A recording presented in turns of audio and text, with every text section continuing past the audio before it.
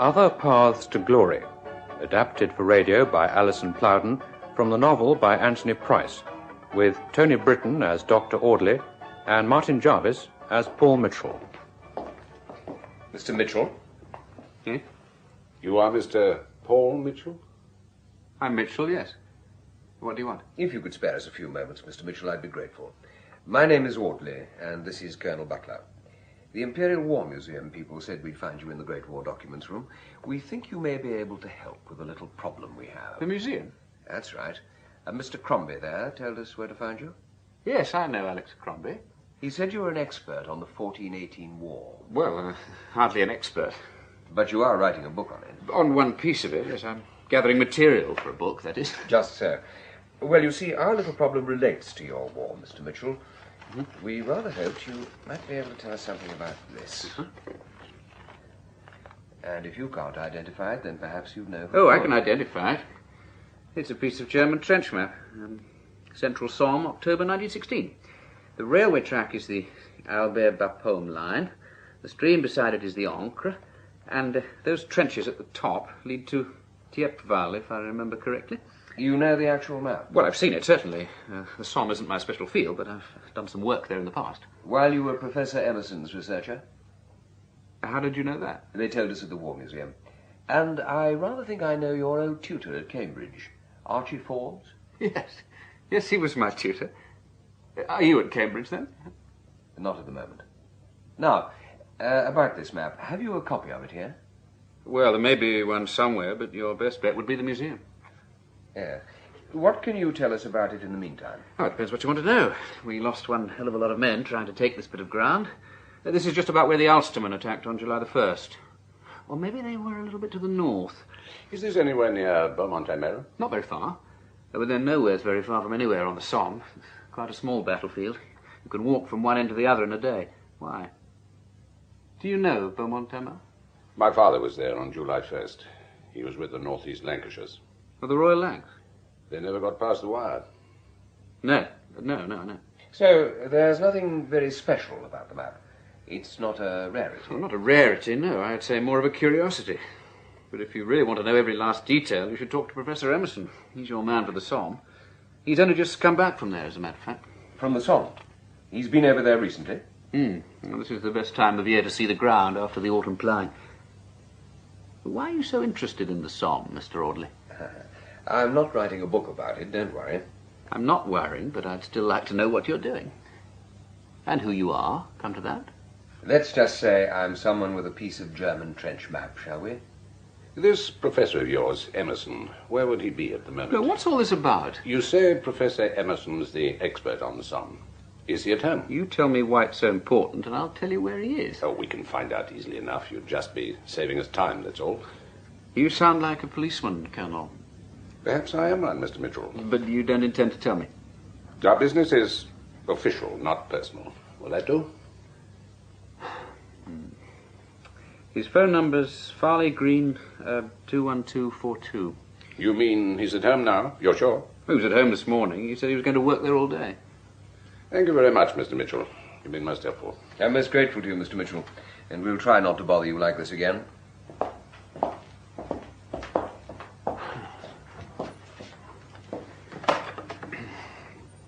Number, please. Yes, can you get me Farley Green, 21242, please? I'll call you back, sir. All right, thank you. Now, let's see.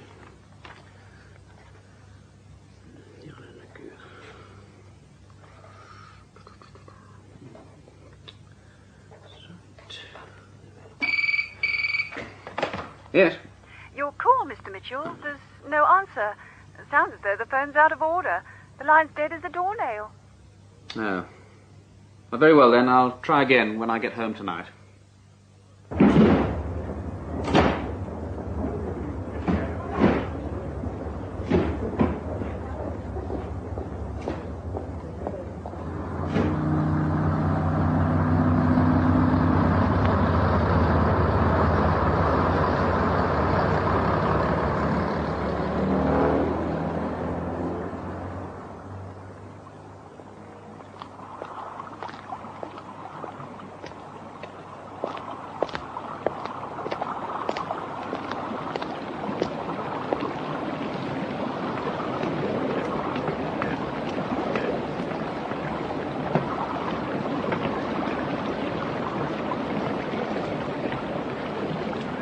Mr. Mitchell?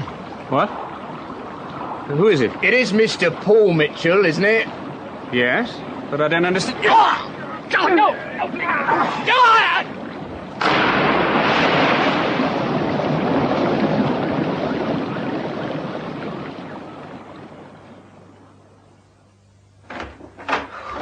Paul! Oh, Paul, thank God. Now, Mother, it's all right. I simply fell in the river. Oh, my There's darling, nothing to worry yes, about. of course you did. You just fell in the You river. say you fell in the river, sir? That's right, officer. It was all a mistake, you see. My son's just had an accident. What's going on? Mother, what's happened? Now, darling, you're soaking wet and you'll catch your death if you don't get these clothes off. So you run upstairs and pop into a nice hot Look, bath. just a minute. I don't understand what the police are doing here. Will you kindly tell me what's been going on? Well, I was hoping you'd tell me that, sir. Paul, What darling. do you mean I'd tell you? Tell you what? You said you'd fallen in the river. Yes, well, that wasn't true, I'm afraid. I didn't want to frighten my mother. Ah. What would you say if I told you that actually 2 men tried to kill me just now as I was walking home? They grabbed me on the bridge over Godsey Weir and threw me in. Did they, sir? Then you're lucky not to have been drowned. That weir's a very dangerous place. Yes, but I was lucky, you see. I got caught under the bridge. They threw me in next to one of the gates that was lowered, and the current pushed me to one side where there's hardly any water coming through. I managed to climb back onto the bridge from underneath. Paul, darling, you mustn't... Just a minute, Mrs. Mitchell. Now, sir, can you describe these men? Well, I only really saw one of them. I didn't see him properly in the dark. Can you think of any reason why anyone would do such a thing? No, I can't. Neither can I, sir.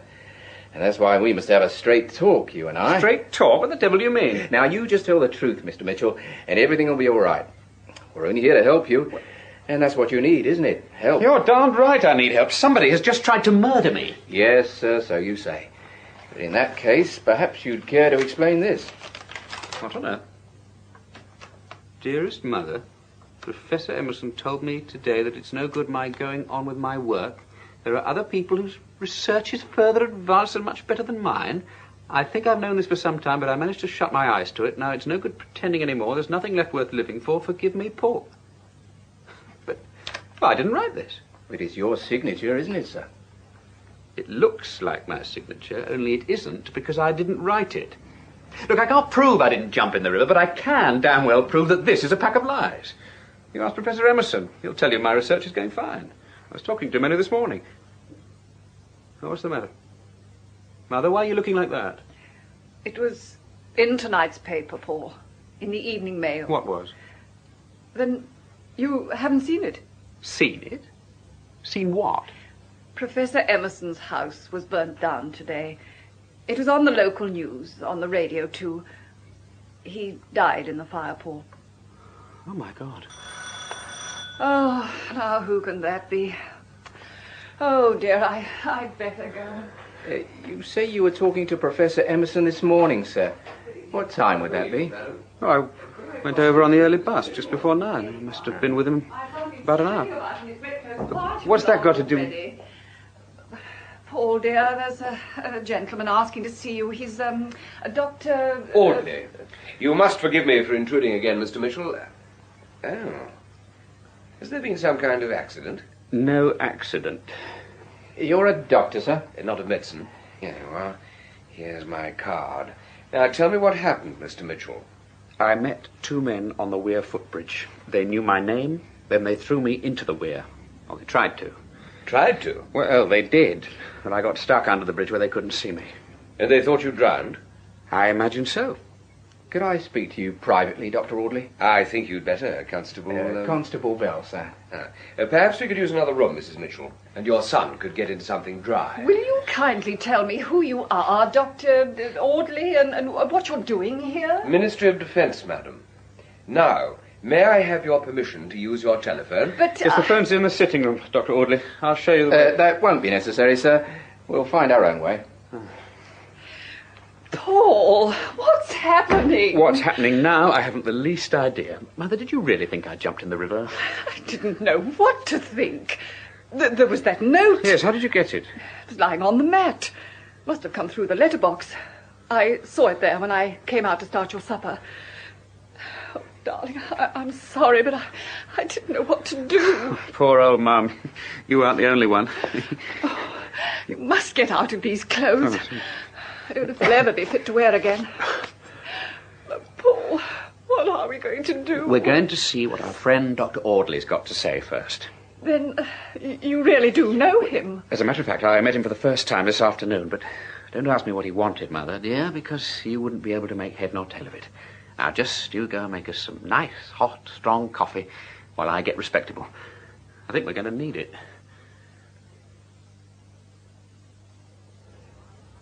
Dr. Audley, why does someone want me dead? You can't think of any reason? No. Then neither can I, yet. You've seen my suicide note? Oh, I have, yes. Most artistic.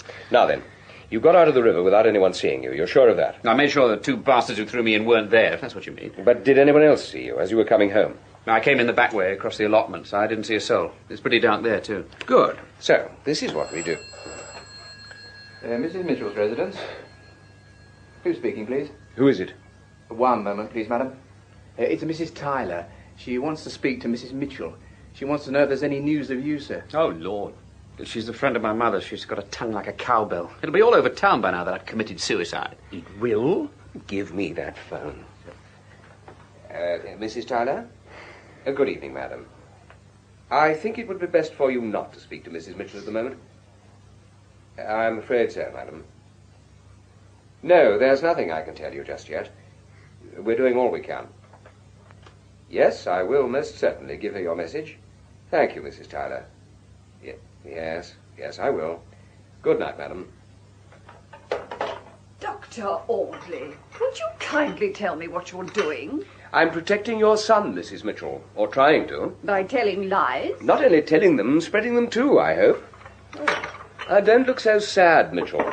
Mrs. Tyler's doing our work for us, and far more convincingly than we ever could. Do you mean I'm supposed to be dead? Now, let's say missing, presumed killed, as you might put it yourself. God. As long as your would-be murderers think you're still in the river, they're not going to worry, providing we can get you out of here as discreetly as you got in.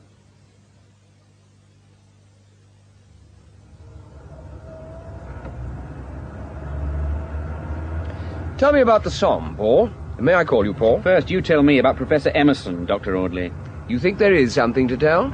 Oh, there's a turning somewhere here I don't want to miss. Yes, there's the sign. Well, isn't there? You didn't come back tonight just to ask me about the Somme. Yes, you're quite right, of course. He didn't die in the fire, did he, Dr. Audley? It'll be easier if you call me David. No, he didn't. He was struck from behind and then arranged at the bottom of the stairs. The fire was started in his study among his papers. They thought it out quite neatly, really.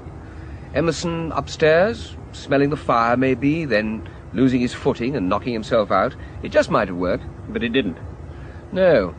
Someone spotted the blaze from the top of a double-decker bus that was passing. The fire brigade arrived before the fire had time to reach the body. Do you think it was the same two men?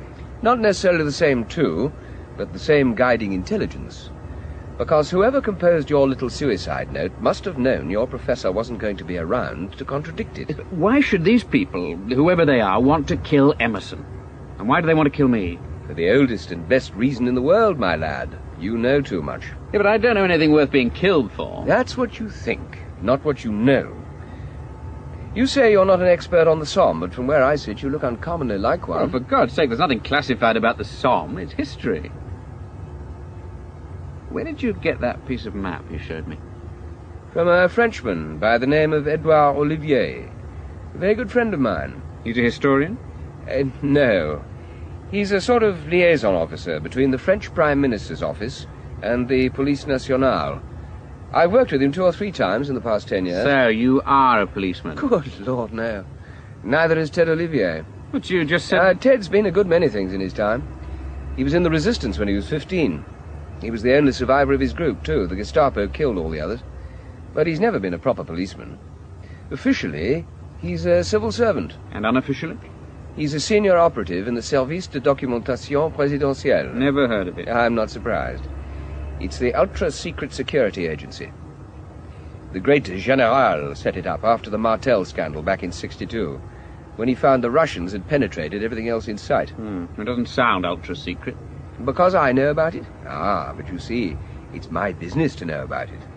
Just as it's Ted Olivier's to know about me.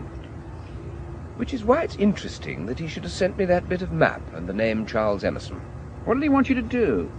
Find out if the map belonged to Emerson, and if so, what he'd done with it. Lost it, or given it away, or what? Well, I can't tell you that. He certainly had a copy of that map, but then he had a hell of a lot of maps. What is it you want me to do?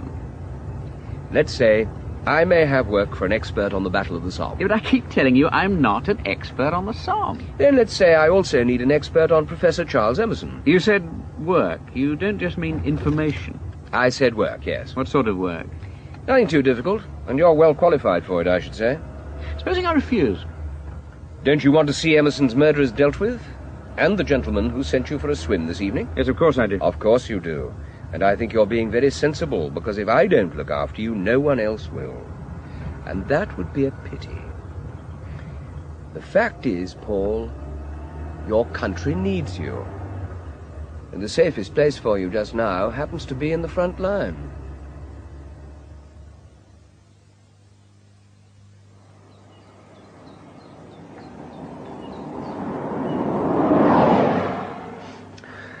It's almost 11:30. Oh, don't worry, he'll be here on time. Jack's nothing if not punctual. Is he really a soldier? Jack Butler? Oh, yes, and a good one, too. We're not all frauds, you know. Mind you, that uniform of yours looks very convincing all the same. And there he is, right on time. We'll leave my car here and let him do the driving.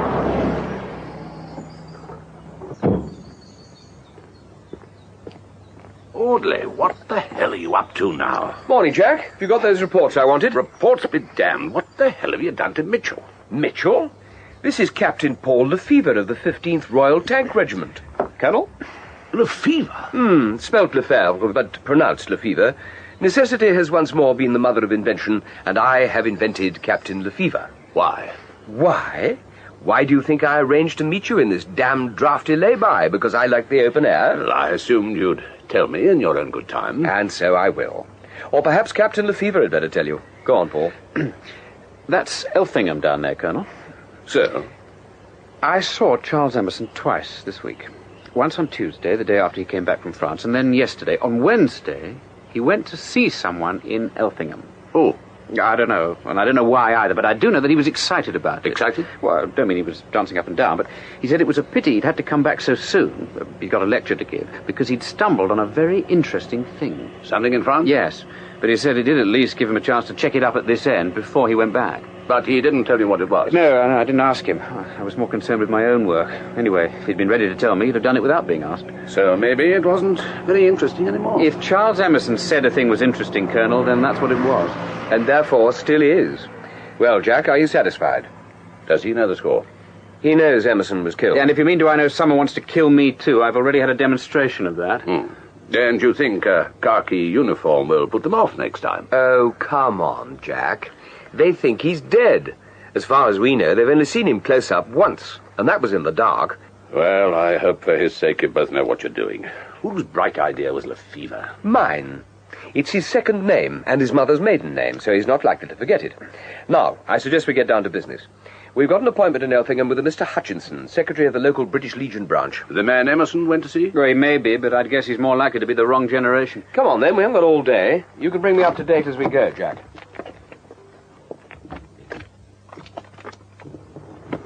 Olivier is officially on leave. He's not in his flat or his country cottage. His car's gone. Have you tried the Somme area? That's where the action is. Our men say there's a security alert in 4 northern departments. There's a rumor that there's a brigade mobile squad in Amiens. Oh, and one of our chaps spotted some old plain clothes friends of his from the Surveillance du Territoire killing time in Arras. Really? But no Ted Olivier? No. But Sir Frederick says you were right. There's something big happening. But he doesn't know what? He doesn't. And he'd like to know how you produced your early warning. You can tell him my thumb's pricked.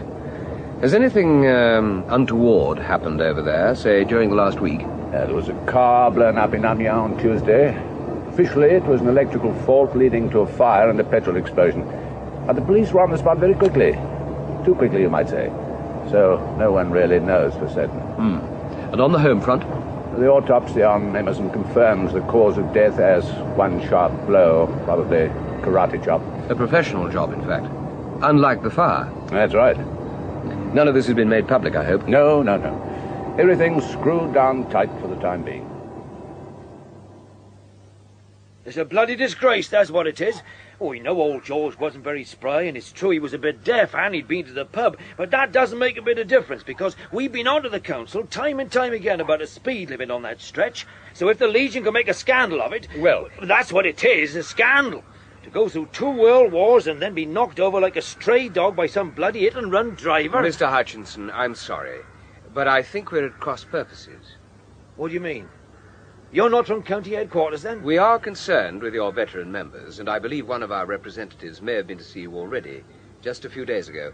Professor Charles Emerson. Well, there was a man, earlier in the week. A short man, with thick grey hair. Aye, that's him.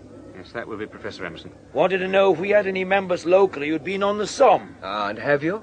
Well, there was Fred Foster who died last year. He was in the Rifles. And Eddie Turner and Les Collins, but they're both gone now. The only other one was old George Davis. And Professor Emerson wanted to talk to Mr. Davis? Yes, went to see him, I believe. He was our oldest member. Joined up September the 1st, 1914. Would have been August the 4th, he used to say, if the squire hadn't told him to wait a bit. That was Sir Henry Bellamy. George was a keeper on his estate. And so was Fred Foster. They joined up together in the Rifles. And now he's been killed in a road accident, you say? Aye. When did it happen, Mr. Hutchinson? Last night, sir. George always went for a drink about 9 o'clock of a weekday. What about his next of kin? Was he married? Widower, sir. His married daughter lives in Canada. Who's looking after the funeral, then? Oh, the Legion will, of course.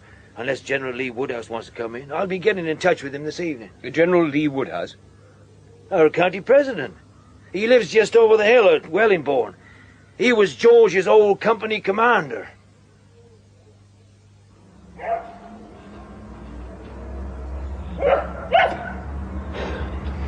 Jack won't be long. Well, he better not be. For General Lee Woodhouse's sake. Well, you could be right there, but we're only 10 minutes from Wellingbourne. And we owe it to Mr. Hutchinson to close his mouth tight, just in case someone gets ideas about him, too. Is that what the Colonel's doing? Applying the Official Secrets Act, yes. In a comradely way, Jack will have the right touch from Mr. Hutchinson. The poachers. I beg your pardon? The poachers. That's the unit George Davis must have belonged to. I should have guessed it straight away. It has to be there. Who were the poachers?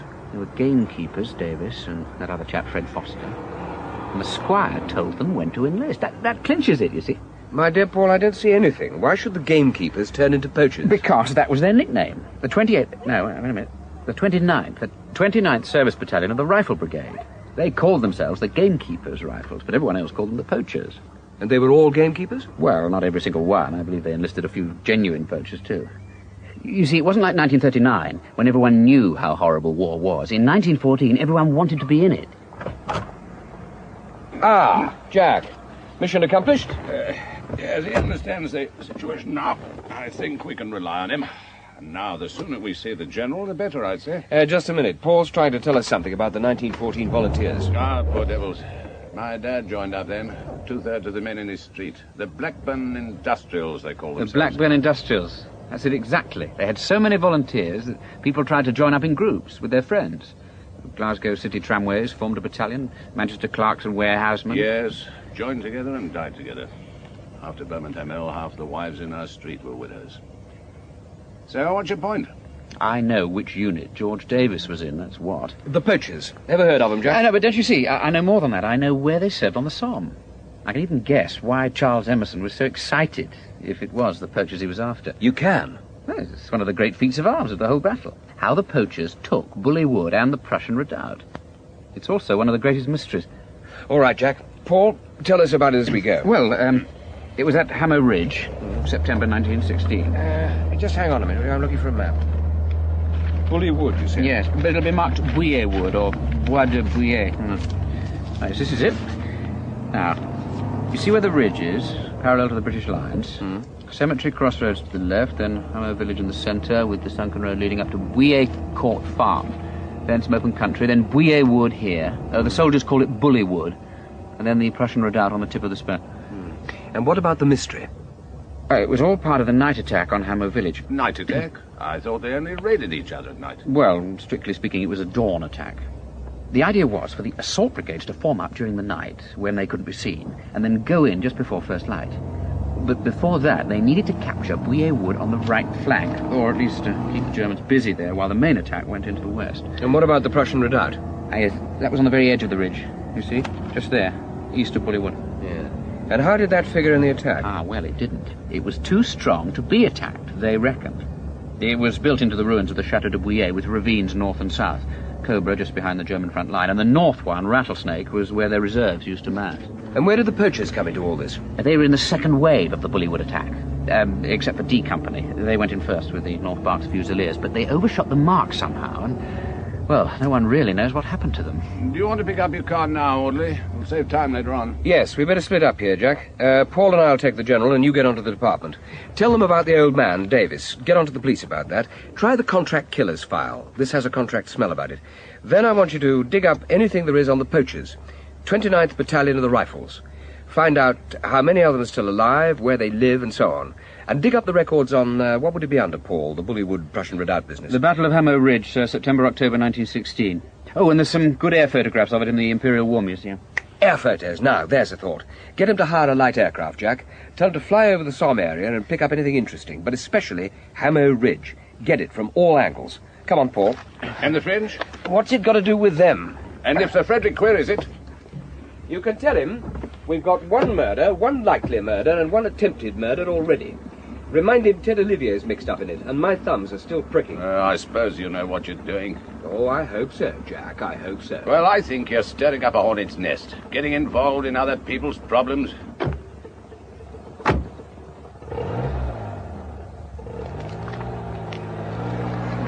Your shares don't seem to stand very high at the moment. Jack doesn't like me very much. He disapproves of the Homo Orleanensis in general. But he sees himself in some sense as my nursemaid, which in a way is what he is. So he gets uneasy when I'm out of his sight. The nursemaid may not love the little master. She doesn't let him reach through the bars and prod the lions and tigers if she can help it. And the little master can't resist prodding lions? Let it wake him up a bit. Are we going to prod a lion now? General Lee Woodhouse? Oh, I hardly think so, Paul. Very old lion, ain't we? And on our side of the bars. No, it's the snakes in the grass we've got to watch out for.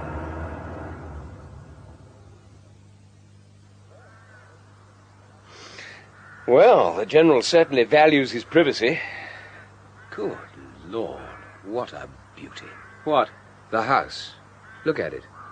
Early Tudor, practically untouched, too. Yes. And on the site of something very much older. See that dimpled line over there? Mm-hmm. That's the remains of a moat, for sure. The ground never lies, you know. You can't put a spade into it without leaving a mark. Mm. What's the matter, Paul? Are you surprised that I should be interested in old buildings? A little. But it's not that. Look, Dr. Audley... David, I mean... What are we really doing here? Doing? We're going to see General Lee Woodhouse. At least I hope we are. Yeah, but why? How can what happened in 1916, what happened on Hammer Ridge, have anything to do with what's happening now? I mean, it's crazy. No, I wouldn't say that. The past is always waiting to take revenge on the present. What about buried treasure, for instance? Now, there's our killer for you. Well, there's no goddamn treasure buried on the Somme. Just 1 million dud shells and 500,000 dead soldiers. Oh, I agree. But the past has a way of catching up on us. As a historian, you should know that. Yeah, but Colonel Butler said French security was out in force. Well, that's got nothing to do with 1916. That's happening now. I know it is. And I'm guessing Charles Emerson saw something or someone he shouldn't have done. But in a place which interested him for quite a different reason. A 1916 reason. You mean he didn't know what he'd seen? In 1916 terms, he knew. It excited him so much that he started digging around here in England at once and planned to go back to France as soon as he could. Which was why he had to die. And you want me to spot the same thing? Yes. Because whatever it is, it won't mean a thing to me, but it will to you. And I'm betting it'll excite you just as much. And then what? Well, that'll be the moment of truth, I hope. Because when you see what Emerson saw, I think I'll see what he missed. Dr. Audley and Captain Lefevre. Come in, gentlemen. Come in. Take a pew. Thank you, General. Oh, first you must have a drink. Will you see to it, Captain? Certainly, sir. Excuse me if I don't join you, but I'm rationed to 1 glass a day. I do prefer to take that in the evening. Thank you. Whiskey, please, Paul. Not too much. Well, take regiment day, Captain Lefevre. What? Yes, sir. Where stationed? Germany, sir. Leave or duty? Duty. Special duty. Special duty. What special duty brings you both to see me, of all people? We're from the Ministry of Defense, General. Oh, that lot. Oh, God. Well, I won't ask you what it's all about, because you'd only tell me a pack of lies. Now, what can I do for you, then? Did you, by any chance, know Professor Charles Emerson? Charles Emerson. Oh, yes. I was just reading about his death. Shocking business. Yes. You knew him well? Not well. No. He came to see me last year about a book he was writing, about the Somme. Now, I was wounded there, in Bouillet Wood. But has he been to see you more recently? As recently as this week? Well, no, he did try. Yes, you're quite right, but I've been away, staying with my granddaughter. I only got back last night. My housekeeper told me that he called and he said he was coming back, poor fellow. I was rather looking forward to it. He understood about the Great War, did Emerson. When you saw him last year, General, did he ask you about anything in particular? Nothing very startling. We talked about the Battle of Hamo. Mind you, there wasn't much I could tell him that he didn't know already. And about Bully Wood. That's what we call it, Bully Wood. The sniper there saved my life. Shot me here, in the shoulder. The bullet went clean through. Or what we used to call a nice blighty one. Sent me back to England. And that saved you? Oh, undoubtedly. Yes, I remember I was lying in a shell hole between the roots of a tree.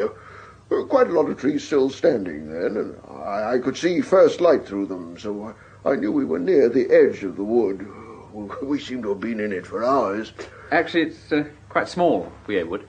Oh, you know it then? Yes, I was there 3 years ago. It's grown up again, and there's quite a large house in it now. Well, you see, seems very large when you can't get out of it. I was convinced that I was dying, and I was there for good. In fact, I said to the chap who came up to take over from me, a friend of mine called Dickie Dyson, I said, they've done for me, Dickie. And then I said, watch out for the sniper, and crack. The moment he put his head up over the edge of the hole, the sniper got him, killed him straight off. Just like that. Crack. And what happened then? Well, I passed out as he tumbled back on top of me, poor chap. And the next thing I remember was coming to at the battalion aid post. But I heard afterwards that as Dickie fell back, he dropped his shotgun. And his shotgun? Yes, well, 1 or 2 of our chaps went into action with them.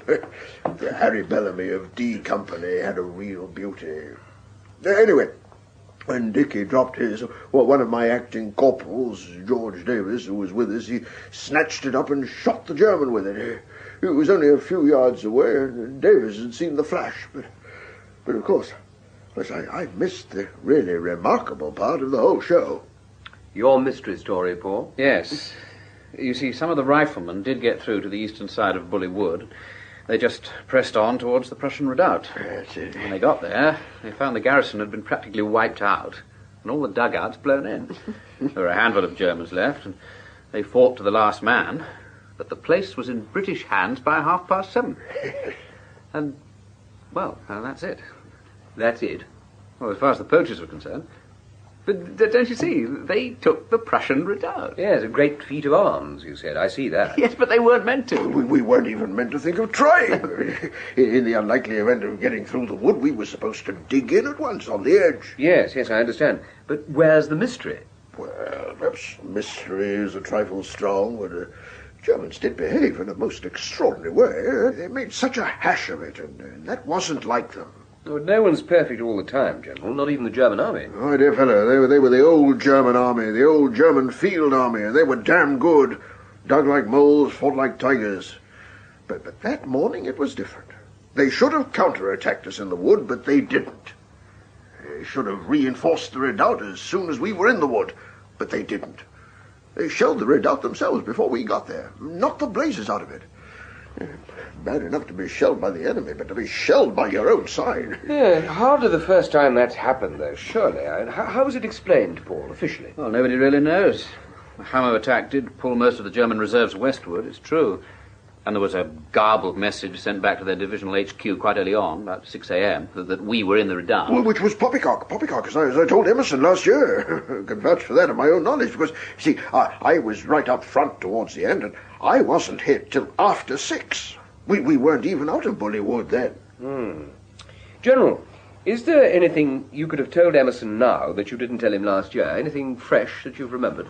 Anything fresh? Oh, no, my dear chap, at my age, you don't remember things. You forget them. And in any case, you couldn't have told him about the Prussian redoubt. Well, no, if it's the Prussian redoubt you want to know about, then you should ask my old sergeant. At least he was my sergeant the next year at Ypres. He was an acting corporal then. The man who shot the sniper with Dickie Dyson's shotgun, George Davis, lives over at Elthingham. His memory's much better than mine. George Davis. And, failing him, who else? Are there any other poachers still alive? Yeah, one or two. Not many of us left now, you know. But George Davis is your man. Besides, you can see him straight away, and you won't be able to talk to the others till the end of next week. Why's that? Because they're over there at the moment. First week in October every year. 191st Division, Old Comrades Association, goes back to the battlefields. Now, you understand what you're supposed to be doing, Mitchell? Yes, I think so, Colonel. You'll be met at Arras. Cord's Coaches, the outfit that runs these Old Comrades trips, has been briefed to expect you. Then you'll have the rest of today and most of tomorrow on your own to have a look at the ground. Especially Hammer Ridge. Especially Hammer Ridge. But that's your affair. You know what you're looking for. At least, I suppose you do. And if anyone asks questions, you're waiting to meet a party of some veterans and act as conducting officer, all part of a public relations exercise. What about you, Colonel, and Dr. Audley? Oh, I shall be there. I'm flying to Brussels to join the tour somewhere around Ypres. Oh. As for Audley, he's the law unto himself. If he wants you, he'll make contact his own way. He enjoys playing hide and seek. Well, that's your flight. You better get going. Got everything? Yes, thanks. Off you go, then. Go, Mitchell. Yes, Colonel. Good luck. Thank you. To gate number 6.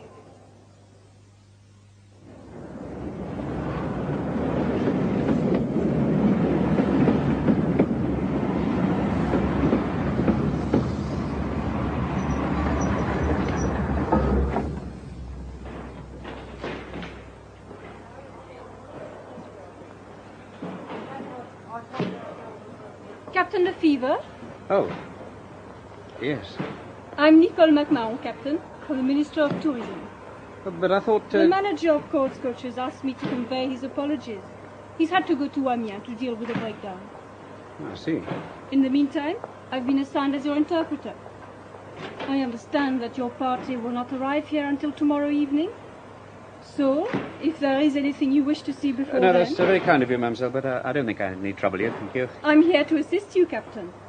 You are interested in the battlefields, no doubt. Your hotel room is booked and I have a car waiting. So, if you wish to go anywhere in particular... Well, why not? We can see a piece of the ground before it gets dark. Surely MacMahon is a most unusual French name. It is, in fact, an Irish name, Captain. My ancestors fled from Ireland to escape the persecution of the English. Oh. But I think you also have an unusual name for an Englishman. Yes, we have something in common there, mademoiselle. My French Protestant ancestors fled from persecution too, but in the opposite direction. They fled to England to escape French persecution. Oh, then perhaps that is a topic we had better avoid. My friends call me Nikki. And my friends call me Paul. So, where do you wish to go, Paul? I'm afraid I don't know very much about your battles.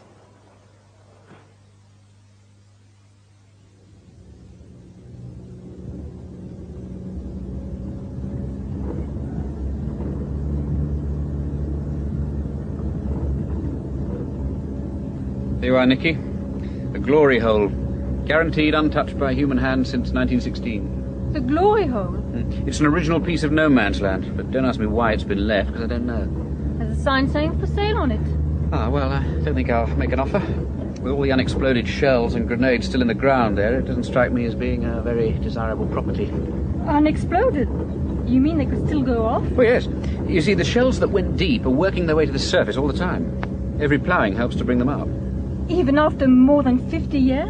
Well, not so many now, maybe. But, well, you can work it out for yourself. We fired 250 million shells, well, give or take a few million. And so did the Germans. I say 10% were dud, and on the Somme it was more like 20%. Well, this whole area is planted with high explosive.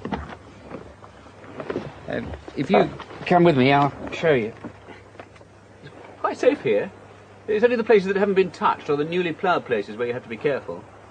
Come on.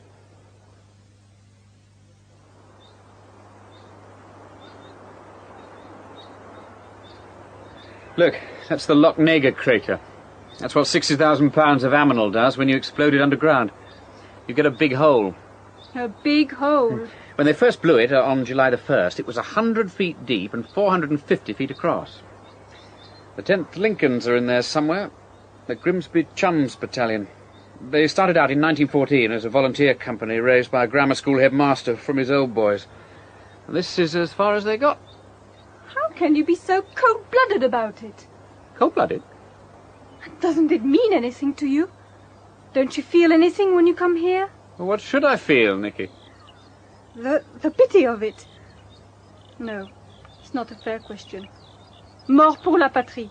That's how we justify it in France. Mort sur le champ d'honneur. 1 minute it's a field of cabbages, but with a machine gun you can turn it into a field of honor with a single burst. Would you rather go straight back to Arras now? Not if there's anywhere else you wish to visit. Well, I thought we might take a look at Bouillet Wood. Bouillet Wood? Yes, it's the one place my old soldiers will want to see for sure.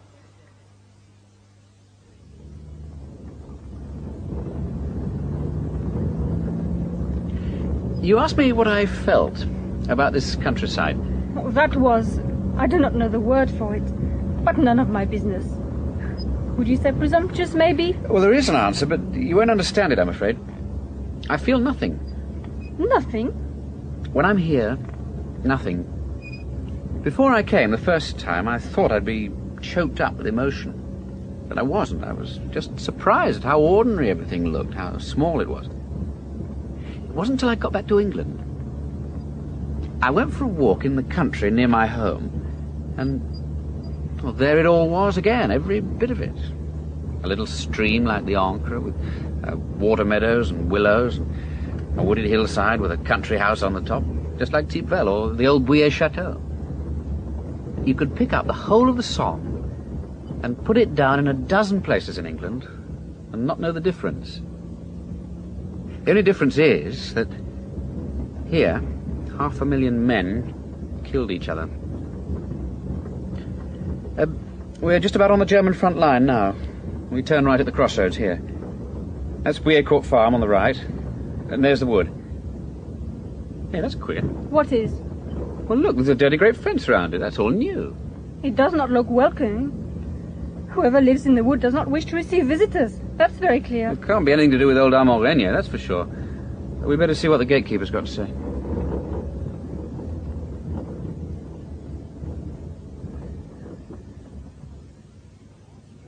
Monsieur?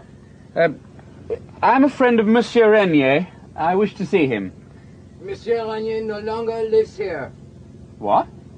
Well, then who does? I wish to speak to the owner of the property. It is private. Yes, I can see that. I wish to go to the house and speak to the owner. It is private, monsieur. There is no entry. Well, who is the owner? This is crazy. Paul, you get nothing out of him. We'll see about that.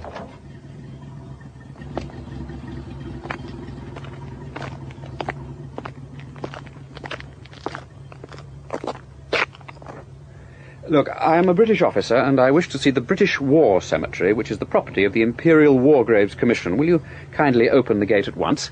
The war cemeteries are beside the village, monsieur. No, I don't mean those cemeteries. I want to see the Prussian Redoubt Cemetery. I also wish to see Bouillet Wood. I'm sorry, monsieur, the wood is private property. For the cemetery on the far side, you must return to the public highway and drive round. There is a path from the road. Yeah, all right, but I should still like to have the name of the new owner. In Monsieur Regnier's time, visitors to the cemetery were always permitted to use this driveway. The name, if you please. I regret it is not possible. Not possible? What do you mean not possible? The wood is private. Entry is by invitation only. Au revoir, monsieur. Oh.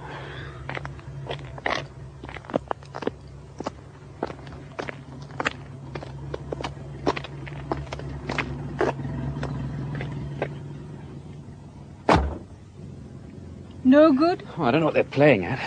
The man wouldn't even say who he's working for. Never mind why he wouldn't let us in. So what do we do now? There's something very odd going on in there. Well, I'm darn well going to have a closer look from the other side. The other side? Yes. Prussian Redoubt Cemetery is on the other side of the wood. That's what we came to see, and we can get to it from the road.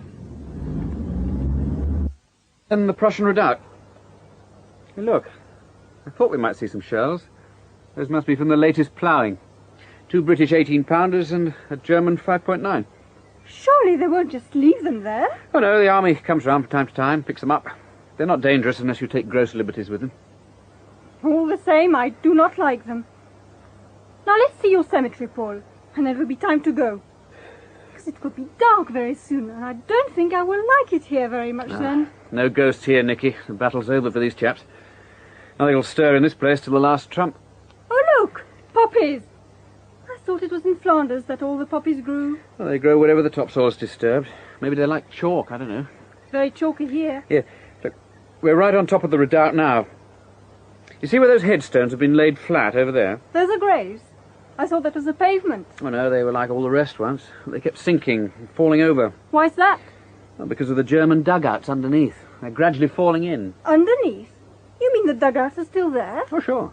The one here must be quite close to the surface, actually. But didn't they fill them in after the war? And during. But the Germans used to dig deep, 30 or 40 feet. More than that in some places. And we didn't have guns big enough to reach them. We never dug so deep ourselves because we didn't intend to stay here for the rest of the war.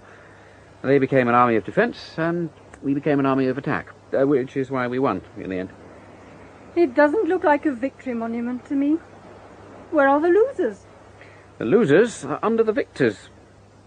Every dugout entrance on this whole ridge was blown in the moment we reached it. There are more Germans under Hammo Ridge. What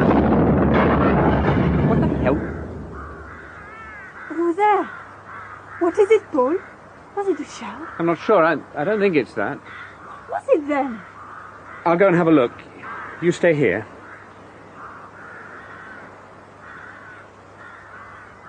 Can you see anything, Paul? Go back, Nicky. What's the matter? Oh, God. Nicky, go back. For Christ's sake, don't come down here.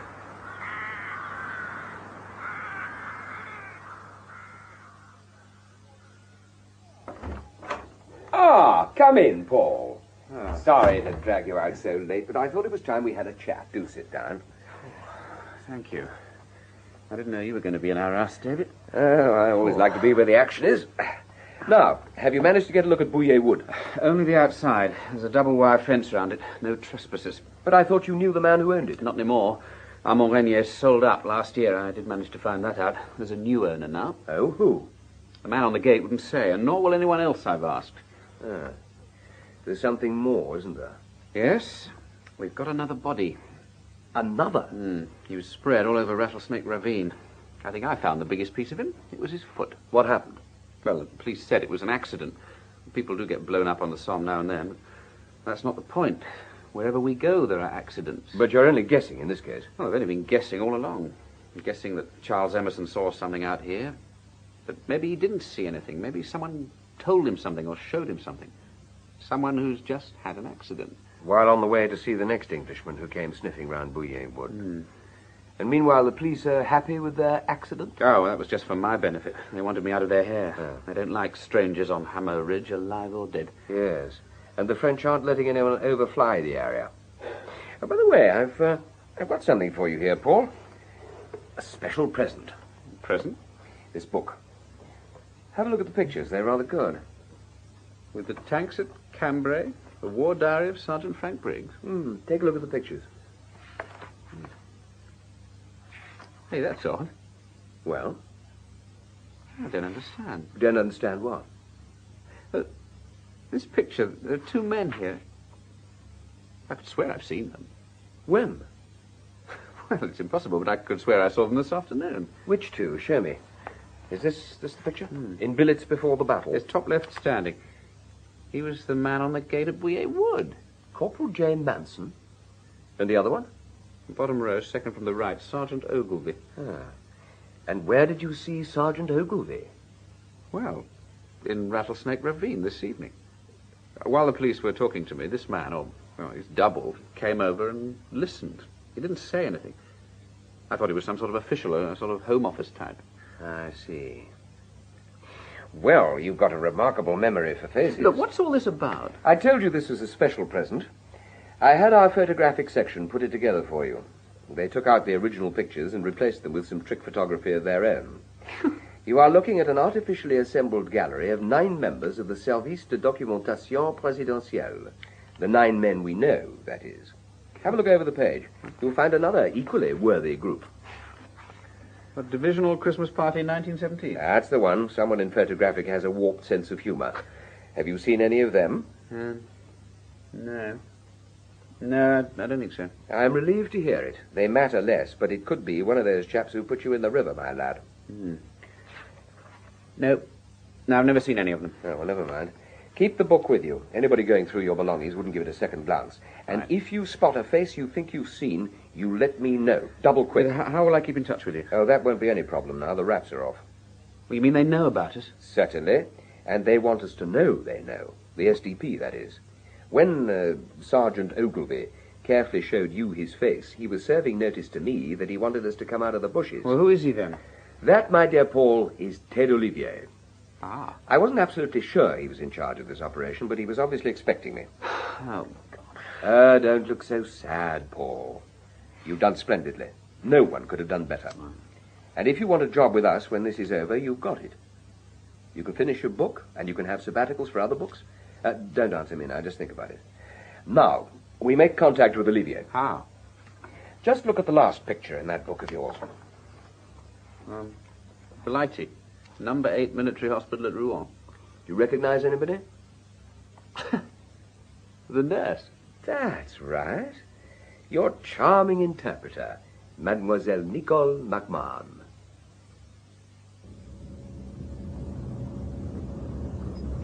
So that's the famous Butte de Valencourt, the tomb of a Gallic chieftain slain by Caesar.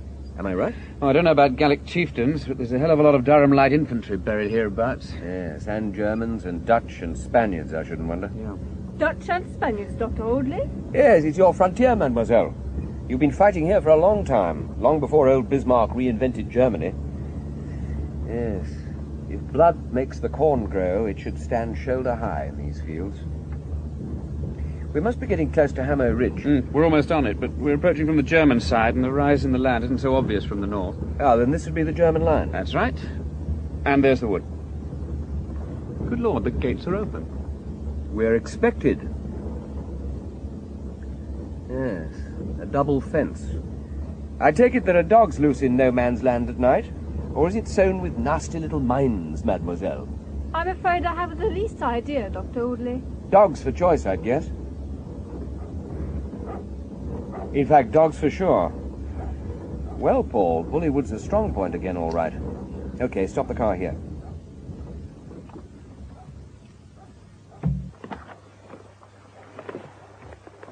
Hello, Ted. Good to see you again. David, always the early bird, eh? And Captain the Fever. Good morning to you. Monsieur Olivier? Shall we drive on to the house, David? I was on my way to meet you there. If it's all the same to you, Ted, I'd prefer to stretch my legs a bit. Oh, of course. Not enough exercise is a curse of our age. And our age particularly. All that ragga-playing muscle wishes to retire and turn itself into fat. It betrays us both. Oh, you've got yourself a fine and private place here, Ted. We like it, we like it. Rare thing these days, privacy. A jewel beyond price. And now someone's trying to steal it. What makes you think that? Because there are too many damned bodies around, for one thing. We've got 3. 3? The man you wanted us to see, Emerson, a young man called Mitchell, and an old soldier. 3 innocent men, Ted. Your privacy's getting too expensive for us. Did you talk to Emerson? Talk to him? Everyone we want to talk to has an accident before we can get to him. Well, you wanted me and you got me, but I want some answers. Give me the questions.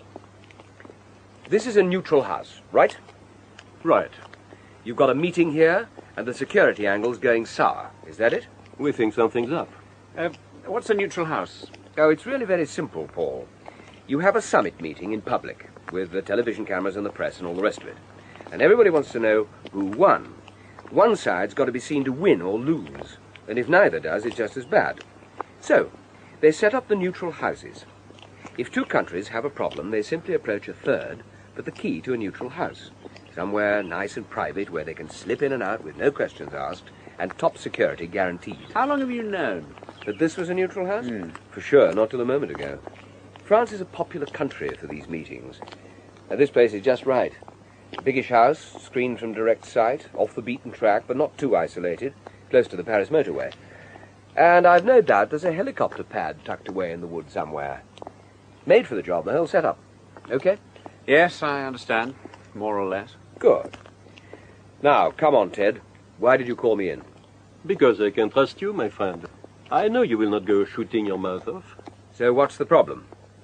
Well, a few days ago, one of our agents spotted someone he knew not far from here. Someone I know? Oh, I would think not. The man is a former pied noir known as Turco. But you would know the type. You have them in Ireland. A hitman? Yes. Then you've got trouble. What did your agent do? Well, it was in a village near Amiens. They were both in cars. Our man turned round and followed him, but Turco must have been on the lookout. And someone's car got itself blown up. The devil? How much do you really know? Oh, unfortunately, just that. Whose car was it? Turco's. He ran out of road on the edge of town. Our agent was approaching the car when it exploded. Another few meters, and he would have been caught by it himself. He was disconcerted. I don't wonder. He assumed Turco was still inside. By the time he learned otherwise, it was too late. I see. Resourceful fellow, Turco. He caused a diversion to cover his escape, and reckoned on destroying whatever it was in the car he didn't have time to take with him. Right, Ted?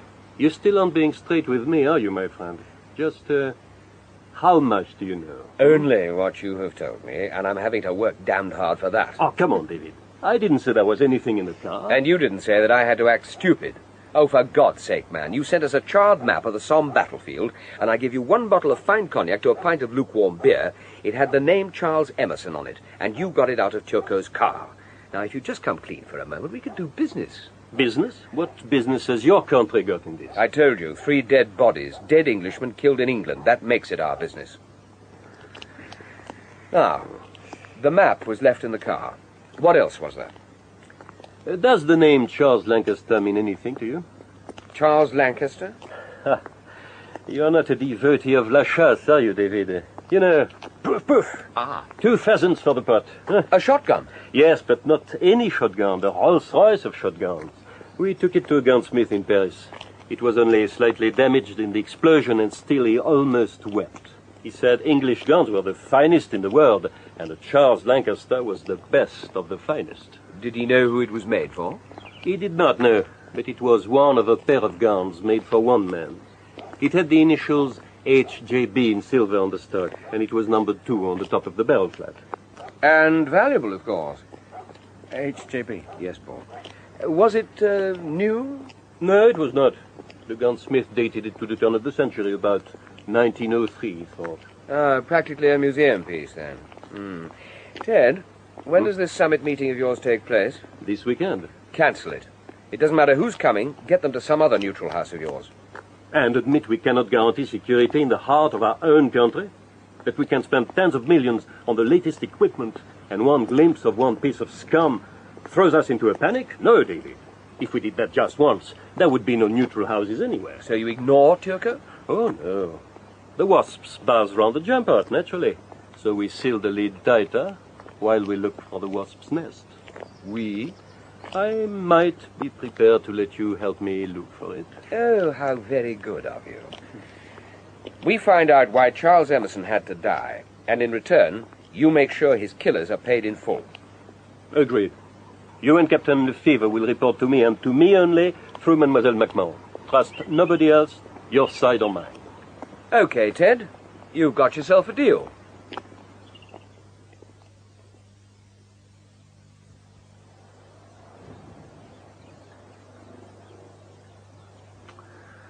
Well, I don't reckon Vimy Ridge can have looked much like this in 1917, eh, Paul? Do you think your veterans recognize it? No, I don't suppose so. Interesting, though. I think I'll take a walk up to see the Canadian Memorial while we're here. Right. Would you like to come with me, mademoiselle? Yes, certainly. Very educational for you. Colonel Butler? Over here, sir. Yes, what is it? Better make it quick. Look, I think we've got a lead. If you've got any poachers in the coach, I'd like to check it out with them. What lead? Some of the officers carried shotguns in the attack on Hamo Ridge. The French have got hold of one of them, I think. One that belonged to a particular officer. Which one? H.J. Bellamy, Second Lieutenant Harry Bellamy. Bellamy? Someone mentioned that name recently. Yes, at Elthingham. Sir Henry Bellamy. He was the squire. Now, this man was his son. He was in D Company. That's the company which went in with the North Berkshires in the first assault. The one that disappeared over the ridge and never came back. Well, I can give you one man who reached Hamo Ridge. Captain Faversham. He was a subaltern in B Company. But he'll have known Bellamy right enough. Did I know Harry Bellamy? For a brief time, just under 2 years, I knew him very well. Being in the same battalion's like being in the same family, if it's a good battalion. And yours was a good one. Oh, good, but not the best. We were rank amateurs, beginners. But you captured the Prussian redoubt. Accident, Colonel, mere accident. Hamo Ridge was a triumph of incompetent gallantry. Well, that sounds a little harsh. Oh, true, though. The North Berkshires and the poachers were supposed to cause a diversion to annoy the Germans, but they caught the North Berks in close order while it was still pitch dark and shelled the stuffing out of them, so we had to reinforce them with D Company before they even got started. Ah, yes. That was Harry Bellamy's company, Captain Lefevre, and that was the last anyone saw of Harry, or of D Company, come to that. What happened to them? Oh, God knows. I guess they got on the wrong axis between the village and the wood and went on over the top slap into the German reserves. In the dark, no one knew what was happening. I never knew what was happening in broad daylight most of the time in those days. Did you carry a shotgun in those days, Mr. Faversham? Oh, so you know about that, do you? Yes, I did. Half a dozen of us subalterns did. I rather think it was Harry's idea. Everything Harry Bellamy had was the best. Savile Row uniforms, Zeiss field glasses, Charles Lancaster shotgun. He was worth a fortune on the hoof. And you know he carried the Lancaster on the day he was killed? How do you mean? Well, you moved out at night, and he was in a different company. Oh, I see. Well, as it happens, I packed up his kit afterwards. He'd had a pair of guns, of course, in a beautiful leather case with brass corners, I remember. One was still in it. Number 1. Number 2 was always his favorite. Made me sad to think some German had got it.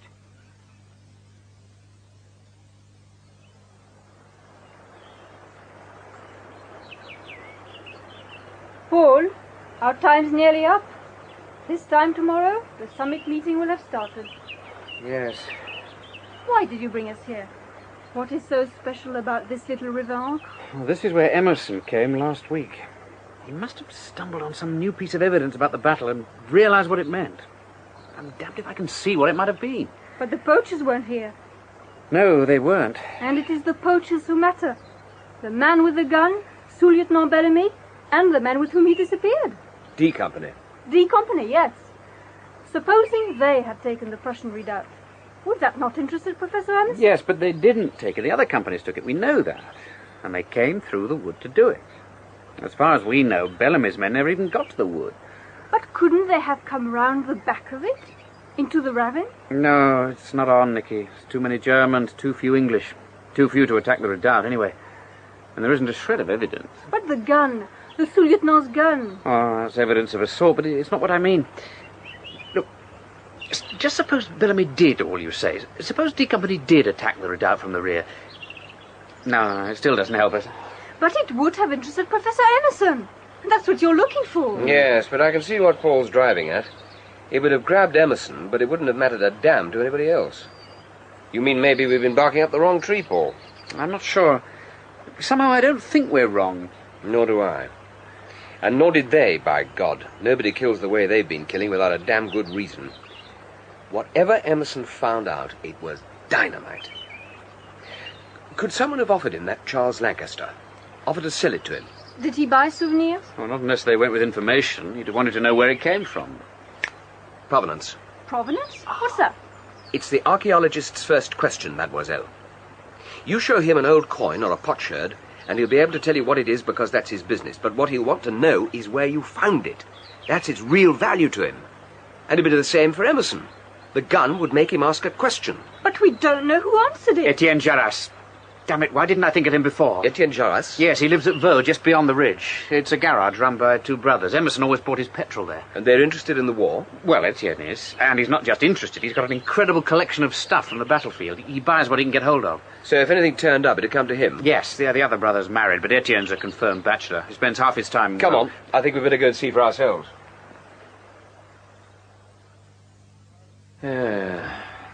How did it happen, Monsieur Jarras? Who can say, monsieur?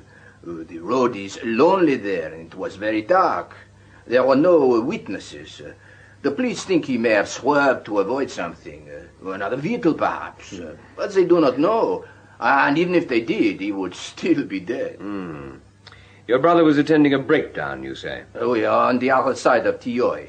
Some imbecile from Paris had stole this car and couldn't start it again. Me, I would have let him stew, but Etienne, he was always a true Samaritan. He would go out no matter what. You say you were a friend of his, monsieur. I don't remember you, but Monsieur le Capitaine, I'm sure I've seen him before. If you'd care to introduce yourself, mademoiselle, I think we should save time. Police, Monsieur Jarras. Oh. And these gentlemen are from the British Ministry of Defense. You have further questions, Dr. Audley? Monsieur Jarras will answer them. What happened to the imbecile from Paris? Oh, the imbecile? Oh, he telephoned later to say he'd managed to start his car himself. Telephone? Yes, monsieur. Yeah. He telephoned both times. I see. Now, your brother was a collector, I believe, of old war material, weapons and so on? Oh, yeah, it was his hobby. The museum's round the back. Yes, it might be worth taking a look. Ah, oui. No, don't worry, Monsieur Jarras. We'll find our own way. Well, this is it.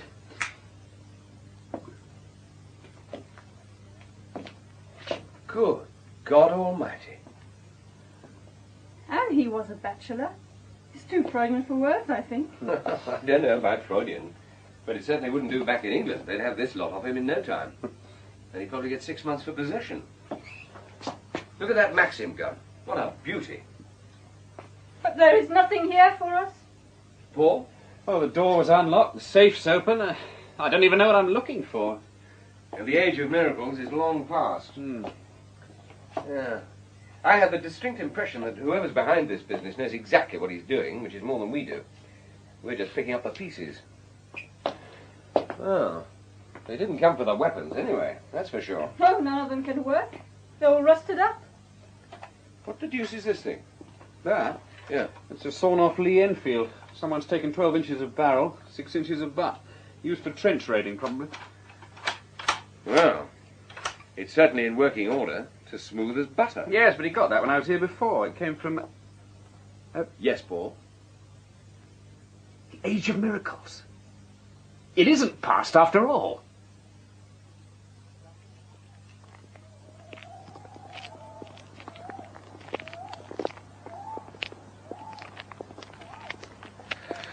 Whew. How much further have we got to walk? Not far. Just a few more yards.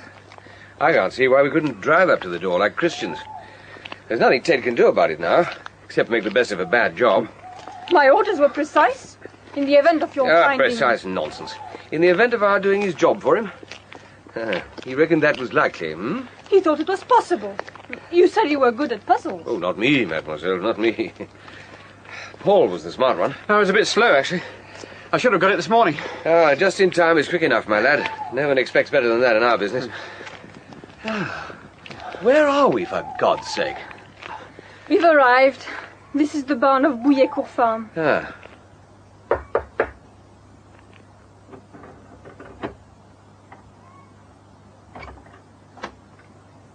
Entrez. Vite! Vite! David, Captain, we have been waiting for you. Hell you have.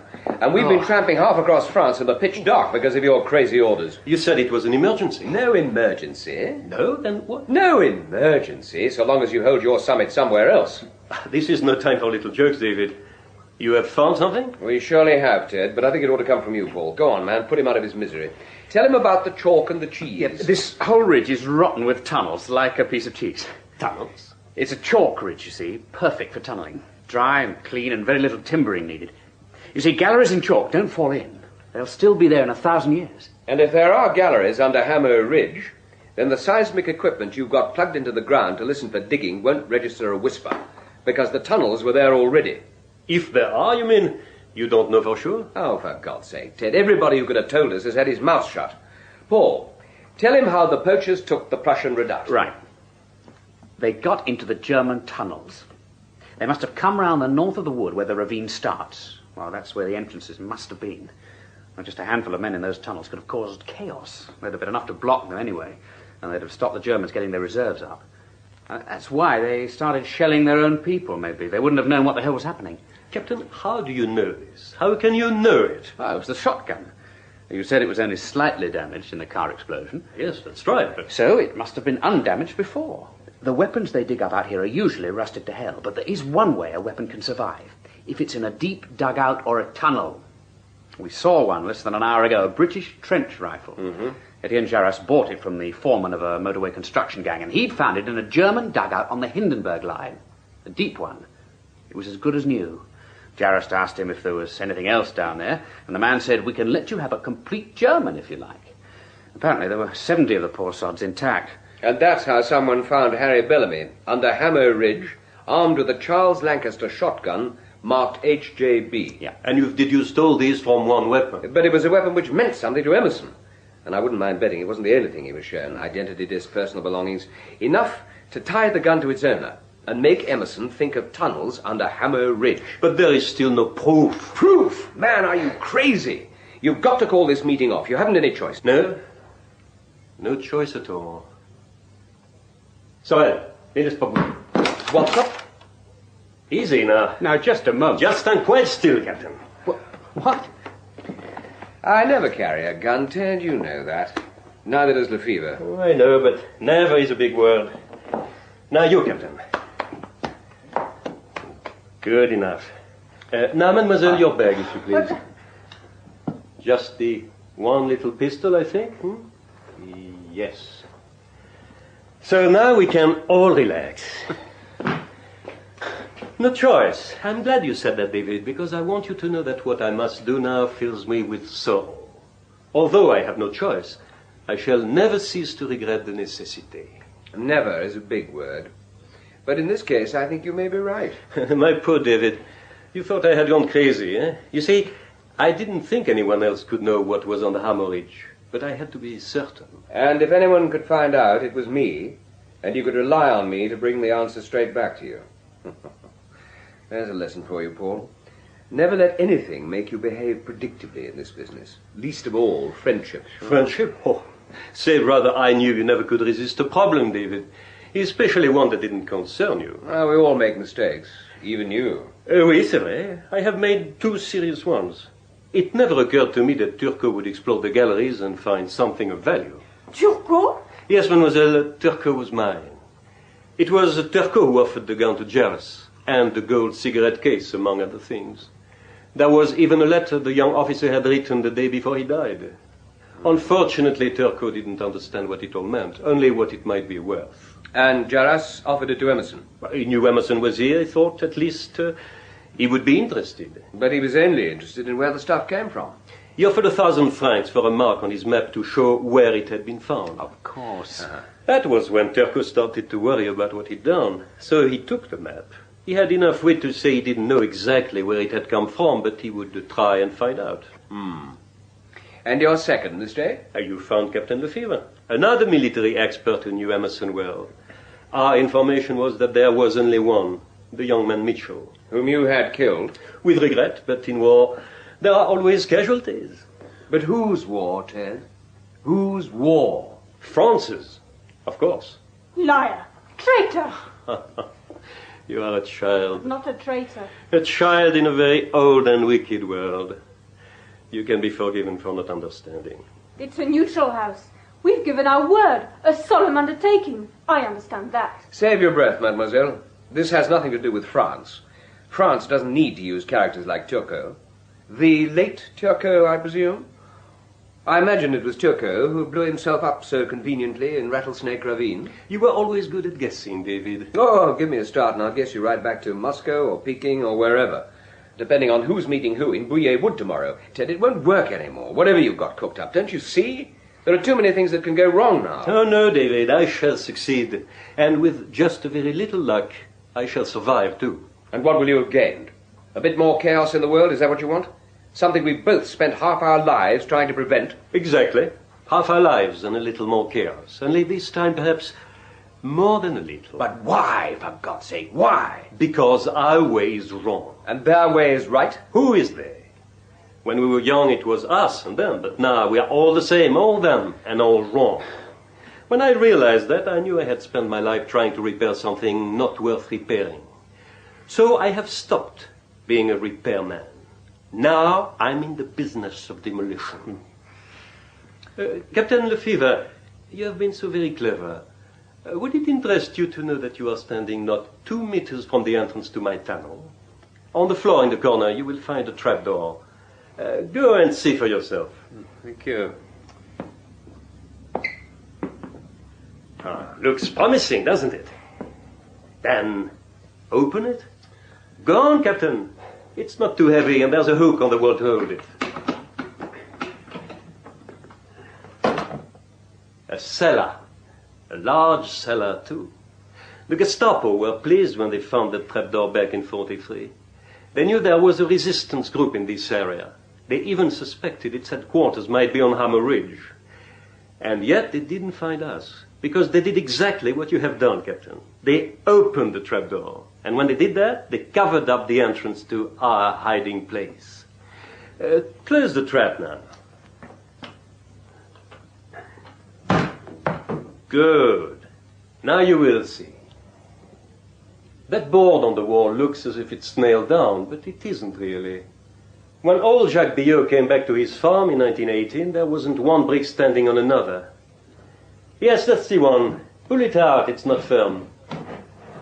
Billot and his son rebuilt the farm all by themselves. He came on this shaft when he was digging the foundations for the outer wall. He was a prudent man, old Billot. He remembered the past, and he didn't trust the future. So he decided to make a safe place for his money and his valuables and his family. One more, Captain. Et voilà. Old Billot's handiwork. He beat the Gestapo in 43, and he beat our experts just as easily in 75 when he checked out this place. I watched them do it. Nothing like a peasant for outthinking the clever ones, eh? I was down there alone the last time with the Germans raided the farm. And that was when I found out where the tunnel went. I was looking for a way out, but I found something very different. I propose to show it to you. There now. You see? You will not find it too difficult. Don't get any ideas about jumping solo, Captain. Don't even talk to him. He won't understand what you say, and it will make him nervous. I owe you an apology, Paul. Ferme ta gueule! And screw you, friend. And I must apologize to you also, mademoiselle. I've been unpardonably stupid. C'est un fou. Nevertheless, while there is life, there is hope. Ça va, sir, je suis prêt. Patron! You first, Captain Lefevre. Allez. Allez!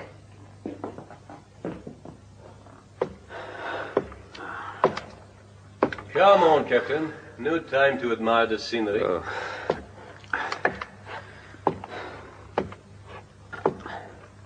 Very good. Now I want you to stand to the left of the ladder. I have a stand gun, a gift from Britain 30 years ago, but none the worse for its age, I do assure you. Turn and face the wall, please.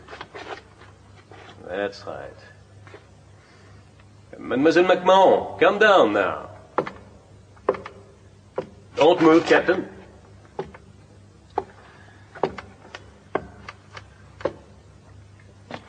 Good. And now you, David.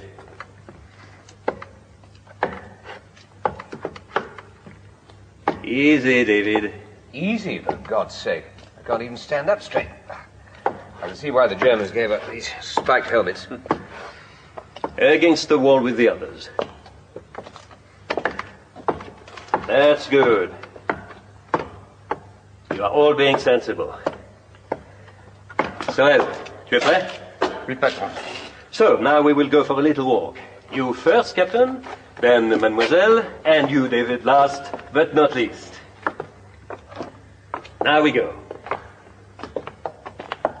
I will set the pace, and when I say stop, you will stop immediately, Captain.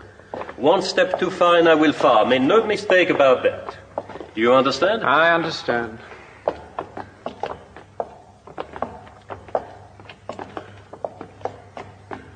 Stop. We take a little rest here. Just ahead, on your left, there is an opening, Captain. You will lead the way into it. It's only a short passage, 7 or 8 meters, and then a dead end. But there is a place to sit. Now, move. I can't see a thing. Feel your way along the wall. Oh, I can't see. Ah! What is it? I don't know. It's only a few old coats hanging on the wall, nothing to be afraid of. That's fine enough. Now, sit down. Sorry. We've got to jump them. There's no alternative. No, wait. There's something here. What? I don't know. Something hard. Huh? Christ! What is it? In these coats. A grenade, I think. What? Look. Cover me. Take his attention. Monsieur Sorel, monsieur, excusez-moi, mais j'ai envie de pisser. J'ai envie de pisser, mais pas en face de mademoiselle. Asseyez-vous. Sit down, David. You'll get us all shot. Have you got it? Yes. Give it to me. No, I'll do it. Captain Lefevre. Now we go on. Paul, you get down on the floor, Nicky. And you, David. But get down. Come on, Captain. Now, pin out. All right, we're coming. 2, 3. Attention!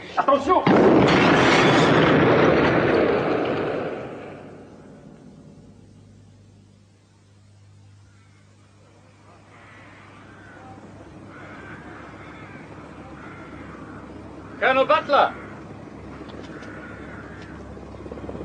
I thought you'd gone back to England. Well, couldn't you keep away, Mitchell? You're a glutton for punishment, I'll say that for you. Now, what do you mean? Your handiwork, man, your handiwork. All this tell me. But it's all sorted out this end. You needn't have come back. I haven't come back. I'm supposed to be showing the poachers round the Prussian redoubt, remember? So that's why Audley couldn't get through to you this morning. We wondered where you got to. Where is Audley? In Paris by now with the McMahon woman. There's the devil to pay down there, I can tell you. I've got a message for you from him. Message? You killed 2 men last night. How certain were you that grenade would go off? I didn't know. It all depended how careful the battalion bombing officer had been back in 1916. He was in a British waistcoat carrier, you see. If it was on the top line in 1916, if the base plug had been treated with Vaseline and so on, and remember it was absolutely dry in that tunnel... You thought it would still work? There was a fair chance, yes. How do you feel about it now? I don't know what you mean. How do I feel? There wasn't any choice. Oh, there's always a choice. Not at the time, maybe, but afterwards, sometimes you... There wouldn't have been any afterwards for us, for God's sake. If you mean, do I regret it? Do you? Why the hell should I? No reason at all. You did what came naturally to you. But now you'd better get these old men off this hill and right away from here, double quick. They shouldn't be here at all. Why not? They've got more right to be here than anyone alive. Then if they want to stay that way, get them out of here. There's enough explosive under this ground to blow us all halfway back to England. Explosive? Yes. Well, you didn't get around to discovering what Olivier had in store for this afternoon's meeting, did you? 100 tons of ammonal, or whatever the Germans used in 1916. All packed in airtight tins and sandbagged in, ready to blow. The French reckon it would have blown, too. Olivier thought so, anyway. His detonator was set for 6 p.m. Yes, it would have blown all right. So, that's why the Germans held Bully Wood so lightly. And why they didn't counterattack. They must have planned to draw the attack into the wood and then blow it to Kingdom Come. Probably from some nice deep dugout in the Prussian redoubt. Only Harry Bellamy and his poachers spoilt the plan. Well, you're the expert. It would have been the end of the summit conference anyway. And the wood, and all 3 of you. Yes. You said you had a message for me. Oh, yes. I gather Audley's already offered you a job, but he thinks last night's affair may have put you off. So, as of now, you've got a week to make up your mind. Then he'll be getting in touch. But I don't believe it has put you off. I think you've already decided, haven't you? Decided? Yes. Yes, I think I have, Colonel.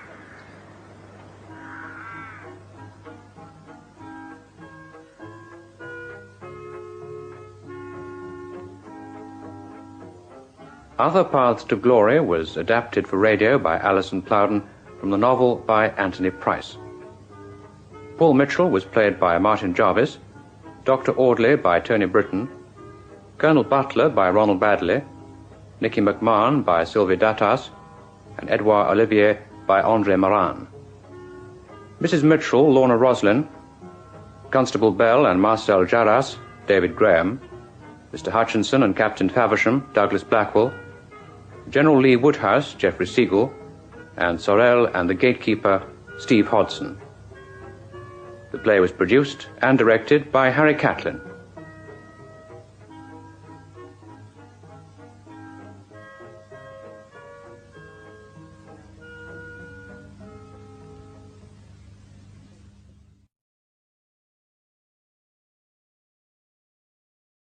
I was not guilty.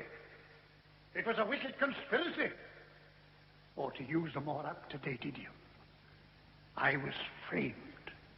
We present Cecil Parker as Admiral Lord Cochrane in A Matter of Speculation by Henry Cecil, based by the author on his book of the same name. A Matter of Speculation. My name is Thomas Cochrane. I was born in 1775, and so my spirit is only 10 years from its double century. My body died in 1860, when it was 85. You would find its remains in Westminster Abbey if you opened the tomb. I wouldn't have been buried there now, would I, if I'd been guilty? But I tell you I was not guilty. Please forgive the emphasis. But when I think of the cruel degradation which I suffered even as a spirit, I get angry. Now, you may ask why I should still worry, since I died loaded with honors and was buried in the place reserved for kings and mighty men. The answer is this. My case was never reheard. Year after year I demanded a rehearing, always in vain. Now you shall rehear it. You shall be convinced of my innocence. On the 8th of June, 1814, I was charged, together with a foreigner called Beringer, my uncle Cochrane Johnston, a man named Richard Butt, and various other men, with conspiring to spread false rumors of the death of Napoleon and the defeat of the French in order to cause a temporary increase in the price of government securities. It was alleged that we'd bought such securities a few days before and that we'd sold them at a profit on the day of the rumors. Now, you shall judge whether I was the sort of man to commit such a crime. Anyway, I only made £2,470. But first, what sort of man was I? I'll get my friend and fellow spirit, Sir Francis Burdett, to tell you something about me. Thomas Lord Cochrane was the eldest son and heir of the 9th Earl of Dundonald. He entered the Navy when he was 17 and greatly distinguished himself at sea. In 1809, at the early age of 34, he was awarded the KCB for his brilliance and gallantry in action against the French. I make bold to say that he was as brave an officer as ever served in an English ship. Thank you, Francis. Yes, it would have been difficult for me to say all that. I hadn't finished. What? Oh, pray continue. In war, his dashing courage was, if possible, surpassed by the fertility and ingenuity of device by which he deceived the enemy. He was a past master of ruse and stratagem, and he never knew when he was beaten. He has been well described as Cochrane the Dauntless. Thank you. I claim no credit for this. One is as one is born. He was a politician, too, and in 1806 he entered Parliament as member for Honiton. Well, I do claim some credit for that. In those days, bribery was rife, and there was no secret ballot. I'd put up in 1805 and been soundly defeated. Well, it wasn't surprising.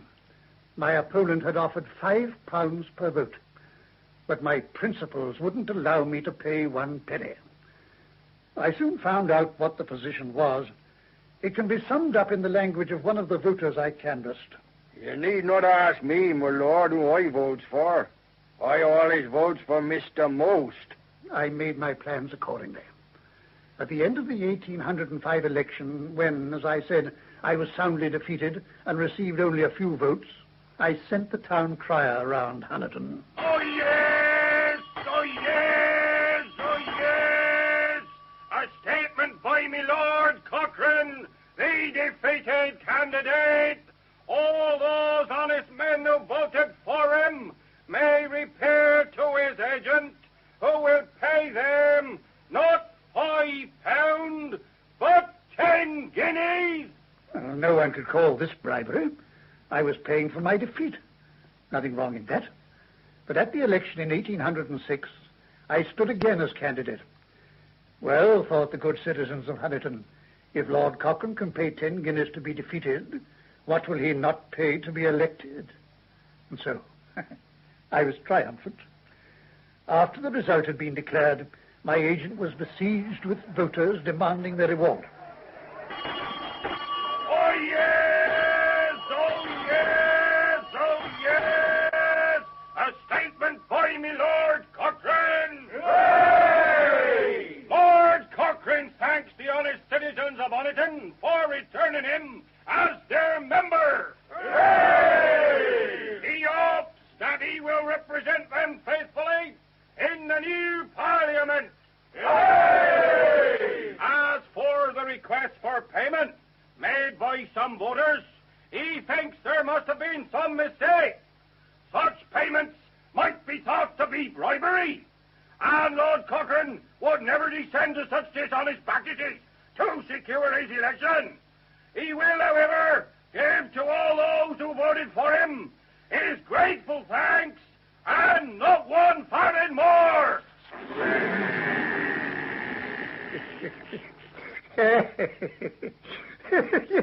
You know, I was quite pleased with that. But on the whole, I didn't find I was very popular at Honiton. So not long afterwards, I managed to secure election as one of the members for Westminster.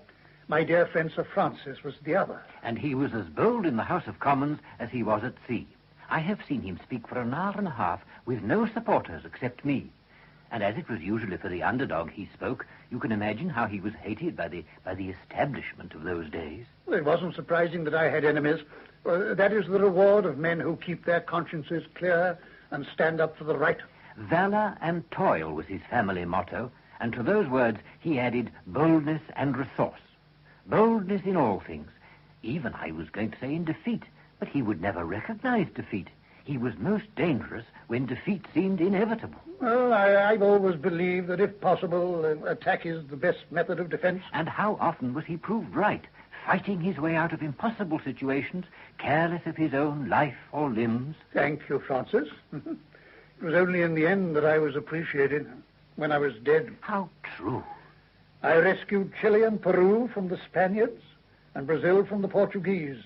And what did I get for it? A few statues in Chile and a few words of thanks. Well, you can't cash statues, and you can't line your pocketbook with thanks. It cost me £20,000 or more to give those countries their freedom, and all they paid me was a paltry £6,000. But I must say, I did enjoy the war. He won it by unsurpassed bravery and unsurpassed audacity. How many times did you sail under false colors? Whenever it was necessary. It was great fun. I always enjoyed pulling people's legs. But we must get back to my trial. Oh, tell them first about your capture of Maranham.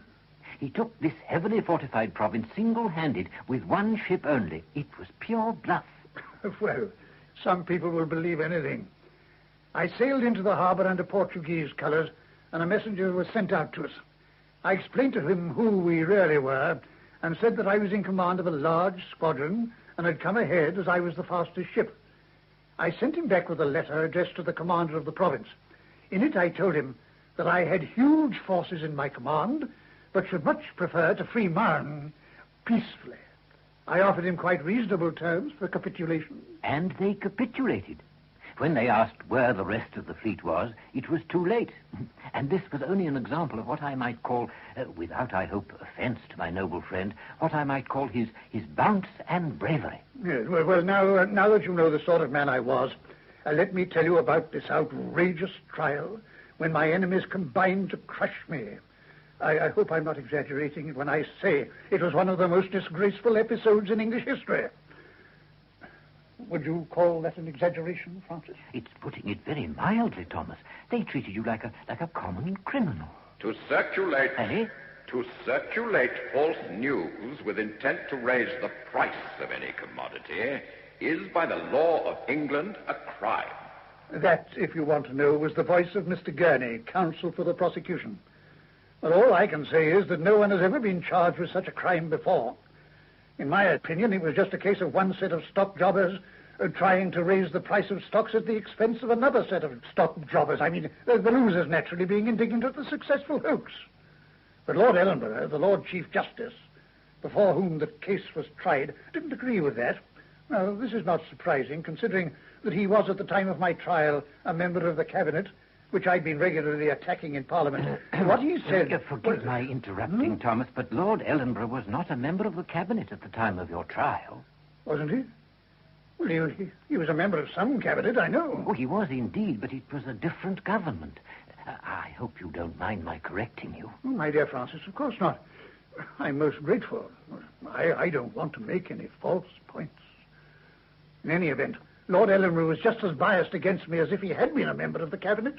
This is an indictment for an offence of great malignity and mischief. That's how he began his summing up. But I mustn't anticipate that little gem of malice. You want to know what the evidence was against me, and you shall hear it. I have a complete record of the trial. As it takes up over 500 pages, I won't read all of it to you. But you may take it I shan't leave out anything in my favor. I mean, anything against me. It's lucky that I have this record, because, as a matter of fact, I wasn't present at the time. Well, you may think that's strange. So indeed it is. It was another of the prosecution's wicked devices to secure my conviction. Had I been tried at the Old Bailey, I should have had to appear in the dock. So the prosecution asked for the case to be heard in the King's Bench, where I was not obliged to appear. I was so conscious of my innocence that I didn't bother to turn up. I've no doubt that was what the prosecution banked on. They could tell all the lies they wanted without my being able to defend myself. Of course, you were entitled to be there, Thomas. Don't quibble, Francis. I was entitled to be there, of course. But the prosecution guessed that I wouldn't be there if I didn't have to be. Why should an innocent man bother about it? I tell you, there wasn't a scrap of evidence against me. It was not only the government that trumped up the charges, but the Stock Exchange Committee. I'd beaten them at their own game, and they weren't going to have that. Oh, dear, no. Now, let's see what happened at my trial. One of the men charged with me was this foreign fellow de Beringer. He was a shocking chap, really. But he was a damn fine shot and a bit of an inventor. I was an inventor myself, as a matter of fact. Huh? Oh, well, that's another story. To return to de Beringer, I do not altogether disagree with what Mr. Gurney, the prosecutor, said about that ruffian. De Beringer bore a principal part in the conspiracy and was a fit person to be selected for the purpose. Though a foreigner, he had resided long in this country. He could pass very well for an officer.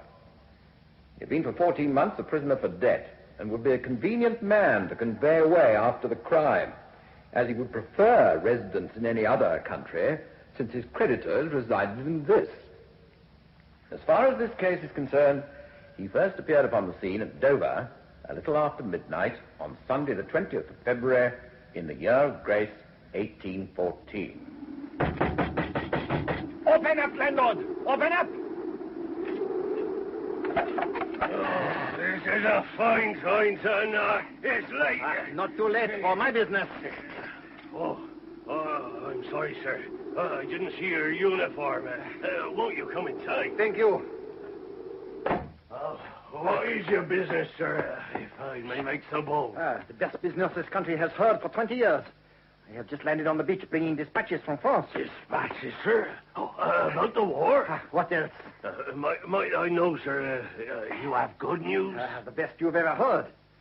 Napoleon is dead, and the French defeated. But I should not have said that. My lips are sealed. Bring me pen, ink, and paper. I must write to the Admiral at Deal and inform him. And get me a post-chaise for one that will move. At once, sir. Wait, wake up! Wake up, woman! The war is won! The war is won. You heard the war is won. They say the war is won. The war is won.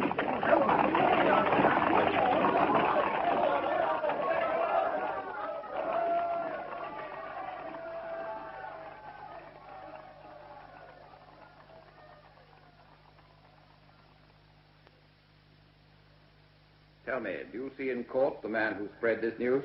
Yes, he's sitting down there. The accused. De Beringer, you mean? Yes, very so, my lord. And that is the man you saw getting out of a hackney coach? Yes. What was he wearing? Oh, a grey military coat, a scarlet uniform with a star on his heart, and a silver medal suspended from his neck. Take a look at these bedraggled clothes. They were found in the Thames near to de Beringer's lodging. If they were clean and new, what would you say? They're very like. Have you any doubt as to the colour of the uniform? It was red. Well, of course it was red. I've never said there wasn't a plot. Of course, de Beringer was in it, my uncle Cochrane Johnston was in it, Richard Buck was in it, and all the other small fry. But it wasn't them the government wanted. They wanted me. So they called dozens of witnesses to prove de Beringer was the man. Members of the jury, when de Beringer arrived in London from Dover, he changed into a hackney coach and drove straight to number 13, Green Street, Mayfair. This was the house of Lord Cochrane, a house which his lordship had only taken 3 days before. De Beringer must have been on fairly intimate terms with Lord Cochrane to know his new address. I told you, I knew the man. And Lord Cochrane very kindly provided de Beringer with a civilian hat and coat. You may imagine, members of the jury, that the man who had been spreading the rumours would not wish to be identified when the rumours proved to be false. So he wanted a quick change of clothing. At number 13 Green Street, he got it. I can only say that he was in the green uniform of the sharpshooters when he came to me. He said that if he went back to his debtors' lodgings in it, it might excite suspicion. I just obliged the fellow, that's all. Where's the conspiracy there? Lord Cochrane must indeed be a very unlucky man, if he is innocent of any conspiracy. 12 days before the fraud, he owned no government stock at all. By the day of the fraud, however, he had contracted to buy altogether no less than £139,000 worth. Settling day was on the 23rd of February. The false rumours were circulated on the 21st of February. And early on that date, Lord Cochrane sold out all he had at a profit of £2,470. It is indeed a very unfortunate coincidence that he'd happened to buy all that stock just before the fraud, that he should sell it that very day, and that the man who spread the false rumour should happen to call on him earlier on the same day and be supplied by Lord Cochrane with a civilian hat and coat. I sold out early. If I'd held on, I could have made a much greater profit. Then why didn't you hold on? No, Lord Cochrane, you knew the rumours were false and that the price might drop at any moment, so you sold early. And, be it noted, you employed the same stockbroker that was used by your uncle and Mr. Butt, and that stockbroker had an office rented for him by your uncle just outside the stock exchange only 2 days before the fraud. Altogether, the three of you bought and sold £1.5 million worth of government stock between the 8th and the 21st of February. Why shouldn't I indulge in a little gambling? And who told you that de Beringer came to my house? I did. Why should I do that if I were guilty? You must have thought it could be proved, anyway, by your servants and others. Well, if I hadn't told you that de Beringer called on me, you'd have said that I was holding it back. When I do tell you, you say I do it with an ulterior motive. Poor Lord Cochrane. Always maligned and misunderstood. And what bad luck he had. De Beringer ran away, and there was a hue and cry after him. He was traveling on a false name and obviously seeking to go abroad. But he was caught. Now, he needed money to make his escape, and when he was arrested, he had money on him. Members of the jury, fortune indeed must have a loathing for Lord Cochrane if he is innocent. I can prove that some of the notes found on the arrested man had been in Lord Cochrane's possession a few days before. How many more coincidences do you want before you say, these are no coincidences? Lord Cochrane was in the swindle with the others. I was not. Don't think that you can browbeat me like you and Lord Ellenborough browbeat the jury. I have more respect for that scoundrel Lemarchin, who tried to blackmail me, than I have for you. The prosecution did not seek to rely on Lemarchin's evidence. Then why call him? On consideration, I don't think we should have done so. In other words, any stick was good enough to beat me with, however dirty. He came to the stock exchange with evidence. And what evidence? At the time, we couldn't tell why he gave it. Then let me tell you why he gave it. First of all, he wrote to me on the 6th of April, 1814. A smooth, smooth letter. My lord, although I have not the honour of your acquaintance, I beg leave to solicit an interview with your lordship for the purpose of explaining a conversation I had with Mr. de Beringer a few days prior to the hoax of the 21st of February, and which must be interesting to you.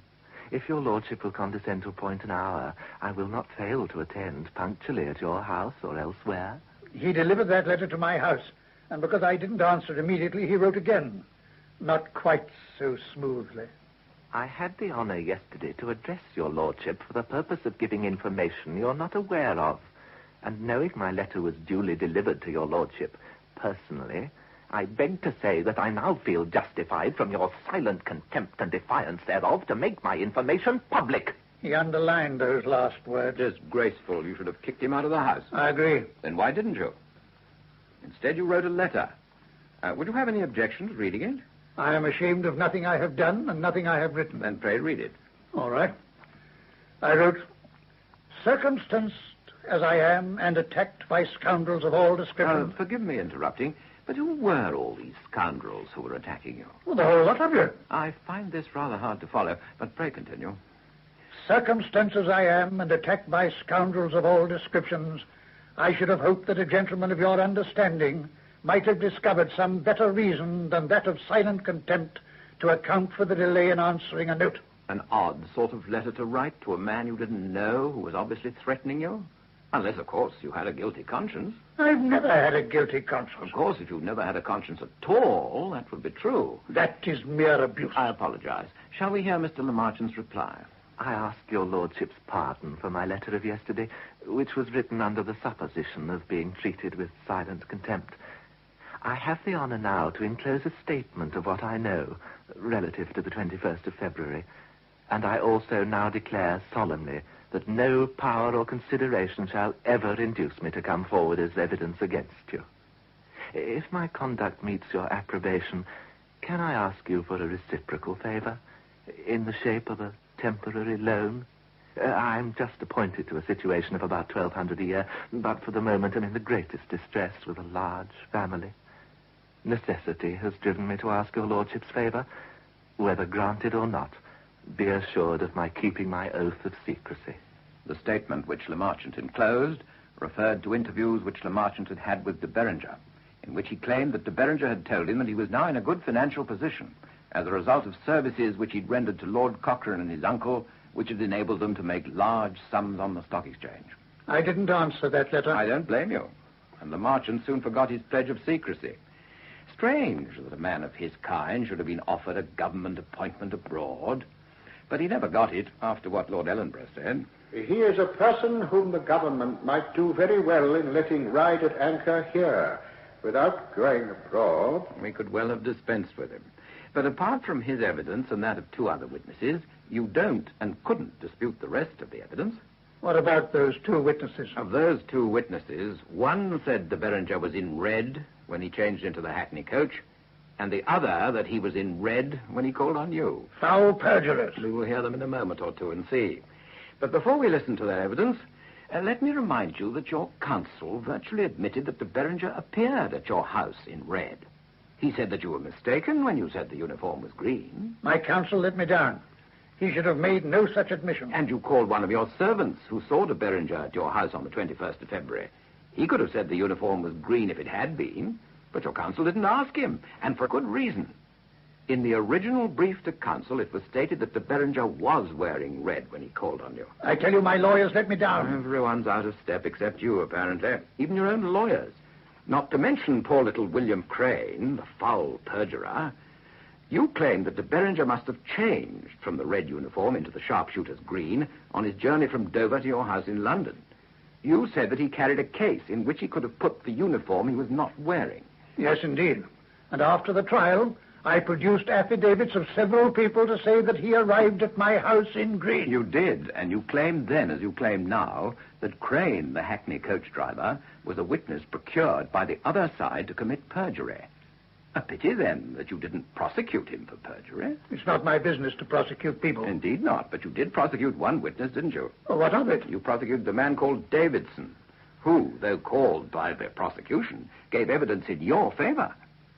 De Beringer's defense was that he was not the man from Dover, and he called evidence to prove that he was elsewhere at the time. You know now, and you knew then, that the alibi was false. Do you recollect what Lord Ellenborough said? If the evidence produced by the prosecution is not sufficient to establish that de Beringer was the man, I am at a loss to say by what description or quantity of testimony such a matter can be satisfactorily proved at a trial. Well, I should have thought that was for the jury to say. Well, they said it. Only after having been told by the judge to do so. Nevertheless, de Beringer was the man for all his attempt at an alibi. You have to admit that. Well, he was the man, yes, but I didn't conspire with him. To return to Davidson, the man you prosecuted. He gave evidence for the prosecution, mark you, to suggest that de Beringer was in London when in fact he was in Dover. Now, if de Beringer wasn't the man from Dover, you were bound to be acquitted. Yet you prosecuted Davidson for helping you. Why? You don't answer. Let me do it for you. You hoped you could get a witness for the prosecution convicted of perjury, so that you could say that you'd been convicted on perjured evidence. Unfortunately for your little plan, Davidson was acquitted. Well, I don't see what that has to do with it. I wasn't guilty. But if you prosecuted Davidson, why not the wicked Crane? It was the keystone of your case that Crane committed perjury. You didn't prosecute him, yet you did prosecute Davidson. Now let's hear the perjured evidence of this witness suborned to commit perjury by a corrupt prosecution. You are William Thomas Crane? Yes. Do you drive a hackney coach? Yes. On the 21st of February, do you remember taking up a fare at the Marsh Gate? Yes. Where did the fare come from? Out of a Dartford post station 4. Where were you directed to drive to? To Grosvenor Square. When we reached Grosvenor Square, the gentleman told me to drive to 13 Green Street. You got out there. Did you hear for whom he asked? Colonel or a captain or somebody. Oh, I didn't hear the name, but they said he was going to breakfast in Great Cumberland Street. That is where Lord Cochrane's uncle lived, members of the jury, and where Lord Cochrane had, in fact, gone. Well, what did the gentleman say then? Well, the gentleman asked if he could write a note to him. Did he go in? Yes. Were you discharged then? Yes. The gentleman gave me 4 shillings before he went in, and I said I had to give me another shilling. Is that what you actually said? You hoped he'd give you another shilling? Well, we have our own way of saying these things. The gentleman took out a portmanteau that he had and a sword and went in. Then he came out into the passage and gave me another shilling. Apparently your way of saying these things was effective. What sort of a portmanteau was it? A small leather one. Big enough to wrap a coat in. What sort of leather? Black leather was as well as I can recollect. Have you seen that person since you drove him to Green Street that morning? Oh, I saw him at Mr. Wood's house. Mr. Wood is a messenger from the aliens office who arrested de Beringer, my lord. Thank you, Mr. Adolphus. Do you see the man you drove to Green Street in court? Oh, I think that's the gentleman there. Were you of the same opinion when you saw him at Mr. Wood's? Yes, but he'd ordered himself very much by his dress. Thank you. That was the whole of this wicked perjurer's evidence in chief. This was the man whom the government and the stock exchange had suborned to commit perjury. Lord Cochrane, can you point to one false word in the whole of that evidence? Read the cross-examination. I will. But if I may say so, when wicked conspirators get together to persuade a man to tell a story to bolster up their case, he usually tells those lies when he first goes into the witness box. Well, this time he waited. He bided his time. William Crane, the 17-year-old hackney coach driver, bided his time? Almost Machiavellian. I tell you, he waited. He even helped your case by volunteering that de Bellinger carried a bag in which he could have put his red coat. He needn't have said that. I wonder why he did. You haven't paid him too, I suppose. That's a lie. It wasn't a lie. It was a question. I just wondered if you'd paid him to say that de Bellinger carried a case, and then he'd slipped in a bit about his wearing a red uniform, that would have accounted for your anger and for your not being able to prosecute him. However, I agree that's surmise. Now, let's listen to Crane's cross-examination by Mr. Richardson, de Bellinger's counsel. You went to Mr. Wood's house for the purpose of identifying this man. I did. De Bellinger was pointed out there as being the person in custody. No. I met the gentleman coming up the stairs. And you thought you saw a resemblance? Yes, I thought he was something like the same gentleman that I carried. You do not pretend to be able to recollect every person you carry in your hackney coach every day. No. But when this gentleman got out at Green Street, I saw that he had a red coat underneath his greatcoat. At the Marsh Gate, where he changed coaches, you did not open the door of your vehicle to him? No. The waterman did that? Yes. But when he got out in Green Street, you opened the carriage door to him? I did. And he paid you and passed into the house? Yes, he did. What was the colour of his coat? Brown grey coat with a cape with lace to it. Did you not describe the coat before as a kind of brown coat? No, brown grey. That was the substance of Crane's evidence. Does this 17-year-old boy sound like a wicked perjurer? Why did he not positively identify de Bellinger if he was paid to get you convicted? Why did he not put de Bellinger's red uniform in the forefront of his evidence? I'm not well acquainted with the ways of perjurers, so can't answer that question. Yes, the only other witness whose evidence you challenged was Bartholomew the waterman. Let's hear what he had to say. Are you a waterman attending a stand of coaches at the Marsh Gate? I am. Do you remember the witness Crane having a hackney coach at the stand on the 21st of February? I do. Did you see a gentleman get into it? I did. Well, go on. He stepped out of the Dartford coach into the hackney carriage. Did you open the door and let the step down for him? Yes. How was the gentleman dressed? He had a kind of brown cap on and a dark military sort of coat. What had he under the greatcoat? A scarlet coat. Did you see anything on the scarlet coat? I only took notice of the lace upon it. Do you think you would know the gentleman again? I do not know. Look around you and see if you can see anyone. I do not see that I can recollect him, only seen him that half minute. Look at that gentleman who is stooping down to write, and see whether you think it was like him. Yes, I do, upon my word. But I only saw him for about half a minute. This, Lord Cochrane, is the other perjurer, bribed by the prosecution to get you convicted. Why did he not refer to the star and medal on the scarlet coat?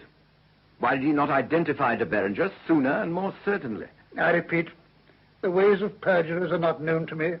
I don't move in those circles. The prosecution called 53 witnesses, excluding the merchant, and you dispute 5 words in the evidence of one witness and 3 words in the evidence of another. For the rest, the whole of the evidence was admittedly true. Do you still say you were not guilty? Most assuredly. And subsequent history proved me so. It did nothing of the kind. At any rate, the jury convicted you. Well, they couldn't help it. Anyway, the jury was packed. Your uncle was present when the jurymen were chosen and objected to none. My uncle was a fool. He was also guilty and fled after your conviction. His conviction was justified, mine was not. There was more evidence against you than against him. There was no evidence against me worthy of the name. Even your old friend Sir Francis Burdett said he would have convicted you if de Bellinger had appeared before you in scarlet. But he didn't. He was in green. And Lord Edinburgh deliberately disregarded the question. You have already had the animal hunted home, and now you have his skin found and produced as it was taken out of the river, cut to pieces. What's wrong with that? And what's wrong with what I said? I take up de Bellinger at Dover as I would a bale of goods. I have delivered him from hand to hand from Dover to London. I have delivered him into the house of Lord Cochrane. And I have Lord Cochrane's receipt acknowledging delivery. Very picturesque. But not in the scarlet uniform. Which your eminent counsel, who subsequently became a Chief Justice, did not dispute. Well, don't talk to me of Chief Justices. Lord Ellenborough was enough for me. I remember the way he passed sentence. He didn't pass sentence on you. It was one of the other judges, Mr. Justice LeBlanc, who sentenced you. It is painful for the court to observe that among those who stand for judgment, there should be anyone who, by reason of his rank, situation, and every attribute held honorable among mankind, ought not to have been connected with persons of the description of those with whom he has been connected. This is a conspiracy of the greatest magnitude and of the most prejudicial effect to the community. The sentence, therefore, is that you, Sir Thomas Cochrane, commonly called Lord Cochrane, do pay a fine of £1,000, and that you be imprisoned for 12 calendar months, and that you be set in and upon the pillory opposite the Royal Exchange for 1 hour between 12 noon and 2 in the afternoon. Silence! Silence! I remember that sentence only too well. I think perhaps it was the only occasion in my life when, for the moment, hope seemed to fail me. I read later what the diarist Crabbe Robinson wrote. It may well have been true. The sentence of the pillory was passed against Lord Cochrane, de Berenger, and Butt. The severity of this sentence has turned public opinion in favor of his lordship, and they who first commiserated with him afterwards began to think him innocent.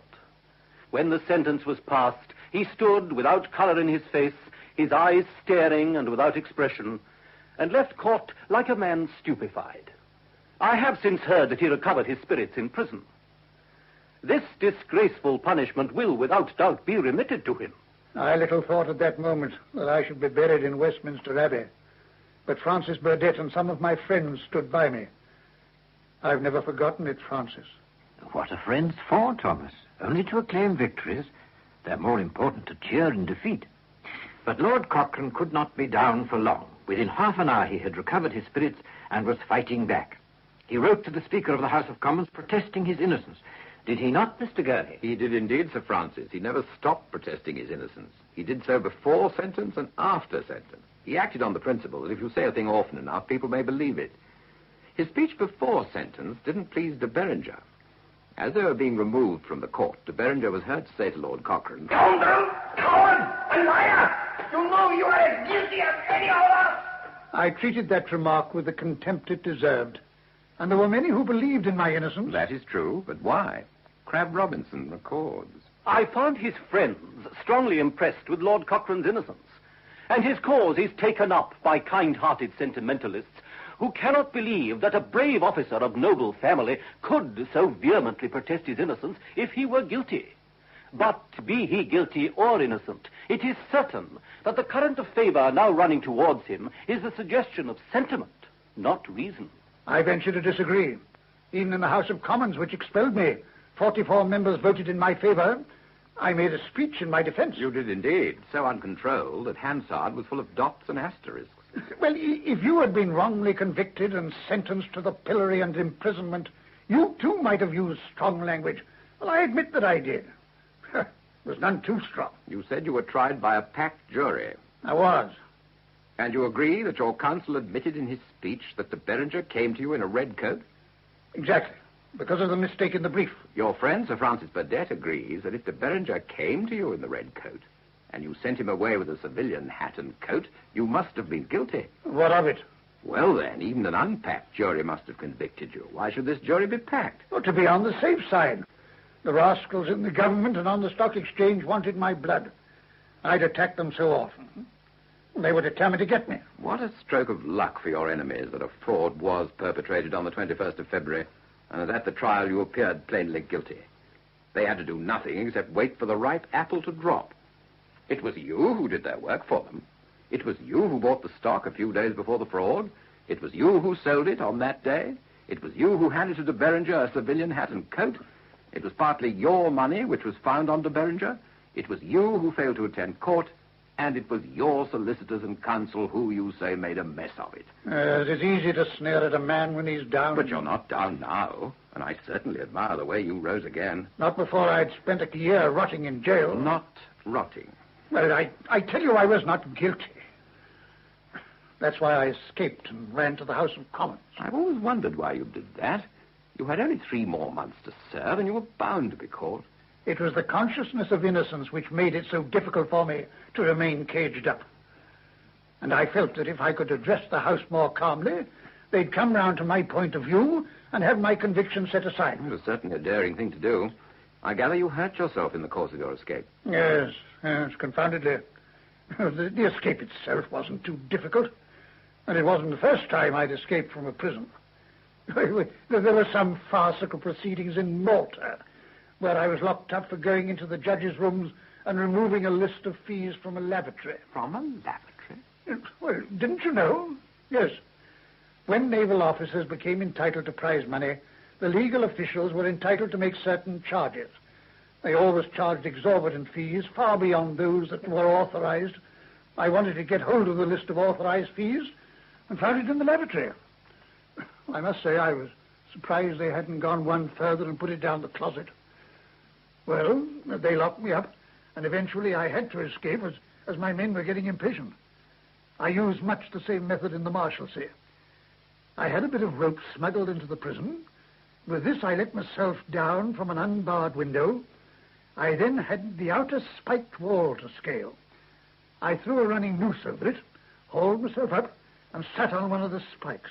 Now, that wasn't very comfortable. If once again you doubt my word, you should try it sometime. No, I'll take your word on that. Thank you. I then secured the rope to one of the spikes, but unfortunately, as I was letting myself down, it broke and I fell. I hurt myself quite badly. However, I managed to get away, and 10 days later presented myself in the House of Commons. But they wouldn't hear you. It was disgraceful. The House allowed one of its own members to be arrested in the chamber. But you've been expelled. Ah, yes, but after my expulsion, there was a fresh election, and I was re-elected. They couldn't very well expel me again. I must say my constituency stood by me. I remember now. Didn't the other candidates stand down, and weren't you elected unopposed? That is so, but I'd have been elected anyway. At any rate, my constituents believed in my innocence. Well, the House wouldn't listen to me, and I was carted away like an escaped bullet to serve my final 3 months, and most unpleasant it was. I wrote on the £1,000 note with which I paid my fine. My health having suffered by long and close confinement, and my oppressors being resolved to deprive me of property all life, I submit to robbery to protect myself from murder, in the hope that I shall live to bring the delinquents to justice. I'm still at a loss to know who the delinquents were. I repeat, Mr. Gurney, that it was a whole damn lot of you. You just say these things. I was framed, you say. After you've said it often enough, people begin to believe you. Nearly all the books agree with me. True enough. But most authors don't know the facts. But let's come back to the books. The books? Yes, the books. The first you wrote yourself. Did you tell the truth? Of course. I've never told anything else. It's you who tell all the lies. Come, Lord Cochrane. And I'm afraid don't say come to me, sir. I'm not surprised you're touchy. Your book was full of lies. Listen to this. This is your language. You read it. Huh. One most material point connected with the trial cannot be overlooked. Lord Ellenborough was not only Chief Justice, but at the same time a cabinet minister. He came hot foot from a cabinet meeting to decide on my fate. The fate of a person the government hated and was determined to suppress. Well, that wasn't true, was it? Your trial was in 1814. Lord Ellenborough was a member of the cabinet of a different government in 1806. Well, I got the dates wrong, that's all. And then you wrote that you were denied a new trial because before sentence your uncle and another man ran away. That was most certainly true, and I can prove it. Look at pages 532 to 534 of the shorthand notes. I thought you'd say that. Doesn't it show that they refused even to listen to my application for a new trial because of the technicality that all the accused were not before the court? It does. Well, then, where's the lie there? You are a remarkable man, Lord Cochrane. Yes, I prefer your insults to your praise, sir. At least you mean to be rude. But I do think you're remarkable. You'd bluff your way through anything. It's perfectly true that your first application for a new trial was refused on technical grounds, but later you were permitted to apply for a new trial, and you were heard in full. I might have saved my breath. At least it was untrue to say that you were not allowed to apply for a new trial. Yet writer after writer has repeated this misstatement. I am not responsible for what other people write. But in this case you are. They repeated your misstatement. They should have looked it up. Then why didn't you look it up? What I wrote was literally true. Yes, but you also suppressed the truth, which is a more effective way of lying. Well, if I'd forgotten something, how can you call it lying? How you can have forgotten making a 3,000-word speech, I do not know. There are many things you do not know. But there's one thing that I do know, and have never forgotten, that I was not guilty. I think you almost believe it by now. And so do many others. I grant you that, and I'll tell you why. Because they don't know half the story and haven't had the chance to hear the different stories you tell to suit your case. When the motion to expel you from the house was upheld, you said that if you were guilty, you fully deserved the punishment. Well, what's wrong with that? Nothing. But don't you remember saying on another occasion that it was just a trumpery hoax and wasn't a crime at all? No one has ever called it a crime before. Then why should it be deserving of severe punishment? Oh, you lawyers would twist anything. Well, untwist this one for me, if you will. Do you remember a Mr. McCrae, who was one of your co-defendants? A rascal. He meant nothing to me. But with a sense of humor, don't you think? This is no laughing matter. Agreed, but in that case, why did you let your uncle forward McCrae's letter to the stock exchange? What letter? Have you forgotten that, too? Before your arrest, your uncle sent on a letter to the Stock Exchange Committee, which he said Mr. McCrae had authorized him to send. It read as follows. Sir, I authorized the bearer of this note to state to you that I am prepared to lay before the public the names of the persons who planned and carried into effect the late hoax, provided you accede to the terms which my friend will lay before you. Well, what's that to do with me? Your uncle sent that note with a letter of his own. In it, he said, Mr. McCrae is willing to disclose the names of the principals concerned in the late hoax on being paid the sum of £10,000 on the conviction of the offenders. A modest little sum, £10,000. Your uncle continued, I am happy to say that there seems now a reasonable prospect of discovering the authors of this hoax, and I cannot evince my anxious wish to promote such discovery more than by assuring you that I am ready to contribute liberally towards the above sum. That was very noble of your uncle, but the poor man got no reply. So he wrote again and sent the letter by hand. I have to request that you will be good enough to inform me what are the intentions of the Stock Exchange on the subject of the letter I addressed to you relative to the proposal of Mr. McCrae. Lord Cochrane, Mr. Butt, and myself are willing to subscribe £1,000 each in aid of the £10,000 required by Mr. McCrae. The bearer waits your answer, which, to prevent any mistake, I hope you will find the time to commit to writing. Your poor uncle. By that time, I can well imagine he must have been almost frantic. Surely he should be back by now.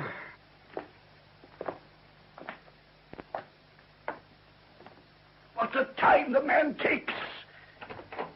At last. Give me the answer, man. There was none, sir. No letter? None, sir. Nothing at all? Nothing, sir. Oh, God. That was on the 18th of April, Lord Cochrane, but your uncle didn't have to wait in suspense much longer. He was charged with conspiracy 2 days later. What has this to do with me? That's what I want to know. Why did you agree to pay £1,000 to this rascal if you were innocent? To find the names of the guilty, of course. In the same way, I suppose, that you offered to see the blackmailer Lemarchant. Lemarchant had nothing to do with McCrae. I should have thought that both these incidents showed that you, like your uncle, were trying to avoid being prosecuted. My uncle was guilty. I was not. But who would not want to avoid a prosecution? I knew nothing of McCrae at the time. Well, you certainly did later. McCrae was almost as irrepressible as your lordship. Just before the motion to expel you, a petition was presented by McCrae through his MP. I should think that this must have been the only occasion when the House received a petition from an escaped criminal on the run. This time he didn't ask for £10,000, but stated that he wanted to come to your rescue. Did you have anything to do with that? Certainly not. I had no connection with the man either then or at any other time. Well, then I think it was very good of him. He asked to be allowed to be examined at the bar of the House. Unfortunately, he didn't give an address where he could be found, so the House refused to listen to his petition. What's that got to do with me? Only that I find it odd that the man to whom you offered to pay £1,000 should want to come to your aid without knowing anything about it. Well, if it is odd, it does nothing to suggest my guilt. Perhaps not, but there are so many odd things about your lordship's case. Such as? I hoped you'd ask that. You swore that when de Beringer called at your house on the day of the fraud, you were in a small factory in the city. That was true? No doubt. And that there you received a note. That, again, I believe to be true. Very good of you. Not at all. A note summoning you back to your house in handwriting which you couldn't read. True. No, my lord. Untrue. The note was in fact sent by de Beringer, as you have long since admitted. But I couldn't recognize the handwriting. No doubt you preferred to say you couldn't. I suggest you recognized the writing well enough. I did not. Only 4 days previously, you'd written a letter to de Beringer saying, your papers are very clear, as are all writings which come from your pen. How came it then that on the 21st of February you could not recognize his handwriting? Well, he probably wrote it differently. As are all writings which come from your pen. Yes, you said that before. I thought I'd remind you of it. De Beringer says that in the note he complained at your not being at home and said he wouldn't leave the house until you returned. You'd accept the word of a self-confessed swindler before mine? I must confess that I see no distinction between you, except that he had the grace to admit his guilt. But let me remind you of another oddity. You swore that you returned to the house at once because you thought the writer of the note had brought news of your brother, who was abroad. Well, he was abroad. Of course he was. The virtue of your lordship's lies is that they're always based on some degree of truth. You swore that you thought your brother might have had an accident, and so you hastened home to see the man. I thought he'd come about my brother. Did you indeed? Did you think that some accident might have befallen him? Let's see. When your application for a new trial was fully heard, you put in evidence to show that your brother had indeed been taken ill. Not an accident, but had been taken ill. You told the court that before the day of the fraud, you had received a letter from your brother telling you of this illness. You did not bring this letter to court. Instead, you produced the affidavit of the surgeon who treated your brother. Do you remember what Lord Ellenborough had to say? This affidavit does not show that Lord Cochrane was in possession of his brother's letter previous to the morning of the 21st of February. My brother's affidavit states that he wrote to me early in the month, and I received his letter on the Friday previous to the fraud. That was capable of being verified, but the original letter is not annexed to the affidavit. I had no wish to bring my brother's letter before a court of justice. Pretty thin, don't you think, on reflection, my lord? Not in the least. Why didn't you ask leave to go and get your brother's letter when the point arose? They wouldn't have given me leave. They were determined to ruin me. But why didn't you swear that your brother was ill if you'd already heard about his illness? The truth, of course, is that the letter was from de Beringer, and you knew that very well. It is not the truth. Why didn't you like this idea of bringing your brother's letter before the court? You didn't bring it because you knew that the letter would have proved that you hadn't had it before the 21st of February. It would have proved nothing of the sort. Well, where is the letter? Why didn't you produce it with the one you wrote subsequently to Lord Ellenborough? It would have been a perfect piece of evidence.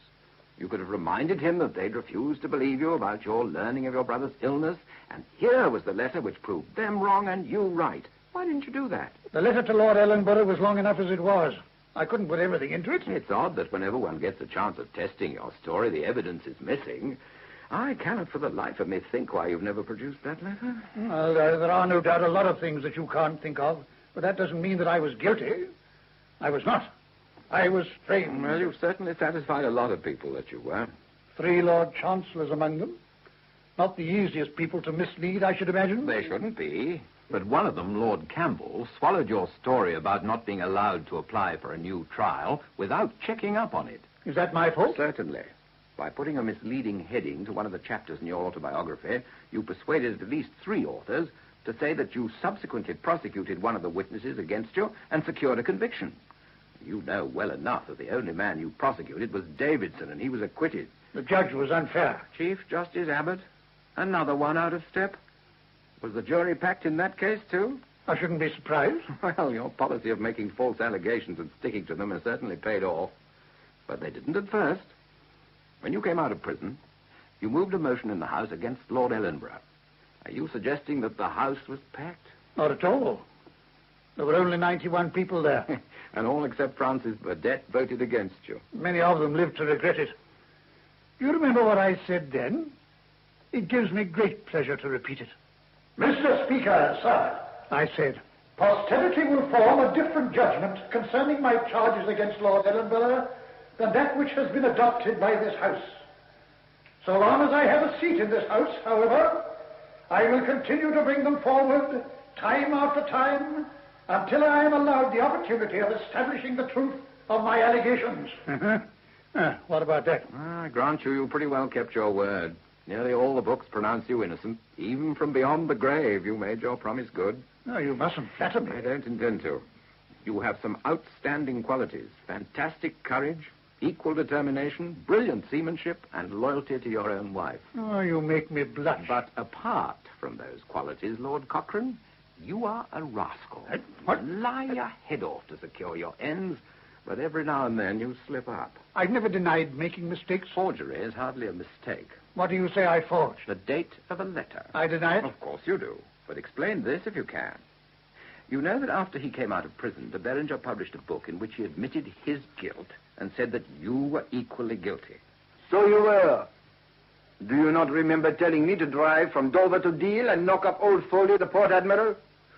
Knock up Old Foley and tell him the glorious news were your actual words. You liked the idea of making a fool of the Admiral, but I demurred and compromised by writing to him instead. All right, I was. Old Foley told the court that he didn't believe a word of my letter, and if I'd gone to him, he'd have asked me questions which would have resulted in my immediate arrest and the failure of our plan. At any rate, Lord Cochrane might have got off then. It was your calling on him with the object of obtaining civilian clothes that brought him into the picture. True enough. And I called on him in red, not green. If I'd been in my sharpshooter's uniform, what need would I have had for civilian clothes? I tell you, you came in green. Well, let's forget the colors for the moment. After de Beringer had published his confession, you published a copy of a letter which you said he wrote to his solicitor on the 17th of February, 4 days before the fraud was committed. Well, what of it? He did write that letter. No doubt he did, but not on the 17th of February. Well, I only had a copy of the letter, but the date on it was the 17th of February. So you say. The whole point of your publishing the letter was that it was supposed to be written before the crime. So it was. If, in fact, it was written after the crime, it didn't help your case at all. Well, what of it? It was sent on the 17th of February. Let's see. In the middle of the letter, de Beringer said... Should the trial go against me, my fate is not bounded by disgrace and punishment only, for the doors of a prison will close upon me for life. Hmm? What's that? He said, should the trial go against me. What trial had he in mind on the 17th of February, 4 days before the crime was committed? I don't remember that bit. That's often the way, if you happen to forge a date.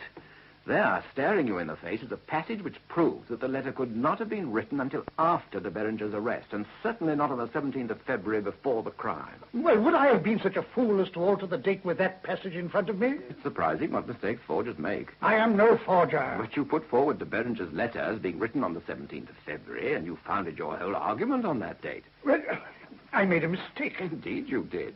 A very unfortunate one, if you were innocent. Here are all the facts against you, quite enough of them. And now we find another, that you rely on a letter with a false date to try to prove your innocence. My mistake about a date in no way proves my guilt. Well, it's a very odd coincidence. But perhaps you were tricked into relying on the letter. It's perfectly possible. My enemies would stoop to anything. Let me ask you another thing. There's no doubt, is there, that you were a very keen sailor and a great patriot. You enjoyed fighting for your country. Well, if that's a crime, I plead guilty. I'm glad we've agreed on something. Just before the fraud, you've been ordered by the Admiralty to proceed to American waters in your ship, the Tonnant. We can agree about that, too. Good. We were then at war with America, were we not? Would I be right in thinking that when England was fighting, Lord Cochrane would like to be in the thick of the fight?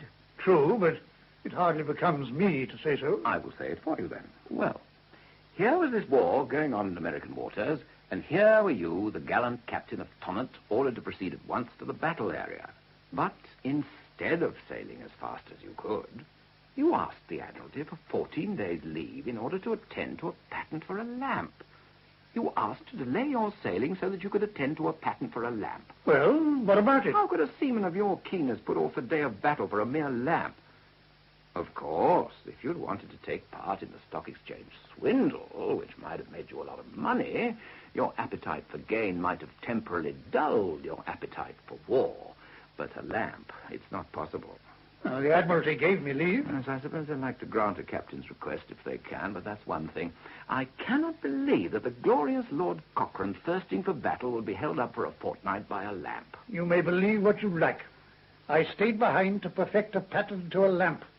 And it was in the factory where it was being made that I received the note from de Beringer. The handwriting of which you couldn't read. You keep on repeating yourself. If I do, I'm only following your most successful lead. I thought I might give you a little of your own medicine. But let's get back to your history. Your fortunes were at a very low ebb after the House had unanimously rejected your motion against Lord Ellenborough. But though you were down, you were not out. Indeed, no. You were determined to rehabilitate yourself and to make people believe that you were wrongly convicted. That is certainly true. So, you decided to prosecute Davidson. That was to be the start of your campaign. I was convicted on perjured evidence, you would have said. Unfortunately, that plan failed at the start, and on Davidson's acquittal, you must have been shaken. But nothing could stop a man of your determination. If you couldn't get over the wall, you'd get round it. And so you did. Off you went to Chile, Peru, and Brazil, and there you made yourself world famous. And this was the first step in the re-establishment of your character. In the House of Commons in July 1824, 10 years after your conviction, Sir James Mackintosh said, I know that I am here touching on a topic of great delicacy, but I must say that commerce has been gallantly protected by that extraordinary man who once filled a post in the British Navy at the brightest period of its annals. I cannot avoid fervently wishing that His Majesty's advisers will induce His Majesty graciously to return Lord Cochrane to the country which he so warmly loves, and to that noble service to the glory of which I am convinced he willingly would sacrifice every earthly consideration. Oh, very charmingly put. But I still had a long way to go. Though I still had friends, I likewise had enemies. In 1828, after commanding the Greek Navy, I returned to England and began to campaign for my reinstatement. You petitioned the Duke of Clarence, the Lord High Admiral, who later became William IV. He was the right sort of man for you. He loved giving things away. He infuriated the Admiralty by promotions and increases of pay till they forced him to go. Exactly. The Admiralty were partly responsible for my conviction. They conspired with the others. I suppose you mean that they gave you that 14 days leave in order to involve you in the stock exchange fraud. Well, that could very well be. Perhaps it was they who tricked you into buying £139,000 worth of stock, which you couldn't have paid for had there been a sudden fall. Oh, no. I hadn't thought of that before. It's very possible. And no doubt they employed de Beringer to take part in the fraud and involve you in it. Wouldn't surprise me in the least. Curious that when he came out of prison, he made no complaint of this. Well, there's no accounting for the ways of foreigners. Anyway, you petitioned the Duke of Clarence to seek a pardon for you from the king. The basis of your case on that occasion was that you were so conscious of your innocence that you were careless in preparing your defense. So I was. So were my lawyers. But in your petition, you took the blame mostly on yourself, and you complained quite falsely that you were refused a new trial because your uncle and McCrae were not present. So I was. Once again, your lie had a basis of truth. But in spite of the kindness of the Duke of Clarence and the mildness of your petition, it failed. My enemies saw to that. But then God took a hand. George IV died and the Duke of Clarence became king. That was indeed a godsend. You lodged a further petition. In that one, you attacked your lawyers but left the judges and jury and the stock exchange and the government out of it. When that petition was rejected, you played your trump card. I did nothing of the sort. My wife suggested it herself. It was her idea that she should approach the king. Well, we shall never know the truth about that. She was certainly a loyal and devoted wife.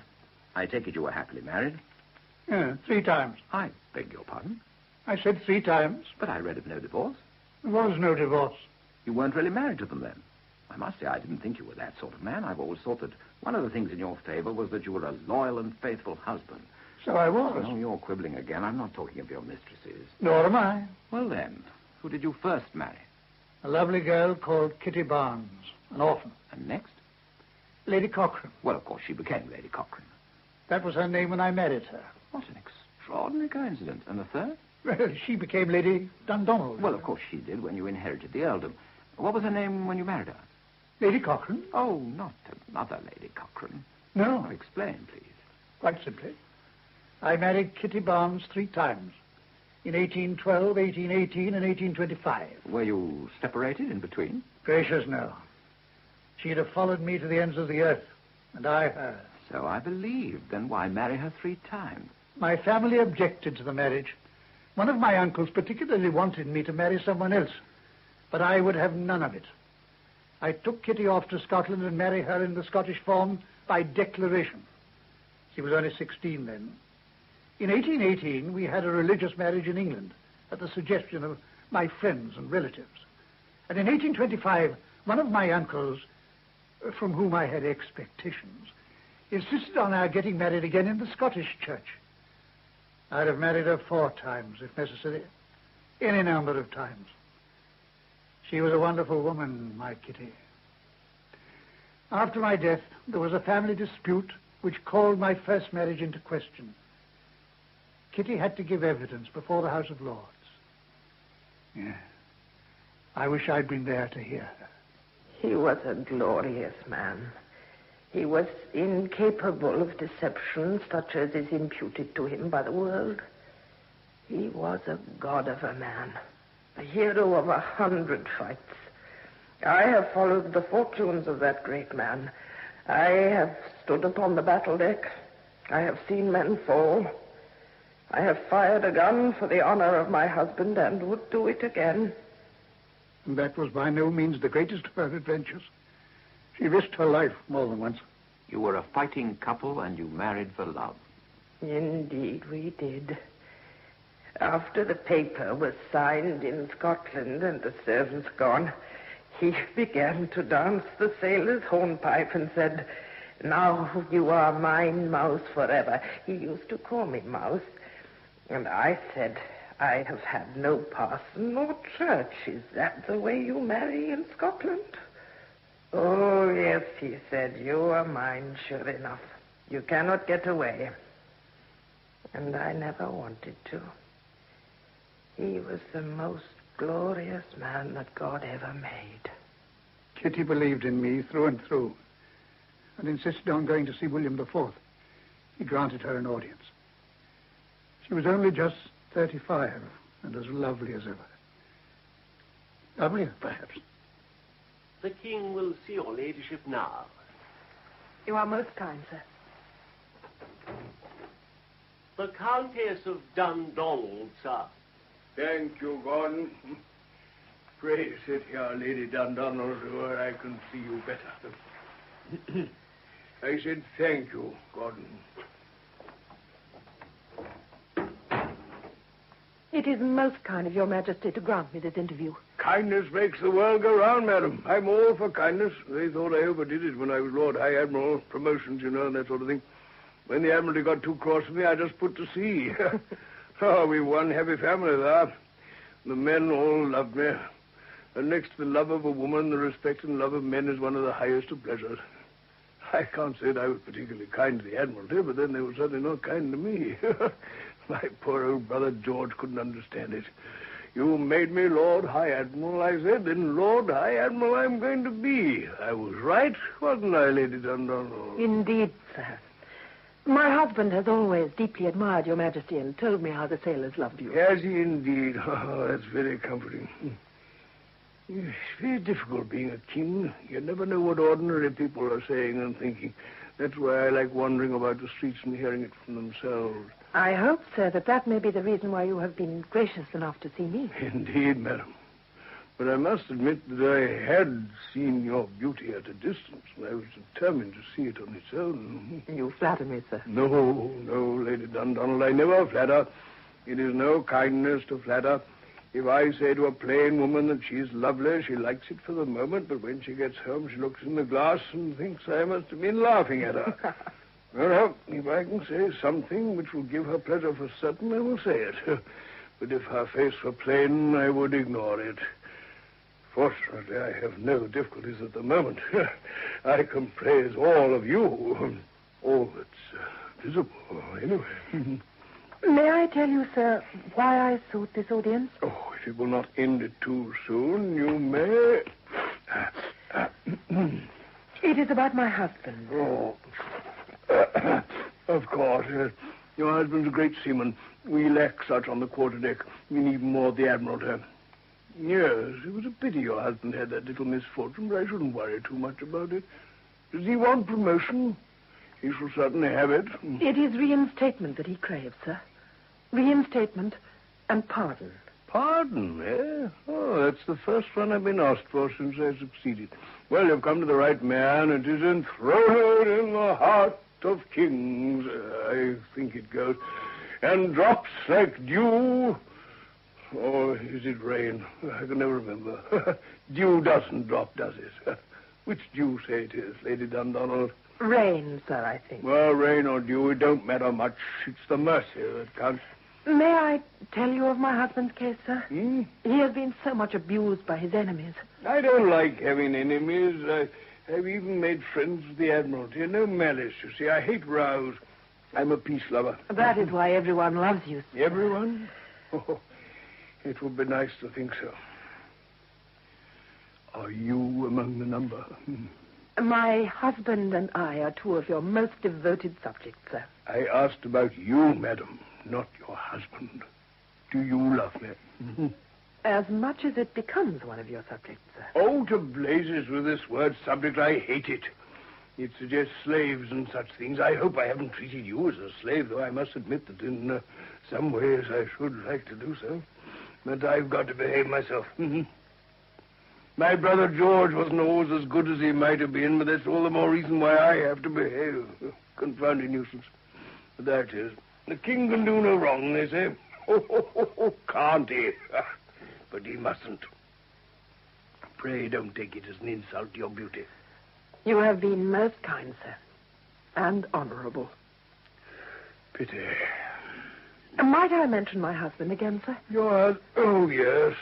Yes, you wanted him promoted or something. You've read of his terrible case, sir, how his enemies brought him to ruin. Yes, that's the trouble of having enemies. Tell him to have friends instead. I had hoped, sir. Capital. Hope is better than reality. If all your hopes are fulfilled, you've nothing to live for. I only live for one thing, sir. My husband. Oh, lucky man. Though it could be a bit tedious for him. No, forgive me. That was a jest. I was thinking of wives who drape themselves round their husbands like furs. It's all right for a bit, but then it starts to close in on you. But you're not like that, I know. Oh, with you I could... Come in. Forgive me, Your Majesty, but the Prime Minister is waiting for an audience. How aggravating. I was enjoying our talk, Lady Dundonald. It was good of you to see me, sir. And my husband's pardon, sir? Oh, of course, yes. That's what you came about, was it not? What a shame. No one comes to see me for myself. They always want something. Never mind. It's rather nice to be able to give things away. Gordon? Sir? Remind me to arrange for a pardon for the Earl of Dundonald. Yes, Your Majesty. Oh, sir, you are too good. Nobody regrets that more than I do, madam. Goodbye. Well, Lord Cochrane, you got your pardon. But if I may say so, it was not because of your innocence, but in spite of your guilt. Nevertheless, I got back to the Navy, and in 1848, I became Commander-in-Chief of the North American Station. Unfortunately, there wasn't a war on. You were always at your best in a fight. I see that in 1854, you became one of the elder brethren of Trinity House, a very great honor. Yes, I was pleased about that. I was almost 80 then, and a year later I offered to serve in the Crimea War. And you would have gone to. If they'd let me. They thought me too old. You certainly fought your way back. No one can fail to admire you for that. Though you did so by making one false statement after another, and as no one bothered to correct you, people began to believe you. Well, they knew it was the truth. They never thought about it. My culminating triumph was being buried in Westminster Abbey. Not your culminating one. You go on having triumphs. Not only did you impress your innocence on the people of your time, but nearly everyone who has written about you since your death proclaims your innocence. Well, they recognize the truth. Not at all. Some of them repeat your misstatements, and some add others for good measure. The two books which proved your guilt were just ignored. And very properly. I would have done the same thing. No doubt. The arguments against you are unanswerable, so no one tries to answer them. They just blandly repeat the myth of your innocence. It is no myth. No myth? I think you're forgetting one thing, my lord. That's unlike me. What is it? You are no longer on Earth. The standard of truth required where you are now is much higher than there. Good gracious. I suppose you're right. I've been quite carried away. But it's your fault. You provoked me. Well, Lord Cochrane, what is the truth? The truth. The truth is... The truth... No, damn it. I tell you, I was not guilty. I was framed.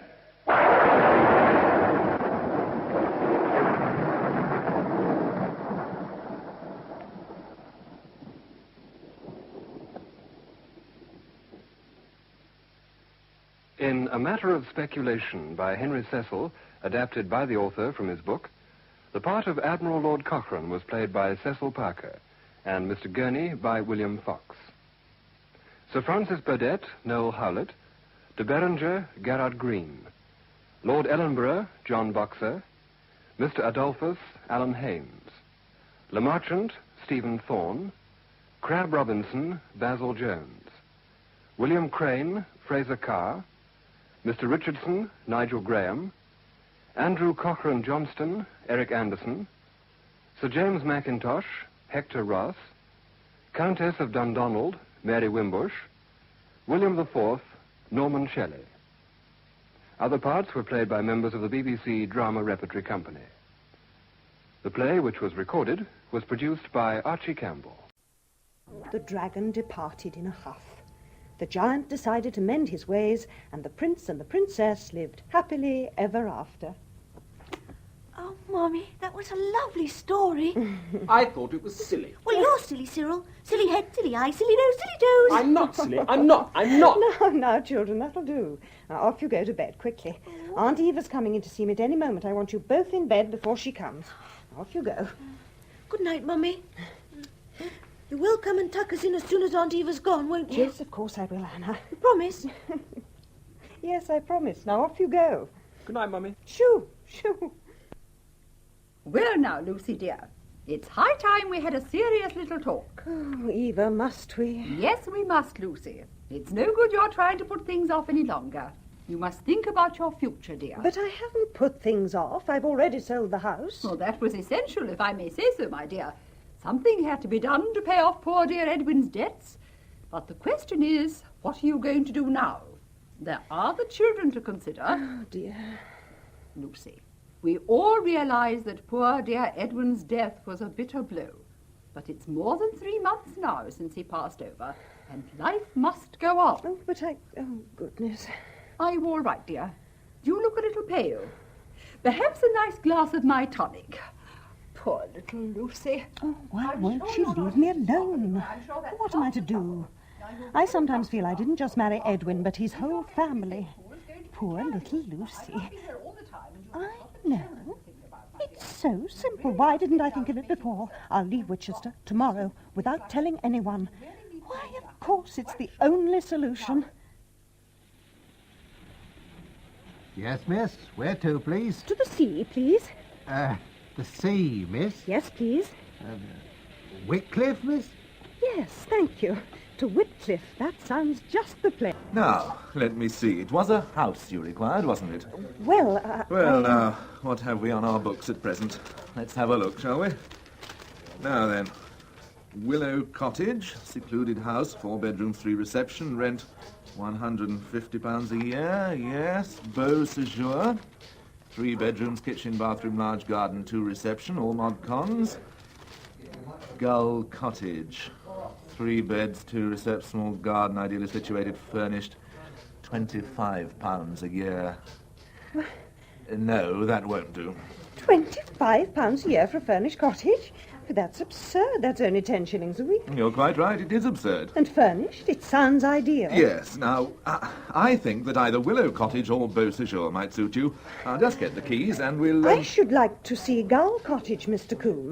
That wouldn't suit you at all, I'm afraid. We'll go to Beau Séjour first. But I want to see Gull Cottage. It sounds interesting. Although I can't help thinking that there must be something very wrong with it to be on offer at that rent. Is it the drains or something? No, it isn't the drains. The owner lives in South America, and he is anxious to let it and get it off his hands, but it's very isolated and not at all suitable. I see. Well, we'll go to Gull Cottage first, and if I don't like it, we'll look at the others. Very well. Well, pretty dingy, isn't it? This is the drawing room. I see. It's beautifully proportioned. Goodness, what an extraordinary portrait. Over the mantelpiece. It's a very bad painting. Those strawberry-coloured cheeks and that ridiculous wiry hair. That's the late owner of the property, Captain Daniel Gregg. I say, what a very nice view from this window. The eyes are good, though. Oh! What's the matter? Oh, you know, I almost thought that it winked at me. Must have been a trick of the light or something. Well, now, the kitchen is just next door. Oh, right. Right, come along. Yes, as you see, the kitchen also is very dirty. Oh, but surely somebody's been here, and very recently. That table is fairly clean, and yes, this newspaper's only a week old. Yes. Well, you see, the charwoman came in to do a bit of cleaning, and... But you've just said how dirty the place is. Yes. Well, you see, she was she was called away in a hurry to a sick friend or something. Anyway, she did return the key in the post, and I'm beginning to think that you're right. There is something very odd about this house. Yes. Well, then, shall we be getting on? No point in seeing any more. Oh, but I think I'll just look upstairs now that I'm here. Oh, very well. This way. Thank you. And that's all there is to see. This is the last of the bedrooms. Needs redecorating, you see. Dirt everywhere. I told you it wouldn't suit you. But it does suit me. It's exactly the house I want. But I still think there's something very funny about it, and I mean to find out what it is. Good Lord! What is it? That enormous brass telescope. Now, who would want a telescope that size in a bedroom? The late Captain Gregg. Oh, of course, of course. But it's odd. The whole house is filthy, and yet this telescope is gleaming. How extraordinary. Quick, come along. Come along. We must get out of here at once. Don't stand there. Run, quick, come on. Oh, that's better. I'm sorry I shouted at you. I'm afraid I panicked. I thought there was something funny about the place. And I must say about your whole attitude this morning. That house is haunted, isn't it? Yes. Are you all right? You're awfully pale. No, I'm all right, thank you. It's that damned house. You know, the longest any tenant has ever stayed is 24 hours. I've written, I've cabled the owner, but he'll do nothing to help me. Really, if I weren't a married man with a family, I really think I'd set fire to that house one dark night. It's getting on my nerves. I dream about it at nights. Blast Captain Daniel Gregg. Why does he haunt it? Was he murdered there? No, he committed suicide. Poor man, he must have been very unhappy. Did that laugh sound unhappy? No, I must say it didn't. But if he wasn't unhappy, why did he commit suicide? To give as much trouble as possible to other people. Well, it's very selfish of him. It's so inconsistent. After all, if he wanted to be dead, why didn't he stay dead? Exactly. Surely there's something that can be done. Now, how does one lay a ghost? I haven't the slightest idea. Anyway, I should just forget all about it if I were you. It's not your problem. Oh, but it is. I think it's a beautiful cottage, and I intend to live in it. You what? I intend to take it. But you can't. I couldn't take the responsibility. A woman all alone there at night. No. Why don't you let me have Gull Cottage on approval for one night? Oh, I know it's irregular. But then it's not a very normal house, is it? Don't you see, I could sleep there for one night and find out if there really is anything there that might frighten my children. I might even run Captain Gregg to earth. If he really does haunt the place, I mean. Really, Mr. Cool, you should be ashamed of yourself. A grown man to believe in apparitions, ghosts and all that nonsense. All sorts of things make noises in houses, you should know that. Pipes gurgle, stairs creak, furniture creaks. You can't explain that laugh by creaking furniture. Well, it may have been the wind roaring down the chimney. Anyway, I'm not going to give up Gull Cottage so feebly. If you will forgive my saying so, you are, without doubt, the most obstinate woman that I've ever met.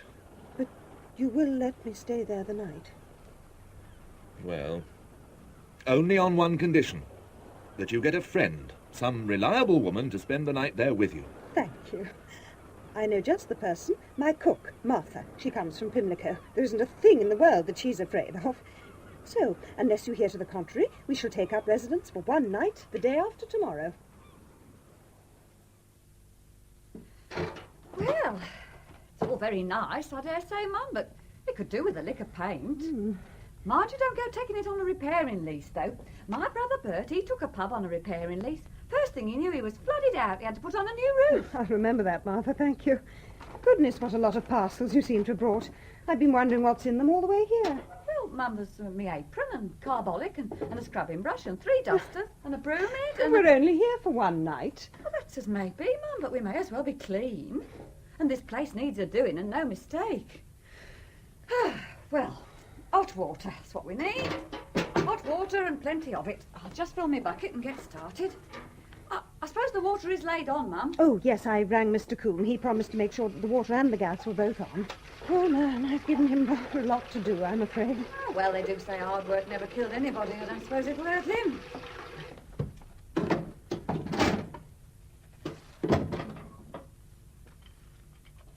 Here, Mum, this gas don't work. Oh, but it should. Mr. Coombe assured me that... Well, come on, see for yourself, Mum. Oh, dear. Well, that's that. No hot water.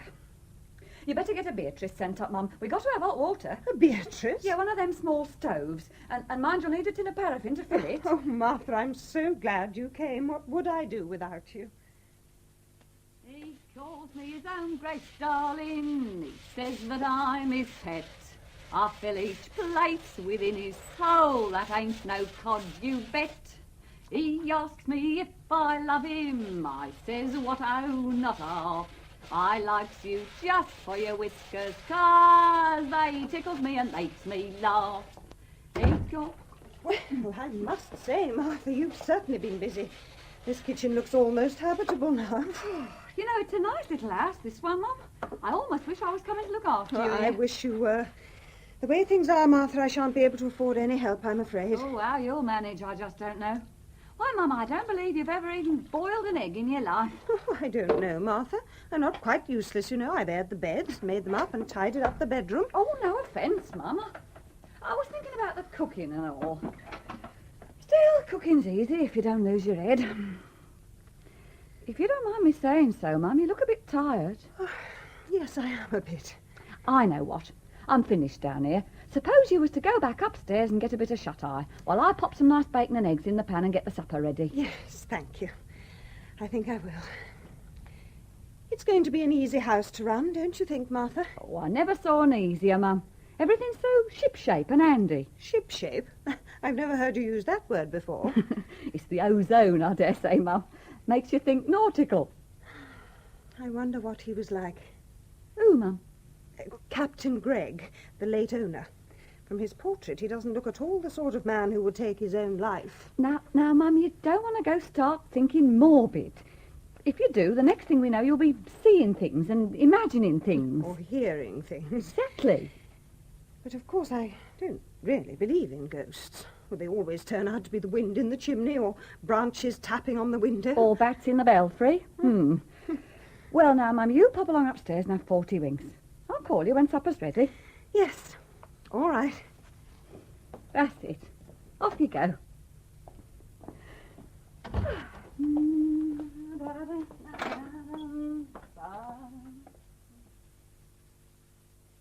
Mum. Oh, who's there? Sorry if I startled you, Mum. I crept up quite light, thinking you might still be asleep. It's 9 o'clock, Mum. Supper's nearly ready. 9 o'clock already? You should have woken me. You all right, Mum? You look a bit queer. Oh, it's nothing. It's just that I've had the most extraordinary dream. I dreamt that Captain Gregg was in this room. There, I told you you'd be imagining things. I did. But it was so vivid. I can almost see him now. He was taller than I'd imagined from the painting, and he wasn't wearing his uniform. No, that's right. He was wearing a black suit. He came very close to where I was sitting and looked down at me. He smiled, I think. I think you need your supper. That's what I think. For a few seconds, he just stood there looking at me. Then he turned away and opened the window. The window. Martha, you didn't open it, did you? No, I didn't, Mum. You must have done that before you went to sleep. No, I didn't. In fact, I'm positive that I shut the window. Yes, I remember now. I did open it to air the room, and then when I came up here, I shut it again. That's right. The catch was stiff, and I squeezed my finger. Martha, if you didn't open it, and I remember closing it... Come along, Mum. You're getting morbid again. Oh, it's my own fault. I shouldn't have let you do so much. I'm as strong as an ox myself. I forget other people in Tabeefy. I'm strong, too. It's just that because I'm small, I'm considered weak. I am strong. Well, you were quite right, Martha.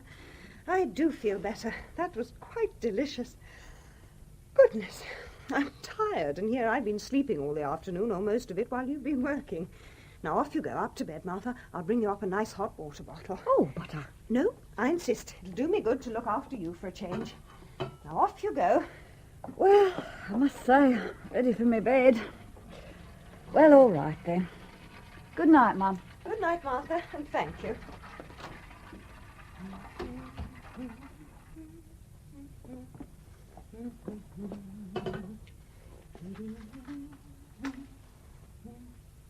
Oh, bother, there's no paraffin. Of course, it's been burning all day. Oh, dear. What a nuisance. I know. I'll try the gas. Perhaps it's come on. After all, we haven't tried it since this morning. Oh, dear.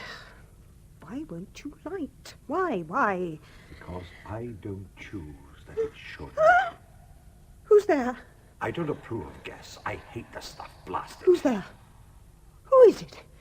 Where are you? It's only me, Greg. Greg? Not Captain Greg? The ghost? I see. You're being selfish and hateful and unreasonable. I'm nothing of the kind. Yes, you are. If you wanted to live in this house, why didn't you live in it instead of killing yourself like a great coward and ruining things for everyone? I did not kill myself, damn it. I went to sleep in front of that wretched gas fire in my bedroom. I must have kicked the gas with my foot in my sleep. It was a stormy night, with a wind blowing half a gale from south-southwest, right into my windows, and the rain ruining the curtains. So I shut the windows as any sensible man would, and the damn fools came in the morning and found me dead and brought it in as suicide, because my confounded charwoman said I always lived and slept with my windows open, no matter what the weather. How the devil should she know? I never slept with her. Well, at least that proves that I'm not imagining all this. I could never have thought of that. Of course you couldn't. You're a nice-minded woman. Too nice-minded. Only half alive, in fact. I am not. I'm far more alive than you are. And I wish you'd go away and leave me alone. I want to fill my hot water bottle and go to sleep. Well, go to sleep. I'm not stopping you, even though you have put all that frippery on my good bed. It's not frippery. It's the best linen. I couldn't sleep in anything but linen, so I brought my own. If you had taken the trouble to look in my linen press, you would have found it full of the finest Irish linen. As for only being able to sleep in linen sheets, I've never heard such balderdash. You slept well enough in my old armchair before supper. Oh, so it was you that opened the window and nearly froze me to death. The fresh air was good for you, and it merely made your nose a little red. It didn't. What's the joke? It seems too ridiculous that I should be arguing with a ghost over a red nose. Before supper, I was terrified of you. We are always afraid of the unknown. I was never more afraid than once when I took my ship into an unknown harbor without a pilot. I was more frightened then than that time when a sea cook tried to carve me up for Christmas dinner. You must have had a very exciting life. Why did you retire? I was getting old, by human standards. Short in sight and wind, slow in thought and movement. You have to be master of yourself before you can be master of the sea. And with a ship, there are too many lives at stake. So I went into dry dock of my own account and took my seafaring second-hand through my telescope. Most of the ships of the world come up the channel out there. If you were going to stay, I'd show them to you. But I am going to stay. No one stays in this house. I don't intend that they should. And you'd be surprised how easy it is to frighten people away. Lily-livered landlubbers. Ha! Did you open that window upstairs to frighten me away? No, I opened it because I didn't want another accident with that damn gas in my house. What you don't seem to understand is that this is no longer your house. It belongs to someone in South America. And that's another thing. Letting that little runt have my good house and money just because he's my next of kin. Damn it, I was going to make a will leaving Gull Cottage as a rest home for old sea captains. Well, it's too late now. And surely it's better for the house to be lived in and looked after than that it should degenerate into the pigsty it has become. I don't want anyone living in my house but men, and sailors at that. But I want to live in it. It's in the right position for the children to go to school and the right rent for me to afford, and I'm going to live in it. You are not going to live in it, madam. I'll not have my bedroom turned into a scented boudoir filled with frippery and folderols. You're mean and dog-in-the-manger-ish and altogether horrible. Stop that crying. Damn it, madam, don't cry, I say. If there's one thing I can't stand, it's a woman crying. Well, light your damn gas and fill your blasted hot water bottle. I don't care. Only for God's sake, stop snivelling. I'm not snivelling. I'm just crying a little. Because I'm tired and very unhappy and have nowhere to live. Nonsense. There are thousands of empty houses in England merely waiting to be lived in. That sort of sentimental twaddle won't work with me. Look here. If I promise not to turn your bedroom into a scented boudoir, couldn't we come on trial for 6 months? 6 months? Why, once you settle in for 6 days, I never get you out. Please. Please? Oh, all right. Look, bring your brats, if you like, and we'll try for a summer. And you'll go right away and leave us alone? No, I will not go away. Why should I? Because I couldn't possibly bring the children here if you stay. Well, quite apart from the fear they might feel of being haunted, think of the bad language they'd learn and the bad morals. Damn it, my language is most controlled, madam, and as for my morals, I can assure you that no woman has ever been the worse for knowing me. I've lived a man's life, and I'm not ashamed of it. But I've always tried to tell the truth and shame the devil. All the same, I should find you too difficult to explain to Cyril and Anna. Then don't tell them anything, and I shall keep out of their way. Oh, dear. I wonder. All the same, it is a lovely little cottage. I shall never find another house to suit me so well. Did you build it yourself? Yes, I did. That was very clever of you. My husband studied architecture for years, but he never made such a nice little house as this, though I believe he was very good at post offices. What do you wear all that black crepe and stuff for when you really didn't care a straw for your husband? Oh, I did. I did. You needn't waste your time lying to me. In the state I'm in now, thoughts and words come out together, like the bass and treble of a piano piece. No, my dear, you were fond of your late husband, but you didn't love him. Oh, look out. That water's hot enough. Can't you see the steam coming out of the spout? If you have it too hot, you'll scald yourself. Besides, you are wasting gas. Damn it, madam, you must be practical. Yes. I suppose I must. And you ought to have a funnel. Get a funnel tomorrow. Yes, I will. Well, I don't know if it's the right thing to do to wish a ghost good night, but if it is, I wish you a very good one. Stop a minute. There's something I want to say. Well, what is it? I have thought of a solution to all our problems. I like you, and you're quite right. The house would be better for being lived in, so you shall come and live in it, and if you promise to leave my bedroom as it is, I'll promise never to go into any other room in the house. So your children need never know anything about me. Well, that's your problem solved. Now for mine. You will buy the house. But I haven't any money. You will buy the house with my money. I've got some gold hidden on the premises that no one knows about. You will take that and buy the house from my blasted next of kin, and you will make a will, leaving it as a home for old sea captains. impossible. In the first place, it would be stealing if I took the money. And in the second, if you are keeping the best bedroom in the house, where should I sleep? In the best bedroom? In heaven's name, why not? God bless my soul, madam. I haven't got a body, and after 12 years of having no body, I've no fleshly desires. Damn it. Surely you've read the scriptures. In heaven there is neither marrying nor giving in marriage. The trouble is that you are not in heaven. It's too difficult to explain now when you're only half awake. And indeed, I may never be able to explain it in earthly words. But for the present, you must take my word for it when I say I wouldn't dream of hurting a hair of your head. So, that's all settled. And we'll see about the money in the morning. Good night. But it isn't settled. Wait. Good night. Oh, dear. What am I going to do? I don't care. I still feel like a thief, buying the cottage with that money from the cellar. It's not right. And what about your next of kin? Never mind about him. He's the last person I've left a place to. Anyway, he's got his money. And now you're nicely settled in. What more could you want? Oh, I don't know. And what about you always hanging about? Why are you still here? Why haunt when there isn't any reason for haunting? I said I'd stay here until my house was a home for seamen, and I'm a man of my word. And you're not so much as a ship's boy. Oh, dear. I sometimes think I must be imagining all this. Now, how can one argue with a ghost? Perhaps I ought to see a psychoanalyst. Bosh! Don't you believe in psychoanalysts? It's a new science, and they're only experimenting.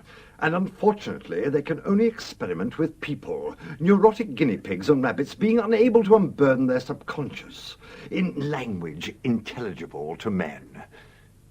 It's rather out of my province. I thought you would know everything about everything in your present state. Tell me about it. What is the next world really like? No, it's too difficult.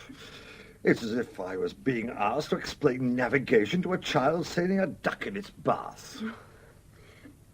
Talking of children, what do you think of my two?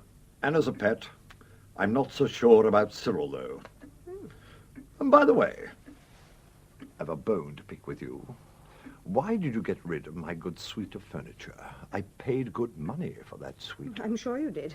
But my father paid better for the chairs I put in its place. And I got £2 10 shillings for yours at a second-hand dealer's, which, by the way, paid for the new mantelpiece. Robbery. Nothing but robbery. And who wanted a new mantelpiece, anyway? I brought that bit of marble from Italy. And what have you done with it? Made it into a rockery in the back garden. A rockery. Oh, my God. I believe you'd root up your own father's tombstone and use that for a rockery. I certainly should if it were made of black marble carved with gargoyles. Notre Dame is covered with gargoyles. Perhaps, but I shan't have to sit and warm my feet under Notre Dame. And I don't see why you've had to bring my portrait up here. You ought to be pleased I didn't put it in the attic. It's a very good portrait. It's a frightful portrait. Why? What's wrong with it? The hands are terrible. They weren't my hands. I took the fellow who painted it out to South America, and he made that portrait instead of paying me his passage money. Of course, I couldn't always be sitting for him and wasting my time, so he just painted bits of anyone who came along. But, chuck the thing away or put in your precious rockery. And that's another thing. My monkey puzzle tree. I planted that with my own hands. Why? Because, damn it, I've always wanted a monkey puzzle tree in my front garden. But why? It's not useful. Certainly not ornamental. Think how much prettier a bed of roses will look. Ah! And you must admit that the whole house is looking nicer now, and is much better for being lived in. Well, perhaps. Perhaps.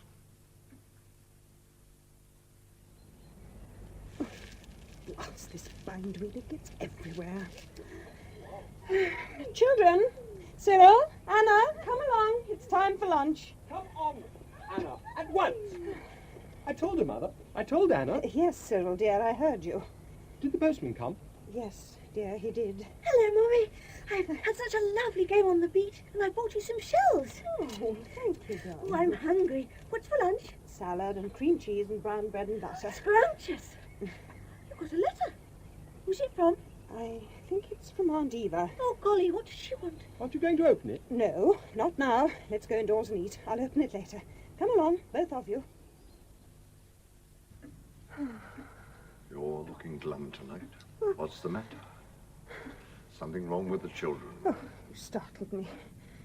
No, it's this letter from my sister-in-law, Eva. She's coming to stay. Write and put her off. You don't know Eva. If she says she's coming, she's coming. She's arriving tomorrow by the 5:45. You see, she hasn't left me time to write and put her off. You should have sent a telegram and said you had smallpox. That would be useless. She'd come and nurse me. Nothing would put Eva off once she's made up her mind. Oh, dear, she'll ruin everything. We've been so happy here these past few months. Leave her to me, my dear. Leave her to me. No. You must promise me you'll never speak to her. You must promise me. I'll do no such thing. Oh, dear. What am I to do? You do nothing. You leave the doing to me. Of course, what you ought to do, Lucy, is get a few hens. You've plenty of room, and you could sell the eggs. But I don't know anything about hens, Eva. Well, you could learn, my dear, you could learn. It seems to me, Lucy, you've rather let yourself go since you've been living here. You never go out. You don't belong to any societies, not even the Mothers' Union. Of course, it's only right that you should observe a period of mourning for dear Edwin, but really, Lucy, there is a happy medium, even as far as mourning is concerned. My dear, if you go on like this, people will begin to think you odd, and then the children will suffer. Believe me, I know. There's no greater handicap for a child than coming from an odd home. No, my dear, you must get out and about. It doesn't help the children if you cut yourself off from other people. No, I suppose it doesn't. I didn't think. Poor Lucy. Thinking never was one of your strong points, was it? And another thing. Why on earth do you have that ridiculous great telescope in your bedroom? I like to look at the stars. You never looked at the stars in Winchester, dear. I should leave that sort of thing to astrologers, or you may go very odd indeed. And, Lucy, dear, do you really think it quite nice to have such a large portrait of a strange man in your bedroom? Wouldn't it be better to have an enlargement made of that excellent cabinet photograph of dear Edwin? Yes, I suppose it would. There, my dear. You must pull yourself together. You must buck up. Edwin wouldn't like to see you giving way like this now, would he? I see that my place is here for the present. Now, don't thank me. I've always known my duty and never shirked it. But if you don't mind, my dear, I'll have my divan moved out of the dining room and into Anna's room. I never did like the idea of sleeping where one eats. Yes, I suppose you're right. But, Mummy, she snores and she makes the room smell of toothpaste and cold cream, and she asks me arithmetic problems when I'm dressing. Oh, it isn't fair, Mummy. Why did she have to come? We were so happy without her. Dear. Well, I must say, we've had a splendid walk this morning, haven't we, Cyril? Oh, yes, Aunt Eva. And what a lot of specimens Cyril has. Oh, yes. Come along, Anna, and I'll show you what we found. Come along. Very well. Ah, he's so keen. I do like keenness. That's where you fail, Lucy. You're not keen. I am about my own things, but I prefer growing things to taking life. Taking life? You talk as if we were murderers. Well, aren't you? Lucy, whatever has come over you? You were never like this in Winchester. What a thing to say to your own sister-in-law. Oh, just because Cyril and I collect a few flowers and insects and butterflies. I can see I must start you on some knitting. Knitting is wonderful for the nerves. And I think you should have a tonic. You aren't yourself. I wrote to Helen yesterday about you. Dear little Lucy is not at all herself, I said, and I shall stay until she is. I can't bear it. I can't bear it. And as for you, Captain Gregg, you're no help at all. You said I was to leave Eva to you, and you haven't been near me for a week. If you remember our last conversation, you implored me not to come near you till that woman had gone away. You said you'd do no such thing. Perverse little creature, aren't you? Well, if you'll ask me nicely, perhaps I might help after all. What will you do? Never you mind, that's my business. Oh, you must tell me. You must. Lucy? Lucy, dear, are you all right? Blast. And here she is. Yes. Come in, won't you, Eva? I thought I heard you cry out, Lucy. What's the matter? Did you? You must have been having a nightmare. No, I wasn't asleep. But I distinctly heard you. You cried out. You must tell me. Oh, it must have been your imagination. Voices. You know, like Joan of Arc. My dear child, what an idea. I assure you that my imagination is completely under control. Voices, indeed. Really, Lucy, I'm getting quite worried about you. You must get away from here. Go on a cruise. A cruise? Yes. Lots of people go on them and have fun. You'd enjoy it so. Herself. Well, no, then. It's all right, don't worry. She can't hear me. She's spiritually deaf. She's only tuned into herself. Now, listen here. Don't you be bullied into going on any blasted cruise. I won't. Oh, my dear Lucy, how can you possibly tell whether you'd enjoy it or not until you've been on it? Well, I'm only trying to help you, dear. It's very good of you, Eva, but I don't need any help. That's the ticket. I am perfectly well and happy here. All I want is to be left alone to live my life as I wish and not as other people think best for themselves. And put that in your pipe and smoke it, madam. Really, Lucy, I can't think what's happened to you lately. You used to be such a sweet little thing. Lady Smythe always used to say to me, I'm so fond of your sister-in-law. She's such a sweet little thing. Well, I doubt you should say that now. What Lady Smythe thinks. Go on, Lucy, tell her that. I really don't mind very much what Lady Smythe thinks about me. I don't mind what anyone says about me, because most gossip is only the evil in people's own minds coming to the surface. Are you accusing me of having an evil mind? Isn't that typical of any woman, reducing everything to the personal? Well, Lucy? She's beginning to bore me. Let's get rid of Because her. if you are, dear, you have only to say so plainly. After all I've done... Oh, what a draught. Oh, where can it be coming from? Oh, I'm chilled to the bone. It's me, madam. I wish it was a cyclone. I see nothing to laugh at, Lucy. I'm being frozen to death. I'm not laughing at you. What are you laughing at, then? Oh, just as I thought. Hysteria.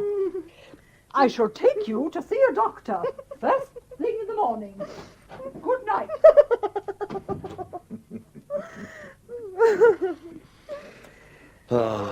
That's settled her. Oh, dear. Don't overdo it. I don't want her bedridden. And that's all the thanks I get for the trouble I've taken. But don't you worry, my dear. I'll have her out of here in the turn of a screw.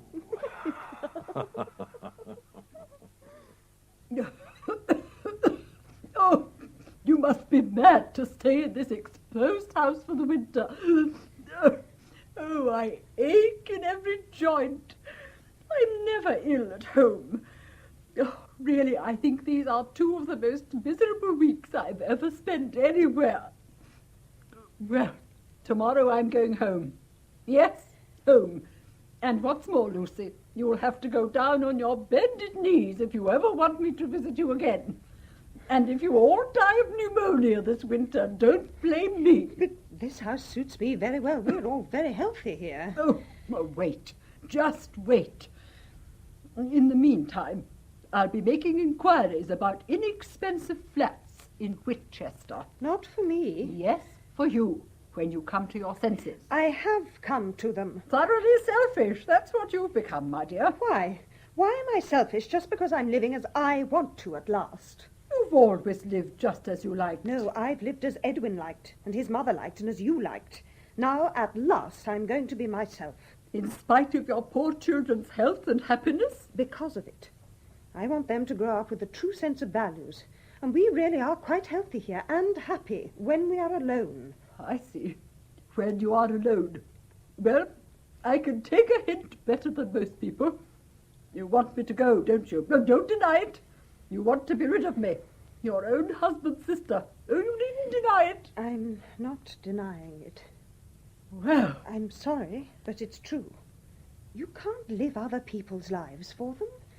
Go home and live your own life, Eva. Oh, don't worry, I'll go. I'll most certainly go. And by the first train in the morning. Oh, dear. I wish I didn't feel so unkind. Why do you feel unkind? Oh, it's you. Well, Eva means so well. Poor Eva. Now, Lucy, don't be sentimental. You didn't think poor Eva when she was here just now. I'm afraid Cyril will miss her. Oh, if she had stayed much longer, she'd have turned Cyril into a spoiled little prig and Anna into a revolutionary. Cyril is a rotten little prig by nature, but so far, thank God, he's not spoiled. Please remember that Cyril is my son. Oh, no, he's not. He's Edwin's son, not yours. Cyril bores you, and you know it. You may love him. Oh, mothers are peculiar, but you don't like him. Not as you like Anna. But look here. You're looking worn out. It's that wretched Eva woman. If I were you, I would hop into bed, tuck yourself up now like a good girl. How can I tuck myself up? I'm not undressed yet. Well, get undressed. It won't worry me. I was thinking of myself. Will you please go away? There's no need for me to go. Clothes, or the lack of them, mean nothing to me. Well, are you still there? Oh, dear. He's right. I am tired. Got pretty shoulders and a damn fine figure. Oh, I thought you'd gone. You wear the wrong sort of clothes. No one would ever guess that you had such a figure under all that drapery. Now, there's no need to blush. Oh, hateful. Go away at once. Now, Lucy. Will you go? Damn it, no. But I'll turn what you would call my back. Oh, very well.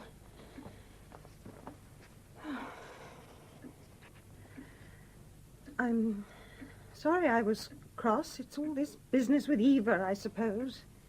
Oh, Lucy, you are so little and so lovely.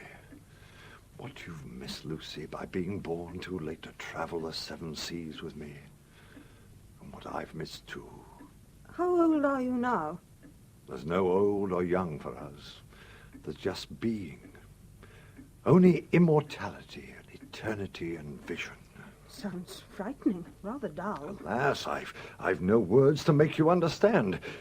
It's all the beauty and serenity and nobility you've ever experienced on earth. It's all your grandest and most generous feelings, and the finest sunsets, and the greatest music. I don't see why you ever leave it if it's so lovely. Because I'm a pig-headed fool, and I hate leaving things half done. But you haven't. You've cleared everything up. I've made a will leaving the house to your old sea captains. Don't you trust me? Not altogether. You are so young. Young? I'm 34. In years, perhaps. In experience, you're about 17. And you don't look much more when you're playing with Anna and that ridiculous dog of hers. Suppose you were to marry again. Oh, I wouldn't think of marrying again. Someone might think of marrying you, though. You really are very pretty. And you're also extremely susceptible. I'm not. How do you know? What men have you met? Since you were widowed. Mr. Coombe? A codfish with a conscience. Dr. Hamer? Married to his profession with a wife and 4 children. The vicar and the curate? One a celibate and the other an adenoidal nonentity. Oh, don't be so critical. Were you so handsome? I may not have been handsome, but I could make my presence felt. Why, I could have twisted you round my little finger. You couldn't, and neither could anyone else. What do you bet? I don't bet. Well, I do. My greatest weakness was a good gamble. I'll lay your roses to a new monkey puzzle tree that you'd fall for the first attractive man who showed interest in you. Really? You ought to be ashamed of yourself. Damn it, even a ghost must have his fun, and I give up a good deal of peace one way or another just to hang about down here keeping an eye on you and helping you out. I don't need any help, thank you. I can manage quite well alone, and I am to be trusted completely. And now, if you don't mind, I should very much like to go to sleep. I've got Eva to see off in the morning, and the children have to be sent to school, so I've quite enough to be going on with without your nonsense. Marry again, indeed. We'll see. We'll see.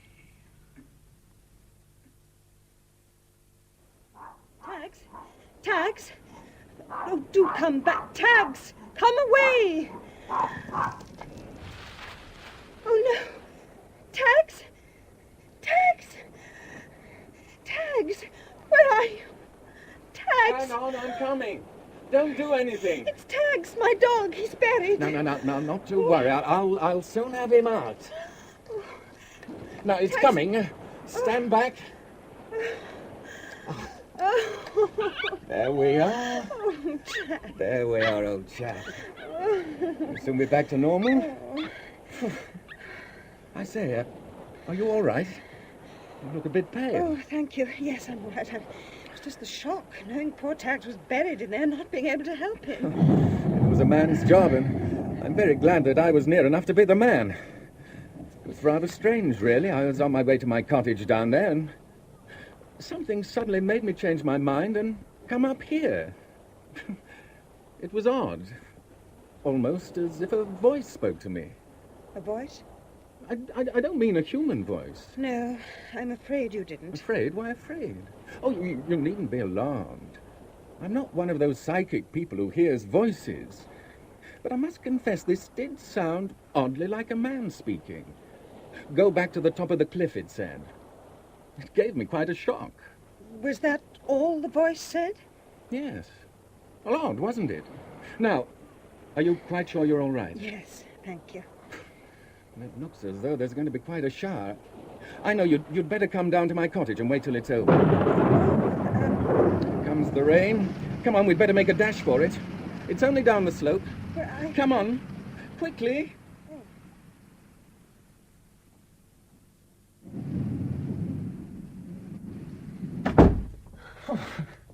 There we are, safe and dry.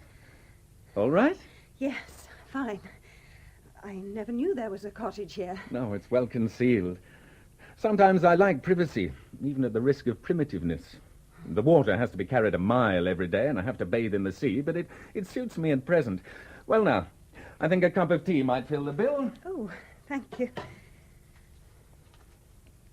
There. Won't be long. Lovely. Do you do everything for yourself here? Oh, a woman comes in every day to clear up. Otherwise, I manage very well. Have you been here long? About a week. I saw it advertised in a paper. It's so peaceful. Most women would say it was so lonely. I love loneliness. Oh, have you tried it? Oh, yes, I'm alone most of the time while the children are at school. Children? Yes, two, a boy and a girl. I'm a widow. Oh. You look too young to be a widow. Oh, there are many widows younger than I am. Oh, I don't refer to years as much as experience. You haven't even a married look. Is there one? Definitely. Like a well-set jelly. And don't I look well set? You don't look set at all. That sounds very untidy. And wobbly. You're very sweet. I don't think you should say things like that. I don't even know your name. My name is Miles Blaine, and you are very sweet. Don't be absurd. I don't think you should speak to me like that. After all, I don't even know your name. My name is Mrs. Muir. Lucy Muir. It was strange how the rain came on, wasn't it? It was so fine when I left home. Oh, I ordered a rainstorm. The weather prophet is a friend of mine. Perhaps I ought to ask him to send a flood. Then you'll never leave me.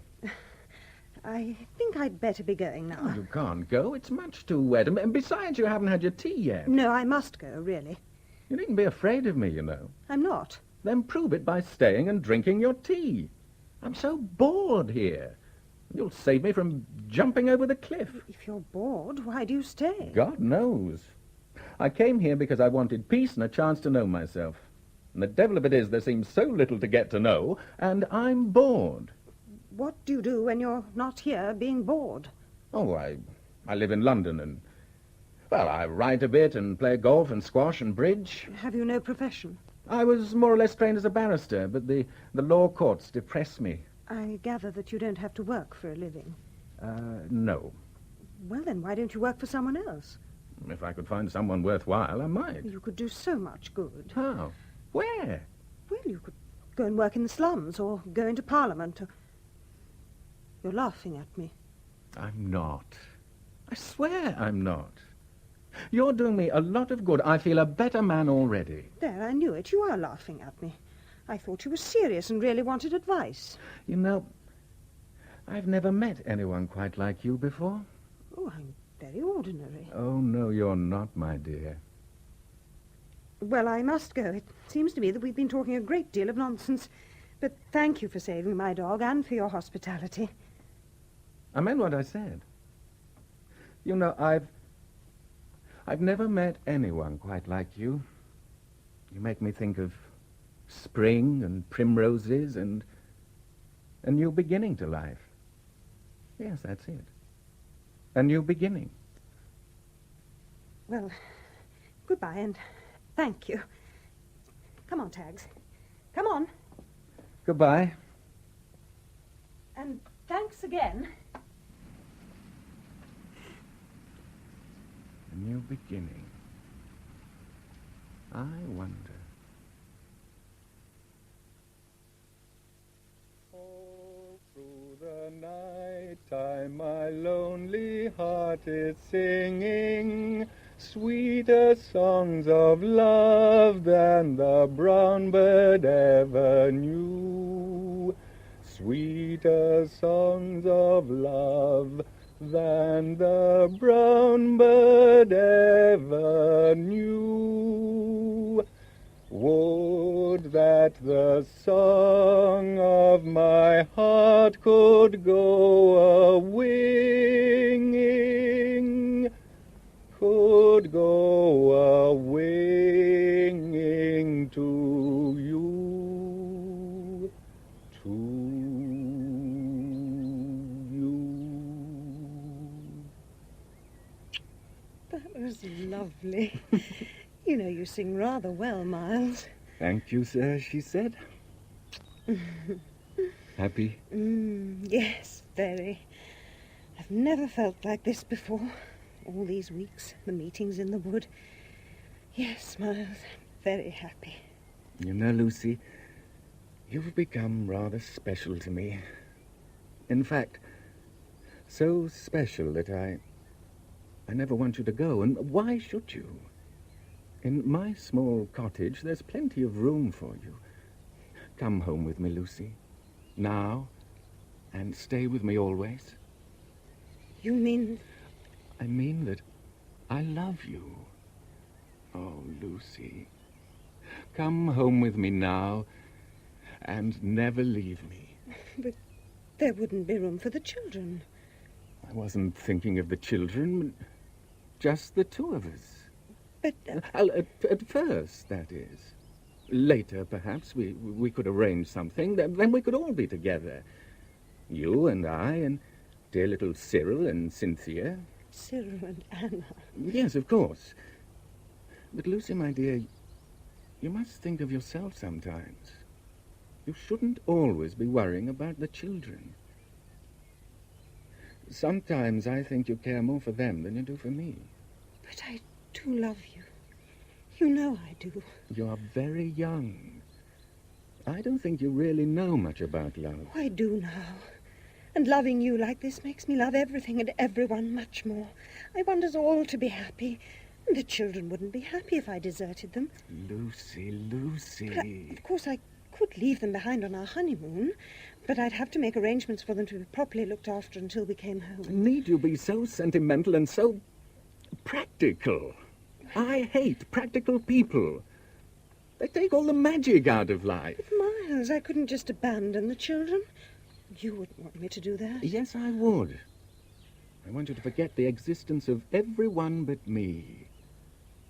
Lucy, if you really loved me, you'd come home with me now. But it's very obvious that you don't love me, so I'm wasting my time. Oh, Miles, I was so happy. Don't spoil everything. It's you who are spoiling things. Oh, you little silly.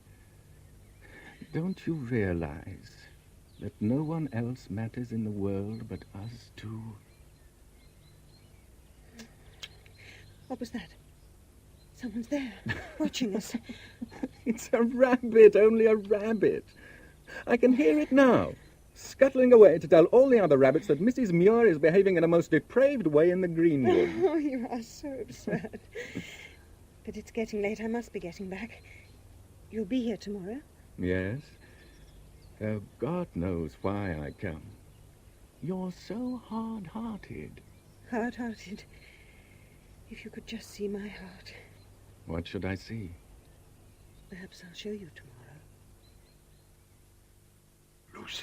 Lucy, wake up. I must speak to you. What is it? It's me, Lucy, my dear. I wondered where you'd got to. By the way, I owe you an apology. I am ridiculously susceptible and happier than I've ever been in my life. No. I believe you're jealous. Jealousy is a disease of the flesh. Oh, Lucy, will you ever forgive me? Forgive you? Whatever for? I'm happier than I ever... Stop. It was all my fault, don't you see? There he was that morning on the cliffs, and he seemed ideal for my purpose. But I never realized it would come to this. What do you mean? Lucy, the man is married. Miles? Married? I don't believe it. It's true. He has a wife and 3 children. But he told me he loved me today. He kissed me. You must never see him again. Of course I shall see him. There must be some mistake. There's no mistake. I took a journey and saw his wife and 3 boys. Oh, Lucy, I'm sorry. I blame myself. I couldn't tell he was married till today when a letter came telling him that the baby was to be christened. Lucy, he's just a waster with enough money to indulge his fancies. You mean I'm just one of his fancies? I'm afraid so, my dear. Now you must never see him again. You must be strong, Lucy. I don't want to be strong. I just want to be with Miles.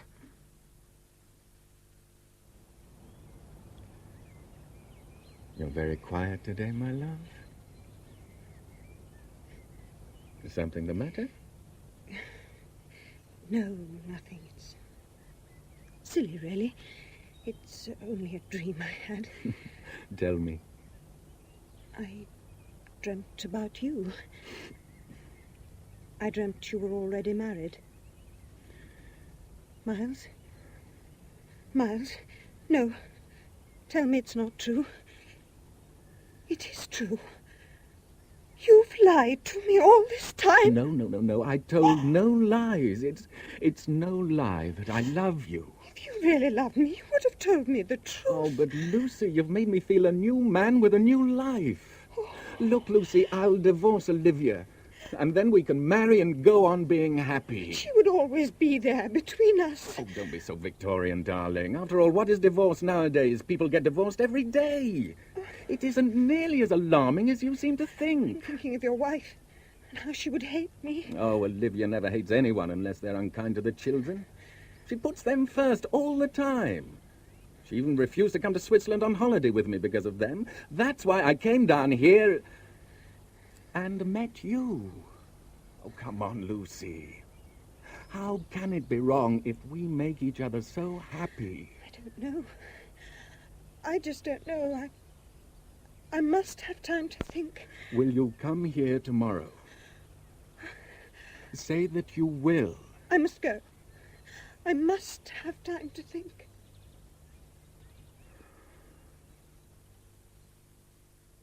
Well, if you won't think of Olivia's children, Lucy, think of your own. Eva will look after them. That awful woman. What chance will they have with her? But must I always think of other people? Can't I have any happiness for myself? Would you really be happy knowing that your children were unhappy? Knowing that his wife was unhappy, deserted? She doesn't understand him. Balderdash. The trouble is she understands him a damn sight too well. She's a thoroughly nice woman with a nice sense of humor and a sense of honor. Yet she neglects him for the children. She wouldn't go to Switzerland on holiday with him. No, because she'd only just had the youngest baby. That's why she couldn't go. But that didn't stop Master Miles going off and enjoying himself with a red-headed wench of loose morals.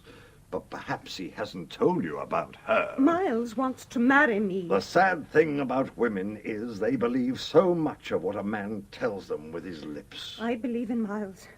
He has never had a chance. Rubbish. I won't listen to you. I won't. I'm going to Miles. Tonight. Now. Lucy, come back. Don't be a fool, Lucy. Miles. Coming. Miles, I simply had Lucy, to... what the hell? Going on, Miles. Oh, you'd better come in, Lucy. Good evening. Yeah, but when I got back to the cottage, I found my cousin had motored down from London. Really, Miles?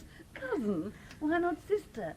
So much less suspicious, and after all, we do both have red hair. Oh, no, Lucy, don't go. I can explain. Lucy, come back, Lucy!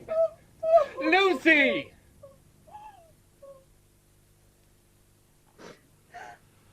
Nothing I can say would be adequate. All I ask you to do is try and forgive me, bloody fool that I am. I forgive you. I should probably have met him without your help. Him or someone like him. No, if I hadn't sent him up the hill that morning, he would have left the following day. It was all my fault. I forgive you. But I can't forgive myself. I should have known better, because interfering in us in other people's lives is one of the greatest sins, and I knew it. It was my own pride. I thought you needed a lesson, and I am the one that shall be taught. I am indeed a poor representative of either world, and I shall go away until I've learned greater wisdom. Shall I go away, Lucy? Shall I?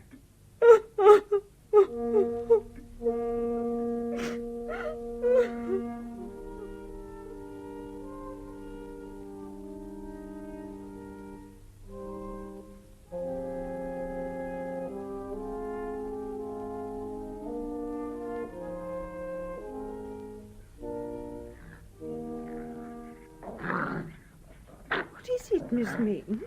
What's the matter? Take that damn dog off my bed. Oh, you startled me. So, you've come back after all this time? Yes, 10 years to the day. And high time, too. It's not healthy to have a flea-ridden dog sleeping on your bed. On my bed. She's not flea-ridden. What a thing to say about my best girl. Oh, my God. What sort of talk is that for a sensible woman? I thought you liked dogs. So I do. Proper dogs, not furry frogs like that. What happened to Tags? He died, poor thing. Oh, yes, so he did. I'm sorry. But really, it's an insult to call a thing like that a dog. Well, you obviously haven't changed much. Well, have you been learning a great deal in the other world? I'm not a very good pupil. I'm still too interested in mammon, as they say. Meaning me? Meaning you and my house. I thought at any moment you might decide to leave it to those slum children you've been helping. You still don't trust me. Well, then. admit it, the idea did cross your mind. Yes, it did. It would seem a more natural will for me to make. And Cyril is growing up and may ask questions. He wants to go into the church. He's won a scholarship to Theological College. I know, and Anna wants to be a ballet dancer. Well, she hasn't said so. No, but she soon will, now that she's left school. And then there will be ructions with Master Cyril. But why should there be? Cyril has never been the same since he won that scholarship and was taken up by the Bishop of Winchester. How do you know all this? Oh, I take an interest. Oh, yes, I've seen Miles. He's now stout and bald, and his taste in women gets younger. They laugh at him, take what he'll give them, and turn him down. Then he runs back to his wife. She's a better wife than I should have been. She's in love with him, that's why. Were you ever in love? Of course, often. But I never went so far as to marry one of them. Cyril says that celibacy is a fine idea. You wait. The bishop's daughter has other ideas. He never told me about a daughter. Then he always was secretive, so unlike Anna. Which makes me think you're wrong about her wanting to be a dancer. I'm sure she'd have told me before now. She will tell you, and then the trouble will begin. You mark my words. Mummy, Madame Leszczynski was at the concert, and she says she'll take me. Take you, Hannah? Take you where? Into her dancing school in London. She's on holiday at the hotel here, and she said she'd come and see me dance, and I never thought she would. And there she was, and she said she'll teach me. Oh, Mummy, I'm going to be a dancer. A dancer. What's all this noise about, Mother? I'm going to be the most beautiful ballet dancer, Cyril. A dancer? Not on the stage. Well, of course on the stage. Why not? Mother, she can't. What will the bishop say? Oh, who cares what the bishop says? I do. Well, I don't. To the old bishop. It may not have occurred to you, but if you go on the stage, it may ruin my career. And what about my career? Well, the church would appear to me to be more important than the stage, and more Christian. Not your sort of church. Christianity has nothing to do with careers and gaiters and a mitre. Now, don't lose your tempers, both of you. We must all talk this over quietly. But, Mother, make us see that it's not the question. Quiet, both of you. We'll discuss this calmly. Now, Cyril, what are your objections to Anna becoming a dancer? The bishop doesn't approve of the stage. Oh. And if he hears that my sister is exhibiting herself practically naked... Oh, who says I'm going to be practically naked? Please, Anna. If she must dance, why can't she become a dancing teacher and give lessons to people we know? Really, if she insists on being so selfish, she'll ruin everything for me. And what about your being selfish?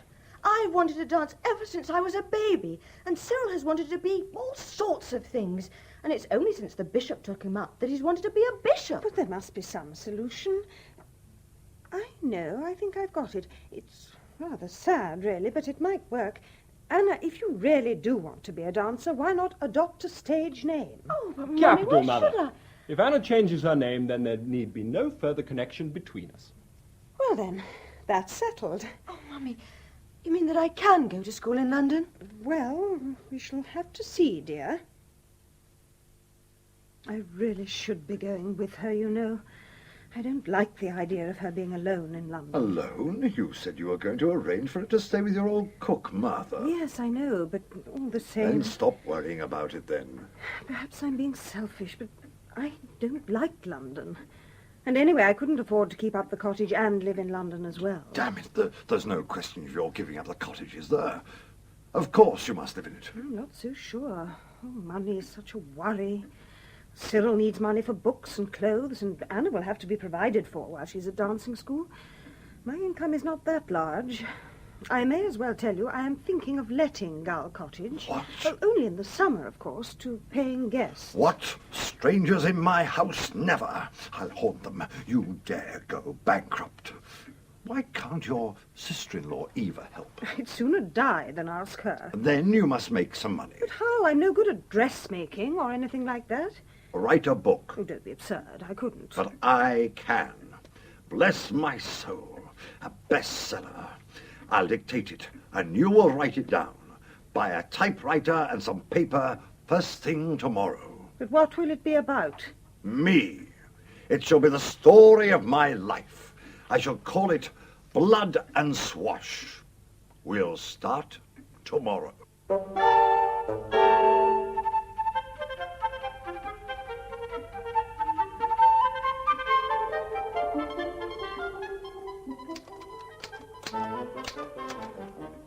At that moment, I chanced to look up, and there, bearing down upon us, was the biggest wave that I have ever seen.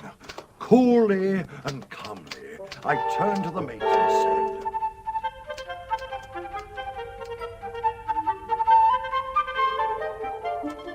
Suddenly, I found myself all alone. My officers had all taken shelter behind the wheelhouse. Striding up to the drunken cook, I shouted, "Give me that axe, Forster, you bloody swine!" And at the same time, I gripped hold of a large piece of...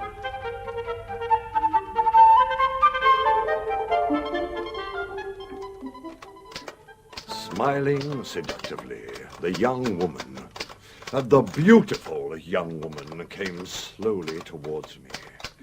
Then suddenly, she undid the fastenings of her flimsy robe, revealing, as she did so... Stop! I can't put things like that down. Anyway, I don't believe they ever happened. And I will not write the Marseille bit. That we will leave out. We will not? We will. Then I won't go on. This is my story, damn it. I see no need for it. Well, I do. This book is going to be a true record and will show the black side as well as the white. I don't believe such things happen. Well, they do happen, and far worse, and they'll happen again to other young fellows in foreign ports, unless they are warned. Well, if you'd read something in a book, would that have stopped you going to this... Brothel! Don't mince words. I might at least have been on my guard. I wouldn't have thought I was being asked home to tea by a nice French girl. Was that what you really thought? Well, yes. It was my first voyage, and I was only 16, and I'd spent all my life in a country village being brought up by a maiden aunt. Now, where was I? Let me see. Yes. Then suddenly, she undid the fastening of her flimsy robe.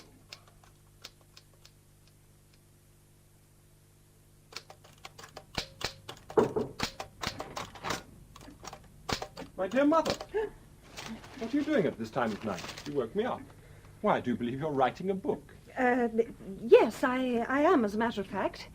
My dear little mother, whatever for? May I see? No, I mean, it's not finished yet. And I'm doing it to make some money. Now, go back to bed or you'll catch cold. It's quite warm in here. And very comfortable. Dear little mother, working away so hard to make some money for me. And for Anna. Oh, of course, and for Anna. But, Mother, you mustn't count too much on getting this book published. I mean, so many women are writing books nowadays. Not like this book. You know, I've often thought of writing a book myself. Perhaps we could collaborate. I could supply the masculine element in your story. There is quite enough masculine element in it as it is, thank you. I believe you're writing for Peg's own paper or something like that. Not exactly. I say, Mother, this is a most comfortable chair. Could I have it in my room? It just suits me. Could I have it, Mother? Certainly not, Daniel. Keep quiet. Don't you dare say another word. But it was only a suggestion. I'm sorry. I didn't realize that you were so fond of the chair. Anyway, I don't think I quite deserve to be shouted at like that. I'm sorry. But if you don't want me here, I shall go. Good night. And you know, you should get to bed as well. Don't overdo it. It's not worth it. And if you get sick, who will look after me? I won't get sick. Good night, dear. Good night, dear Mother. He didn't hear you.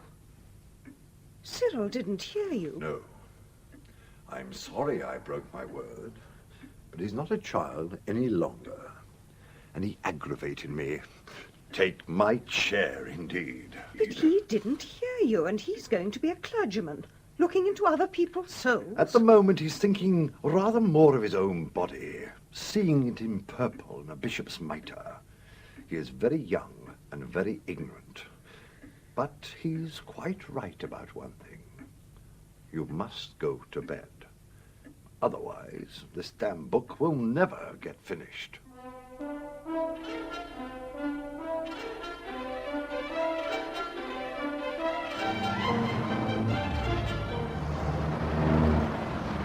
This is the place.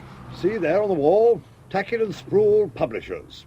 In you go. But shouldn't I have written for an interview? No, just walk in. A surprise attack is often the best.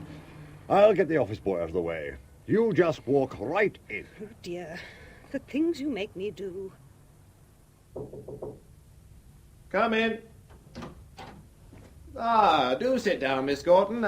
Our readers quite like silver threads, but I'm not so sure. I am not Miss Gorton, Mr. Sproul. Not Miss Gorton? No, I'm sorry. Well, then, I'm not who Miss are Gorton. you? I've brought a manuscript. Oh, dear, so many people bring me manuscripts. How did you get in, anyway? The boy was... The boy was called away, I believe, so I just walked in. You always just walk into places? No, but I wanted you to look at my manuscript. Your first book, I suppose, and you simply had to write it. Yes. All about love, I suppose? Oh, no, it's not. Oh, dear. Perhaps I've made a mistake. I should never have come. Oh, do sit down. There's no need to look so nervous. I shan't eat you, and I suppose that since you're here, I may as well have a look at your book. Oh, but to tell you the truth, it was a friend. Ah, a friend wrote the book. Yes. I see. Well, now, let me have a look. Yes. I see. Oh, I say. Oh, well, really?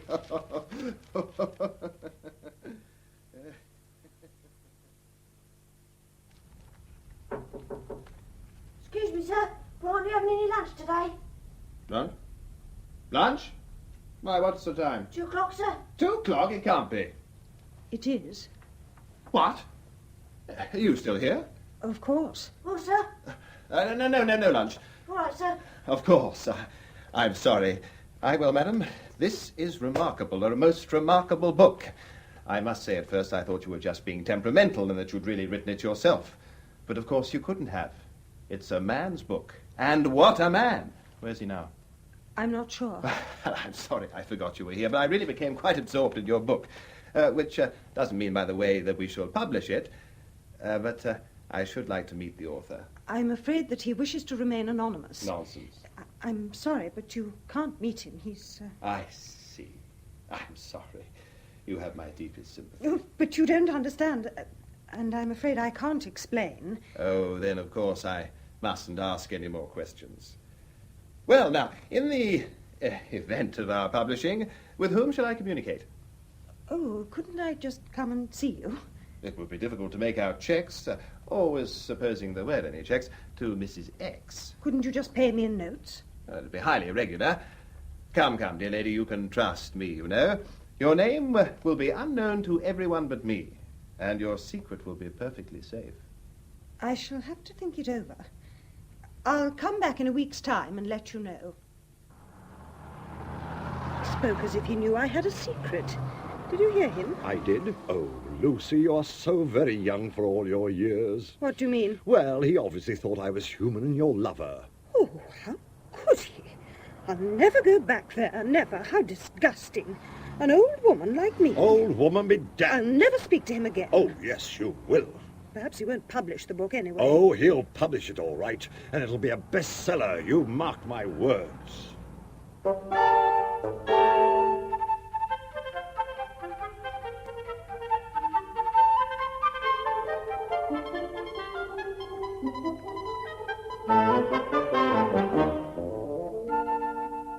Well, I have to acknowledge it. You were right, once again, a bestseller I indeed. told you so. First edition sold out. We're a success, Lucy, my dear. Oh, how well everything has worked out, thanks to you. Anna, a dancer at Sadler's Wells. Cyril through theological college and engaged to the bishop's daughter. I told you that girl had designs. So you did. And you know, I'm rather looking forward to the wedding. I enjoy weddings. I don't. But I suppose I'd better go. Don't you dare. You try and stop me. And besides, I want to hear what all those clergymen think of my book. You don't suppose they've read it, do you? You'd be surprised, my dear. You'd be surprised. A terrible book. A truly terrible book. What book is that, Bishop? Blood and Squash, Miss Muir. I really cannot imagine how any decent firm could bring themselves to publish it. I thought it rather good. There are some wonderful descriptions in it, and the moral outlook seemed to me to be rather signed. Pagan, I should have called it. Oh, definitely, Cyril. I couldn't agree with you more. Celia, I'd no idea that you had read this dreadful book.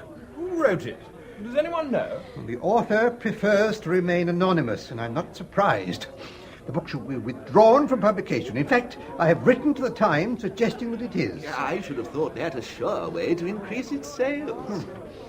I'm glad to see that at least one of our number has not read this book. Mrs. Muir, I notice, has ventured no criticism. Her mother never reads anything but home chats, though she did start to write a book once herself. What became of your great work, Mother? Don't tease your mother, Cyril, dear. Haven't we all tried to put ourselves on paper? Yes, they say every man has one book in him. I wrote mine when I was 10. Black Ben's Booty, it was called.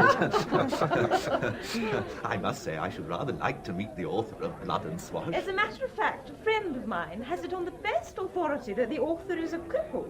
He lives in Soho and has never been to sea in his life. I think I'm going to faint. Oh. How dared you? How dared you? I thought you promised not to come. But damn it, Lucy, calling me a cripple who's never been to sea. It was all too much. It was too much to bear after all that other bunk. And if you'd seen them all battening onto the less savoury bits of that Marseille chapter in their own rooms. All but the bishop, who hasn't read the book at all. Blasted hypocrites. Will you please go away? I don't trust you and I don't like you. In fact, I dislike you very much indeed. Behaving like a whirlwind. I wish you could have seen all their faces. I haven't had such a good laugh for years. And the butler... He spilled port all down his shirt front. But I'm sorry I put you to all the trouble of pretending to faint. You had to do something. I was so embarrassed. All the same, it was a bit hard on poor Cyril having to lug you all the way up here.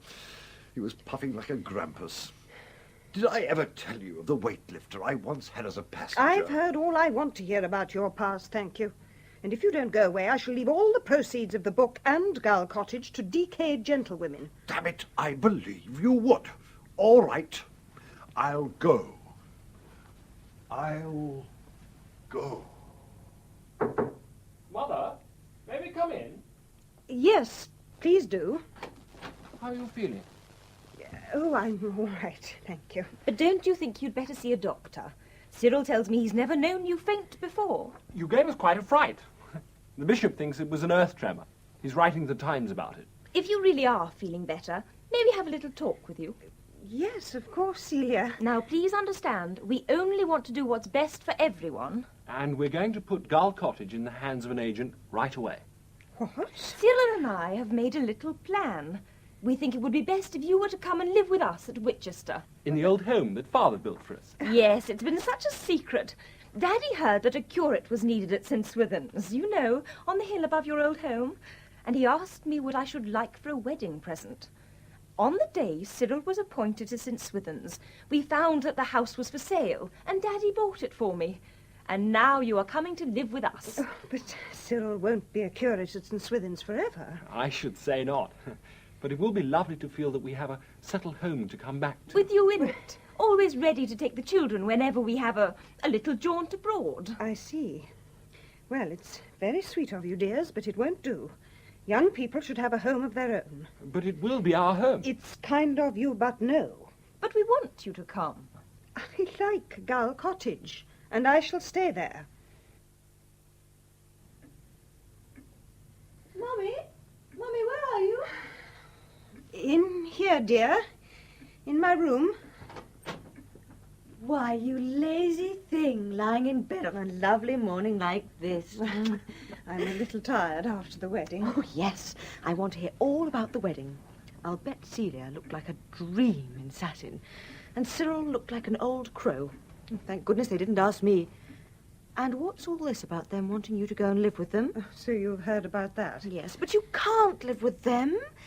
Besides, if you live with anyone, you'll live with Bill and me. Bill? Yes, Bill.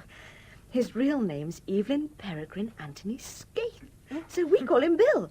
And the ghastly thing is, he's a baronet. Why ghastly? Oh, I don't want to be a lady. Oh, Mummy, if only you knew what a failure I feel. I see. You mean that Bill has asked you to marry him and settle down, and you feel it's a feeble end to your career as a dancer. Oh, Mummy, I knew you'd understand. But look here, you simply must come and live with us. No, darling, but I'm very glad for you and so thankful that you're going to settle down.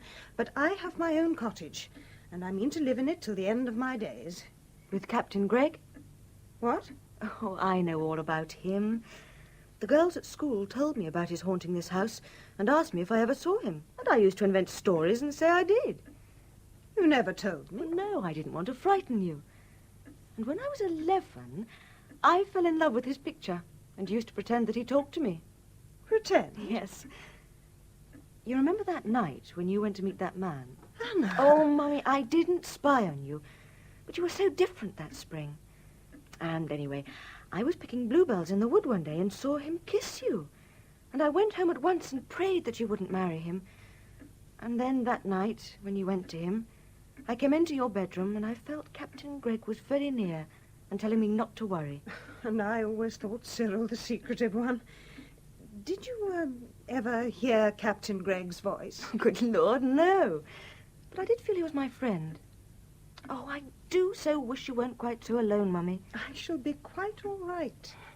Well, then I have another idea. Old Martha wants to come and be my cook when I marry. But Bill has a cook married to his butler.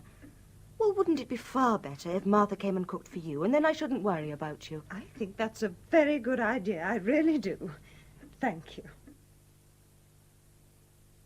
You never told me how Anna felt about you. I don't tell you everything, Lucy. It wouldn't be fair. And she knew about Miles? Yes, she cried herself to sleep many nights over him. Why didn't you tell me?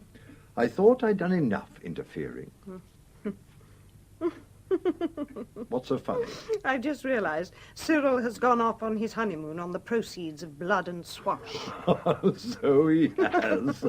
I should love to tell Anna about it. She'd laugh so. Please yourself, but if you do, you'll soon become headline news. Yes, you're probably right. In any case, I doubt whether she'd believe me. Still, it is funny. Poor pompous Cyril.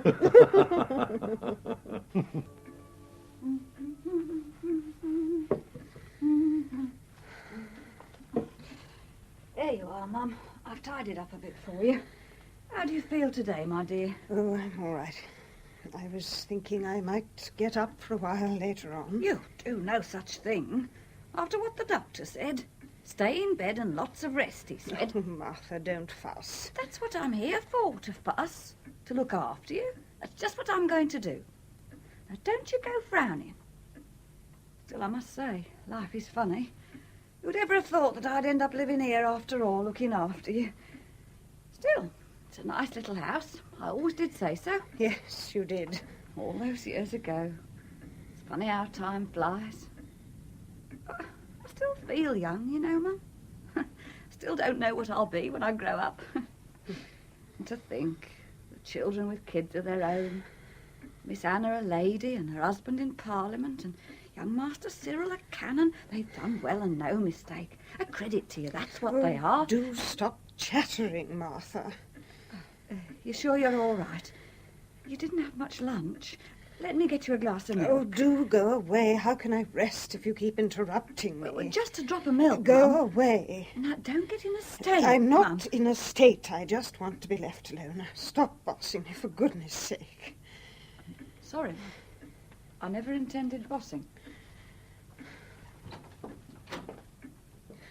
Call her back. Call her back at once. Oh, no, not you as well. I won't. She's such an interfering old thing. Call her back. You can't leave her like that. Great bully. Oh, very well. Martha! Martha! Yes, Mum. I'm sorry I was cross. I'm not too well. I'm very sorry. Oh, there.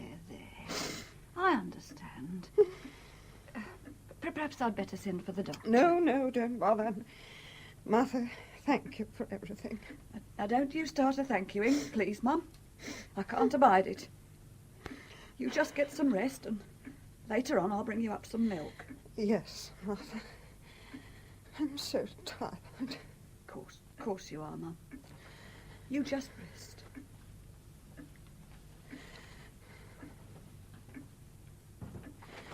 So tired. So tired. And now, Lucy, you will never be tired again. No, I never shall. How wonderful. But who's that lying in the bed? That little old lady. Who is she? Look again, my dear. But I don't feel like that. Old and tired and frail. It was only your earthly covering, for which you've no more use. And now, my dear, we are together, as we were always meant to be. Yes. Come on, Lucy. Follow me. I feel so strange and so happy. So happy.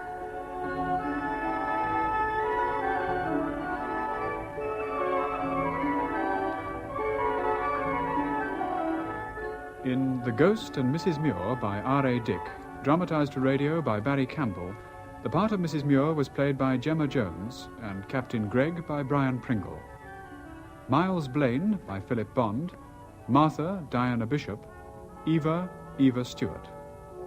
Anna, Emily Richard, Cyril Peter Setterlen, Celia Madeleine Kem, the Bishop Alan Dudley, Mr. Sproul Sean Arnold, and Mr. Coombe Stephen Thorne.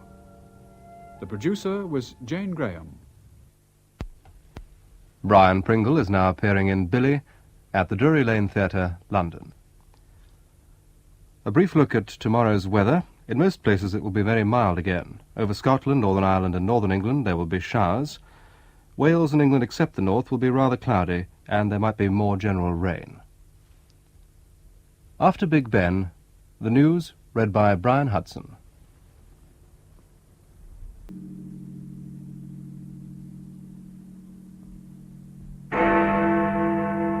BBC Radio News at 10 o'clock. A bomb went off in Harrods store in London late this afternoon while thousands of people were doing their Christmas shopping, but no one was hurt. In Northern Ireland, an army observation post at Crossmaglen was under fire for an hour. The QE2 is strike-bound. The crew walked off just before the liner was due to take 1,000 people on a cruise.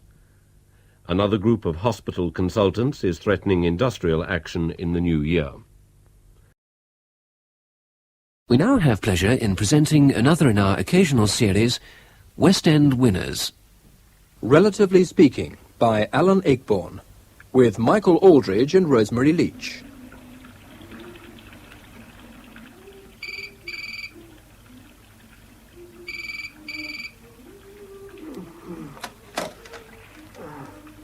Hello? 3467? Hello? Hello? Hello? Who is that?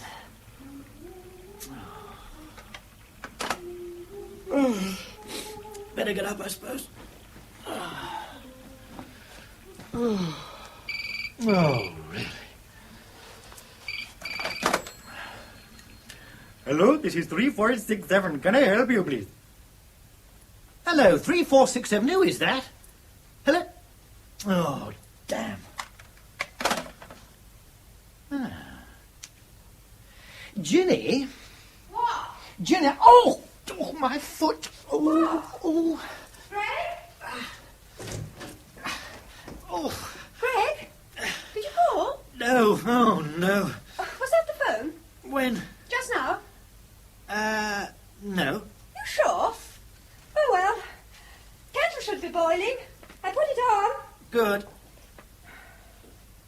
Make the tea, darling. Oh, I'll never be ready. Alarm didn't go off, as usual. Don't usually need one in this bed. Where are my slippers? Yes, it's so narrow one of us falls out automatically as a rule. We ought to market it. Where are they? Ah, here they are. What time's your train, then? 8:24. Oh, hell no. What? More of them. What? Bloody flowers all over the place, all over the kitchen. Oh, those. And 3 bunches in this room.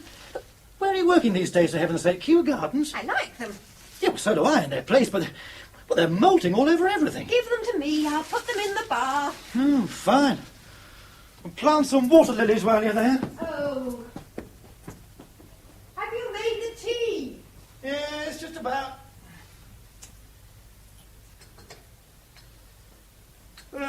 Here you are.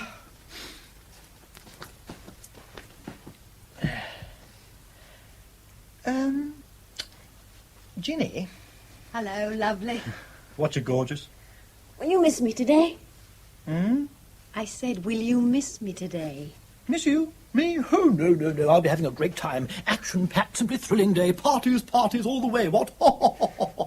I'll miss you too. Let me guess what you're thinking about. You'll have a job. Oh, here. Tea. Ciao. I'll bet you were admiring my slippers. Your slippers? Look. Daft idea. Oh, you weren't? Sorry, no. Oh. I didn't even know you had any. Ah, that's just the point. What? That is just the point. Honestly. Cheers. I'll miss you. Will you? Oh, Greg. Did you think I wouldn't? Well, depends on how much you live it up, I suppose. My parents? Don't make me laugh. Well, then why go? Well, it's only one day. I'll be back tonight. One day? It's half a weekend. I haven't seen them for ages. Oh, duty. Partly.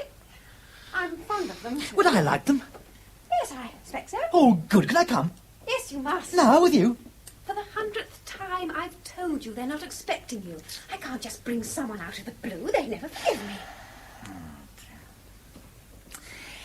Yes, I'm very taken with these slippers, I must say. What do you think of them? What? These. Do you like them? They're all right, right? Well, I just wonder what you thought of them, that's all. Well, they're just slippers, aren't they? Yes, that just about sums them up. Am I supposed to have done something? I don't know. I think your slippers are bloody wonderful. There. Thanks. Oh, for crying out loud, what is going on? What? This bath is full of flowers. Yes, I put them there. I said I was going to. You put one bunch in the bath. That makes 5 altogether. Really? 5, 6, 7, 8. Well, where'd they all come from? Those are the ones you bought me. Oh, no. No, mine are the 2-shilling bunch, I know. But whose are these? Well, you know the little man who sells flowers on the corner of the road? The one who has a stall? No. Well, there's a little man at the corner of this road that sells flowers on a flower stall, and he was selling them off cheaply. Yesterday evening. Friday, end of the week. And I thought I'd buy a bunch for the weekend, and he said I could have 5 bunches for the price of 2. Well, I couldn't refuse. Could I? No. They're probably stolen. From the Queen Mother's garden, by the look of it. Yes. Well, as long as I know. Oh, by the way, where'd the other 2 come from? Oh, he gave me those as a present. I see. Please, tell me, what makes your parents so frightened of meeting strangers? They're not. Well, it's just that they're old-fashioned, I suppose. They like to do things properly. And anyway, my mother gets into an awful panic if people arrive when she's unprepared. Oh, dear. What's the time? 22. I'm going to miss it. Well, take a taxi. I knew it. Well, I'll phone for one. Damn. I said I'll phone for a taxi. You have to. Well, go on. When I've let myself... Oh, you're no use at all. Who lives at the Willows, Lower Pendon, Bucks? How did you know that? Who lives there? Where did you find that address? Sounds very grand. The Willows, Lower Pendon, Bucks. Have you been going through my things? No. Then tell me where you got that address from. I want to know. It's written on here. Cigarette packet. Yours. On the table. Look. The Willows, Lower Pendon, Bucks. Anyone we know? No. Who? My parents. Ah. Well, you may have a lousy memory for all I know. I mean, I could never be called a devoted son. My parents will back me up on that. But at least I can remember where they live. I wrote it down for someone at the office.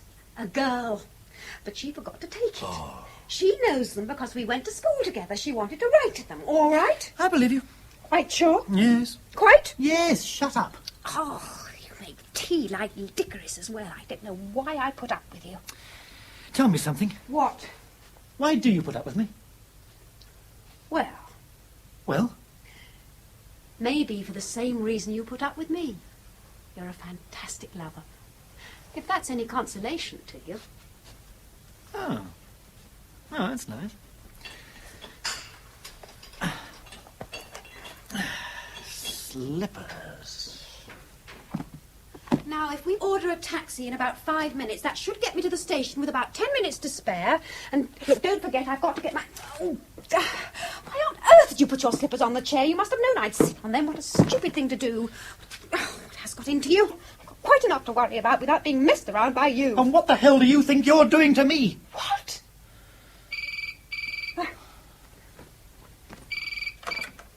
Hello? Yes. No.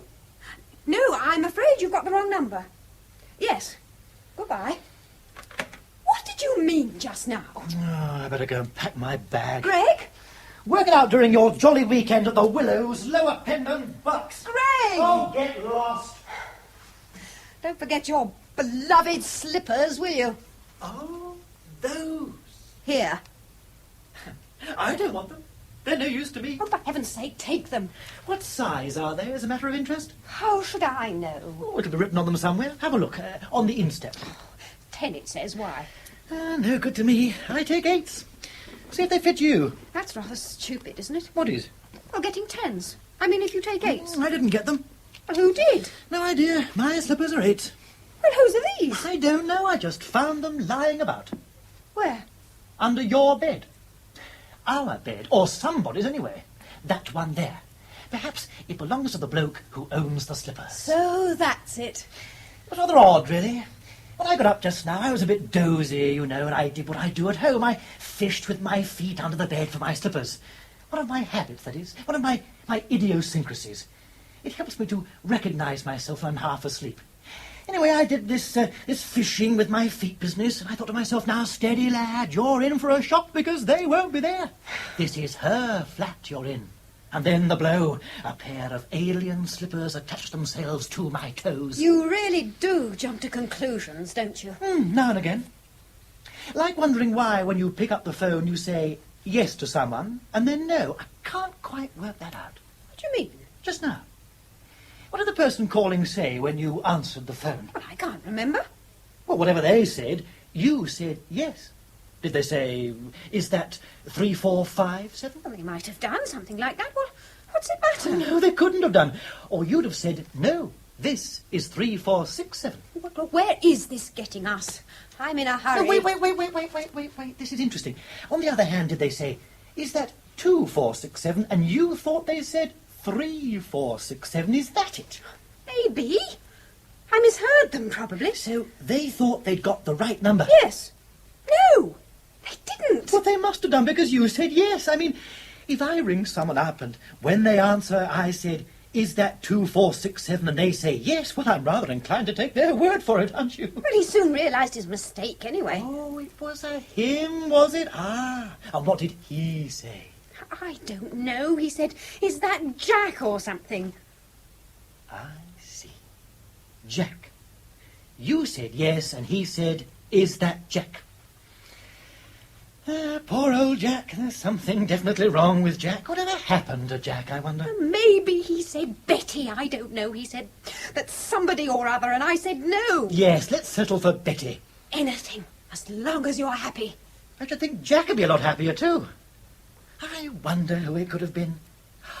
Perhaps it was that funny little bloke who has a flower stall on the corner. He sounds as if he's a bit confused, poor old soul. All right. Satisfied? Happy? All settled? Good. Thank you.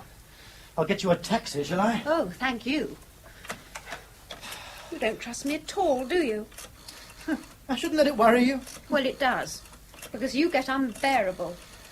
Must be me and my simple mind. Oh, hello. Yes. Could I have a taxi, please? Straight away. 41 Redbury Square. Yes. My name is Miss Whittaker. That's right. I'll be outside waiting. I'm wearing a blue dress and a white coat. Bye. Oh, you're mad. Do you know that? A complete lunatic. We must make a resolution. Never to say goodbye when we've just had a row. No matter. We must make it up first. Okay. You know, I was thinking, the first time I ever saw you, remember? It was only a month ago. I'm not the one with a lousy memory. Malcolm's party. That's right. I saw you sitting there, and I thought, him. I want to get to know him. He looks interesting. He looks different from the rest of this lot. And I looked at you, and I smiled, and you scowled back at me, ever so sweetly. And I thought, he doesn't like me. I'll make him like me. So I chatted you up. And I thought, who the hell's this garrulous bird twittering away here 16 to the dozen? That wasn't as bad as that. What? Inside 10 minutes, you were telling me all about your unhappy experiences. I don't know whether to kiss you or give you half a crown. Oh, happy times. Is the taxi here yet? Oh, you'll be lucky. I'll have to do my nails on the train. No taxi. Darling, could you see if I've got any polish remover in the top drawer? All right. It's a small white bottle. Okay. Oh, it's stuck. Oh, it often does that. Pull it out from underneath. Fiendish cut-price Oriental furniture. Oh, hell. Clumsy. developed a sweet tooth. Oh, those. Yes. 1, 2, 3, 4, 5, 6 huge boxes of chocolates. Well, who sold you these, then? No one. They're samples. Free samples. I know a girl, you see, who works in a chocolate place, and she gets them free. Only she's dieting, so she gave them to me. I thought you were dieting. Well, yes, I am. Only not as much as her, though. I see. Well, where else did you think they came from? Now, lots of explanations spring to mind. The most charitable one would be to say they were left over from my predecessor. Who? Yeah, the man you've forgotten all about, remember? Oh, that was years ago. No. Oh, I see. You never say much about him, do you? Well, I told you. Not much. It's all forgotten. I've forgotten what he even looks like. Where's he gone, then? To his wife, I expect. I don't know. The older man. Must be nice to be with someone your own age. You two couldn't have much in common. Did he give you lectures on the Boer War? Don't get bitchy. Well, really. Greg, what would you have done if you'd ever met him? I'd have hit him hard. I believe you would. Well, I'm damn glad for your sake he walked out on you, that's all. He didn't walk out on me. I walked out on him. Yes, of course. I did? Yes, I'm sure you did. No, I was just thinking, though, how often have you met someone who's been walked out on? I mean, I must know dozens of people, all of whom have, at some time or another, walked out on someone, but I've very rarely met any of the people that have been walked out on. Oh. Do you think that's very odd? I mean, where do all these poor, jilted people go to? That's what I want to know. They can't all be floating in the rivers. They'd be clogged up by now. A bit like elephants when they die, or flies in winter time, don't you think? I really wouldn't know. Why did you walk out on him? I had my reasons. Huh? Look, I'm not going to tell you, so you may as well shut up. All right. Where the hell's that taxi? He'll ring the bell when he gets here. Ginny, I've been thinking. It might be a good idea if we got married pretty soon. I thought it might be a good thing. I take it you're proposing to me.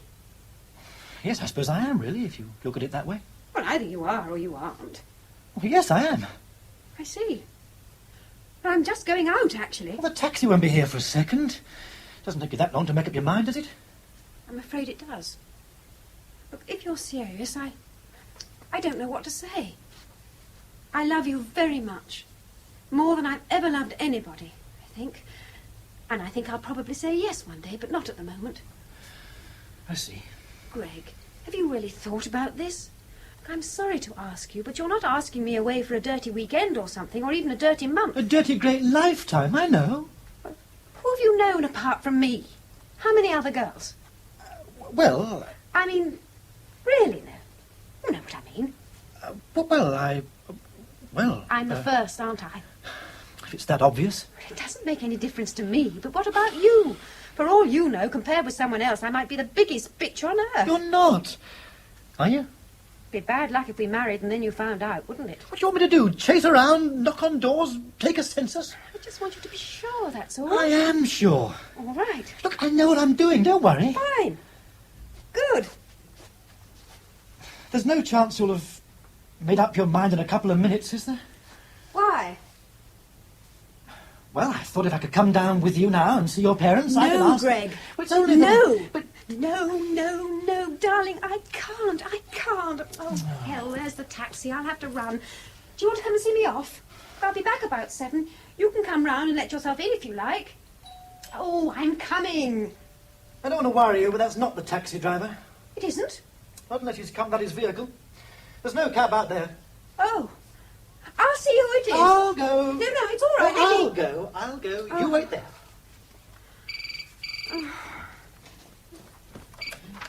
Yes? Yes, it is. Now, listen, I've had just about as much as I can stand from you. Oh, yes, you do. We have discussed it over and over and over again. No. And if you ring me again, because it's damned annoying to start with, yes. Back again. Ah! Surprise, surprise. It was a ginger lady from next door. Oh, parcel for you. She took it in. Oh, yes, that's nice, thank you. Well, aren't you going to open it? No, not now. It's only some stupid book. They keep sending them. I don't know why. I've asked them not to. Who? These book people. I don't want it. Waste paper basket. That's the place for it. No use for me. Oh. Was that the phone? When? Just now. No. Must have been upstairs. Oh, yes, that must have been it.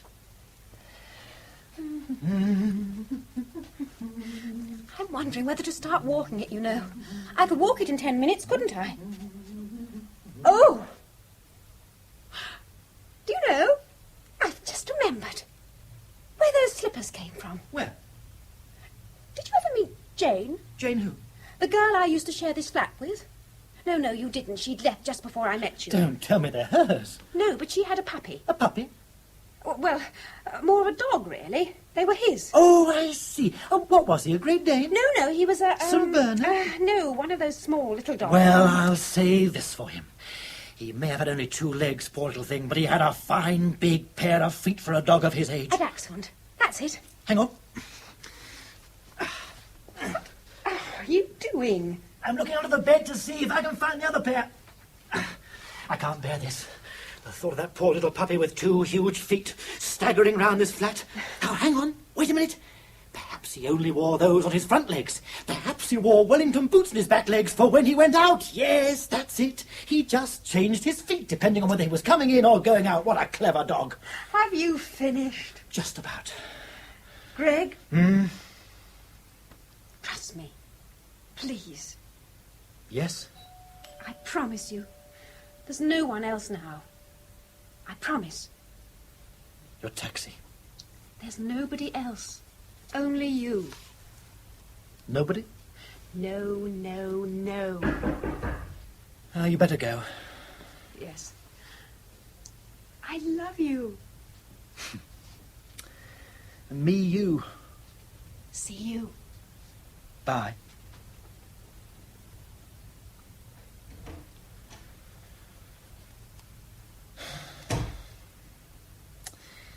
Now, where's that waste paper basket?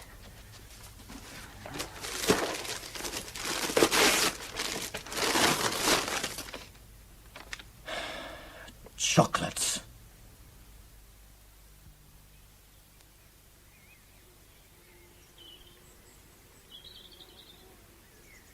I can't say I'm very taken with this marmalade. No, nor am I. Why did you buy it? I couldn't tell by looking at it, could I? More tea? Yes, if there's yes.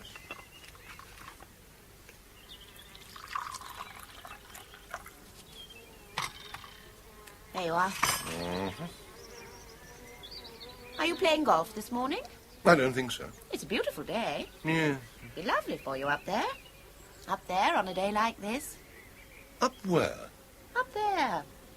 On the rinks. The rinks? Oh, darling, the golf rinks. Links. Hmm? Links. Golf links. Cuff links. Ice rinks. Work you up an appetite. I'd go if I were you. I think you can safely allow me to arrange my own mornings. All right. I thought it would invigorate you, that's all. Don't be late for church, will you? I'm not going this morning. No? It's the 3rd Sunday after Epiphany. I never do. Oh. Well, that man from Dodworth comes over to preach, and we all know about him. Oh, I see. Very amusing piece, this. It says, 84% of the people concerned said that... yes, I see. Said what? Nothing. Said what? Nothing. I thought it was amusing, but it isn't. Oh. No letter this morning? I'm afraid not. No, none at all. Not really. Oh, dear. Someone's slipping. What do you mean by that? Well, I don't really expect letters today, so I'm not disappointed, but you must be. I don't know what you mean. I mean, of the two people living in this house, you're the only one who ever gets a letter on a Sunday. I mean, on a Sunday? Who ever heard of letters on a Sunday? I've never had any. Never. I'm quite jealous. It only happened once. Once is enough, surely. I've told you. It was a mistake. So you said. By the post office. Ah. It's nice to have you home. Hmm. Well, I see so little of you these days. You're always off somewhere. Well, I can't be home all the time. Don't want to overdo a good thing, do we? Oh, heavens, no. Heavens, no. Well, then. And, you want time to yourself, too. What for? Other things. Oh, yes. I mean, look at the Coopers. Married nearly 30 years. Couldn't have a happier couple. I'm sure it's because he spends 9 months of the year in Rio de Janeiro. I hope you don't intend to follow suit. Oh, no, no. I don't fancy South America at all. What about this European business, the trip you were planning? Oh, that? Well, it's not really settled. I hope it doesn't fall through. I was rather looking forward to that. Oh, you're still keen on the idea? Of course.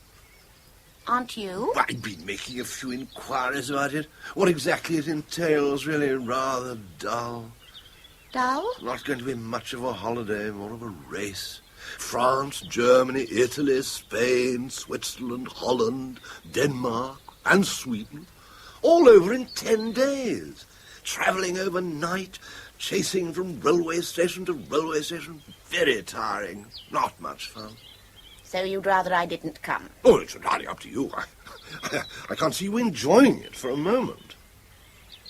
All right. I'll stay behind. I'll probably have a better time if you do. Get me out of the way for a couple of weeks. 10 days? More or less. Won't you be lonely on your own? I must say it's odd. You're getting letters at the weekends. Why? Well, I mean, here am I, away most of the week, and here are you getting letters on Saturdays and Sundays. Not the way I'd carry on. We seem to have had this conversation before. Surely half the fun of having an affair is keeping it a secret. Maybe for you. I'm speaking theoretically. Think I'll have a go at the garden today. Well, I'll make a start anyway. Get stuck into those vegetables. Have you seen it lately, the kitchen garden? No. Absolutely fantastic. Couple of weeks, that's all, and you ought to see it. Absolutely knee-deep in them. Weeds, nettles, thistles, the lot. And those creeping things, whatchamacallit, look like French beans lying down. Of course, knowing that garden, they might well be. Oh, don't think so, though. They look far too healthy. I think we ought to get a man in, you know. Be better off in the long run. Someone from the village, someone who really knows. Your chap doesn't know anything about gardens, does he? No. Pity. Might have worked out quite well if he had. Well, he doesn't. I might go down to Kent for the weekend soon. Sorry?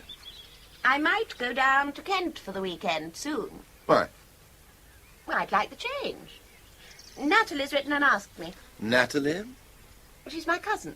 Your cousin? That's right. She's got a cottage there and she's invited me for a long weekend. I didn't know you had a cousin called Natalie. No, I don't mention her much. Well, she's getting on. Oh, well, go ahead.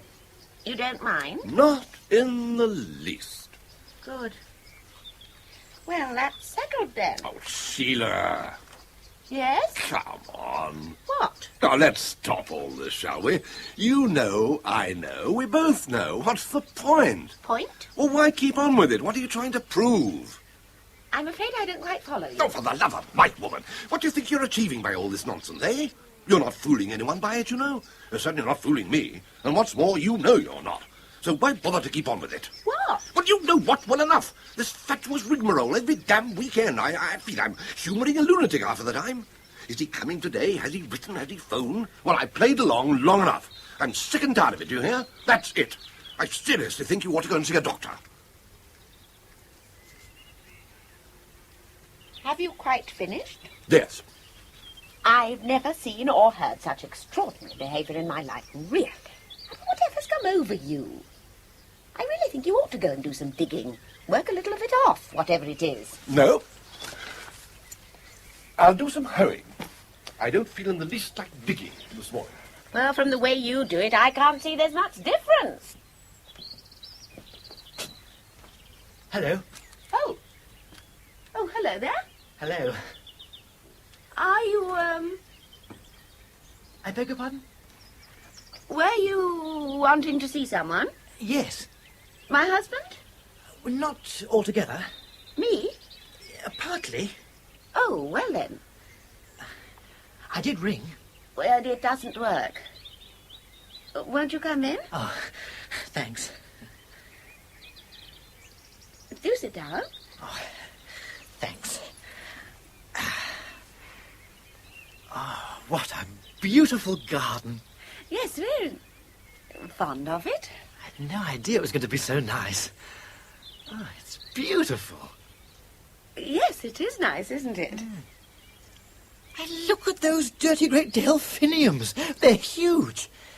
Well, how do you get your delphiniums that size? Oh, well, a constant practice, really. My husband's green fingers. They're like hollyhocks. Are you sure you mean delphiniums? Those things, whatever they are. Oh, they're lupins. Pretty good going all the same. Thank you.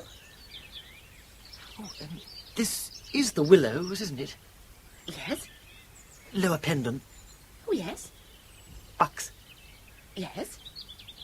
This is the willows. Oh, good. I suddenly had the sneaking feeling I got the wrong house. The willows. That's the one. You like our trees, then? Yes, I've just been admiring them. There's something so majestic about trees, isn't there? Regal. Such a sense of permanency. Yes. You wouldn't shift that lot in a hurry. Quite.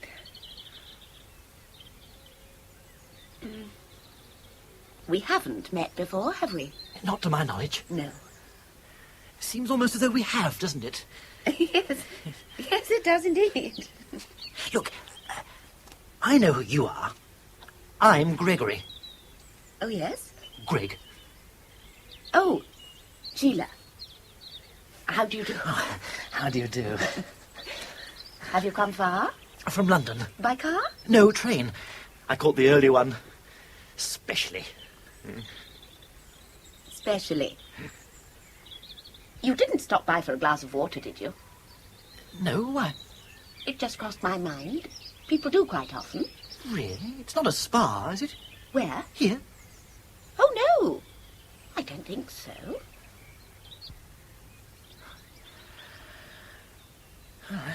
I seem to have got here first. First? Yes. Are there more of you? No, just her. But you see, she doesn't know I'm coming. No? No. She'll probably kill me when she sees me here. Oh. Look, I hope you don't mind my arriving out of the blue like this. Not at all. The point is, I caught the same train as her. At least I thought I had, only she didn't know I was on it. She thought I was still at home. Only I wasn't. I was on the train, her train. Only when I got off to surprise her, she wasn't on it. She'd missed it. So I came on up. Oh, I see. And no Ginny. Hmm? No Ginny. No, I'm afraid not. There's some sherry if you'd like. Not just at the moment, thanks. Sure? Thanks all the same. Well, this is the first really hot spell we've had, isn't it? I suppose it is. Incredible. I beg your pardon? It's quite incredible. I'm afraid I'm not following you. I hope you don't mind me saying that. It was meant as a compliment. No, not at all. It's just that you're going to slaughter me. You really are going to slaughter me when I say this. But I thought of you as older. Older? Yes, much older. I know this is silly, but I thought of you as a sort of grey-haired little old lady. I wonder where you got that idea from. Well, you always tend to imagine that everyone else has one just like your own, don't you? One what? Mother. Oh, yes. Yes. Sorry, I'm being terribly dim all of a sudden. Oh, that's all right. It's probably me. I don't know where she's got to. She ought to be here by now. Oh, dear. Look, I may as well tell you now. You see, the point is, I asked Ginny last night, you see. You did? We want to get married. Really? Yes. Congratulations. You're not upset? Me? Yes. Why should I be? Well, you never know, do you? Well, I suppose not. And do you think that, knowing what you do about me, which isn't much, admittedly, that it'll work out? What? Our getting married. Yes, I should think so. You look healthy enough. If you love each other. Oh, yes. Well, then I don't see why not. 'Cause I don't really know. Enough. No, quite. Oh, I knew we'd get on. I told her. She said you'd scream when you saw me. Why's that? Oh, she painted a fantastic picture of you. You don't know. She said that when an extra person turned up for lunch, you went into a sort of panic, that sort of thing. She did? Yes. This is, Ginny, is it? Yes. She obviously doesn't know you at all, does she? No, not at all. You said something about staying for lunch? Oh, that's kind of you, thank you. You're very welcome. I think I must, make a start, if you'll excuse me. I can't think where my husband's got to. Oh, can I give you a hand? Oh, I don't know. I've got plenty of time to talk to him, haven't I? And I'm marvellous with potatoes. Oh, well, thank you then. Well, since you're here, you're here. Come inside and I'll make us some coffee. I can leave my bag here, can't I? Bag? My overnight bag. Oh, yes, yes, it'll be all right. Unless it rains. Oh, you needn't worry. I'm not planning to stay the week or anything. It's just that I don't feel secure unless I've got it. Never know where you might finish up, do you? Very true. And I can grab a word with your husband when he's finished, can't I? Yes, I should. I'm sure he'll be of much more help to you than I've been. Now, I really must make a start on lunch. Tell me, is he easy? Easy? I mean, prefers it if you're absolutely plain with him, does he? Yes, he can't bear anything fancy. Oh, fine. Good plain English food, that's Philip. Eh? Well, the only thing he can't bear is onions. Onions? Yes, that's odd, isn't it? I adore them. No, I didn't actually mean that. You didn't? No, I was talking about me and her. You and her? Yes. Oh, did you want something, dear? I can't find the her. Oh, how annoying. Yes. Oh, Philip, this is Gregory. This is my husband, Philip. Oh, how do you do? Just been admiring your garden. Oh, yeah? Yes, you seem to put a lot of work into it. Yes. Still, it's paid off. Very impressive. Glad you think so. No onions, I notice, eh? You've met my wife, have you? Of course. Yes, thank you. We've been having a long chat. Good. Perhaps you two would like to have a word now. What about it? Well, I believe Gregory wants to ask you something. Oh, does he? I believe so. What? Well, I think you ought to ask him that. I'd better go. Why? Well, it's a personal matter, I think. It is? Sort of. Oh. We haven't met before, have we? No. Would you like a seat, Mr. Pointer? I'll bring the coffee out in a moment. Just a minute. Who is he?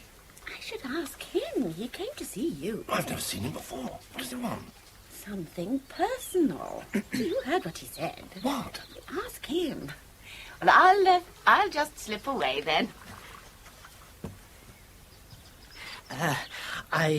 Do sit down, Mr. Thanks. My wife tells me you want a word with me. That's right. Was it anything important? Yes, as a matter of fact. Come far? From London. Really? It's a bit awkward in a way. Oh? I seem to have plunged in the deep end. I mean, it was only this morning that I woke up and decided that I would come and see you, and now here I am. I see. Yes. Yes, it's not a bad train service. I don't really know how much you know. That's the point. Nothing. Oh. I'm afraid I've even forgotten your name. Oh, Gregory. Ah. She said nothing then? About what? To you? About us? You and me? No, me and her. You and her? Yes. You and her? You mean her and you? Us. I see. She has? Oh, yes, indeed she has. Oh, yes, yes. She's told me about you. She's told me. You needn't worry about that. Oh, good. Oh, it makes it that bit easier. Makes what easier? What I came to ask you. Oh, yes, she's told me. And the letters. Letters? Oh, yes. And you thought you'd drop in and see me today, did you? Yes. How kind. I hope you weren't expecting something violent to happen on my part. I don't intend to engage in a free fight, nor shall I go upstairs and shoot myself. 2 popularly recommended courses, I believe. You do know why I'm here, don't you? I think you can safely leave me to work that out for myself. You don't have to. I'd rather. Oh. You know, I was in 2 minds whether or not I'd come this morning. I thought, have I got the courage to ask you? You're managing very well. Oh, thanks. I can almost imagine that you might have done it before. Oh, no. Not on your life. The point is, you see, she doesn't know I'm asking you this. She doesn't? No. But then I thought, what have I got to lose? Very little, I should imagine. Exactly. I thought, good grief, he won't eat me. So, here I am. If you want to ask me any questions, go ahead. Yes. Huh. What are your immediate plans, then? Ah, well... You don't mind my asking? No, no. Well, we're easy, you know. Don't want to rush things. Mind you, I'm not one for long engagements. So, if it fits in with your plans, I thought we'd get married sometime after Christmas. Married? Well, yes. You're not without a sense of humour, Mr... No, luckily. I believe it can come in very handy in a marriage. Indeed it can. Indeed it can. I am at present earning £16 a week, less insurance, in an insurance company, and I'm told I have excellent prospects of promotion after 15 years. Before that, amongst other things, I was a shoe salesman, an undergardener for the GLC. Oh, I got sacked from that. A part-time postman and a temporary porter at Euston Station. £16, hmm? That's right. Oh, well, you should be able to buy her a good breakfast anyway. That's the important thing. I'll do my best to throw in an occasional lunch as well. How about that? I doubt it. Not on £16 a week less insurance. Oh, I don't know. I do. I've kept her. Well, other people manage. Ah, but they're not her, are they? She's unique. Oh, yes, she's certainly that. I worked it out once. She cost me 30 quid a week to run, and that doesn't include overheads. You better speed up that promotion of yours, laddie. Tackle your boss first thing tomorrow morning. Tell him that owing to unforeseen circumstances, your cost of living has trebled overnight. Oh, I see. I take it you're not altogether satisfied with my financial position? You don't think I can keep her in the manner to which she's accustomed and all that? Well, nobody could do that. She tends to become accustomed to a little more every year. Well, I can't say I've noticed her overspending. I don't know how long it'll be before I get a rise. How long have you been with the firm? 3 weeks. Yes. Might be a little premature to stick in a pay claim. Certainly poses a problem, doesn't it? Pity you're no gardener. So I take it you're turning me down on purely financial grounds, is that it? I'm not, but I think she might. Well, she knows how much I earn. She's prepared to risk it. Is she? Yes. All right. Carry on. What? You mean you give your consent? My very little option. We can get married? Oh, no, I'm afraid that's quite out of the question. Huh? I think I ought to get you straight on 1 or 2 things, young fellow, my lad. As far as I'm concerned, you can leave whenever you like and go wherever you like. You have my blessings. My only conditions are these. I am not prepared to finance you, and marriage is completely out of the question. But you understand that a man in my position can't possibly afford that sort of publicity. In other words, you'd sooner we lived together than got married? Far sooner. You're a bit round the twist, aren't you? Am I? From where I'm sitting, you are. What's all this about publicity? Oh, come now. What's wrong with getting married? Well, I've read some pretty funny things lately, but... It is rather who you're marrying, don't you think? Meaning, I am a dead letdown. Is that it? Well, I want you to listen to me for a minute. I'm doing you a favour. Did you know that? Oh, no, I bet you didn't. Well, I'll tell you, first of all, I'm not the first one. Still, there's nothing out of the ordinary. Isn't it? Not these days, mate. You're out of touch. But do you know who she was knocking about with before me? Before? Some bloke who's old enough to be her father. That's who. What? Yes. I thought that would shake you. Some randy old man about 30 years older than she is, who's got bored with his marriage and decided that he'd muck up her life. Well, it just so happens I love her enough not to want to see that happen. 30 years? At least. Remarkable old gentleman. You don't believe me? Well, it does sound rather... I've got proof. Yeah. In my bag. What? Yes, I'll show you. No, wait. Do you mean to tell me there have been others? So I gathered. She doesn't say much. How many? Well, the average number. What is the average number? Well, I don't know, about 4 or 5. My God. 4 or 5? At least. Men? Presumably. I should think it over. Well, Mr... Pointer. One lives and learns. Well, one certainly does. Hope I've chosen a good moment. Oh. Hello. I thought we'd all have a sherry instead. Thank you. It really is glorious out here, isn't it? Sherry, dear? Gregory? Thank you. This is very kind. It's a pleasure. Well, cheers. Cheers. Have you boys been chatting, then? Yes, we aired 1 or 2 topics. All satisfactory, I hope? I didn't know whether you'd finished or not. I peeped out and it looked as though you had. Oh, I hope it didn't keep you cooped up indoors. Oh, no, I peeled some vegetables, that sort of thing. Now, I thought we'd have a cosy little lunch out here, just the 3 of us. I've mislaid the hoe. Did you know that? Yes, dear, so you said. I had a feeling it was you who used it last. Oh, no, dear. I hope you realize that my entire morning has been wasted. I might just as well have sat here reading my paper or had a round of golf like I wanted to do in the first place. I'd have been far better off. As it is, I spent my whole morning searching for something that should have been put back in its proper place to begin with. I'm so sorry. So you should. Why me? You had it last. I did not, dear. You're quite mistaken. You had it last. I distinctly remember. No! Perhaps it's in the shed. Haven't I made that clear to you? I can't find it. It's gone. Vanished. Completely disappeared. What on earth's the matter with him? No idea. You didn't have an argument? Well, not really. A sort of animated discussion, I suppose you'd call it. Oh, yes, he's fond of those. He's got some fairly original ideas, hasn't he? Has he? Haven't you noticed? Well, I've probably got used to them. I've heard them so often. Well, his views on marriage. Really? He doesn't believe in it, apparently. No, I've noticed from time to time. I think it's me he objects to, really. No, this is general. He doesn't believe in it for anyone. Oh, well, that's a relief. I always took it rather personally. On the other hand, I suppose he could have just disapproved of me. Oh, I'm sure he didn't. I was pretty blunt with him, I suppose. Well, would you like me to try and smooth things over for you?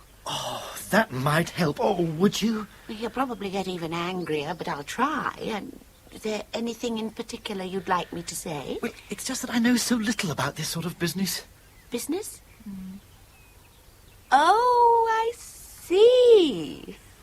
Well, are there any particular qualifications that you'd like brought out? I mean, obviously you don't want me to recommend you for shorthand and typing. Oh, no, hardly. I think if I say that you display qualities of leadership, have a strong character and a modest, likeable disposition with a good head for figures, that should cover a multitude of sins, shouldn't it?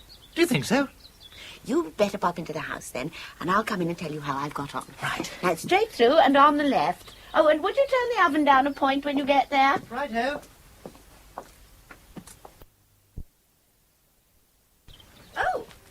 Oh! Were you... This is the Willows, isn't it? Yes, lower pendant. Bucks. Ah. I was actually looking for my husband. You didn't see anybody just now, did you? No. Oh, well, perhaps he's hiding in the shed. He does that sometimes when he's upset. Why is he upset? Well, I don't know. That's why I'm looking for him. Oh, did you want someone? Oh, I'm sorry. I'm Ginny Whittaker. Sheila Carter, how do you do? How do you do? Ginny. You're Ginny. You've heard about me. Oh, yes. He's told you? Just now, all about you. I see. Well... I'm so glad you've come. He was getting rather worried. Was he? Yes, very. You don't seem very bothered. You're just like I imagined you'd be. Am I? From what he told me. I hope you'll forgive my saying so, but I think you'll make a lovely couple. I do hope everything works out for you. Works out? When you're married. Married? We were just saying this minute, no matter how much you think you know someone, it's always a gamble in the end, don't you agree? But... Oh, perhaps I shouldn't have said anything. I think he was going to explain everything to you himself. You are staying for lunch, aren't you? Well, Good. Do you think I could possibly have a word with your husband? My husband? Yes, it's a business matter. Business? Yes. Whittaker. You're Miss Whittaker? You work for my husband? Well, I used to. But surely you knew that. Isn't that extraordinary?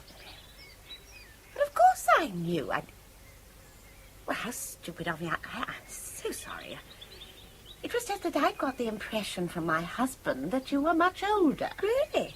Yes, I could have sworn he said you were due for retirement. I mean, that's why I didn't know your name was Ginny. He used to refer to you as old Miss Whittaker.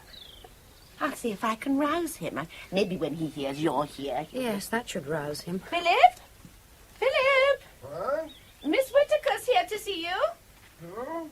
Miss Whittaker. He's coming. Look who's here. Miss Whittaker. We've met at last. Now, I take it you two want to have a chat. I'll go then, and I can tell when I'm in the way. Thank you. Hope everything works out all right.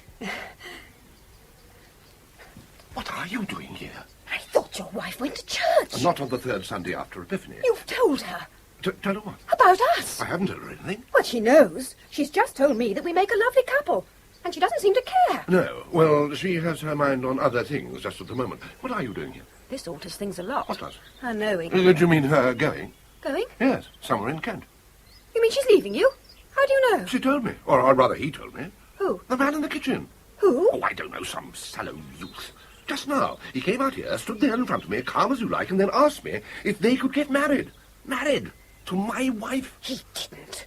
What did you do? Why, as cooperative as I could be. Refused the divorce, of course. I bet you did. But told them they could go where they liked as far as I was concerned. After all, it's a heaven-sent opportunity as far as we're concerned, isn't it? We? Who else? No, Philip. No? There's someone else. I know. How? I spoke to him on the phone last night. You what? Yeah, it's all right. No cause for alarm. Damn you, Philip. Damn Oh, you. now, don't get worked up. I rang off as soon as he answered. No, damn you. This is serious. This time I'm getting married. Are you? He's asked me. Infectious, this marriage epidemic. I seem to be the only one who's developed immunity. Philip, if you mess things up for me, I'll never forgive you. Does he know about me? A little. Is he jealous? He's human. Does he know where you are today? No. He thinks I'm visiting my parents, if you must know. Oh, who? Well, I could be, couldn't I? They're in Australia. You really ask for trouble, don't you?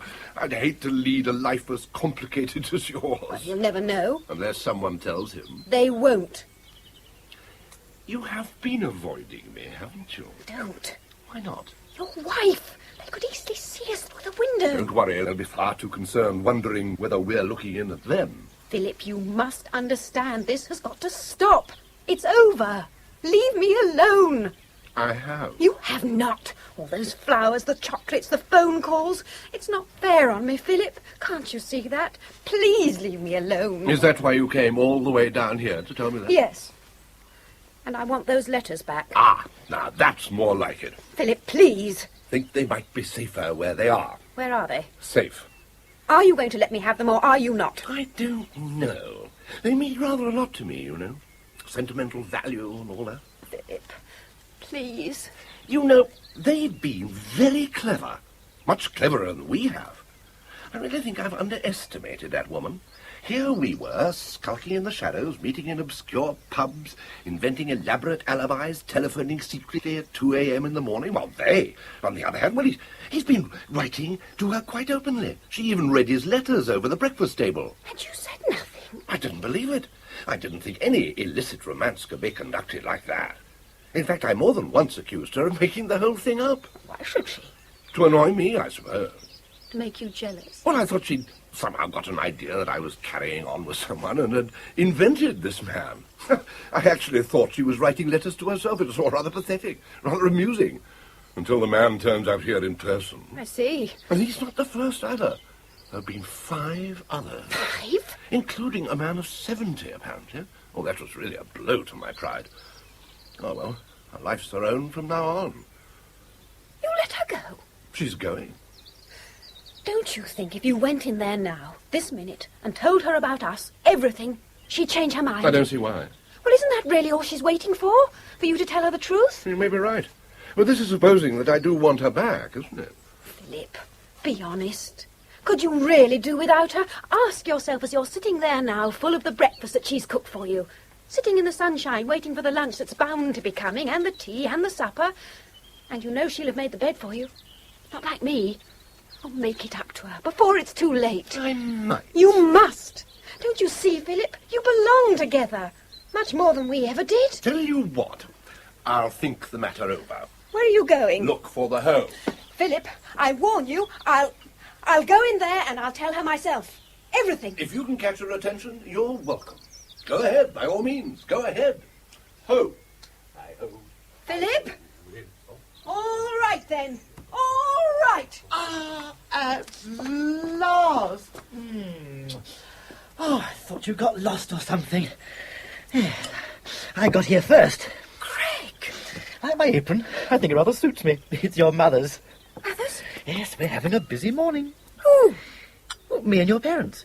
What have you been saying? All right. Don't look so worried. Nothing terrible. I haven't sworn all morning. What are you doing here? I told you not to come. Why not? We're getting on like a house on fire. At least your mother and I are. In fact, she's even putting in a good word for me with the old man. See if she can persuade him. To do what? Let us get married, of course. You were right about him, by the way. I was? I'll say you were. What did he say? Well, he's eccentric, isn't he? I couldn't really get through to him. Might have been me, I don't know. But he didn't take to the idea much. Or perhaps you could have a word with him too, try and sort him out. Yes, I will. Oh, good. Providing you're out of the way while I talk to him. Oh, yes, sure. But why don't you leave quietly now? Get the next train back and I'll try and see what I can do. I can't do that. Why not? I've been invited to lunch. Your mother insisted. Well, she'd be very hurt. You must go. I can't. Be reasonable about it. Anyway, I better get back to my kitchen. I'm involved in a large-scale cooking operation, rolling out pastry for your mother. Are you coming? Greg? What? There's something I want to tell you. Oh, go on. When I do, you'll probably walk out of here and never want to see me again. You're right, you see, Greg. Not to trust me. You mean about that bloke on the phone? Is that it? Well, that's part of it, yes. Oh, where do I start? To begin with, Sheila, that woman in the kitchen. She isn't my mother. Isn't? No, I'm not her daughter. I'm no relation of hers at all. And on top of that... Oh, God. Hey, that's all right. I haven't finished. No, you don't need to. You don't need to, love. I understand. Greg, That's enough. Come on, sit down. Take it calmly. Now, don't get yourself all worked up. You're so highly strung. Here, there's a handkerchief. Now, mop up. Is that better? Yes. You've let this all get on top of you, haven't you? Yes. Is that why you didn't want me to meet them? Well, so what? Nobody knows, do they? And even if they do, no one's going to condemn you for it. Certainly not me. Greg, why should I? I love you for you. Not who your parents are or were. This isn't the Victorian age, you know. I'm not going to run off because of that. But you should have told me straight out, not bottle it all up. All you had to say was, Greg, I'm illegitimate.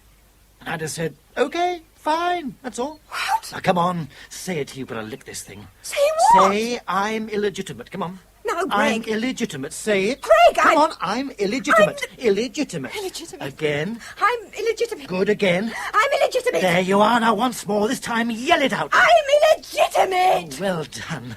Hello? Oh, hello. Having a tiff? No, a bit of therapy. Oh, that's nice. That's lovely weather for it. Yes. Are you going to finish the pastry? Oh, of course. Coming in, Ginny. We can find her something to do, can't we? Oh, yes, I'm sure we can.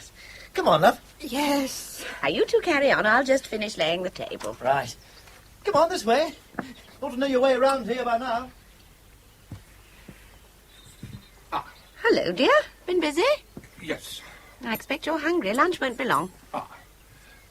Sheila, I think we ought to straighten out one or two things.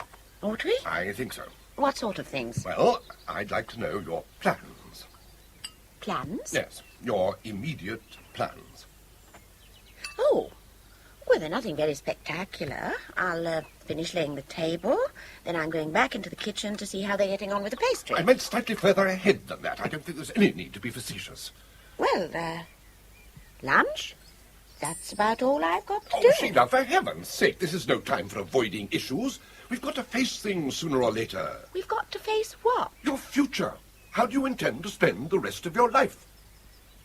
Why do you ask me that? Is it insurance or something? Sheila, please, talk to me. For once, woman, when I ask a question, try to give me the answer to the same question, and not one you happen to have made up. I am not talking about lunch. I'm not talking about insurance. I'm talking about you and that lout in the kitchen. Lout? The young man, then, who calmly accosted me in my beautiful garden and asked me if he could marry my wife. Your wife? You mean me? Yes. You mean Gregory? Yes. Gregory asked you if he could marry me. Well, don't stop pretending you didn't know. Have you been to the pub this morning? No. Why? It sounds as if you've been there since last night. What on earth has come over you? Talk about me being harebrained. You deny it? He certainly never mentioned it to me. Really, dear, you've got hold of entirely the wrong end of the stick. I don't know how you managed it. And let me put your mind at ease and say that Gregory has certainly no intention of wanting to marry me. He hasn't? Of course not. And anyway, it's out of the question. He's already engaged. Oh, poor boy. No wonder he was confused. What have you been saying to him? You also deny the 4 or 5 others? What? And the man of 70? Who's he? Your lover. Of 70? Thank you very much. I'm flattered. Oh, I see. I see. You know, I really think you ought to wear your hat when you're gardening in the sun, don't you? So it's all untrue? Yes, dear. There's no one else? Aha. Wouldn't you like to know? But it's not Gregory? No, dear. Now, why don't you sit down and have a nice rest? You look very hot and flustered. You've obviously been overdoing it again. Is it that hoe that's upset you? What hoe? No, never mind. Look, I'll tell you what. We'll all have a jolly good look for it after lunch. How's that? Now, just sit quietly. Don't move. I finished the pastry. It's as fat as it will go. Oh, well, I'll see to it now. Don't upset my husband again if you can help it. I think he's a little overtired. Oh, right. Hello. Hello. I was just chewing over our chat together earlier. Oh, were you? Yes, I think there might have been a certain amount of misunderstanding. Really? Oh, I hope so. So do I. You see, for reasons I can't really begin to justify, really a rather complicated set of circumstances following on a rather peculiar conversation that I'd just been holding led me to understand, quite erroneously, that you wanted to marry my wife. That's the impression I got at the time, anyway. You thought I wanted to marry your wife? Yes, silly misunderstanding. Well, she's married, isn't she? Yes, quite, yes. If you don't mind me saying it seems a rather peculiar thing to think, doesn't it? Yes, I suppose it does. Mind you, you must have thought that I was rather peculiar too, come to that. I'm afraid I did, rather. You know, I got the impression that you did. It's a horrible feeling, that, isn't it? Knowing that someone is looking at you and thinking, this is a peculiar person, and not knowing why they're thinking it. Yes. There is just one small point, though. What? If you didn't really want to marry my wife, who was it you did want to marry? Well, your daughter. My daughter? That's right. You want to marry my daughter, do you? If you don't mind. Well, now, you have posed a bit of a problem. Have I? It's not your day, is it? Oh? Sorry. I have an aunt who's eligible. Has been eligible for years. No, it's only your daughter I'm really interested in. Then I'm afraid you're right out of luck. Why? Hello. Oh, hello, Jenny. Hello. You're both looking rather solemn. Anything wrong? Your father was just telling me something. What? Was he? He seems to want me to marry his aunt now. Who? Your aunt. Who did you say told you that? Well, you did. Your aunt. What did you call me? Oh, dear, how stupid of me. I bet you two haven't even been introduced properly, have you? Daddy, this is Gregory. The one I've told you so much about. Gregory, meet my father. How do you do, old boy? How do you do? Yes.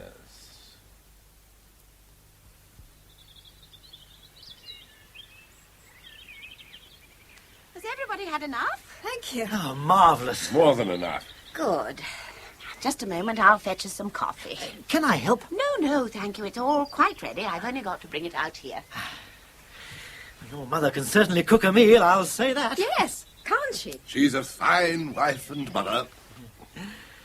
Have you always lived in the country? Oh, yes, ever since Ginny was, so high. Yes. You could say this gardener's watched her grow up, couldn't you, Ginny? Yes. Funny little thing she was then. Very plump little girl she was. Was she? Oh, yes, in fact, one could almost say fat. Certainly overweight. Daddy? Her mother and I were quite worried about it. Almost circular she was. I'd never have guessed that. Daddy's exaggerating. Remember the nickname we used to have for you, Ginny? Do you remember? No, Daddy. It's all forgotten. What was that? Nothing. What was it? Jumbo. Jumbo? Jumbo Ginny. Very funny, I thought. Jumbo Ginny. It's rather good. Childish. Yes, but you were only a child then, weren't you? But I'm not now. Flat feet she had, too. I can remember them very clearly. Big, flat feet. Used to thunder around the place like a tram. I did not. I wonder if you'd felt the same about Ginny, Greg, if you'd known her with strawberry jam round her face, or when she had that skin trouble, or before her teeth were straightened. Daddy, please shut up. Greg isn't in the least bit interested. There we are. Now, black or white for everyone. Ginny? Black, please. What? I'm so glad we decided to come outside. It's so stuffy indoors. There you are. Greg? White, thank you. Yes, I was just saying this is a great place to grow up. Oh, yes, I suppose it is. I mean the air to start with. Oh, yes, and the soil. Here you are. The soil? Well, it's very rich just round here. Yeah, I was thinking more that there was somewhere to play. Play? Are we talking about flowers or children? Black. Flowers. Black flowers? Oh, yes. Flowers. I thought we were. Were we? I beg your pardon? I thought we were talking about children. Really? How did we get onto that subject? The soil round here is renowned for bulb growing. Oh, yes, that's true. Famous for it. Is it? Definitely. There you are. Thank you, darling. You know, I just can't get over this weather. Yes, it's a pity, really, that Greg and I will have to be leaving soon. Oh, will you? Will we? What a shame. Don't go on our account, will you? We've nothing planned for the rest of today, have we, Philip? Oh, no, hang on. Aren't we supposed to be going out? No. Where? Oh, I forgot to tell you. The Coopers telephoned. They want us to go round there for tea. When? As soon after lunch as we can make it. I forgot to tell you. I thought the Coopers were in Italy. Back yesterday. I only went on Wednesday. Currency restrictions. They'd run out of lira by Thursday night. Oh, what bad luck. Wasn't it? I thought we'd better go over and console them. It does look as if we'll have to hop over and see them. I am sorry about this. Well, that's all right. Well, I hate to think we're driving you away. No, we do have to go. Why? We have to. What? We have to. Well, if you're quite sure. Why? Do you live in London, Ginny? Greg? Oh, yes, I've a couple of rooms. Well, that's nice. Well, one room with a washstand down the middle, really. How interesting. How about you, Ginny? I've got the same flat, of course. Have you? Yes. Yes, of course. Is it nice? Oh, of course. You've never been to see me, have you? Well, no, of course we haven't. Neither of us has. No. Well, you must both come sometime. They'd like it, wouldn't they, Greg? Oh, yes. Well, thank you. Besides, you ought to see what sort of conditions she's living in. I wouldn't want to intrude. You're very welcome. Well, I'm not often in London, really. Of course, Philip goes, but I find the traffic and the clatter gets me down so much. I'm a real country bumpkin, I'm afraid. I think you'd get used to it. Depends where you were brought up, I suppose. Yes. Were you born in London or in the country? Steady, Are you all steady. right? No, Ginny, just the coffee. I would possibly get a glass of water. Oh, yes, of course, I'll fetch one. No, it's all right. I'll manage. I ought to go with her. Oh, she'll be all right. I must say she's very sweet. I've quite taken to her, Philip.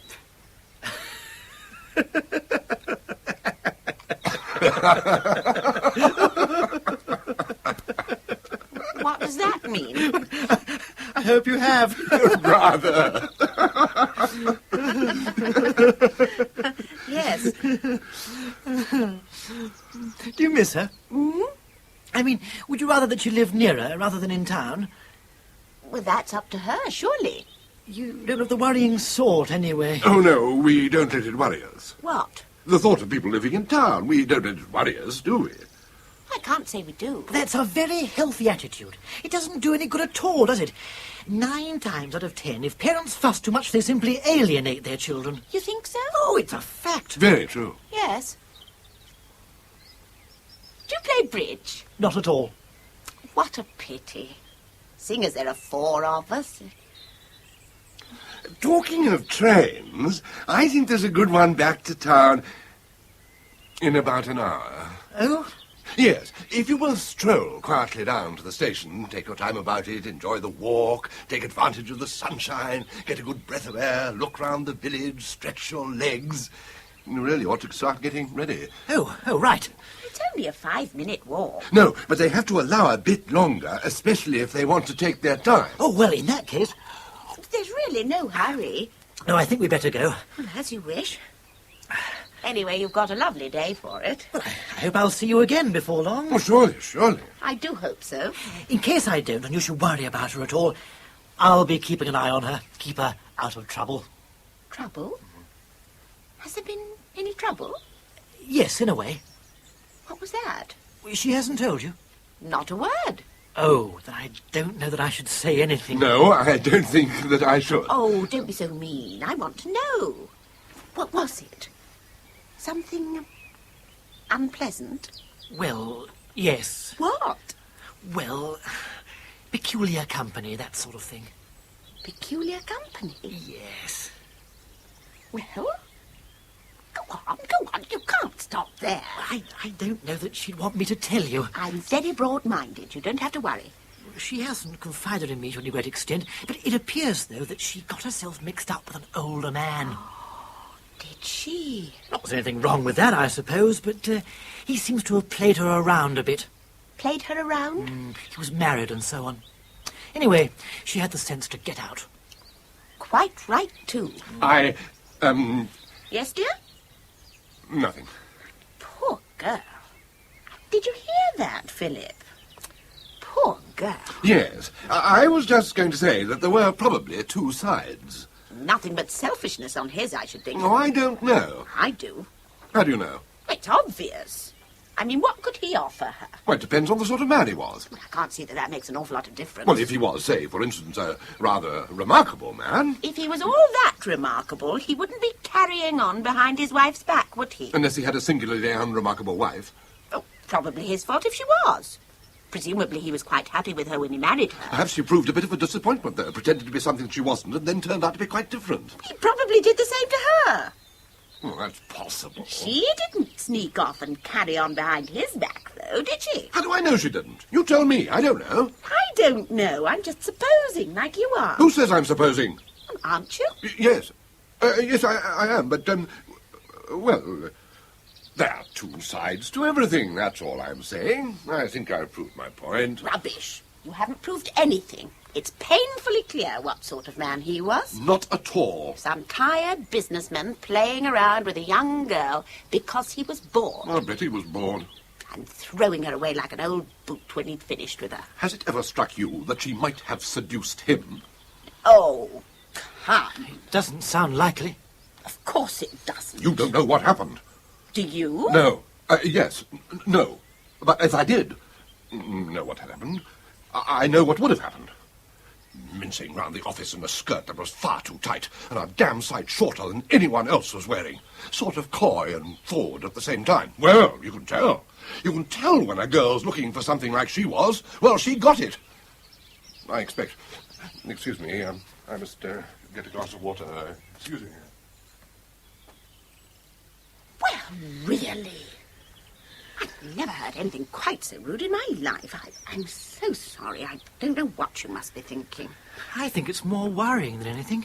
I haven't seen him like that for ages. Good heavens, he was almost involved. I hope you don't mind me saying this.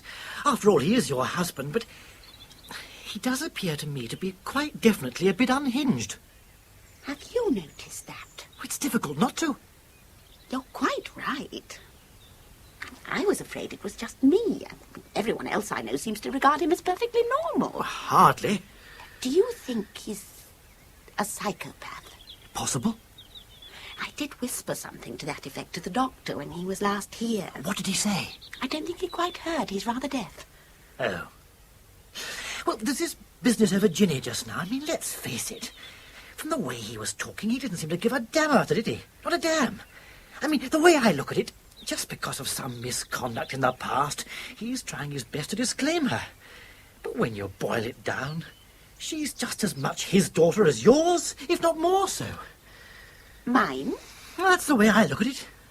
She's not my daughter. I mean, to shrug off what happened to her, even to defend the man. She's not my daughter. It's bordering on irresponsibility of the worst sort. She's not my daughter. I don't know where you got that idea from. You're joking, aren't you? Oh, you must be. My daughter? You haven't thought that, have you? No, you can't have done. You're pulling my leg. She's not your daughter. Certainly not. You still see it that way, do you? No relation of mine at all. You don't know how sorry I am to hear you talk like this. So am I. Hulking great girl. It's about time you try to come to terms with this, isn't it? I'm afraid I don't follow you. Oh, why turn your back on it? Ignore something that happened over 20 years ago. What is the point? I'm afraid I'm very lost now. We talk about your husband's attitude, but yours is twice as dangerous. What? What do you think it's like for the girl to grow up in this sort of atmosphere? No wonder she came near to ruining her life. With a father who's a moral schizophrenic, and a mother who refuses to admit her existence at all. Oh, poor girl. Yes, poor girl. I didn't know. How terrible. Oh, you do see that then, do you? Yes, I do. No wonder. Yes. It is irresponsible, isn't it? People of that sort really shouldn't have children at all, should they? They haven't faced up to it. That's what it is. Indeed they haven't. Ah, you see what I'm driving at? Oh, yes, I do. Fine. I'm not her mother, though. Please, let's get that straight. Oh. This is the first and last time I try and do things the proper way. Let me tell you that. It just so happened that I was fond enough of Ginny to spend 19 6 cheap day return, valid for 1 day only, to come and see her parents. Big gesture by me, that was. 19 6. Ye gods! And what did I get? A couple of people who were so wrapped up in themselves they couldn't care less whether I came or not. No wonder she tried to stop me coming down. If I had parents like you, I think I'd volunteer for an orphanage.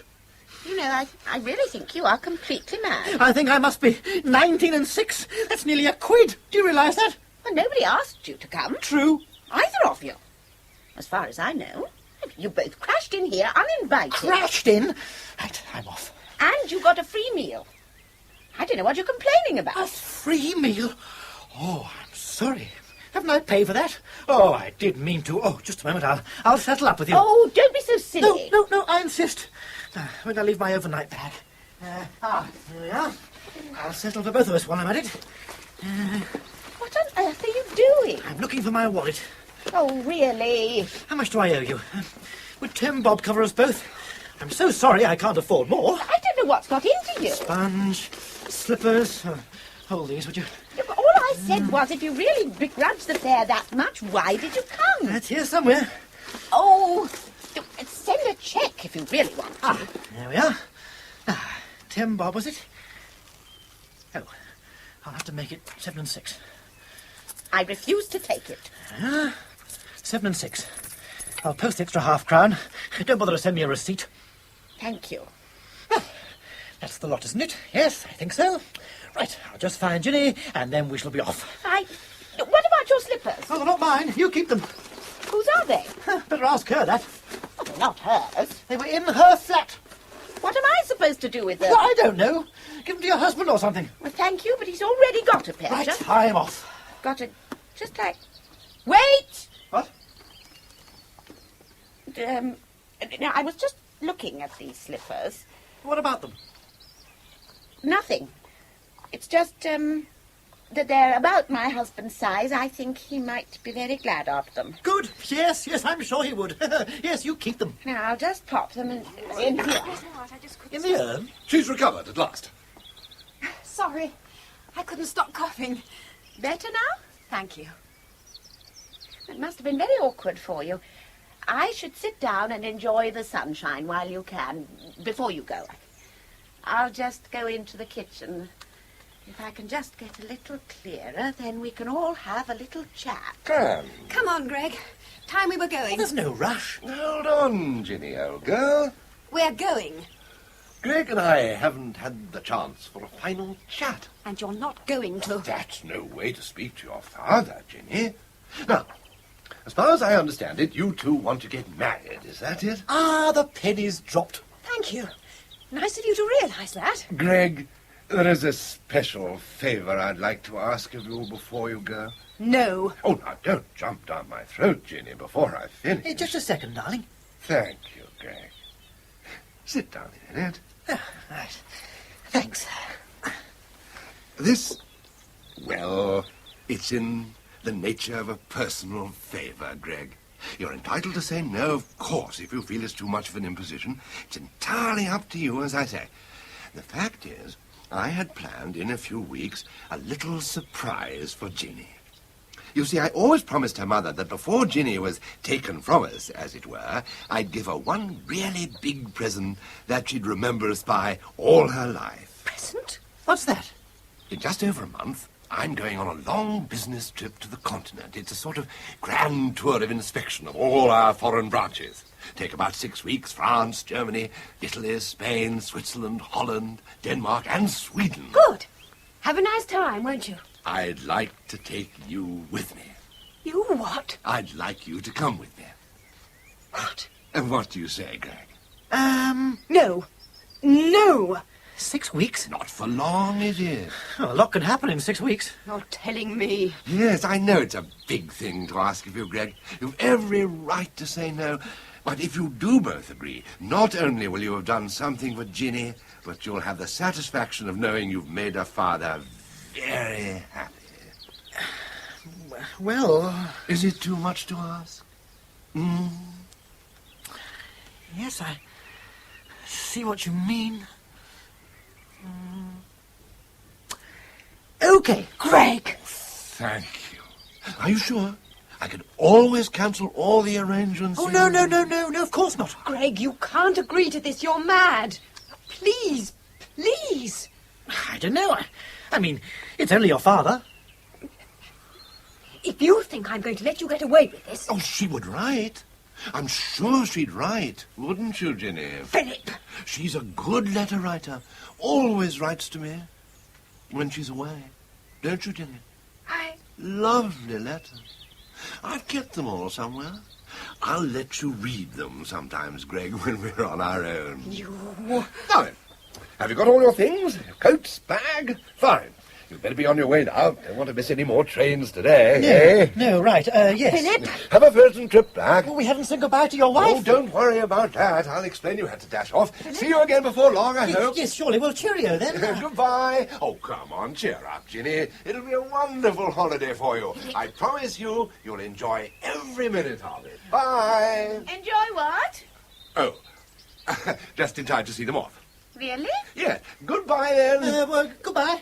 What's Ginny supposed to enjoy? A trip to the continent. Really? How lovely. Well, she doesn't seem to think so. We're going to miss that train, you know. No, you don't know what you're saying. I wish I'd had an opportunity like that when I was your age. I'd have gone like a shot. Well, it's all settled anyway. Now, you'll both have to run for it. Bye. How are you going? On your own?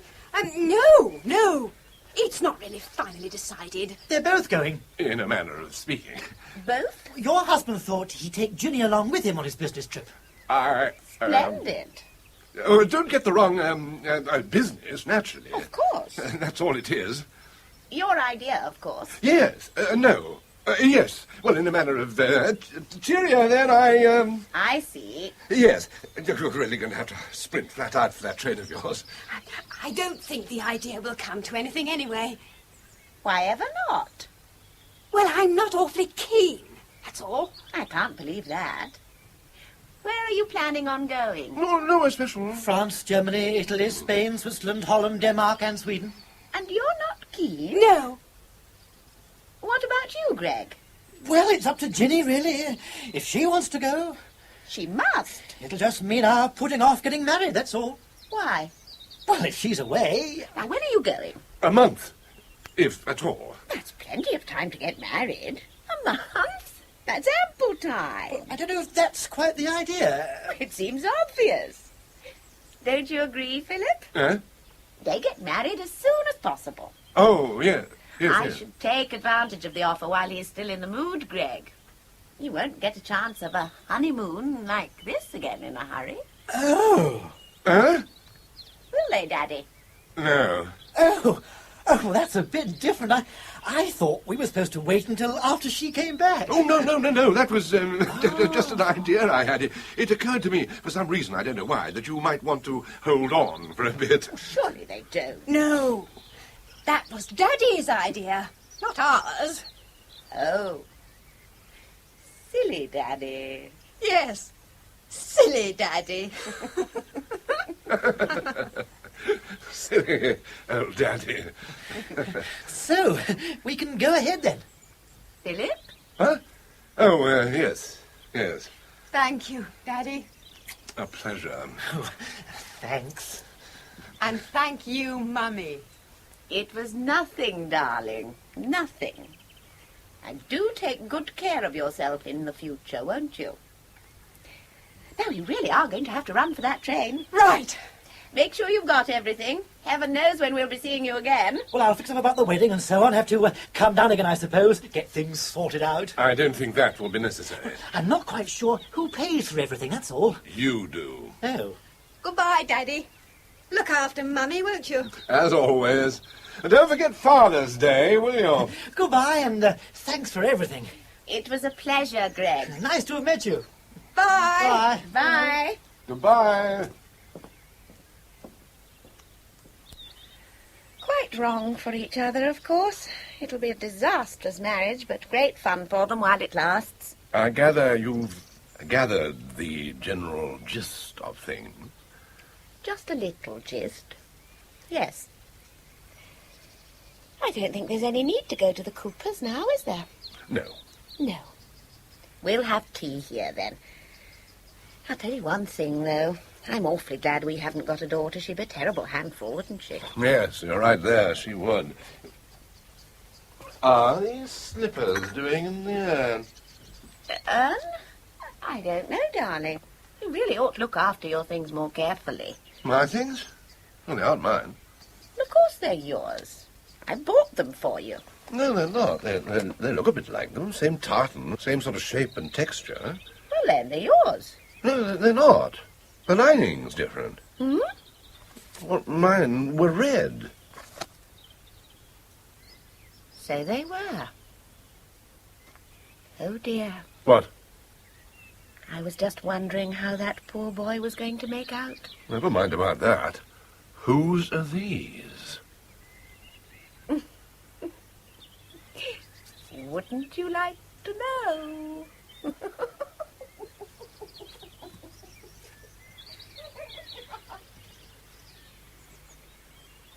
In Relatively Speaking by Alan Ayckbourn, Philip was played by Michael Aldridge, Sheila by Rosemary Leach, Gregory was Nigel Lambert, and Ginny Joanna Wake. The producer was Kay Patrick.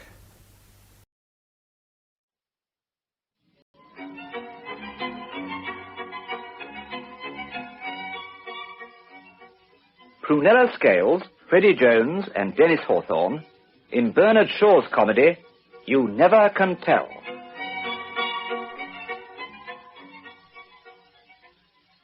A dentist's waiting room on a fine August morning in 1896. Not the usual tiny London den, but the best sitting room of a furnished lodging in a terrace on the seafront at a fashionable watering place. That was my first tooth. Your first? Do you mean to say that you began practicing on me? Well, every dentist has to begin with somebody. Why didn't you let me give you gas? Because you said it would be 5 shillings extra. Oh, don't say that. Makes me feel as if I'd hurt you for the sake of 5 shillings. Well, so you have. Why shouldn't you? It's your business to hurt people. You have a good view of the sea from these rooms. Are they expensive? Yes? You don't own the whole house, do you? No. Well, furniture isn't quite the latest thing, is it? It's my landlord. I suppose you haven't been here long. 6 weeks. Is there anything else you would like to know? Any family? I'm not married. Of course not. Anybody can see that. I mean, sisters and mother and that sort of thing. Not on the premises. If you've been here 6 weeks, and mine was your first tooth, the practice can't be very large, can it? Not as yet. Well, good luck. 5 shillings, you said it would be? 5 shillings. You charge 5 shillings for everything? Yes. Why? It's my system. I'm what's called a 5-shilling dentist. How nice. Well, here, a nice new 5-shilling piece. Your first fee. Thank you. The young lady's brother, sir. Am I in time? No, it's all over. Oh, did you howl? Oh, something awful. Mr. Valentine, this is my brother Phil. Phil, this is Mr. Valentine, our new dentist. He's only been here 6 weeks, and he's a bachelor. The house isn't his, and the furniture is the landlord's. He got my tooth out beautifully at the first go, and here are our great friends. Been asking a lot of questions? Oh, no. I'm glad to hear it. It's so good of you not to mind us, Mr. Valentine. The fact is we've never been in England before, and our mother tells us that the people here simply won't stand us. Come and lunch with us. Oh, do, Mr. Valentine. At the Marine Hotel, 1:30. We shall be able to tell Mamma that a respectable Englishman has promised to lunch with us. Say no more, Mr. Valentine, you'll come. Say no more. I haven't said anything. May I ask who I have the pleasure of entertaining? It really is quite impossible for me to lunch at the Marine Hotel with 2 perfect strangers. Oh, what bosh. 1 patient in 6 weeks? What difference does it make for you? No, Dolly. My knowledge of human nature confirms Mr. Valentine's judgment. He is right. Let me introduce Miss Dorothy Clarendon, commonly called Dolly. I'm Philip Clarendon. We're from Madeira, but perfectly respectable so far. Clarendon? Are you related? Yes, we are. I beg your pardon? Oh, we are. It's all over, Phil. They know all about us in England. Oh, Mr. Valentine, you can't think how maddening it is to be related to a celebrated person and never be valued anywhere for one's own sake. Oh, excuse me, the gentleman I was thinking of was not celebrated. Gentleman? Yes. I was going to ask whether you were by any chance a daughter of Mr. Densmore Clarendon of Newbury Hall. No. Well, come, Dolly. How do you know you're not? Oh, I forgot, of course. Perhaps I am. Don't you know? Not in the least. It's a wise child. The fact is, Mr. Valentine, we are the children of the celebrated Mrs. Lanfrey Clarendon, an authoress of great repute in Madeira. No household is complete without her works. We came to England to get away from them. They're called the 20th Century Treatises. 20th century cooking. 20th Century Creed. 20th century clothing. 20th Century Conduct. 20th century children. 20th Century Parents. Cloth limp, $50. Or mounted on linen for hard family use, $2. No family should be without them. Read them, Mr. Valentine. They'll improve your mind. But not till we've gone, please. Quite so. We prefer people with unimproved minds. Our own minds are in that fresh and unspoiled condition. Phil, he prefers people whose minds are improved. Well, in that case, we shall have to introduce him to the other member of the family. The woman of the 20th century, our sister Gloria. Nature's masterpiece. Learning's daughter. My dearest pride. Beauty's paragon. Bosh. No complexion. May I have a word? Excuse me, go ahead. So sorry. I really must give a hint to you young people. Oh, come. I like that. How old are you? Over 30. He's not. He is. 27. 33. Stuff. I appeal to you, Mr. Valentine. Well, really, 31. You were wrong. So are you. We're forgetting our manners, Dolly. Yes, so we are. We interrupted you, Mr. Valentine. You were going to improve our minds, I think. The fact is, your... Our appearance. Oh, do let me speak. The old story. We talk too much. We do. Shut up, both. Mum. Thank you. Now, may I ask to begin with, have you ever been in an English seaside resort before? No. No, I thought so. Well, in a seaside resort, there is one thing you must have before anybody can afford to be seen going about with you. And that's a father, alive or dead. Am I to infer that you have omitted that indispensable part of your social equipment? I'm afraid. We have. Then I'm sorry to say that if you're going to stay here for any length of time, it will be impossible for me to accept your kind invitation to lunch. Come, Dolly. Good morning. Oh, stop. You make me feel a perfect beast. That's your conscience, not us. My conscience? My conscience has been my ruin. Listen to me. Twice before, I have set up as a respectable medical practitioner in various parts of England. On both occasions, I acted conscientiously and told my patients the brute truth instead of what they wanted to be told. Result, ruin. Now I've set up as a dentist, a 5-shilling dentist, and I've done with conscience forever. This is my last chance. I spent my last sovereign on moving in, and I haven't paid a shilling of rent yet. I'm eating and drinking on credit. My landlord is as rich as a Jew and as hard as nails, and I've made 5 shillings in 6 weeks. If I swerve by a hair's breadth from the straight line of the most rigid respectability, I'm done for. And under such circumstances, is it fair to ask me to lunch with you when you don't know your own father? Well, after all, our grandfather is a canon of Lincoln Cathedral. What? And your grandfather? Only one. Oh, my dear, good young friends, why on earth didn't you tell me that before? A canon of Lincoln. That makes it all right, of course. Just excuse me while I change my coat. That wretched, bankrupt ivory snatcher makes a compliment of allowing us to stand him a lunch. Probably the first square meal he's had for months. Too beastly. I won't stand it any longer, Phil. Here in England, everybody asks whether you have a father the very first thing. I won't stand it either. Mamma must tell us who he was. 2 ladies for you, miss. Your mother and sister, miss, I think. Well, children, how is the toothache, Dolly? Cured, thank heaven. I've had it out. And the dentist, a first-rate professional man of the highest standing, is coming to lunch with us. Phil? Beg pardon, ma'am. I'm waiting for Mr. Valentine. I have a message for him. Who from? Dolly. Only the landlord, ma'am. Let me introduce you, Mr. Valentine. My mother, Mrs. Lantry Clarendon. How do you do? My sister, Gloria. Oh. How do you do? How do you do? I understand that we are to have the pleasure of seeing you at luncheon today, Mr. Valentine. Thank you. If you don't mind. I mean, if you'll be so kind. What is it? The landlord, sir, wishes to speak to you before you go out. Oh.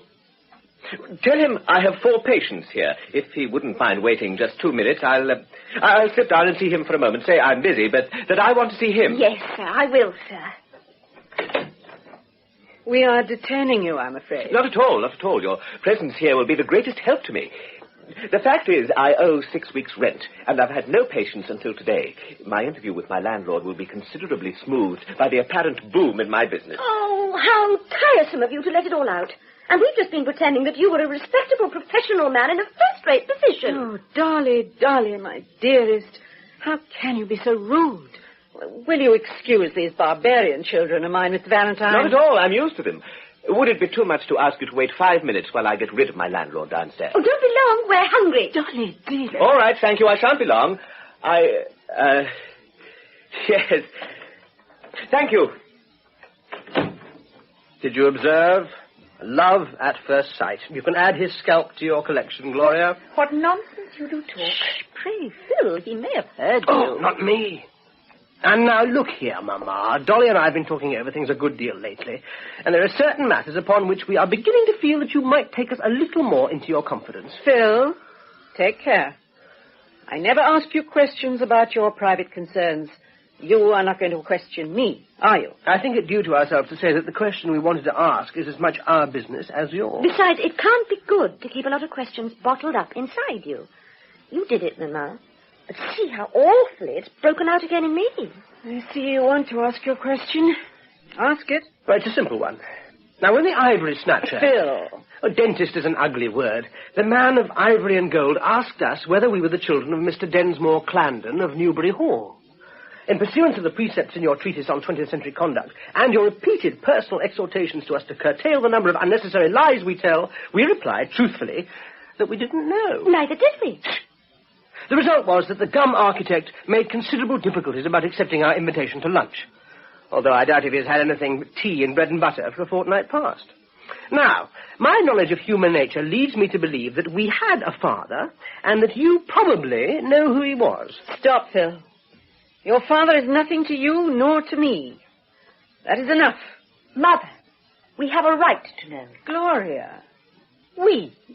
Who is we? We three. In your mouth, we used to mean you and I, Gloria. We're hurting you. Let's drop it. We didn't think you'd mind. I don't want to know. I'm sure I don't. Oh, don't look like that, Mamma. Thank you, my dear. Thank you, Phil. We have a right to know, Mother. Ah, you insist. Do you intend that we shall never know? Oh, Gloria, don't. It's barbarous. What's the use of being weak? You see what has happened to this gentleman here, Mother. The same thing has happened to me. What do you mean to you? Oh, nothing of any consequence. On board the steamer, the first officer did me the honor to propose to me. No! It was to me! The first officer? Are you serious, Gloria? What did you say to him? Oh, excuse me, I have no week.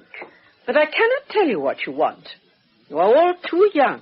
Well, this is rather a startling departure from 20th century principles. Answer all your children's questions and answer them truthfully as soon as they are old enough to ask them. See 20th century motherhood. Page 1. Chapter 1. Sentence 1. My dears, I did not say that you were too young to know. I said you were too young to be taken into my confidence. You're very bright children, all of you. But I'm glad for your sakes that you're still very inexperienced and consequently very unsympathetic.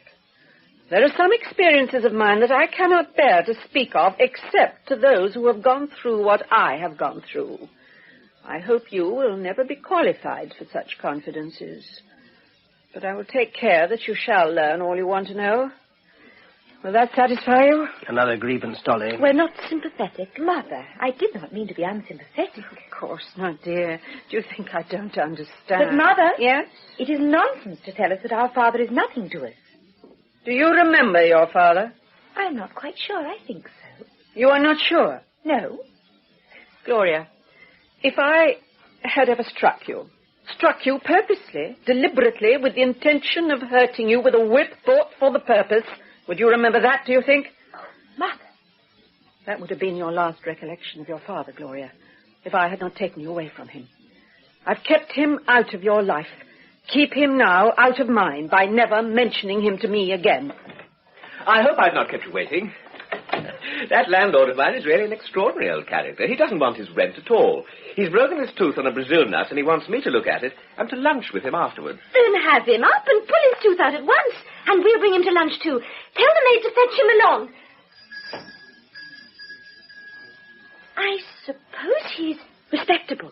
Really respectable. Perfectly. Not like me. Honest Injun. Honest Injun. Then off with you, and bring him up. Well, I dare say he'd be delighted if... Oh, I should be happy to see your friend at lunch if you can persuade him to come.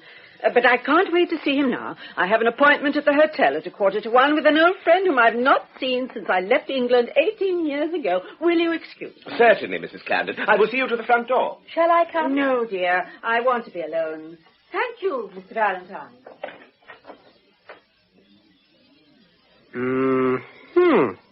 Aha. You rang, sir? Show the old gentleman up. Madam, the old gentleman with the toothache. The landlord.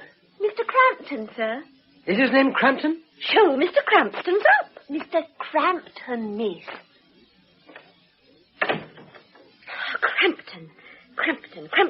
Crampton. I must get that name right, or heaven knows what I shall call him. But hark, he comes. Ooh, Talkstone. Shh. Attention. If he's good enough for the lunch, Gloria, I'll nod to Dolly. And if she nods to you, invite him straight away. May I introduce you? This is Mr. Crampton, Miss Dorothy Clandon, Mr. Philip Clandon, Miss Clandon. Sit down, Mr. Crampton. That is the most comfortable chair, Mr. Crampton. Thank you.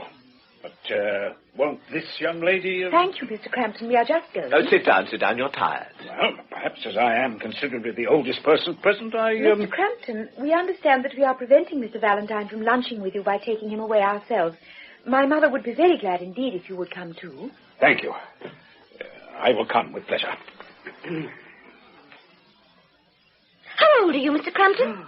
I am afraid we must be going, Mr. Valentine. It is understood, then, that we meet at 1:30. 1:30. Allow me to see you to the door. Are you coming too, Mr. Clandon? Yes, I will. Dolly? In a minute. Make him give you gas. It's 5 shillings extra, but it's worth it. Very well. See, you want to know my age, do you? I'm 57. You look it. Yes, I do. What are you looking at me so hard for? Anything wrong? Is it my hat? You're like somebody. Who? Well, you have a curious look at my mother. Your mother? You're quite sure you don't mean your daughter? Yes, I'm quite sure I don't mean my daughter. Oh, tooth bad. No, nothing. Twinge of memory, Miss Clandon, not a toothache. Have it out. Pluck from the memory a rooted sorrow with gas 5 shillings extra. No, not a sorrow. An injury that was done me once, that's all. I don't forget injuries. I don't want to forget them. I don't think we shall like you when you're brooding over your injuries. Dolly, my sister means well, Mr. Crampton, but she's indiscreet. Now, Dolly, outside. He says he's only 57 and he thinks me the illness of his mother and he hates his daughter. Miss Clandon has gone on. Don't forget, 1:30. Now, mind you leave Mr. Crampton enough teeth to eat with. That's a spoiled child, Mr. Valentine. That's one of your modern products. When I was her age, I had many a good hiding fresh in my memory to teach me manners. What did you think of her sister? You liked her better, eh? She struck me as being... However, that's not business. Open, please. You have broken that one. What a pity to spoil such a splendid set of teeth. Why do you crack nuts with them? I've always cracked nuts with them. What else are they for? The proper way to keep teeth good is to give them plenty of use on bones and nuts and wash them every day with soap. Plain yellow soap. Soap? Why soap? I began using it as a boy because I was made to. I've used it ever since. I never had toothache in my life. Well, your teeth are good, I admit, but I've seen just as good in very self-indulgent mouths. That's not the effect on the teeth, it's the effect on the character. Oh, the character, I see. A little wider, please. That one will have to come out. It's fast saving. Don't be alarmed. You shan't feel anything. I'll give you gas. Rubbish, man. I want none of your gas. Out with it. People were taught to bear necessary pain in my day. Oh, if you like being hurt, all right. I'll hurt you as much as you like, without any extra charge for the beneficial effect on your character. Young man, you owe me 6 weeks' rent. I do. Can you pay me? No. I thought not. How soon do you think you'll be able to pay me if you have no better manners than to make game of your patients? No, my good sir, my patients haven't all formed their characters on kitchen soap. So much the worse for them. I tell you, you don't understand my character. If I could spare all my teeth, I'd make you pull them out, one after another, to show you what a properly hardened man can go through with when he's made up his mind to it. And you want to be more hardened, do you? Yes. Why did you never get married, Mr. Crampton? A wife and children would have taken some of the hardness out of you. What the devil is that to you? Well, I have an idea of getting married myself. Naturally, sir. Naturally, when a young man has come to his last farthing and is within 24 hours of having his furniture distrained upon by his landlord, he marries. I've noticed that before. Well, marry and be miserable. Oh, come, what do you know about it? I'm not a bachelor. Then there is a Mrs. Crampton. Yes, Dana. A father, too, perhaps, as well as a husband, Mr. Crampton. 3 children. Damn them, eh? No, sir. The children are as much mine as hers. I should really like to know your family, Mr. Crampton. I'm sorry I can't introduce you. I'm happy to say that I don't know where they are and don't care, so long as they keep out of my way. What's that cylinder thing for? Oh, never mind. It's something to put my foot on to get the necessary purchase for a good pull. And so you advise me not to get married, Mr. Crampton? I advise you to get my tooth out and have done reminding me of my wife. Come along, man. What do you bet that I don't get that tooth out without your feeling it? Your 6 weeks' rent, young man. Don't you gammon me. Done. Are you ready? Look, take care, man. I'm quite helpless in this position. You'll be more helpless presently.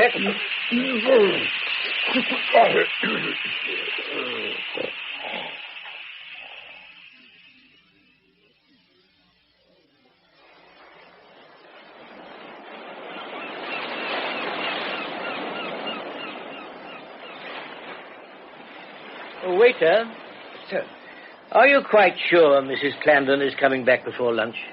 Quite sure, sir. She expects you at 1:45, sir. Not that yet, sir, is it? 12:40, please, sir. Only 2 minutes more to wait, sir. Nice morning, sir. Yes. Very fresh after London. Yes, sir. So all our visitors say, sir. We shall have 2 more gentlemen to lunch, William. Right, ma'am. Thank you, ma'am. Are you Finch McComas? Can't you guess? I believe you are. Where's your beard? Would you employ a solicitor with a beard?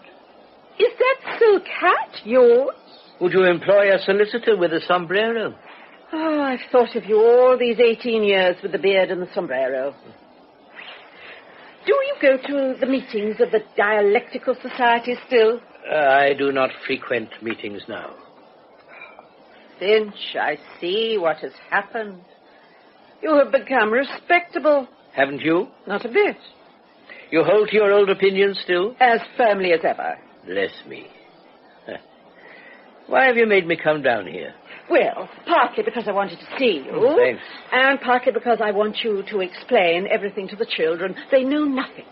And now that we've come back to England, it is impossible to leave them in ignorance any longer. Finch, I cannot bring myself to tell them. It's all right, Mama. The dentist is coming and he's bringing his old man. Dolly, dear, don't you see Mr. McComas? Yes? But where are the flowing locks? Where's the beard? The cloak? The poetic exterior? Oh, Mr. McComas, you've gone and spoiled yourself. Why didn't you wait till we'd seen you? Because 18 years is too long for a solicitor to go without having his hair cut. How do you do, Mr. McComas? We are glad to meet you at last. Miss Gloria, I presume? And this young gentleman is Master Philip. Well, I was Master Philip. I was so for many years, just as you were once Master Finch. How strange it is to look back on our boyhood. Has Finch had a drink? Really? Dearest, Mr. McComas will lunch with us. Have you ordered for 7? Don't forget the old gentleman. I have not forgotten him, dear. What is his name? Chalkstones. He'll be here at 1:30. Are we like what you expected, Mr. McComas? Dolly, Mr. McComas has something more serious than that to tell you. Children, I have asked my old friend to answer the question you asked me this morning.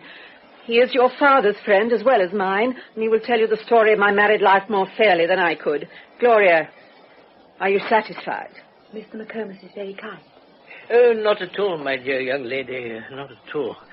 At the same time, this is rather sudden. I was hardly prepared. Oh, we don't want anything prepared. Tell us the truth. Bald-headed. I hope you intend to take what I have to say seriously. Well, I hope it will deserve it, Mr. McComas.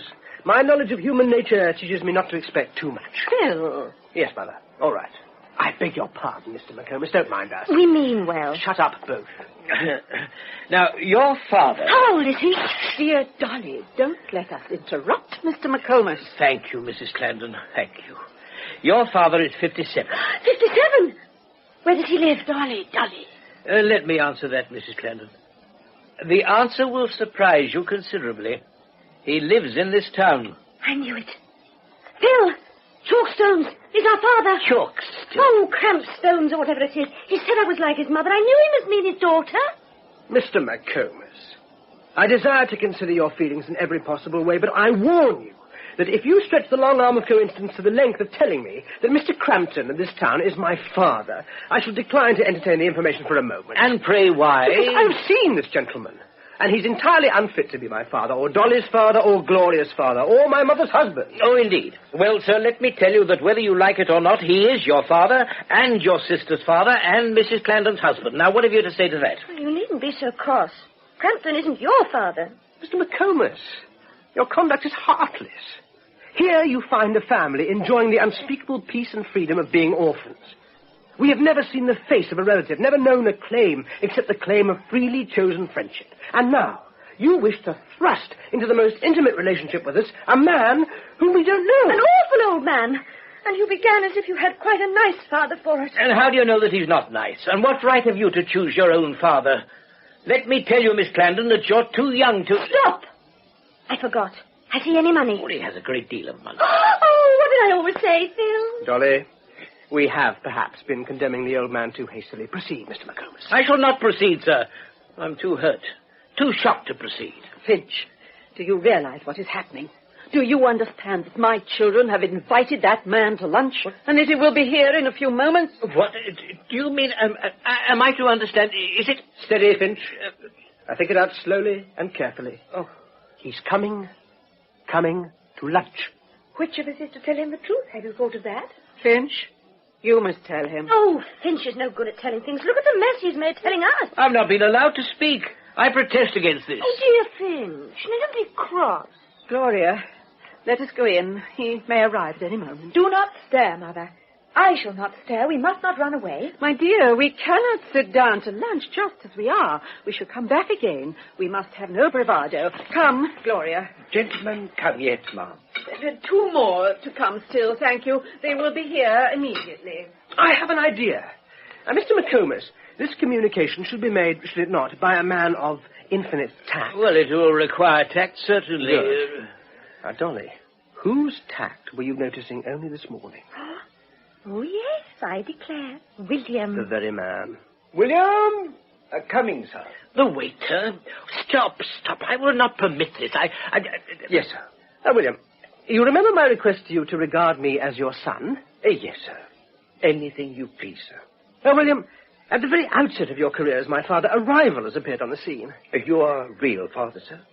Well, that was to be expected, sooner or later, sir, wasn't it? Is it you, sir? Certainly not. My children know how to behave themselves. Oh, no, William. This gentleman was very nearly my father. He wooed my mother, but wooed her in vain. Well, of all this... Consequently, he's only our solicitor. Do you know one Crampton of this town? Cock-eyed Crampton, sir, of the Crooked Billet, is it? I don't know. Finch, does he keep a public house? No. Your father, sir, is a well-known yacht builder. An eminent man here. Oh, beg pardon, sir, I'm sure. Son of Mr. Crampton. Dear me. Mr. Crampton is coming to lunch with us. Yes, sir. Don't usually lunch with this family, perhaps, sir? William, he does not know that we are his family. He has not seen us for 18 years. He won't know us. We want you to break the news to him, William. But I should think he'd guess when he sees your mother, miss. I never thought of that. Nor I. Nor you, Finch. And you a solicitor. Finch, your professional incompetence is appalling. William, your sagacity puts us all to shame. You really are like Shakespeare, William. Oh, not at all, sir. Don't mention it, miss. Most happy, I'm sure, sir. Finch, come and wash your hands. I'm thoroughly vexed and hurt, Mr. Clarendon. You'll get used to us. Come, Dolly. And keep your wits about you, William. There will be fireworks. Right, miss. You may depend upon me, miss.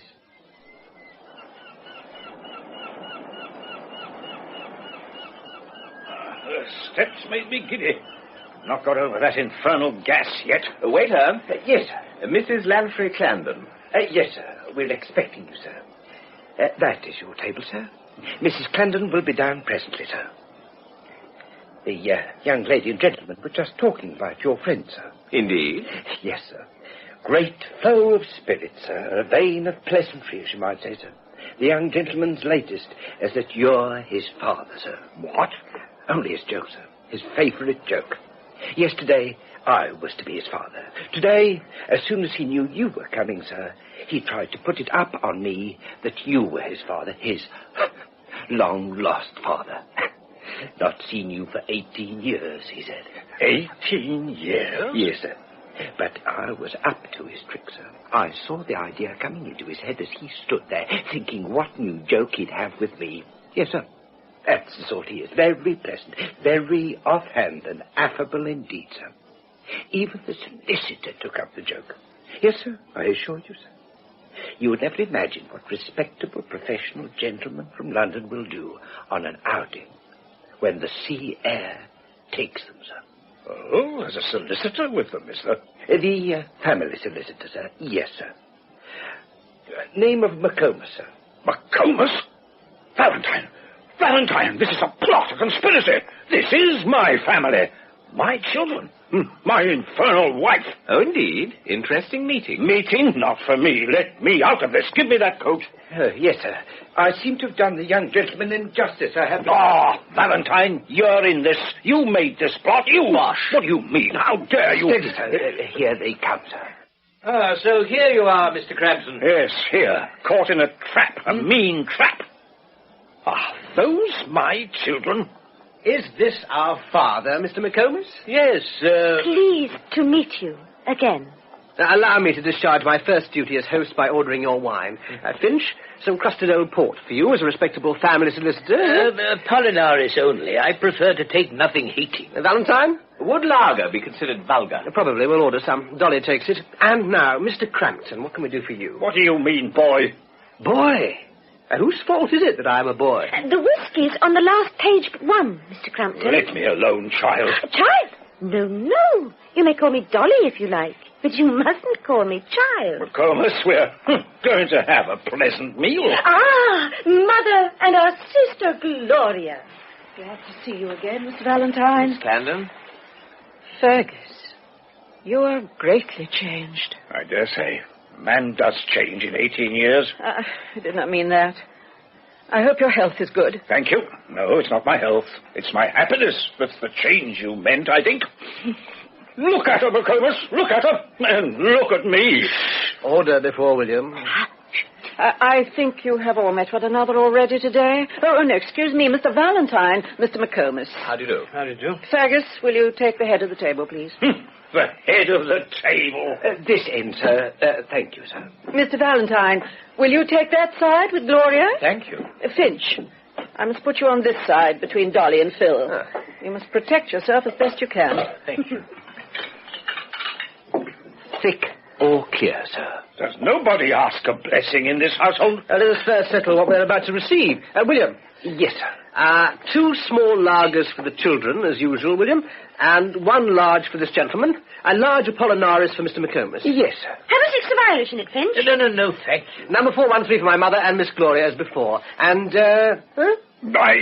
All right, sir.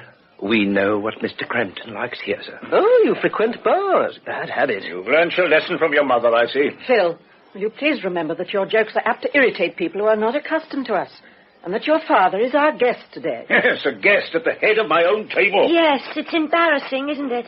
It's just as bad for us, you know. Dolly, we are both wanting in tact. We mean well, Mr. Crampton, but we're not yet strong in the filial line. William, come and restore good feeling. Yes, sir. Certainly, sir. Small lager for you, sir. Seltzer and Irish, sir. Apollinaris, sir. Small lager, miss. 413, madam. Large lager for you, sir. 413, miss. To the family. Hearth and home. Oh, we're getting on very nicely after all. After all? After all what, Finch? She means that you're getting on very nicely in spite of the presence of your father. Do I take your point rightly, McComas? No, I only said after all to round off the sentence. Turbot, sir. Oh, thank you, waiter. Thank you. Don't mention it, sir. Have you thought of choosing a profession yet? Well, I'm keeping my mind open on that subject. William. Yes, sir. How long do you think it would take me to learn to be a really smart waiter? Can't be learned, sir. It's in the character, sir. Bread for the lady, sir? Thank you. Yes, sir. Very few are born to it, sir. You don't happen to have such a thing as a son yourself, have you? Yes, sir. Oh, yes, sir. Is your son a waiter too, William? Oh, no, miss. He's too impetuous. He's at the bar. A pupman, eh? No, sir. The other bar. Your profession, sir. A QC, sir. Well, I'm sure I beg your pardon. Not at all, sir. Very natural mistake, I'm sure, sir. I've often wished he was a potman, sir. Would have been off my hands ever so much sooner, sir. Salt at your elbow, sir. Yes, sir. Had to support him till he was 37, sir. But doing well now, sir. Very satisfactory indeed, sir. Nothing less than 50 guineas, sir. Democracy, Crampton. Modern democracy. No, sir. Not democracy. Only education, sir. Scholarship, sir. Cambridge local, sir. Sydney Sussex College, sir. Very good thing for him, sir. He never had any turn for real work, sir. Stone ginger, miss. Right, miss. Which of us dare give that man an order again? I hope he won't mind my sending him for ginger beer. Well, he's a waiter. It's his business to wait. If you treated him as a waiter ought to be treated, he'd have held his tongue. And what a loss that would have been. Perhaps he'll give us an introduction to his son and get us into London society. London society? You're not fit for any society, child. Now, look here, Mr. Crampton, if you think... Stone ginger, miss. Thank you, dear William. You were just in time. Cheese, sir.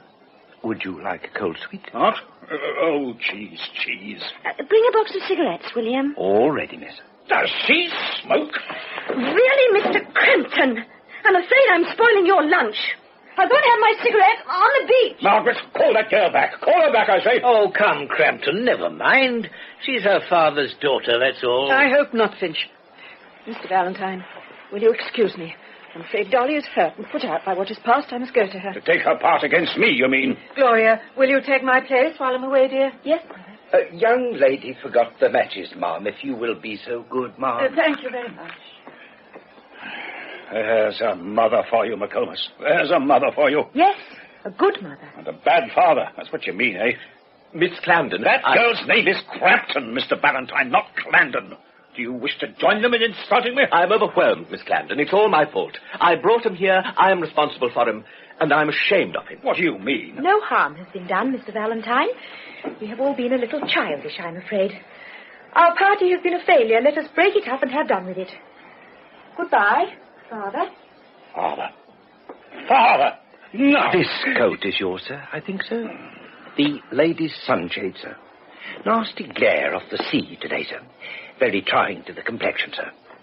I shall carry down the camp stools myself, sir. You are old, Father William, but you are the most considerate of men. No. Keep the sunshades and give me the camp stools. Thank you, sir. Finch, share with me. Come along. Oh, all right. Leave me something to bring down. One of these sunshades, perhaps. Oh, that's the younger lady, sir. Oh. Thank you, sir. If you'll allow me, sir, I think you had better have this. The elder young lady is reading it at present. Thank you, sir. Schopenhauer, sir, you see. A very interesting author, sir. Especially on the subject of ladies, sir. Now, look here, Crampton. Are you at all ashamed of yourself? Ashamed of myself? What for? For behaving like a bear. What will your daughter think of me for having brought you here? I was not thinking of what my daughter was thinking of you. No, you were thinking of yourself. You're a perfect egomaniac. She told you what I am. A father robbed of his children. What are the hearts of this generation like? Am I to come here after all these years to see what my children are for the first time, to hear their voices and carry it all off like a fashionable visitor? Drop in to lunch, be Mr. Crampton? Mr. Crampton! What right have they to talk to me like that? I'm their father. Do they deny that? I'm a man with the feelings of our common humanity. Have I no rights, no claims? In all these years, who have I had round me? Servants, clerks, business acquaintances. I've had respect from them. Aye, kindness. Would one of them have spoken to me as that girl spoke? Would one of them have laughed at me as that boy was laughing at me all the time? My own children! Mr. Crampton, Come, they're only children. The only one of them that's worth anything called you father. Yes, goodbye, Father. Goodbye. Oh, yes, she got at my feelings with a stab. Now, look here, Crampton. You just let her alone. She's treated you very well. I had a much worse time of it at lunch than you. You? Yes, I. I sat next to her, and I never said a single thing to her the whole time. I couldn't think of a blessed word. And not a word did she say to me. Well? Crampton, do you know what's been the matter with me today? You don't suppose, do you, that I'm in the habit of playing such tricks on my patients as I played on you? I hope not. The explanation is that I'm stark mad. Or rather, that I've never been in any real sense in my own senses before. I'm capable of anything. I've grown up at last. I'm a man. And it's your daughter, Gloria Clandon, that's made a man of me. Are you in love with my daughter? Love? Nonsense. It's something far above and beyond that. It's life, it's faith, it's strength, certainty, paradise. Rubbish, man. What have you got to keep a wife on? You can't marry her. Who wants to marry her? I'll kiss her hands, I'll kneel at her feet, I'll live for her, I'll die for her, and that'll be enough for me.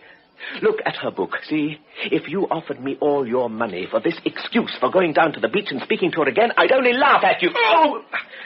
Steady, sir. Steady. I beg your pardon. Not at all, sir. Not at all. Very natural, sir. I'm sure, sir, at your age. The lady has sent me for her book, sir. Might I take the liberty of asking you to let her have it at once, sir? With pleasure. And if you will allow me to present you with a professional man's earnings for 6 weeks. Thank you, sir. Much obliged.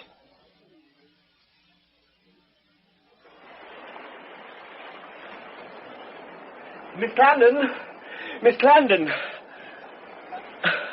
How could that man have so beautiful a daughter? That seems to be an attempt at what is called a pretty speech. Let me say at once, Mr. Valentine, that pretty speeches make very sickly conversation. Pray let us be friends, if we are to be friends, in a sensible and wholesome way. I have no intention of getting married, and unless you are content to accept that state of things, we had much better not cultivate each other's acquaintance.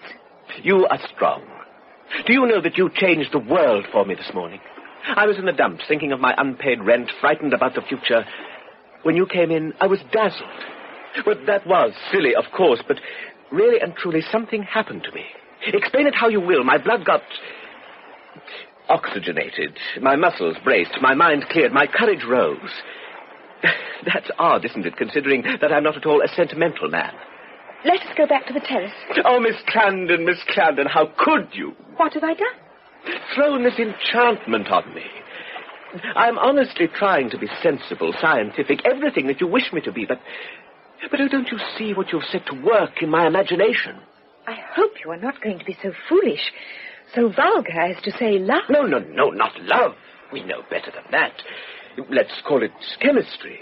You can't deny there is such a thing as chemical action, chemical affinity, chemical combination, the most irresistible of all natural forces. Well, you are attracting me irresistibly, chemically. Nonsense. Of course it's nonsense, you stupid girl. Yes, stupid girl. That's a scientific fact, anyhow. You're a prig. A feminine prig, that's what you are. And now I suppose you've done with me forever. Well, that shows how very little you understand my real character. I am not in the least offended. I am always willing to be told my own defects, Mr. Valentine, by my friends, even when they are as absurdly mistaken about me as you are. I have many faults, very serious faults of character and temper. But if there is one thing that I am not, it is what you call a prig. Oh, yes, you are. My reason tells me so. My knowledge tells me so. My experience tells me so. Excuse my reminding you that your reason and your knowledge and your experience are not infallible. At least I hope not. I must believe them. Unless you wish me to believe my eyes, my heart, my instincts, my imagination, which are all telling me the most monstrous lies about you. Lies? Yes, lies. Do you expect me to believe that you are the most beautiful woman in the world? That is ridiculous and rather personal. Of course it's ridiculous. But that's what my eyes tell me. No, I am not flattering. I tell you, I don't believe it. Do you think that if you were to turn away in disgust from my weakness, I should sit down here and cry like a child? Why should you pray? But of course not. I'm not such an idiot. And yet my heart tells me I should, my fool of a heart. But I'll argue with my heart and bring it to reason. If I loved you 1,000 times, I'll force myself to look the truth steadily in the face. After all, it's easy to be sensible. The facts are the facts. What's this place? It's not heaven, it's the Marine Hotel. What's the time? It's not eternity. It's about 1:30 in the afternoon. What am I? A dentist. A 5-shilling dentist. And I am a feminine prig. No, I can't face that. I must have one illusion left. The illusion about you. I love you. Please. No, what a fool I am, an idiot. You don't understand. I might as well talk to the stones on the beach. I am sorry. I do not mean to be unsympathetic, Mr. Valentine. But what can I say? You can say nothing, Miss Clarendon. I beg your pardon. It was my own fault, or rather my own bad luck. You see, it all depended on your naturally liking me. Oh, I know you mustn't tell me whether you like me or not, but... Must not? Why not? I am a free woman. Why should I not tell you? Don't. I'm afraid to hear. You need not be afraid. I think you are sentimental and a little foolish. But I like you. Then it's all over. But why? Oh, don't pity me. Your voice is tearing my heart to pieces. Let me alone, Gloria. You go down into the very depths of me, troubling and staring me. I can't struggle with it. I can't tell you. Oh, stop telling me what you feel. I can't bear it. It's come at last. My moment of courage. Our moment of courage.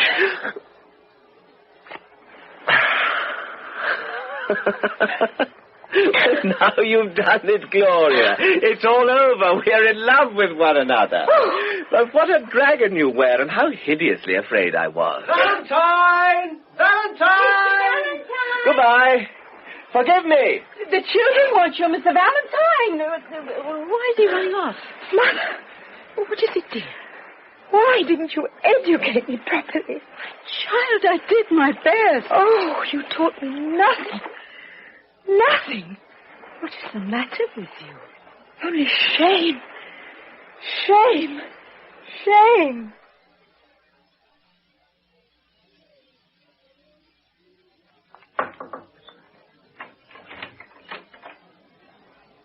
Tea was what you rang for, Mom, I hope. Thank you, yes. I thought so, Mom. Curious how the nerves seem to give out in the afternoon without a cup of tea. The young lady and gentleman have just come back, Ma'am. They have been out in a boat, Ma'am. Mr. McComas will not come to tea, Ma'am. He has gone to call upon Mr. Crampton. And the other gentleman? Oh, he's coming, miss, he's coming. He has been rowing in the boat, miss, and has just run down the road to the chemist for something to put on the blisters. But he will be here directly, miss, directly. Gloria, where are you going? I think you must excuse me, Mother. Anything more, Ma'am? Nothing, thank you. Thank you, Ma'am. Here is Mr. Philip and Miss Dolly, Ma'am. Oh, give me some tea. We've been out in a boat.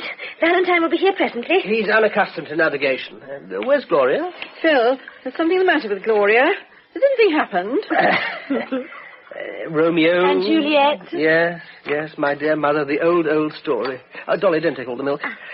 Yes, in the spring. A young man's fancy. Lightly turns to, thank you, thoughts of love. It also occurs in the autumn. The young man in this case is... Valentine. And his fancy has turned to Gloria, to the extent of... Kissing her. On the beach. On the lips, before everybody. Phil, Dolly, are you joking? Did she allow it? We waited to see him struck to earth by the lightning of her scorn. But he wasn't. She appeared to like it. As far as we could judge. No, you've sworn off to cut.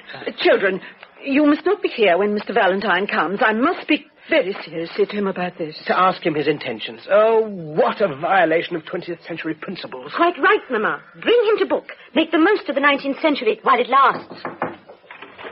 Shh, here he is. Very sorry to be late for tea, Mrs. Clarendon. Will you... No, thank you. I never take any. No doubt Miss Dolly and Phil have explained what happened to me. Yes, Valentine, we've explained. We have explained very thoroughly. It was our duty. Come, Dolly. Will you sit down, Mr. Valentine? Thank you. I want to speak to you a little, if you will allow me. I must begin by throwing myself somewhat on your consideration. I'm going to speak of a subject of which I know very little, perhaps nothing. I mean love. Love? Yes, love. Oh, you need not look so alarmed at that, Mr. Valentine. I am not in love with you. Oh, really, Mrs... I should be only too proud if you were. Thank you, Mr. Valentine, but I'm too old to begin. Begin? Have you never? Never. My case is a very common one, Mr. Valentine. I married before I was old enough to know what I was doing. As you've seen for yourself, the result was a bitter disappointment for both my husband and myself.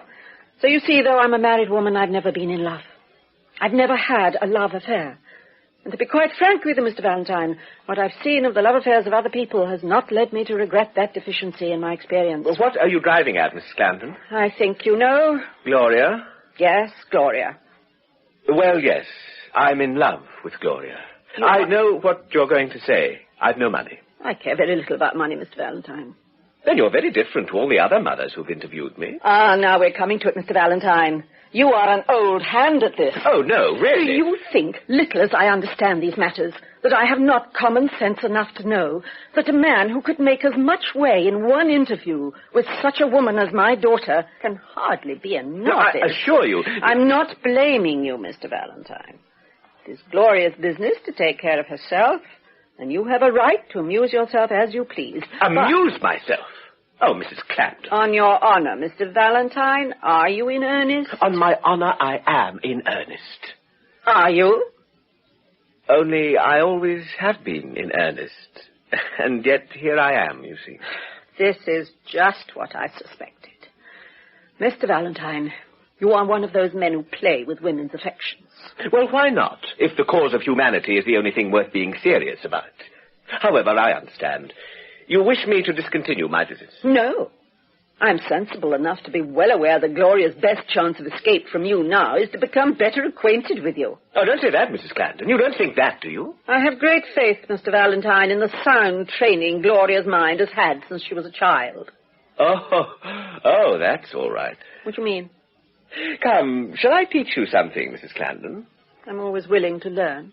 You've heard of the duel of sex, haven't you? Oh, I forgot to repeat in Madeira. The expression has come up since your time. Need I explain it? No. Of course not. Now, what happens in the duel of sex? The old-fashioned daughter received an old-fashioned education to protect her against the wiles of man. Well, you know the result. The old-fashioned man got round her. The old-fashioned woman resolved to protect her daughter more effectually, to find some armor too strong for the old-fashioned man. So she gave her daughter a scientific education. Your plan? Ah, that was a corker for the old-fashioned man. He said it wasn't fair, unwomanly, and all the rest of it. But that didn't do him any good. So he had to give up his old-fashioned plan of attack. You know, going down on his knees and swearing to love, honor, and obey, and so on. Excuse me. That was what the woman swore. Was it? Oh, perhaps you're right. Yes, of course it was. Well, what did the man do? He went one better than the woman, educated himself scientifically, and beat her at that game just as he'd beaten her at the old game. I learned how to circumvent the women's rights woman before I was 23. It's all been found out long ago. You see, my methods are thoroughly modern. No doubt. But for that very reason, there is one sort of girl against whom they are of no use. Pray, which sort? The thoroughly old-fashioned girl. If you had brought up Gloria in the old way, it would have taken me 18 months to get to the point I got to this afternoon in 18 minutes. Yes, Mrs. Clarendon, the higher education of women delivered Gloria into my hands, and it was you who taught her to believe in the higher education of women. Mr. Valentine, you are very clever. Oh, Mrs. Clarendon. And you have taught me nothing. Goodbye. Mother, is what Dolly told me true? What did she tell you, dear? That you have been speaking about me to this gentleman. This gentleman, oh? Mr. Valentine, can you hold your tongue for a moment? Mother, what right had you to do it? I don't think I've said anything I have no right to say, Gloria. Nothing whatever. I beg your pardon. Mr. Valentine, you are a most dangerous man. Gloria, come here. Ask this man whom you have inspired and made brave, how many women have inspired him before? How many times he has laid the trap in which he has caught you? How much practice it has taken to make him perfect in his chosen part in life as the duelist of sex? This isn't fair. You're abusing my confidence, Mrs. Clapton. Ask him, Gloria. Is that true? Oh, don't be angry. Is it true? Did you ever say that before? Did you ever feel that before for another woman? Yes. Oh! Remember, a man's power of love and admiration is like any other of his powers. He has to throw it away many times before he learns what is really worthy of it. Another of the old speeches, Gloria. Take care. Oh. Do you think I need to be warned now? You have tried to make me love you. I have. Well, you have succeeded in making me hate you passionately. It's surprising how little difference there is between the two. I know men whose wives love them, and they go on exactly like that. Mr. McComas, ma'am. Oh, certainly. Bring him in. He wishes to see you in the reception room, ma'am. Why not here? Well, if you will forgive my mentioning it, ma'am, I think Mr. McComas feels that he would get fairer play if he could speak to you away from the younger members of your family, ma'am. Tell him they are not here. They are within sight of the door, ma'am, and very watchful for some reason or other. Oh, very well. I'll go to him. Thank you, ma'am. All right, sir. Only the tea things, sir. Excuse me, sir. Thank you, sir. Look here, you will forgive me sooner or later. Forgive me now. Never. while grass grows or water runs. Never, never, never. Well, I don't care. I can't be unhappy about anything. I shall never be unhappy again. Never, never, never, while grass grows or water runs.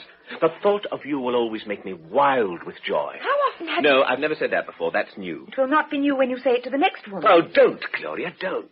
I kneel at your feet. Get up. How dare you? I beg your pardon. Come, Dolly. Mother will be back in a moment, Phil. Please wait here for her. Ah, indeed. Aha. Here comes the solicitor, looking very grave. What cheer, Finch? Very serious news from your father, Miss Clarendon. Very serious news indeed. Perhaps I had better go. By no means, Mr. Valentine. You are deeply concerned in this. Mrs. Clarendon, your husband demands the custody of his younger children who are not of age. Oh, how nice of him. He likes us, Mamma. I am sorry to have to disabuse you of any such idea, Miss Dorothea. Oh, Dorothea. Oh, No.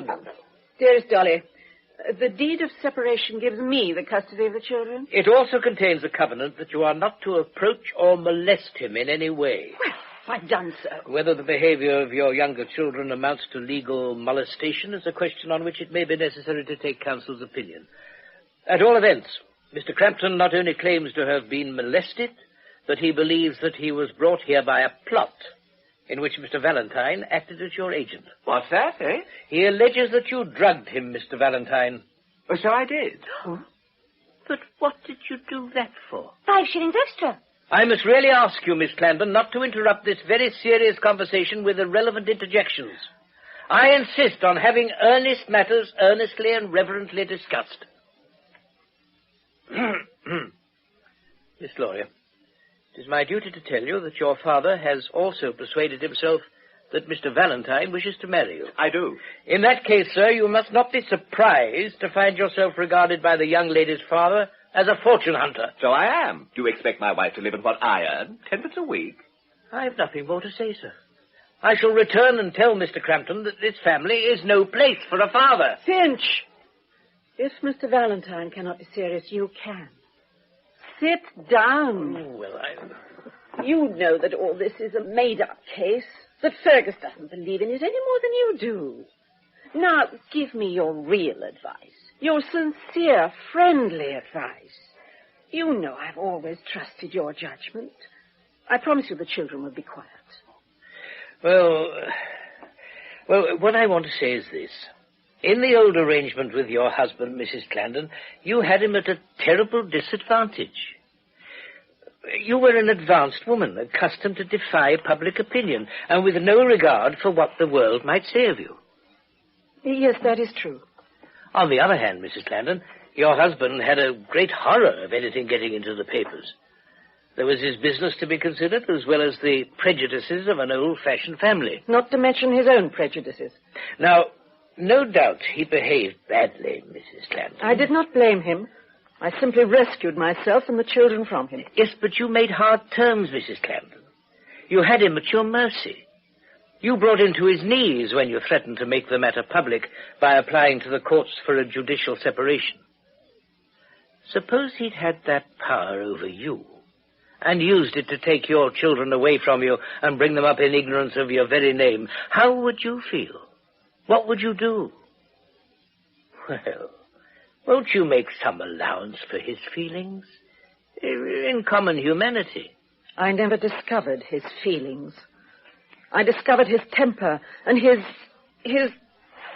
the rest of his common humanity. Oh, women can be very hard, Mrs. Clarendon. That's true. Be silent. Let me make one last appeal. Mrs. Clarendon, believe me, there are men who have a good deal of feeling, and kind feeling too, which they are not able to express. What you miss in Crampton is that mere veneer of civilization, the art of showing worthless attentions and paying insincere compliments in a kindly, charming way. If you lived in London, where the whole system is one of false good fellowship, and you may know a man for 20 years without finding out that he hates you like poison, you'll soon have your eyes opened. There we do unkind things in a kind way. We say bitter things in a sweet voice. We always give our friends chloroform when we tear them to pieces.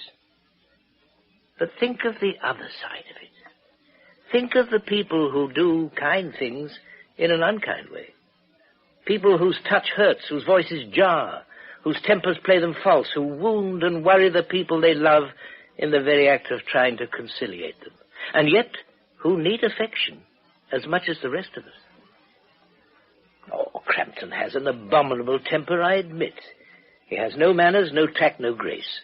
He'll never be able to gain anyone's affection unless they will take his desire for it on trust. Is he to have none? Not even pity from his own flesh and blood. Oh, how beautiful, Finch. How nice of you. Finch, this is eloquence. Positive eloquence. Oh, Mamma, let us give Chalkstones another chance. Let us have him to dinner. No, Dolly, I hardly got any lunch. My dear Finch, there is not the least use in talking to me about Fergus. You have never been married to him. I have. Miss Doria, I have hitherto refrained from appealing to you because, if what Mr. Crampton told me be true, you have been more merciless even than your mother. You appeal from her strength to my weakness. Not your weakness, Miss Clarendon. I appeal from her intellect to your heart. I have learnt to mistrust my heart. I would tear my heart out and throw it away if I could. My answer to you is my mother's answer. Well, I'm very sorry. Very sorry. I've done my best. But what did you expect, Finch? What do you want us to do? The first step for both you and Crampton is to obtain counsel's opinion as to whether he is bound by the deed of separation or not. Now, why not obtain this opinion at once and have a friendly meeting, or shall we say a neutral meeting, to settle the difficulty here in this hotel tonight? Now, what do you say? But where is the counsel's opinion to come from? It has dropped down on us out of the clouds. On my way back here from Crampton's, I met a most eminent QC, a man whom I briefed in the case that made his name for him. He's come down here from Saturday to Monday for the sea air and to visit a relative of his who lives here. He has been good enough to say that if I can arrange a meeting of the parties, he will come and help us with his opinion. Now, do let us seize this chance of a quiet, friendly family adjustment. Let me bring my friend here and try to persuade Crampton to come too. Come. Consent. Finch, I don't want counsel's opinion because I intend to be guided by my own opinion. I don't want to meet Fergus again because I don't like him and don't believe the meeting will do any good. However, you have persuaded the children that he is not quite hopeless. Do as you please. Thank you, Mrs. Clarendon. Will 9 o'clock suit you? Perfectly. Phil, will you ring, please? But if I am to be accused of conspiring with Mr. Valentine, I think he had better be present. I quite agree with you. I think it's most important. Well, there can be no objection to that, I think. I have the greatest hopes of a happy settlement. Goodbye for the present. Allow me, sir. You rang, Ma'am? We expect some visitors at 9, William. Can we have dinner at 7 instead of 7:30? 7, Ma'am. Certainly, Ma'am. It will be a convenience to us this busy evening, Ma'am. There will be the band and the arrangement of the fairy lights and one thing and another, The Ma'am. fairy lights? The band? William, what mean you? The fancy ball, Miss. Fancy ball? Oh, yes, sir. Given by the regatta committee for the benefit of the lifeboat, sir. We often have them, Ma'am. Chinese lanterns in the garden, Ma'am. Very bright and pleasant. Very gay and innocent indeed. Tickets downstairs at the office, sir, 5 shillings. Ladies half price, if accompanied by a gentleman. To the office, William. Quick, before they're all sold.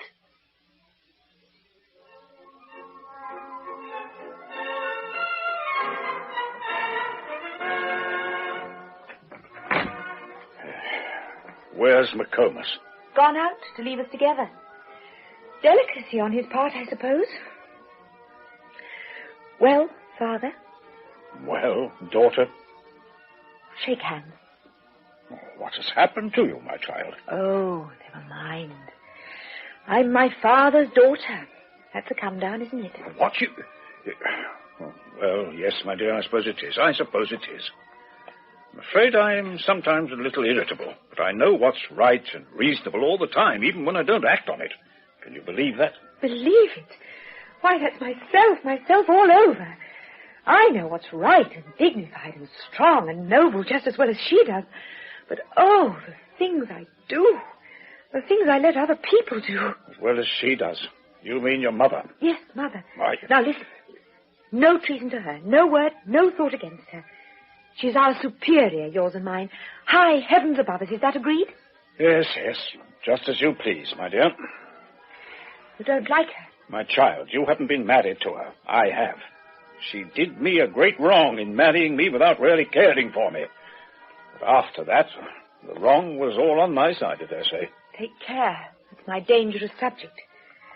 My feelings, my miserable, cowardly, womanly feelings may be on your side, but my conscience is on hers. I'm very well content with that division, my dear. Thank you.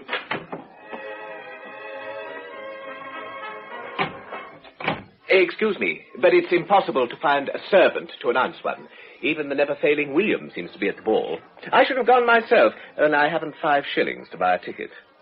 How are you getting on, Crampton? Better, eh? I am myself again, Mr. Valentine. No thanks to you. Look at this ungrateful parent of yours, Miss Clandon. I saved him from an excruciating pang, and he reviles me. I am sorry my mother is not here to receive you, Mr. Valentine. It is not quite 9 o'clock, and the gentleman of whom Mr. McComas spoke, the lawyer, is not yet come. Oh, yes, he is. I met him and talked to him.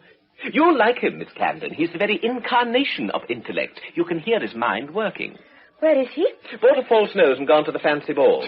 I didn't like to borrow 5 shillings from him and go in with him, so I joined the mob and looked through the railings until Miss Clandon disappeared into the hotel through the window. So it has come to this, that you follow me about in public to stare at me. Yes. Somebody ought to chain me up. I'm sorry to have kept you all waiting. Beg pardon. But can you tell me what became of the gentleman with the false nose? Yes? Oh. Beg pardon, sir, I'm sure, sir. Was it you, sir? It was I. Yes, sir. You with a false nose, Walter.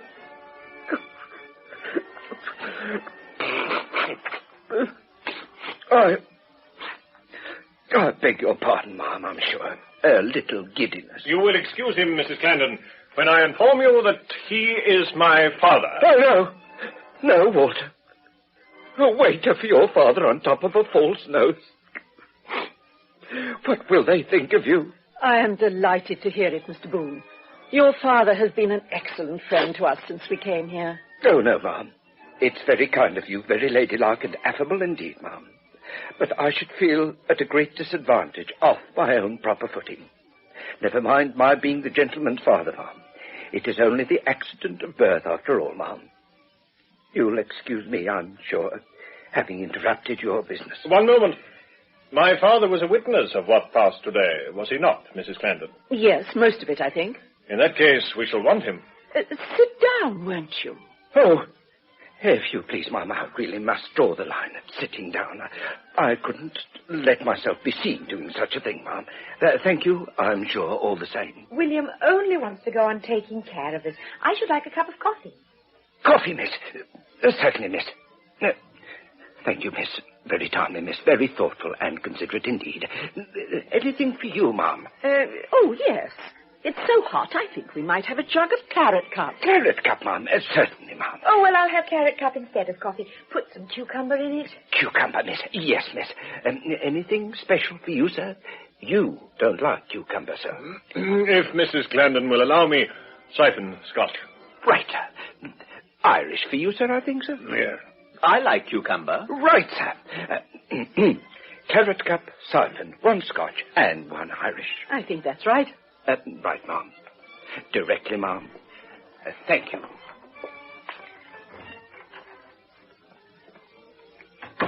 Oh, we can begin now, I suppose. We had better wait until Mrs. Clandon's husband arrives. What do you mean? I'm her husband. You said just now that your name was Crampton. So it is. I don't understand. One moment.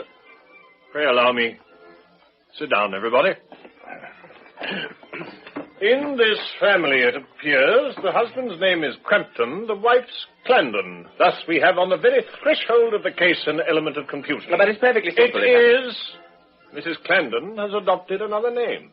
That is the obvious explanation which you feared. I could not find out for myself. You mistrust my intelligence, Mr. Valentine. No, I don't want you to answer that. I want you to think over it when you feel your next impulse to interrupt me. This is simply breaking a butterfly on a wheel. What does it matter? I will tell you what it matters, sir. It matters that if that family difference is to be smoothed over, as we all hope it may be, Mrs. Clarendon, as a matter of social convenience and decency, will have to resume her husband's name. I think, Boone, we'd perhaps better dispose of the important questions first. McComas, there will be no difficulty about the important questions. There never is. It is the trifles that will wreck you at the harbour mouth. You don't agree with me, eh? If I did... If you did, you would be me instead of being what you are. Well, of course, Boone, your speciality... My speciality is being right when other people are wrong. If you agreed with me, I should be no use here. Now, you, Mr. Crampton, what point in this business have you most at heart? I wish to put all consideration of self aside in this matter. So do we all, Mr. Crampton. It's understood that self is put aside. Human nature always begins by saying that. But I mean it, sir. Quite so. Now for your point. Every reasonable person would admit that it's an unselfish one. It's about the children. Well, what do you object to in the present circumstances of the children? I object to the way they've been brought up. How do you propose to alter that now? I think they ought to dress more quietly. Nonsense. When you are done, Mr. Valentine, when you are quite done... What's wrong with Miss Clarendon's dress? My opinion is as good as yours. Father? Oh, I didn't mean you, my dear. But the two younger ones... You've not seen them, Mr. Boone, and indeed, I think you would agree with me that there is something very noticeable, something almost gay and frivolous in their style of dressing. Do you suppose I choose their clothes for them? Really, this is childish. Childish? Thank you. Let us behave reasonably. Ah. Irish for you, sir. Scotch and siphon for you, sir. No. And claret cup. I'm afraid we interrupted you, Mr. Boone. You did. Just wait a bit. Yes, sir. Certainly, sir. You don't mind our detaining you, I hope Mr. Boone wishes it. Oh, no, ma'am. Not at all, ma'am. It is a pleasure to me to watch the working of his trained and powerful mind. Very stimulating, very entertaining, and instructive indeed, ma'am. And now, Mr. Crampton, we are waiting for you. Do you give up your objection to the dressing? Or do you stick to it? Mr. Boone, consider my position for a moment. I haven't got myself alone to consider. There's my sister Sophronia and my brother-in-law and all their circle. They have a great horror of anything that is at all, Out with it. Fast, loud, gay? Oh, not in any unprincipled sense, of course, but... Well, those two children shock them. They're not fit to mix with their own people. That's what I complain of. Mr. Valentine, do you think there is anything fast or loud about Phil and Dolly? Certainly not. It's utter bosh. Nothing could be in better taste. Oh, yes, of course you say so. William, you see a great deal of good English society. Are my children overdressed? Oh, dear, no, ma'am. Oh, no, sir, not at all. A little pretty and tasty, no doubt, but very choice and classy, very genteel and high-toned indeed. Might be the son and daughter of a dean, sir, I assure you, sir. You've only to look at them, certainly. Lift me down, somebody. Oh, Phil, put me down. I'm going to fall. Oh, lift me down. Oh, my child. Oh, thanks. So nice of you. What's fun? Oh, dear. Oh, here it comes. This is the younger lady, is it? Yes, sir. And please, who are you? This is Mr. Boone, Dolly, who has very kindly come to help us this evening. Oh, he comes as a boon and a blessing to me. Mr. Boone, McComas, I appeal to you. Is this right? Would you blame my sister's family for objecting to it? Have you begun again? No. It's perhaps natural at your age. Never mind my age. Is it pretty? Yes, dear, yes. Pretty, you like it? My child, how can you expect me to like it or to approve of it? How can you think it pretty and not like it? Oh, really, I must say No, that... don't interrupt, McComas. The young lady's method is right. Press your questions, Miss Clarendon. Press your questions. Oh, dear. You are a regular overwhelmer. Do you always go on like this? Yes. Don't you try to put me out of countenance, young lady. You're too young to do it. Sit down. Now, Mr. Crampton, the facts are before you. Both of them. You think you'd like to have your 2 youngest children to live with you. Well, you wouldn't. What, No, you wouldn't. You think you would, but I know better than you. You'd want this young lady here to give up dressing like a stage Columbine in the evening and like a fashionable Columbine in the morning. Well, she won't. Never. She thinks she will. No, I won't. I'll never give up dressing prettily. Never. As Gloria said to that man in Madeira, never, never, never, where grass grows or water runs. What? What? When did she say that? Who did she say that to? Mr. Don't you interrupt me, sir. This is something really serious. I insist on knowing who Miss Clarendon said that to. Oh, perhaps Phil remembers. Which was it, Phil? Number 3 or number 5? Number 5? Oh, courage, Valentine. It wasn't number 5. It was only a tame naval lieutenant that was always on hand, the most patient and harmless of mortals. What are we discussing now, pray? Excuse me. I'm sorry I interrupted. I shall intrude no further, Mrs. Clarendon.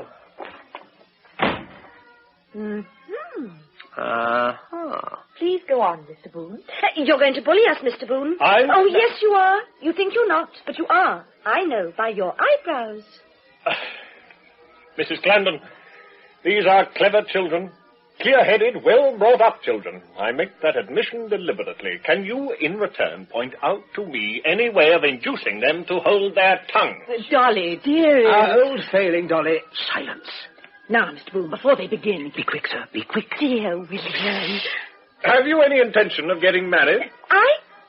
Well, Finch calls me by my Christian name. I will not have this. Mr. Boone, I use the young lady's Christian name naturally as an old friend of her mother's. Yes, you call me Dolly as an old friend of my mother's, but what about Dorothea?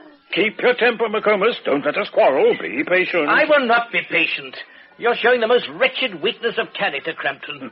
I say this is monstrous. Mr. Boone, please bully Finch for us. I will. McComas, you're making yourself ridiculous. Sit down. I will not. Sit down. Now, if she doesn't marry you, she will marry somebody else. That is the solution of the difficulty as to her not bearing her father's name. The other lady intends to get married. Mr. Boone. It's no use, Miss Clarendon. You can't put me down. I tell you your name will soon be neither Clarendon nor Crampton. And I could tell you what it will be, if I chose. Mr. Crampton, your notion of going to law is all nonsense. Your children will be of age before you can get the point decided. You can do nothing but make a friendly arrangement. If you want your family more than they want you, you'll get the worst of the arrangement. If they want you more than you want them, you'll get the better of it.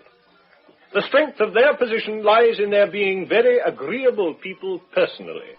The strength of your position lies in your income. Give me my false nose. There. Oh, now you look quite like a human being. Mayn't I have just one dance with you? Can you dance? Yes. You think I can't, but I can. Come along. On with the dance. Let joy be unconfined. William. Yes, sir. Can you procure a couple of dominoes and false noses for my father and Mr. McComas? Most certainly not. I protest. No. What harm will it do just for once, McComas? Don't let us be spoil sports. Crampton, you're not the man I took you for. Bullies are always cowards. Well, never mind. We must indulge them a little. Can you get us something to wear, waiter? Certainly, sir. This way, sir.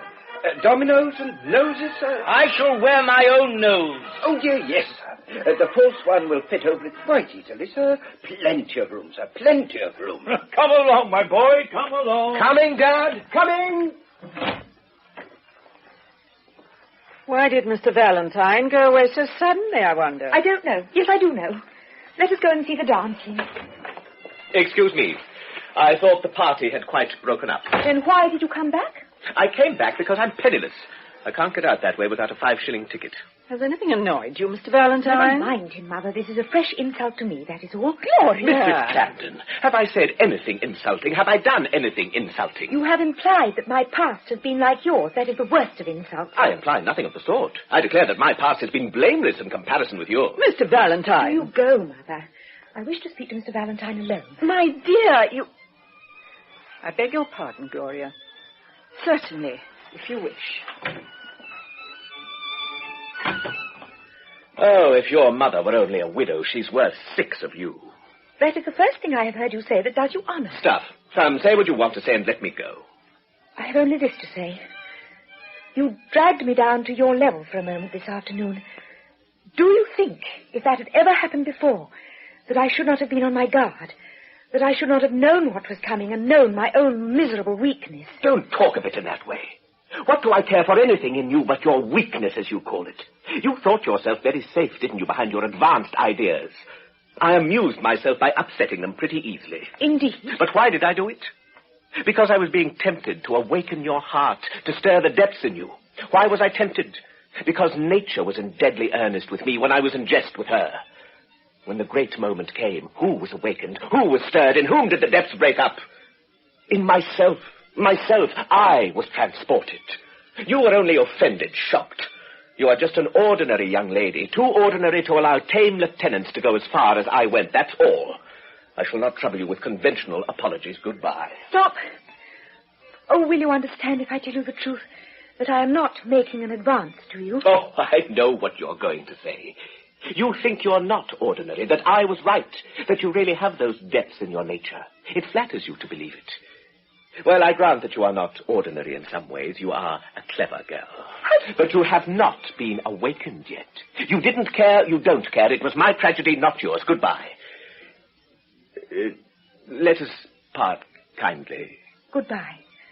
I trust you will soon recover from the wound. I shall recover. Such wounds heal more than they harm. After all, I still have my own Gloria. What do you mean? The Gloria of my imagination. Keep your own Gloria. The Gloria of your imagination. The real Gloria. The Gloria who was shocked, offended, horrified. Oh, yes, quite truly. Who was driven almost mad with shame by the feeling that all her power over herself had broken down at her first real encounter with... Oh, take care. I'm losing my senses again. Oh, Gloria, be sensible. It's no use. I haven't a penny in the world. Can't you earn one? Other people do. I never could. You'd be unhappy, my dearest love. I should be the merest fortune-hunting adventurer if... Oh, Lord. Oh, I don't know anything about women. 12 years' experience is not enough. Oh, I'm out of breath. How beautifully you waltz, William. Oh, how could you make me do such a silly thing, Finn? I haven't danced since the soiree at South Place 20 years ago. Mr. Valentine, now let us have no false delicacy. Tell my mother that we have agreed to marry one another. Number 6. Oh, my feelings. I want to kiss somebody, and we borrow it in the family. We're cinched. No, certainly no. Oh, Daddy, you're just in time. Now, bless them. No, I will have no such thing, even in jest. When I need a blessing, I shall ask my mother's. Am I to understand that you've engaged yourself to this young gentleman? Yes. Do you intend to be our friend or our father? I should like to be both, my child, but surely... Mr. Valentine, I appeal to your sense of honor. You're quite right. It's perfect madness. If we go out to dance together, I shall have to borrow 5 shillings from her for a ticket. Gloria, don't be rash. You're throwing yourself away. I'd much better clear straight out of this and never see any of you again. I shan't commit suicide. I shan't even be unhappy. It'll be a relief to me. I'm frightened. I'm positively frightened, and that's the plain truth. You shall not go. No, dearest. Of course not.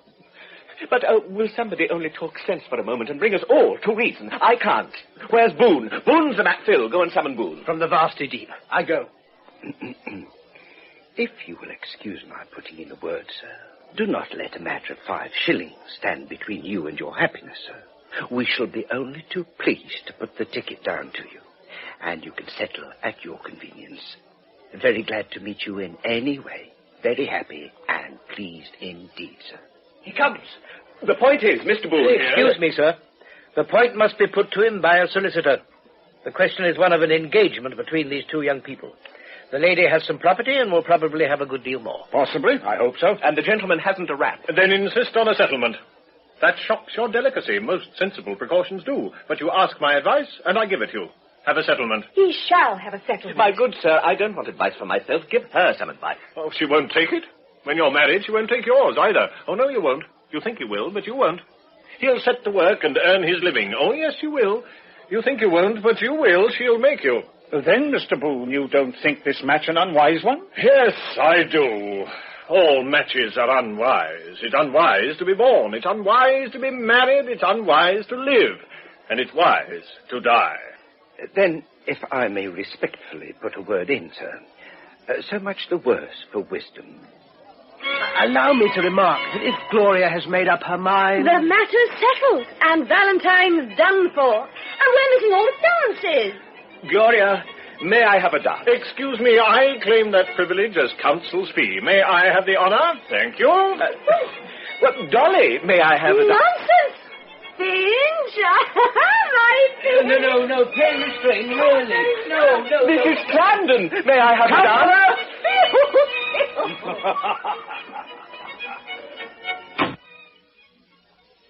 I might as well be a married man already. Cheer up, sir. Cheer up. Every man is frightened of marriage when it comes to the point. But it often turns out to be very comfortable, very enjoyable, and happy indeed, sir, from time to time. I never was master in my own house, sir. My wife was like your young lady. She was a commanding and masterful disposition, which my son has inherited. But if I had to live my life twice over, I'd do it again. I'd do it again, I assure you. You never can tell, sir. You never can tell.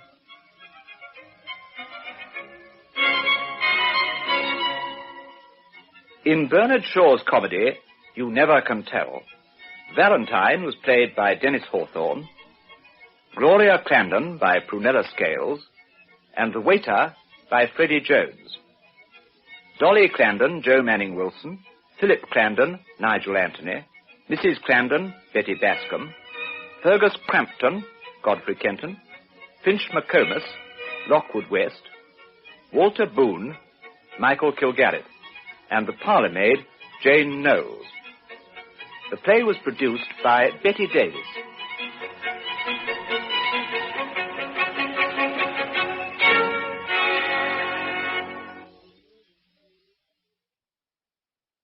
Carlton Hobbs stars as Sir Arthur Conan Doyle, with Graham Armitage as Alfred Wood. In Roger Waddis's dramatization, Conan Doyle Investigates. A macabre, unbelievable story, this, but it all happened. My name is Wood, Alfred Wood. In 1906, shortly before Christmas, some papers arrived on my desk at Hindhead in Surrey. They were addressed to my employer, for whom I worked as secretary. His name was Sir Arthur Conan Doyle. At that time, Sir Arthur was still grieving over the death of his wife, Louise, who had died several months previously after a long illness. He was sick with despair, unable to work. But the routine of life went on. I took the papers and the morning mail into him. Good morning, Sir Arthur. Good morning, Alfred. Hi, I think we're in for snow. It started. Snowflakes. She loves to watch them. Quite a correspondence this morning, sir. Close on 70 letters. Oh, yes? There's one from Rudyard Kipling. He says he read Sir Nigel in one gulp. Did he? Here we are. From cover to cover I read it, and I put it down, still hungry for more. That's more than the critics said. Oh, a good many of the reviews have been very laudatory, sir. I think it'll find its way into the bestseller list. I doubt it, Alfred. The public seem to think I shouldn't be writing historical novels. They see me as the creator of Sherlock Holmes and nothing more. Well, it's true a lot of these letters are about Holmes. They want more stories. They've had the return of Sherlock Holmes. That should content them. Evidently not, sir. I don't think Holmes can ever die again. He can only retire. Yes, he's been condemned to life. Oh, well, I suppose I'd better deal with these. Is there anything of a special interest here? Yes, sir. There's a man who asked for your help. He sent some press cuttings. They're near the top of the pile. The Umpire? I've never heard of it. Idalge protests his innocence. Who is this man, Idalge? George Idalge, sir. He's just come out of prison. He served 3 years for killing a horse, but claims he was wrongly convicted. Does he indeed? Leave these papers with me, Alfred. I'd like to study them. That was how it started. Sir Arthur Conan Doyle, the world's most famous writer of detective stories, suddenly found himself face to face with a real-life mystery, more bizarre than anything even he had penned. He read every word of the 6 lengthy articles George Idalgi had written in the weekly paper, The Umpire. Alfred! Alfred! Sir? Have you read these cuttings? No, sir. Only glanced at them. They're incredible. If this man is telling the truth, and I believe he is, it's an appalling story. 3 years in prison for a crime he didn't commit and then released without a pardon. You mean he's still considered guilty? As far as society is concerned, yes. That's pretty hard, sir. Look, I want you to get hold of all the available documents in the case, press reports and so on, especially of the trial. I shall write to anyone who can testify, but first of all to Idalgi. Either he's guilty or he's not. If he is, he deserves every day of his 7 years, his original sentence. If he is not, then we must have apology, pardon, and restitution. It could almost be a Holmes story, sir. No, Alfred. This goes far beyond the invention of any writer of detective fiction. And there's a real human being on the rack here. Now, we're in the presence of an appalling tragedy, and I feel called upon to do what I can to set it right. And so, in 1906, Conan Doyle took up the case of George Idalgi, a case that had brought misery and despair to a harmless family living in Great Wireley, an agricultural and mining village 6 miles from Walsall in Staffordshire. The head of the family was the Reverend Saturay Idalgi, an Indian who had become a Church of England clergyman. He was married to an Englishwoman, Charlotte. They had a daughter, Maud, and their son, George, was a solicitor with a practice in Birmingham. But their suffering goes back many years before. In 1892, the persecution began, and it went on for 3 years. A flood of anonymous letters arrived at various homes in the district, but above all, at the vicarage. This one's about me. I swear by God that I will murder George Idalgi soon. The only thing I care about in this world is revenge, revenge, revenge. Sweet revenge I long for. Then I shall be happy in hell. No, oh no. There's more, Mother. Every day, every hour, my hatred is growing against George Idalgi. May the Lord strike me dead if I don't murder him. Dear God. Listen to this one. Do you think, you Pharisee, that because you are a parson, God will absolve you from your iniquities? To hell with your damned wife and your horrid little girl. Mother! I will descend into the infernal region shouting curses upon you all. Now there, Why? darling. Why? Don't Maud. It's all right. It is worse than 4 years ago. I thought we had seen the end of it. Worse than 4 years ago. In 1888, threatening anonymous letters had been received at the vicarage. Abusive writings about the Idalgis were found scrawled on buildings and outhouses. But the later letters were different. The earlier ones had been ribald. These were malignant, filled with diabolical hatred for the Idalgis and a passionate, not to say religious, admiration for the local police. The following in this district we love truly. The police of Cannock in general, and Sergeant Upton in particular. Hurrah for Upton, good old Upton, dear old Upton, blessed Upton. Stand up for Upton. Ye soldiers of the cross, lift high your royal banner. It must not suffer loss. Then came the hoaxes. Senseless, practical jokes which went on for 3 years. One said that the vicarage was to be let for the most dubious purposes. Another described the Reverend Idalgi as a matrimonial agent with a number of ladies on his books whose charms were catalogued in realistic detail. But it was the curious incident of the key, stolen from Walsall Grammar School, which brought matters to a head. On December the 12th, 1892, Sergeant Upton interviewed the Reverend Idalgi. You say you found this key on your doorstep? Yes, Sergeant. And you've no idea how it came there? None at all. Why do you think anyone should steal a key from Walsall Grammar School and leave it at the vicarage? I cannot imagine. You cannot imagine. Your son George now, he doesn't go to Walsall? No, Sergeant, he is at Rugeley School, but that is 6 or 7 miles from Walsall. I know how far it is. I cannot believe you are suggesting that my... I didn't say that. Why should George do that? Why should he steal this key from Walsall and bring it all the way back and put it on his own doorstep? It's my job to ask the questions, sir. And find the right answers, and we'll find them, never fear. Sergeant Upton made a report, which duly came before Captain the Honourable George Alexander Anson, Chief Constable of Staffordshire. About this key business, Sergeant, sir, you make it pretty clear in this report who you think the culprit is. Yes, sir. What sort of fellow is he, young George Idalgi? Well, he's, funny looking, sir. Funny? In what way? It's his eyes, sir. Now, they sort of bulge. And when he looks at you, he doesn't seem to see you. Stares right through you as if you weren't there. Anything else? He's very dark. Huh? He's Indian, sir. Well, half, anyway. So I believe. His father's vicar of Great Wiley? That's right, sir. Now, he's full Indian. And married to an English woman? Yes, sir. There's no hard evidence against young Adalji, I suppose? Nothing that'll carry much weight in court, sir. A pity. Mind you, sir, he could have done it. There don't seem to be any other likely suspects. It's just a feeling you have about him? You could put it like that, sir. Well, that's all policemen have to go on most of the time. Their instinct. Yes, sir. Right. Well, that's all, Sergeant. Thank you. Sir. January the 23rd, 1893. To the Reverend S. Adalji, the Vicarage, Great Wiley, Staffs. Will you please ask your son George from whom the key was obtained, which was found on your doorstep on December the 12th? The key was stolen. But if it can be shown that the whole thing was due to some idle freak or practical joke, I should not be inclined to allow any police proceedings to be taken in regard to it. What does he mean, Father? We shall see, George. Captain Anson goes on. If, however, the persons concerned in the removal of the key refuse to make any explanation of the subject, I must necessarily treat the matter in all seriousness as theft.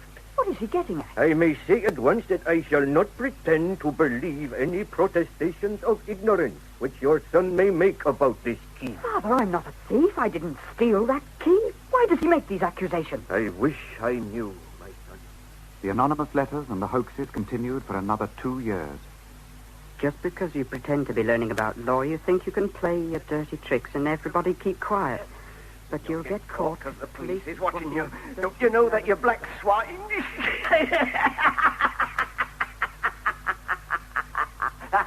At the end of 1895, the letters and hoaxes were suddenly switched off.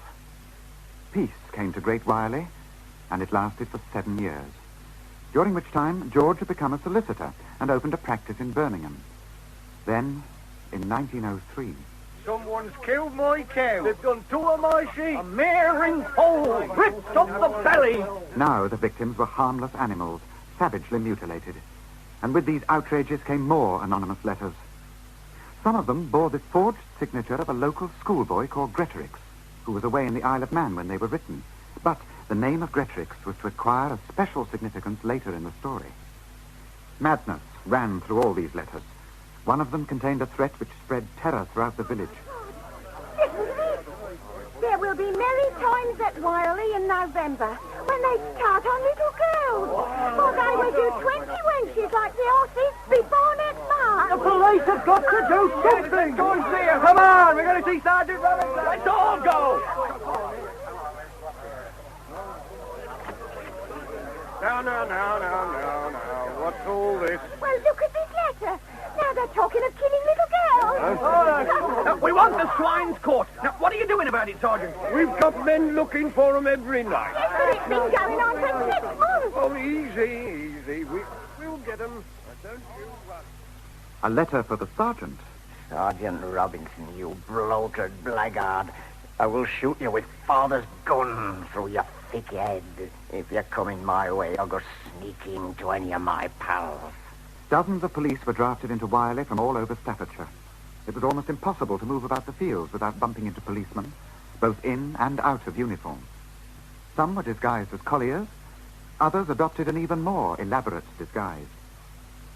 One night, a young girl, returning home from a dance in Cannock, stumbled over a dark object as she was crossing a field. Who's there? What is it? It was a horse, or rather a pantomime horse, and the horse spoke. Hurry along, madam. We're police officers. In the end, the whole exercise degenerated into chaos. Gangs of young lads poured into Great Wiley from Rugeley, Stafford, and Birmingham to mock the hapless constables. Many of them spent a night cooling off in the cells at Cannock, but no one was arrested for cattle maiming. It was at this stage that Captain Anson took personal charge of operations. Inspector Campbell? Sir? We don't seem to be getting anywhere on this business at Great Wiley.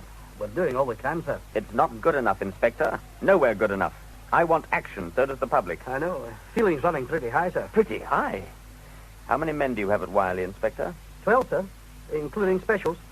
We had to get a couple from Bridgetown. We're pretty stretched. Make it 20, even if it means taking men off their other duties. Yes, sir. You're watching the vicarage? Yes, sir, every night. That's where we'll get our man. I'm convinced of it. You mean that darky, sir? Yes. I'm damn sure he's behind the killings and those anonymous letters. Oh, they can become lawyers and parsons and doctors, but underneath it all, they're still primitive savages.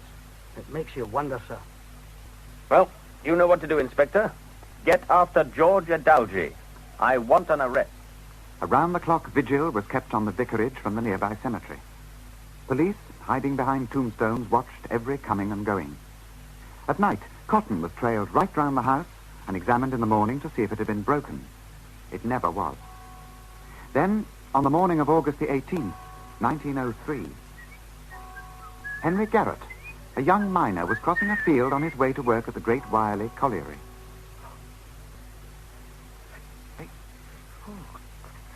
Oh, my. Help! Help! Over here!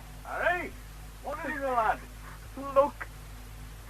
The pony. It's done the pony. Well, I got ripped up the belly, just like the others. All the blood. I know, lad. And I think it's still alive, poor creature. It'll have to be shot. Oh, I know what I'd like to do.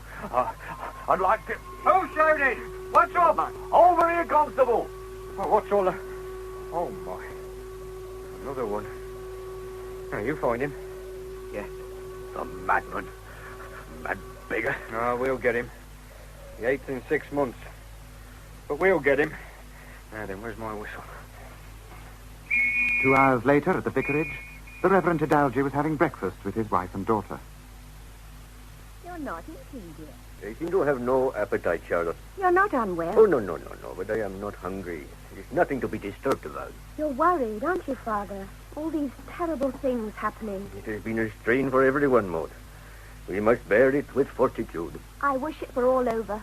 Get on with your breakfast, Maud. Who could that be? It's barely 8 o'clock. I'm expecting no one. A parishioner, perhaps? It is possible. Oh, well, I'll go. No, Charlotte. I will go.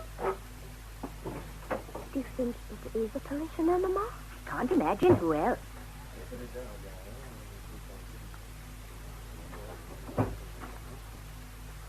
This way, please. It is the police dear. Inspectors Campbell, Staffordshire County Constabulary, Sergeant Robinson, Constable Harris. My wife, Charlotte, and this is my daughter, Maud. Where is your son, George?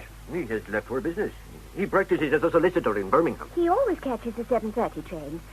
But what's wrong, Inspector? Why do you want to see him? Another animal was cut up last night, a colliery pony, not half a mile from here. Oh, no. What has this to do with George? Perhaps you could tell me something of your son's movements last evening. He came home from his office in Birmingham at the usual time, about 6:30. He brought some papers home with him to work on. He often does. And he stayed in all night? No. Ah, he went out again, did he? Yes, but... what time would that be? Well, I'm not sure, Inspector. I was working in my study. Charlotte, It was shortly after 8 o'clock. He said he was going to the bootmaker's at Bridgetown. He said he was going there? Well, I'm sure he did go there. That can be confirmed if we could have the bootmaker's name. Oh, excuse me, sir. It's John Hand. I know because I take my boots there for repair. Right, Constable. Perhaps you'd ask him to corroborate. Yes, sir. Not now, man. No, sir. Sorry, sir. Now, sir. What time did your son return home from his trip to the bootmaker's? I am not sure. I remember, Father. It was about 9:25. How can you be sure of the exact time, miss? I was in the hall when he came in. He asked me whether we had started supper yet, and I said no, we'd be having it in a few minutes. We usually eat at 9:30. And did you last night? Yes. And after supper, did your son go out again? No. We talked for a little while, and then we went to bed. Inspector, why are you asking all these questions? My son has done nothing wrong. He's a man of respect, a member of the legal profession. Reverend Adalji, a serious crime has been committed. It's my duty to make inquiries, and you will all be helping me in the performance of that duty by answering some of my questions. Now, madam, I understand you to say that your son, George Adalji, retired to bed sometime after supper. It's possible, is it not, that he left the house again sometime later without you knowing? No, Inspector. Quite impossible. Why do you say that? Because he sleeps in the same room as I do. Is that your normal practice? Yes. It has been so for about 17 years. My daughter, Maud, here, has been in delicate health since she was a child. I sleep with her in case she should need me during the night. I see. I am a light sleeper. I suffer from lumbago. If my son had left the house at any time, I would have known it. I would have heard him unlocking the door. You keep your door locked. Why? I have always done so, as many people do. To keep unwanted visitors out. Or to keep your son in. What are you suggesting? I'm suggesting nothing. I'm merely asking. Is your son in the habit of roaming about at night? No, he is not. I'd be obliged, madam, if you would show me any outer clothing belonging to your son and his outdoor boots. Oh, really? It's all right, Chapoji. Let us do as the inspector asks. Constable, go with Mrs. Adalji. Yes, sir.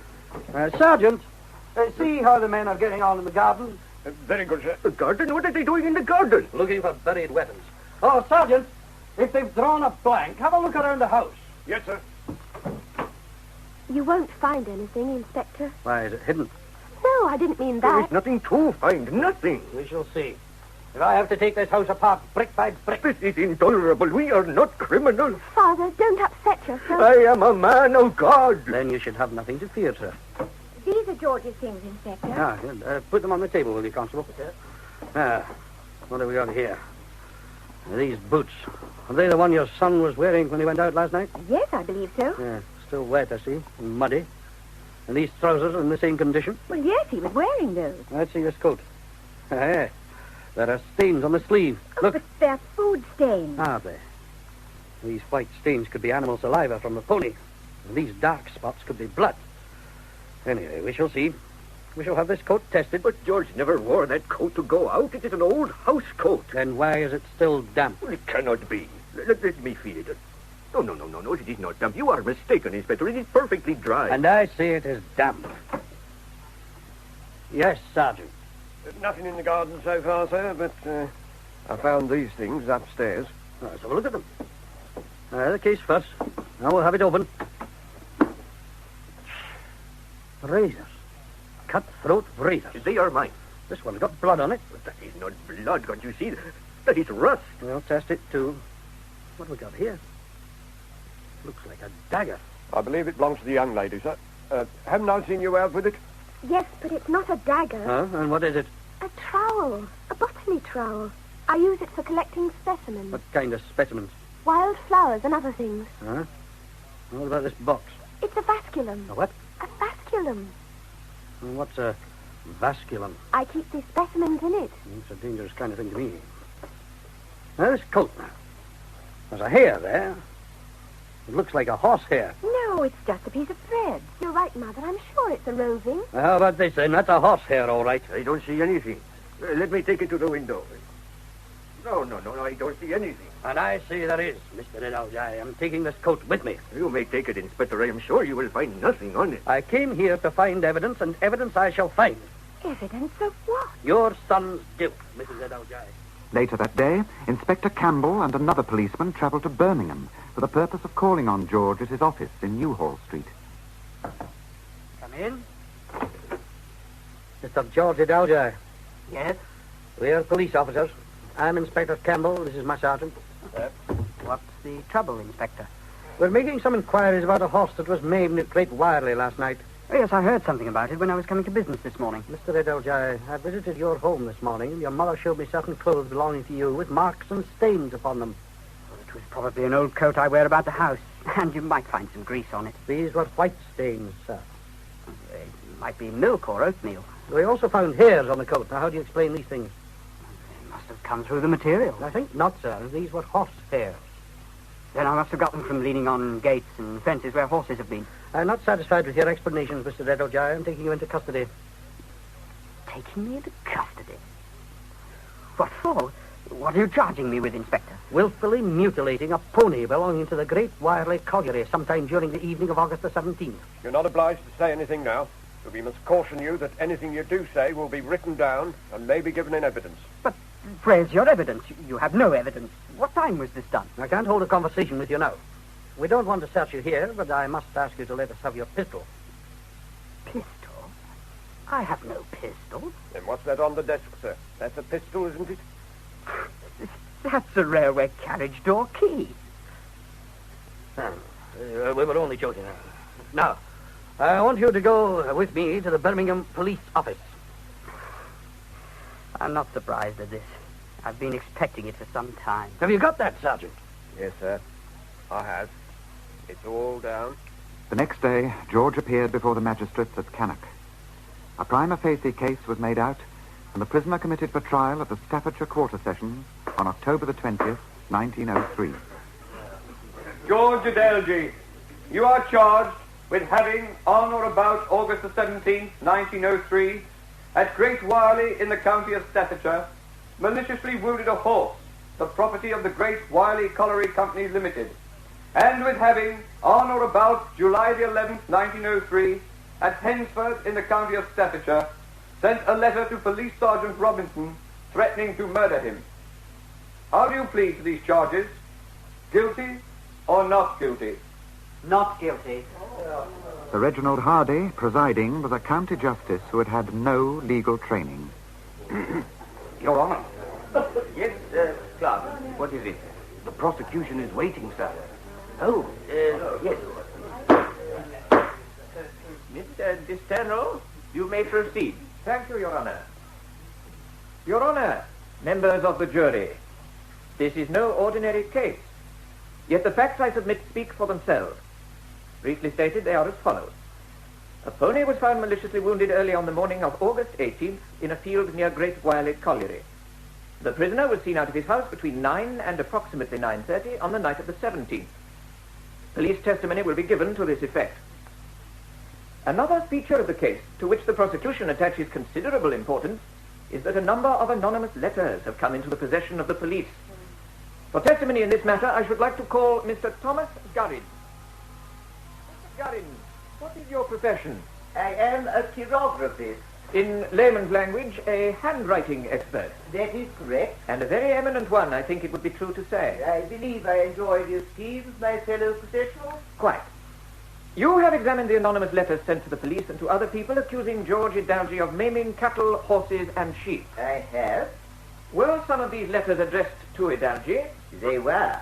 Were you able to form an opinion as to the authorship of these letters? I was. Were they all, in your judgment, written by the same hand? They were. Whose hand? George Adelgy's. He wrote some of these letters to himself? Yes, but in a disguised handwriting. Exactly so. One moment, Mr. Disternal. Your Honor?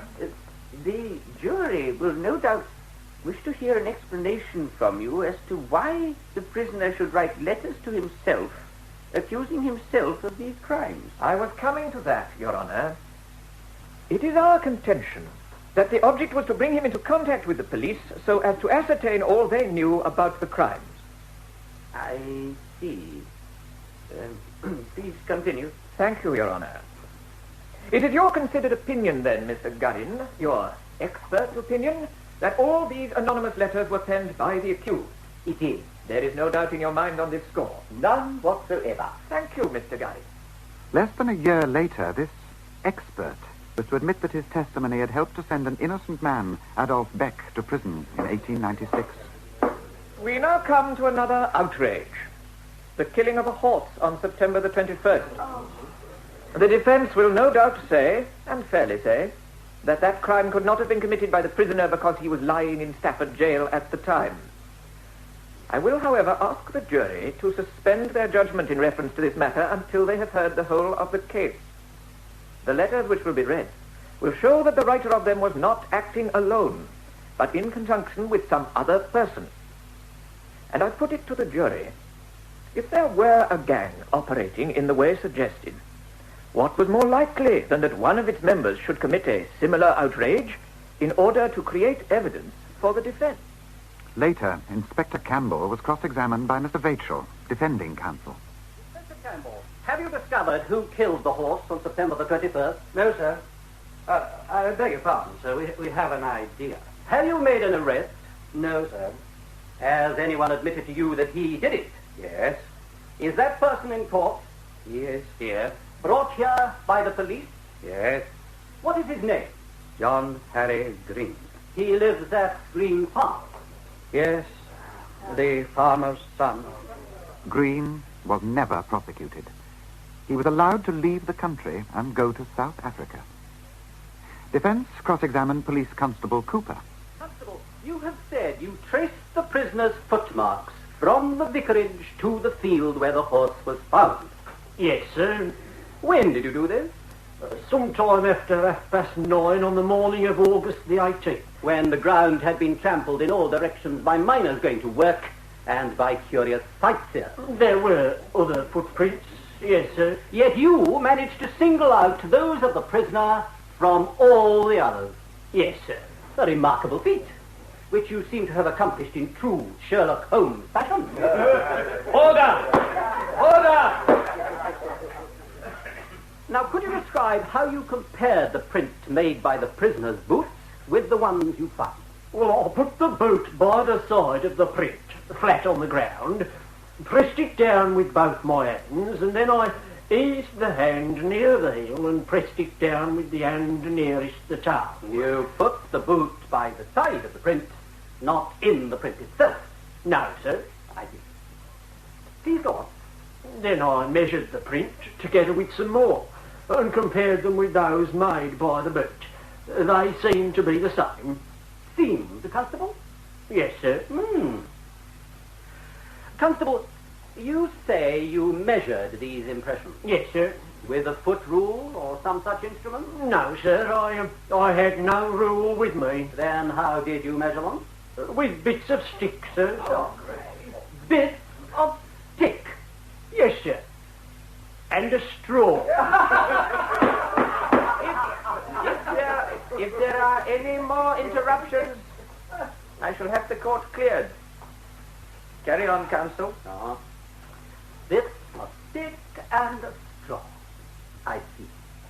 And with the aid of these accurate measuring tools, you judged those prints to be identical with those made by the boot belonging to the accused.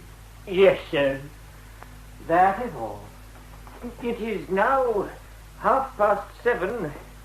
Do you have any more witnesses, Mr. Wakershaw? No, Your Honor. Then the court is adjourned until 9:30 tomorrow morning.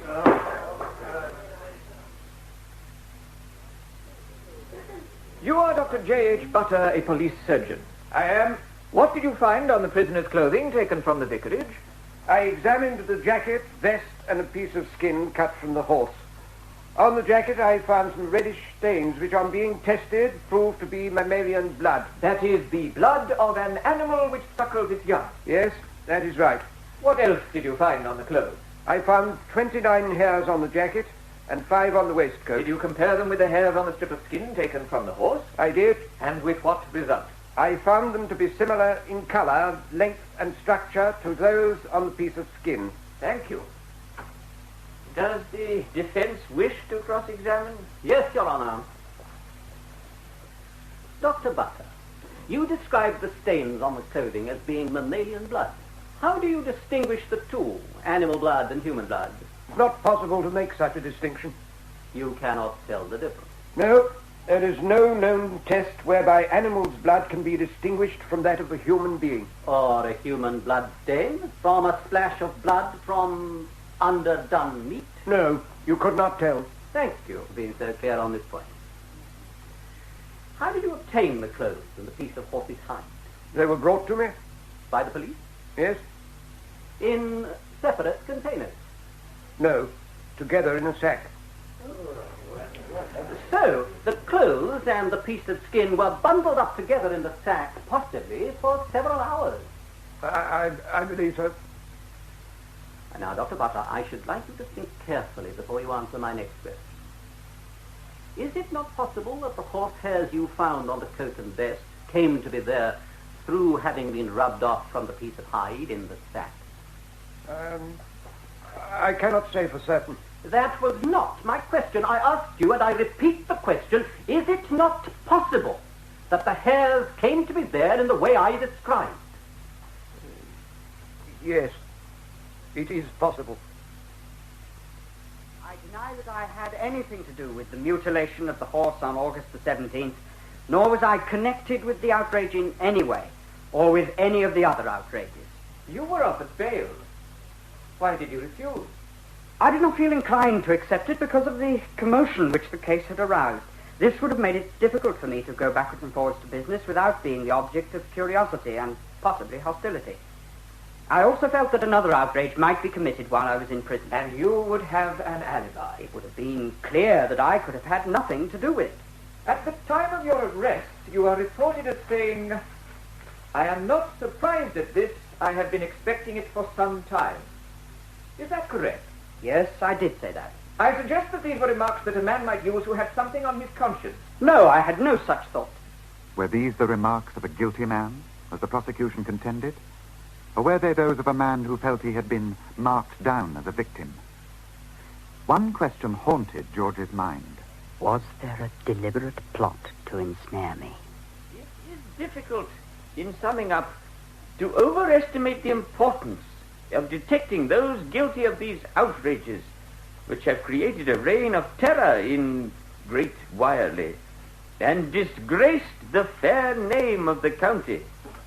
I would add that I consider it very remarkable that no apparent motive has come out in this case other than that suggested by the Crown. Would a man go to such lengths to gain notoriety? That is a question for you, the jury, to decide. You must banish from your minds anything you might have read or heard about the case and rely entirely upon the evidence put before the court. You will now retire to consider your verdict. The jury were out for 50 minutes. Have you reached a verdict? We have, Your Honor. How do you find the prisoner? Guilty or not guilty? Guilty, with a recommendation to mercy on account of his position. George Edalji, you have been found guilty of a serious offense, and the court believes the verdict to be a right one. As to the recommendation for mercy on account of your position, we have on the one hand to consider this recommendation, and on the other, the disgrace which these outrages have inflicted on the county. I therefore sentence you to 7 years penal servitude. Oh, no! Mother, stop, prisoner! Remove him from the court. And so George Edalji became prisoner D462 in Lewis Jail, where he spent 6 months making feed bags for horses. Then he was transferred to Portland, and all the while the outrages against animals and the anonymous letters continued. My name is R.D. Yelverton, formerly Chief Justice of the Bahamas. I have a petition for the Home Office. It carries the signatures of 10,000 people.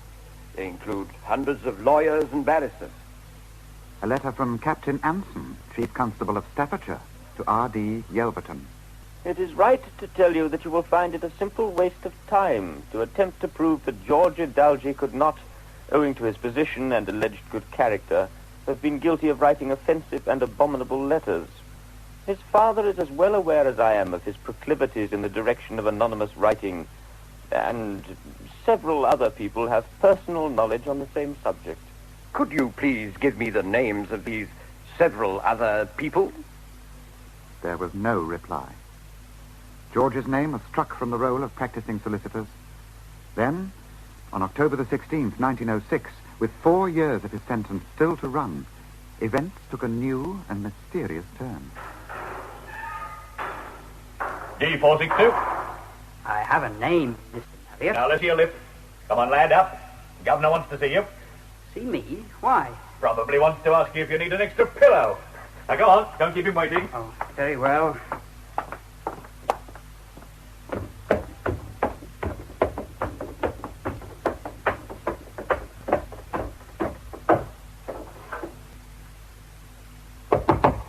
Come in. Prisoner D462, sir. Edalji. Right. Bring him in, Mr. Marriott. Yes, sir. Inside. Edalji, I have some news for you. I am to tell you that you are shortly to leave Portland. You will be transferred to Pentonville Prison in London, from where you will be released. Released? Yes. Within a week, you will be a free man. Free? Now, steady that. Would you like a chair, Idalgi? No. No, thank you, sir. I'm all right. It's just a shock. I understand. It is unexpected. There's something else I have to tell you. On the day of your discharge from Pentonville, you will have to report to Scotland Yard. They will want to know where you're staying in London.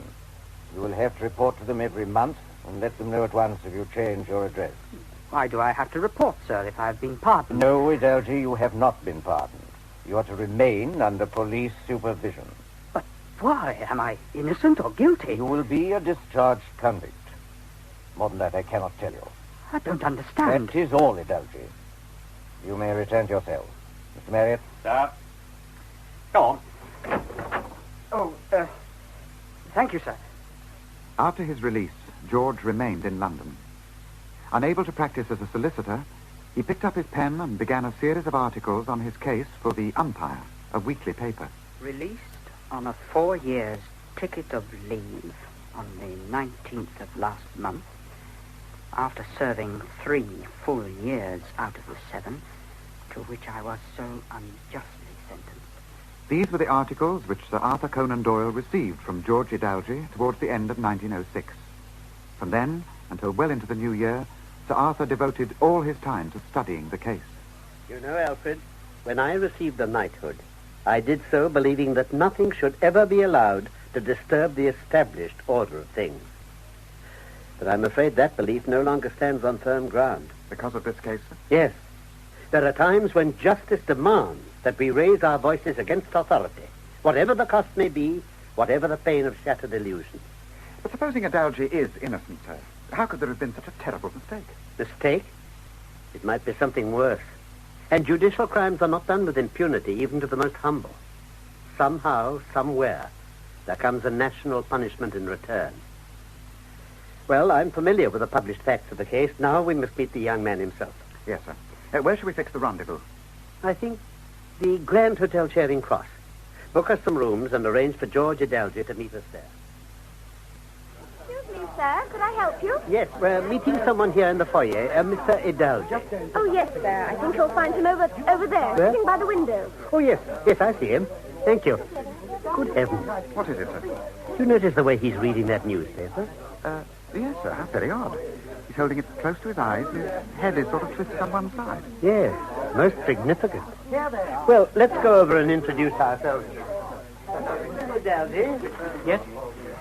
Sir Arthur Conan Doyle? Yes, and this is my secretary, Mr. Alfred Wood. How do you do? Very pleased to meet you, sir. Sir Arthur, I can't tell you how grateful I am. I'm only too glad to help you in any way I can, and I'm honored that you should ask me. I turn to you because I know you have helped other people. I don't know anyone in London. And London is a terrible city to be friendless in. Well, you're not without friends now. I know, Sir Arthur. If you hadn't responded... we won't talk of that. I'm here now. Let's go to my room. There are many questions to be answered. Alfred? Sir? Please make a note. I want you to purchase a 6-inch ordnance survey map of the Great Whalley district. 6-inch ordnance survey. Right, sir, I've got that. And get on to Mr. Kenneth Scott of Manchester Square. He's an eye specialist. Ask him whether he'd be kind enough to make an evening appointment for Mr. Idalgi as soon as possible. This report from Mr. Scott confirms my own diagnosis, Alfred. Here we are. Right eye minus 8.75 diopter sphere, minus 1.75 diopter cylinder axis 90 degrees. Left eye minus 8.25 diopter sphere. I'm afraid all that's a bit beyond me, sir. Well, in plain language, it means that George is terribly short-sighted. In fact, I don't recall a case of myopia as severe as this when I was in practice as an oculist. But if his eyes are that bad, sir, how could he have possibly done those crimes? How indeed. Alfred, will you please look up a good train to Great Whalley this afternoon? Are you going there, sir? Yes. I want to meet the family.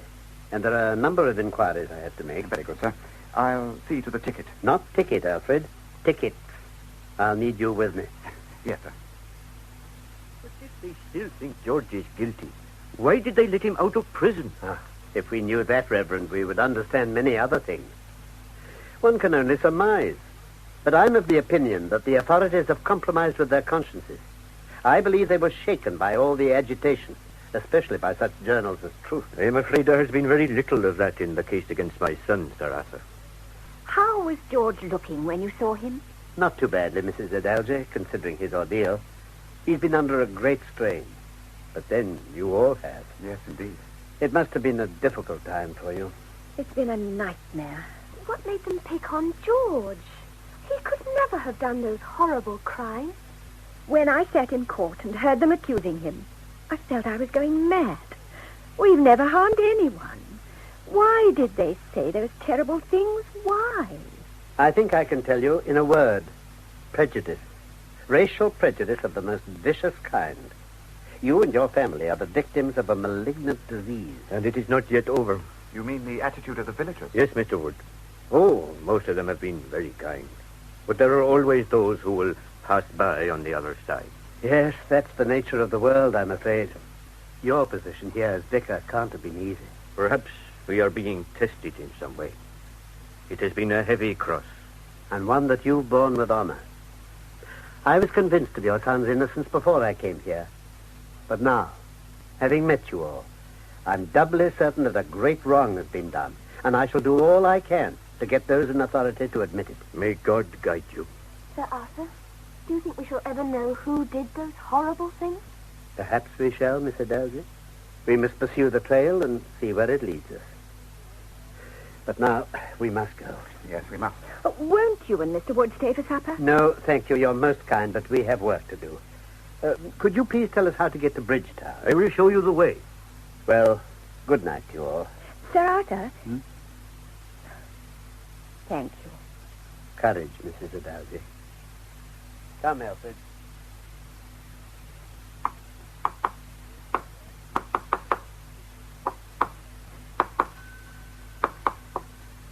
Oh, evening, gentlemen. Good evening. Mr. Hand? That's right, sir. Mr. John Hand? That's right. What can I do for you? Oh, it's a matter of some importance. This is Mr. Wood. How do you do? Sir? And my name is Arthur Conan Doyle. Conan Doyle? Not thee, Sir Arthur. Here, wait a bit. Let me find you someone to sit. Oh, no, please don't trouble yourself, Mr. Hand. We're here because we think you can help us with some inquiries we're making. On behalf of Mr. George Adalje. Oh, yes? I believe you were a witness at the trial. I was, sir. But they tell me he's out now. Yes, he is. But in very strange circumstances. His present position is far from satisfactory. Now, I'd like you to take your mind back 3 years and more. Yes, sir. You testified that Mr. Adalje brought some boots to you for repair on the evening of August the 17th, 1903, the night of the crime. That's right, sir. About 8:30 it was. You have a good memory, Mr. Hand. Oh, I could never forget that, sir. He left the vicarage at about 8, so it took him half an hour, which is approximately the same time it's taken us. How long was he here for? Do you remember? Oh, 5 or 10 minutes. We chatted for a while, then he left. Said he was expected back for supper. It's probably asking too much, but do you happen to recall what kind of coat he was wearing? Yes, I can tell you that too, sir. It was dark blue serge. Good heavens. Fancy remembering a detail like that. Oh, not at all, sir. It was the outdoor coat he always wore. Oh, then Mr. Adalje was a regular customer of yours. Oh, yes, sir. He'd been coming here for years. What sort of man would you say he was? Well, very pleasant gentleman, sir. A bit shy, but very friendly. Oh, and very civil. Always called me Mr. And. Well, you know what I mean. I do indeed. Politeness costs nothing. Yeah. If anybody hereabouts wanted any help with legal matters, well, he'd always give it. And what did you think of the verdict at the trial? Well, if you want my opinion, sir, it was all wrong. He wasn't guilty, not Mr. Adalje. Why do you say that? Well, I knew him. I remember one day he came in when I'd cut my hand. Funny how these small things stick in your mind. Well, I had a bandage on and the blood was showing through. Oh, he seemed terribly upset. No, he could never have done the things they say he did. He couldn't hurt anybody. Thank you, Mr. Hand. You're a good judge of character, as well as an excellent craftsman, judging from these boots here. Thank you, sir. Very kind of you to say so. You've been most helpful. Good night to you. Good night, Mr. Hand. Oh, and to you too, gentlemen. Salt of the earth, sir. Yes, that was the whole problem. Problem, sir? I don't understand. For whom? For the police, my dear Wood. Can't you picture him giving evidence in court as strong and reliable as the materials of his trade? If he said 8:30, 8:30 it was. If he said George was wearing a blue serge coat, it couldn't possibly have been his grey house jacket. No jury on earth could have failed to believe him. Is it any wonder that the police had to fall back on the even more ridiculous proposition that George crept unnoticed from a locked bedroom and committed the crime at 2 o'clock in the morning? Remarkable. Self-evident, my dear Alfred. All that remains now is to demolish their theory by practical experiment. Are you feeling energetic? Oh, I'm game for anything, sir. What do you have in mind? A walk. Over there, about 3/4 of a mile away, judging from our map reading, is the field where that poor beast was mutilated. What we shall do is to follow the route George is supposed to have taken that night. Oh, very well, sir. Right. Off we go. This bank's a bit steep. You need a hand up, Alfred? No, thank you, sir. Oh, careful now. There's a ditch here. Oh, and another fence up here. Mind the barbed wire. All right?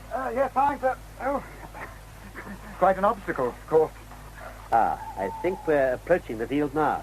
Oh, yes, there's the colliery. Now, somewhere here must be the spot where the pony was done to death. I'm quite puffed. And we're both active men, Alfred.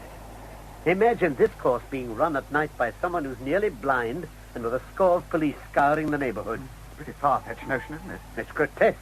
And to think this all-important point was not even raised at the trial. Do you know what this reminds me of, sir? Huh? Who would associate crime with these quiet fields? Ah, yes. It is my belief, Watson, founded upon my experience, that the lowest and vilest alleys in London do not present a more dreadful record of sin than does the smiling and beautiful countryside. Oh, you horrify me home. But the reason is very obvious. The pressure of public opinion can do in the town what the law cannot accomplish. And there is a step between the crime and the dock. But look at these lonely houses, each in its own field, and think of the deeds of hellish cruelty, the hidden wickedness, which may go on year in, year out in such places, and none the wiser. Now, what was the name of that story? I'll give you a clue. Vegas Sylvatica Cuprea. Vegas Sylvatica? Oh, of course, the copper beaches. Right. But that was fiction, Alfred. The case of the Indian solicitor is fact. But now we must get back to the Star Inn. I have a night's work ahead of me. Come in. Sorry to disturb you, sir. But it's gone 2 o'clock. You really ought to get some sleep. No time for that. The Daily Telegraph want these articles by Thursday morning. Incidentally, they're going to be non-copyright. I insisted on that. I see your point, sir. The whole country is going to know the truth. Bigotry. That's what we're up against. And the chief constable, I regret to say, is the chief offender. Why do you think Captain Anson has this hostility against George? Because of his colour, my dear Wood, because of his colour. For no other reason, and it goes back 15 years. Anson has infected the whole of his police force with his ideas. Shocking business. Yes, and I've said as much in this article. Now then, in all details, this seems to me to form a kind of squalid Dreyfus case. The parallel is extraordinarily close. You have a Parsi instead of a Jew, with a young and promising career blighted. In each case, the degradation from a profession and the campaign for redress and restoration. In each case, questions of forgery and handwriting arise, with Esterhazy in the one and the anonymous writer in the other. Finally, I regret to say that in the one case you have a clique of French officials going from excess to excess in order to cover an initial mistake, and that in the other you have the Staffordshire police acting in the way I have described. You know, you've had your nose in that Telegraph since lunch. What are you reading? Damned interesting article. May I? Do. Thank you. The case of Mr. George Dalgy, special investigation by Sir A. Conan Doyle. Heavens, there must be all of 10,000 words there. And the same yesterday. Good, is it? Fellow Augustus case well, I'll say that. Would have made a good lawyer. Or an MP? No, that I doubt. Too passionate by half. All heart and no head, eh? No, he has both. An unpopular combination in the House. Ah, there goes the division bell. I've come to report, Sergeant. Ah, yes. Name of Idalgi? That's right. Still at the same address? Yes, 2 Mexenberg Street. All right. Sign here. Thank you. I see you're famous. Oh, yes, the Telegraph articles. Got old Sherlock Holmes on the scent, eh? Sir Arthur Conan Doyle has been very helpful. He's wasting his time. He believes I'm innocent. Oh, does he now? And I am. All right. See you next month. Listen to this. Listen! Now we turn to the last tribunal of all. A tribunal which never errs when the facts are fairly laid before them. And we as the public of Great Britain, whether the thing is to go on. That's what Conan Doyle asked in his paper. And we, the Society for Law and Order, ask whether all this agitation against the authority is to go on. The writing is on the wall, plain for all to see. Is it rude? Oh, you can laugh, sir. You can laugh. But you won't be laughing when the fabric of our society is torn asunder.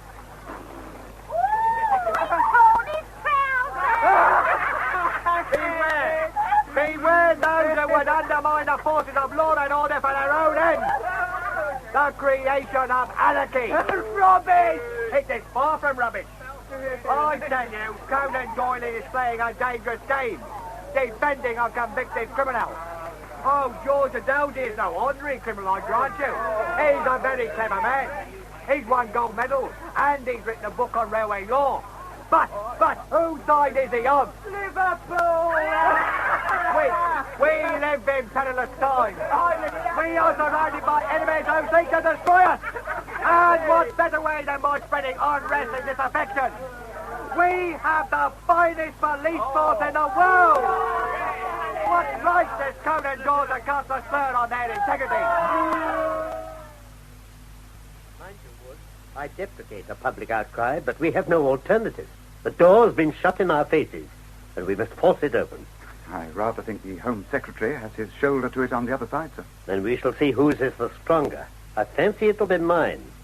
If it were his father now, the grand old man, I'd be taking on a mountain. But Herbert Gladstone? He's a foothill. My dear Sir Arthur. Mr. Gladstone, I'm obliged to you, sir, for this interview. Not at all. My pleasure. Please be seated.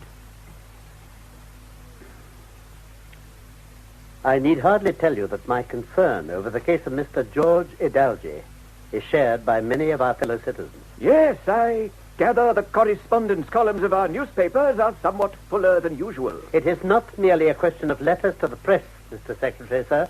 Expressions of disquiet have come from many distinguished quarters. And all without cause or foundation, I assure you. You will have difficulty in assuring me, sir. There are questions to be answered. Then ask them, my dear fellow. Who was responsible for deciding that Idalgi should go free, but remain guilty? That is a question that I'm afraid I cannot answer. Pray, sir, why? Is it a state secret? It is a matter of political prudence. You outrun me, sir. Surely not, Sir Arthur. There are always political considerations in these matters. I'm sure you understand that. You stood for Parliament twice, did you not? Yes, and was defeated twice. Regrettably. Perhaps it was just as well. I could never really imagine myself as second to a party, or as thinking that all virtues lay with one set of men. You raise a philosophical question. Now let me raise another, and it's a very simple one. Do you intend to re-examine the case of Mr. Idalgi? There is no simple answer to that. Why not, sir? There are practical difficulties. We have as yet no provision for appeals against criminal convictions, although, of course, such a reform has been under consideration since the unfortunate case of Adolf Beck. Another innocent man who was sent to prison. As you say. Do you mean that Idalgi's sentence must stand because there is no legal machinery for dealing with it? As regards a retrial, yes. It's monstrous. It is unfortunate, but that is the law. Then the law must be changed. That is a matter for Parliament. You are the Home Secretary. And my hands are tied. Then we shall have to untie them, sir, even if it means calling a protest meeting in Trafalgar Square. I would never have imagined you in the role of a public agitator Sir Arthur? There are times, Mr. Home Secretary, when it is criminal not to agitate.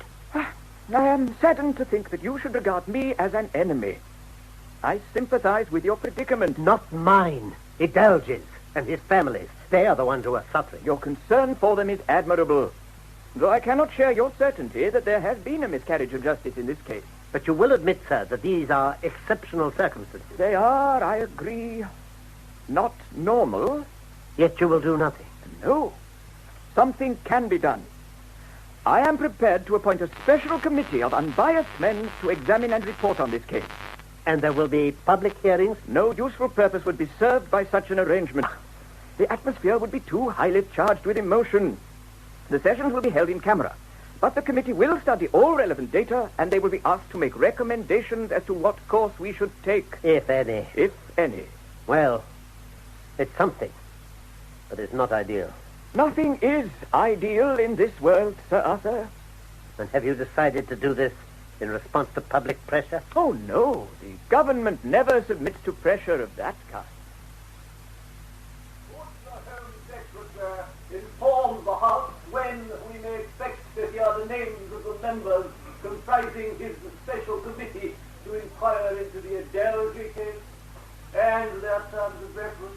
I am grateful for the opportunity to reply to this question, and I am pleased to tell the House that the committee referred to has now been appointed. It comprises 3 members, eminently qualified for this responsible and, may I say, onerous task. They are Sir Arthur Wilson, P.C., Mr. John Lloyd Wharton, and Sir Robert Roper.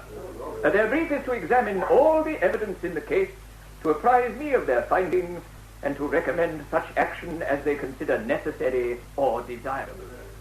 The Staffordshire Advertiser, March the 2nd, 1907. Sir Robert Roper takes the view that the inquiry should be public. The proposed committee would have no power to call witnesses or administer an oath, and he does not see his way to act as judge or jury in trying the question of the guilt or innocence of Mr. Adelgy without the legal power of summoning witnesses. Sir Robert adds that his colleagues entirely concur with his views. The Home Office announces that Sir A. de Rutzen, Chief Metropolitan Magistrate, has consented to take Sir Robert's place, and the examination of the papers is now proceeding. Alfred, where's my who's who? Here, sir. Thank you. Now then, who is this new member of the committee who has managed to allay the doubts raised by the outspoken Sir Robert? Here we are. De Rutzen Albert, Baronet. Oh. Something wrong, sir? Yes, Alfred, disturbingly wrong. I fear we can no longer expect an impartial verdict from the new Gladstone Committee. The Home Secretary assured me it's composed of unbiased men. And isn't it? Well, I say nothing of the other 2, but the new 3rd member cannot be described as a wholly disinterested party. Do you know who Sir Albert de Rutzen is? Judge, sir. Yes, and something else besides. He happens to be a second cousin of Captain Anson, Chief Constable of the County of Staffordshire. Good gracious, what an odd coincidence. Coincidence, my dear Wood? And is it also coincidence that Sir Reginald Hardy, who presided over the court which sentenced George Adelgy, has a wife whose maiden name was Gladstone? No, for she is a cousin of Mr. Herbert Gladstone, the Home Secretary. Good heavens. I wonder they say blood's thicker than water. Yes, and never more so than when it's blue. Come in. Your letter, sir. Oh, thank you, Alice. And a postcard. Sir Arthur, look, she... Give me a hand, Alfred. Now, let's get on to the couch. What's wrong with her, sir? It's some time since I was in general practice, but I'd say she's fainted. Pulse sluggish. Oh, would you please get my salve lately? Yes, sir. Now, what made her do that? She was handing me the postcard. Oh, where is it? Ah, yes, here it is. Oh, I see.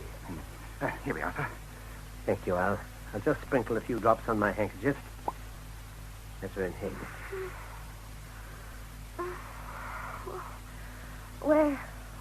Where am I? What? It's all right, Alice. Don't try to get up. What happened? There's nothing to be alarmed about.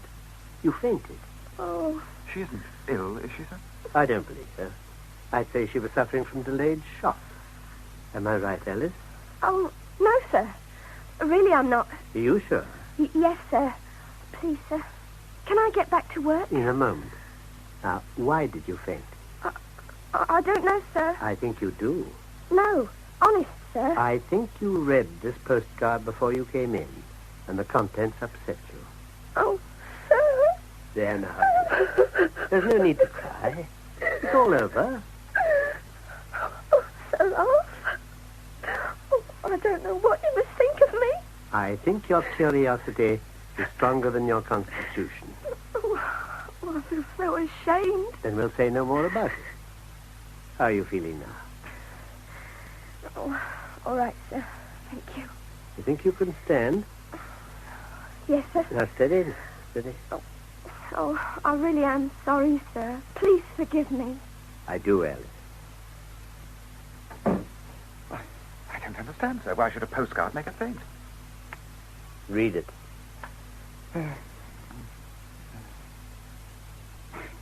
God, what filth. Posted in Great Wiley, you'll notice. And if we look through these letters, I shouldn't be surprised if, as I thought, another communication from the same source and in the same hand. Let's see what it says. I know from a detective of Scotland Yard that if you write to Gladstone and say you find Adalji is guilty after all, they'll make you a lord next year. Is it not better to be a lord than to run the risk of losing kidneys and liver? Think of all the ghoulish murders that are committed. Why then should you escape? Oh. The punctuation's atrocious. And there's more. Adalji wrote all the letter, you blind fool. Don't you know he was at school with that blasted Gretorick? Ah, that's the boy whose signature was forged on some of the letters. Right. It goes on now. There was no education to be got at Walsall where that bloody swine Aldous was high school boss. The proof of what I tell you is in the writing he put in the papers when they loosed him out of prison, where he ought to been kept along with his dad, an old black and yellow-faced Jew. Oh, unspeakable. What wouldn't I give to meet him face to face? You'll have to forego such an encounter for the time being, Wood. Oh, meanwhile, please be good enough to hand me that box file. Yes. And my magnifying glass. There we are. Thank you. There we are now. The 1903 letters bearing the forged signature of young Gretorick. It's a pity we don't have the originals, but these photographs will serve our purpose. Now, if we compare them with the missive I've just received and the postcard, I fancy we shall find... Yes, my assumption was correct. There's been a clumsy attempt to disguise the handwriting, but there's no mistaking the similarity. By heavens, sir, yes, you're right. Yes, and there's something else that's always intrigued me, Wood. After the anonymous letters of 1892 to 95, there was silence, wasn't there, for nearly 8 years. Then they started again. And in this very first letter received in 1903, there are several lyrical references to life at sea. And the same allusion is made in several of the others. Well, here, for example, if they ever catch me for the murder, I think they'll not hang me, but send me to sea. Now, start. Now, what else do these letters tell us about our Mr. X? He's foul-mouthed and illiterate. Oh, that certainly. But they also tell us, do they not, that he went to Walsall Grammar School and that he hated the headmaster. I think we may safely assume that that's who he means when he talks about the high school boss Aldous. And I'm equally certain that X was in some trouble at school, hence his unbridled animosity towards the head. Now we come to Gretorick, the boy who had nothing to do with the affair. Oh, I remember, sir. He was away in the Isle of Man at the time. He was. And he, too, was a pupil at Walsall Grammar. I've just remembered something else, sir. The key that was found on the doorstep of the vicarage. Capital. Yes, that, too, came from the school at Walsall. You see how all our clues point in the same direction? It is there, my dear Wood, that we shall find the center of the maze. Mr. Aldous, you were formerly headmaster of Walsall Grammar School, I believe. Yes, Sir Arthur, during the 90s. Yes. You must have had hundreds of boys passing through your hands during that time. Oh, many hundreds. And no two were alike? As you say. Each one was an individual, and I remember them all. Good. Then you won't mind my asking. We're like elephants, you know, we teachers. Thick-skinned, eh? Yes. No, not exactly. I believe Mr. Aldous was alluding to the widely held notion that elephants have good memories. Yes, I was. An erroneous belief. But do you happen to recall any pupil who was particularly out of the ordinary, abnormal? Oh, yes. You do? Chadwick. Remarkable boy. Tell me about it. He came from quite humble background. His father was a forester, but he had an astonishing intellect. Fluent Greek and Latin at 15. Went to Cambridge, gained a tripod. No, that wasn't what I... Do you know why they call it a tripod? Yes, because of the custom whereby a B.A. known as Mr. Tripos sat on a three-legged stool and disputed in the philosophy school at Cambridge on Ash Wednesday. Excellent. But I didn't mean exceptional in that way. No, I was referring to... Athletic prowess? Oh, we had a number of outstanding boys. But chiefly I remember Dawson. He ran for Britain in the second Olympic Games in Paris in 1900. No, Mr. Aldous, I'm afraid we're talking at cross purposes. By abnormal, I meant not conforming to accepted standards of behavior. Oh, you mean a boy with antisocial tendencies? Precisely. That kind of thing was not tolerated at Walsall. At least not while I was there. Of course, standards may have slackened since. But you must have had some pupils like that, surely. Not that I recall. Oh, think, man, think. Much may depend on it. This is quite pointless, Sir Arthur. Mr. Aldous, there's a man's whole future at stake here, and the well-being of his family. Now, I urge you to cast from your mind all considerations which you might mistakenly feel are to your discredit, and concentrate on the single question, was there such a boy as I described? Let me think. Yes, I remember now. He was only there for a couple of years. Yes? I had to expel him because he was an incorrigible liar and innately vicious. He had a particular taste for using a knife. He used to rip up cushions in trains and pull out all the horsehair. He later became apprenticed to a butcher. Then he went to sea, I understand, and served for a time on a cattle boat. Oh, there was a mad streak in him. He did mad, senseless things. What things? Oh, forging letters. His name, Mr. Aldous. What was his name? I can't remember. Oh, try. No, it's gone. I'm sorry. Well, it's a lot to expect. It was 15 years ago. You did your best. Come, Alfred. Good day to you, sir. Wait. What? Sharp. Yes, that was it. Sharp. Royden Sharp. Why should anyone want to implicate your son, Mrs. Grettrick? Spoiled, if you ask me.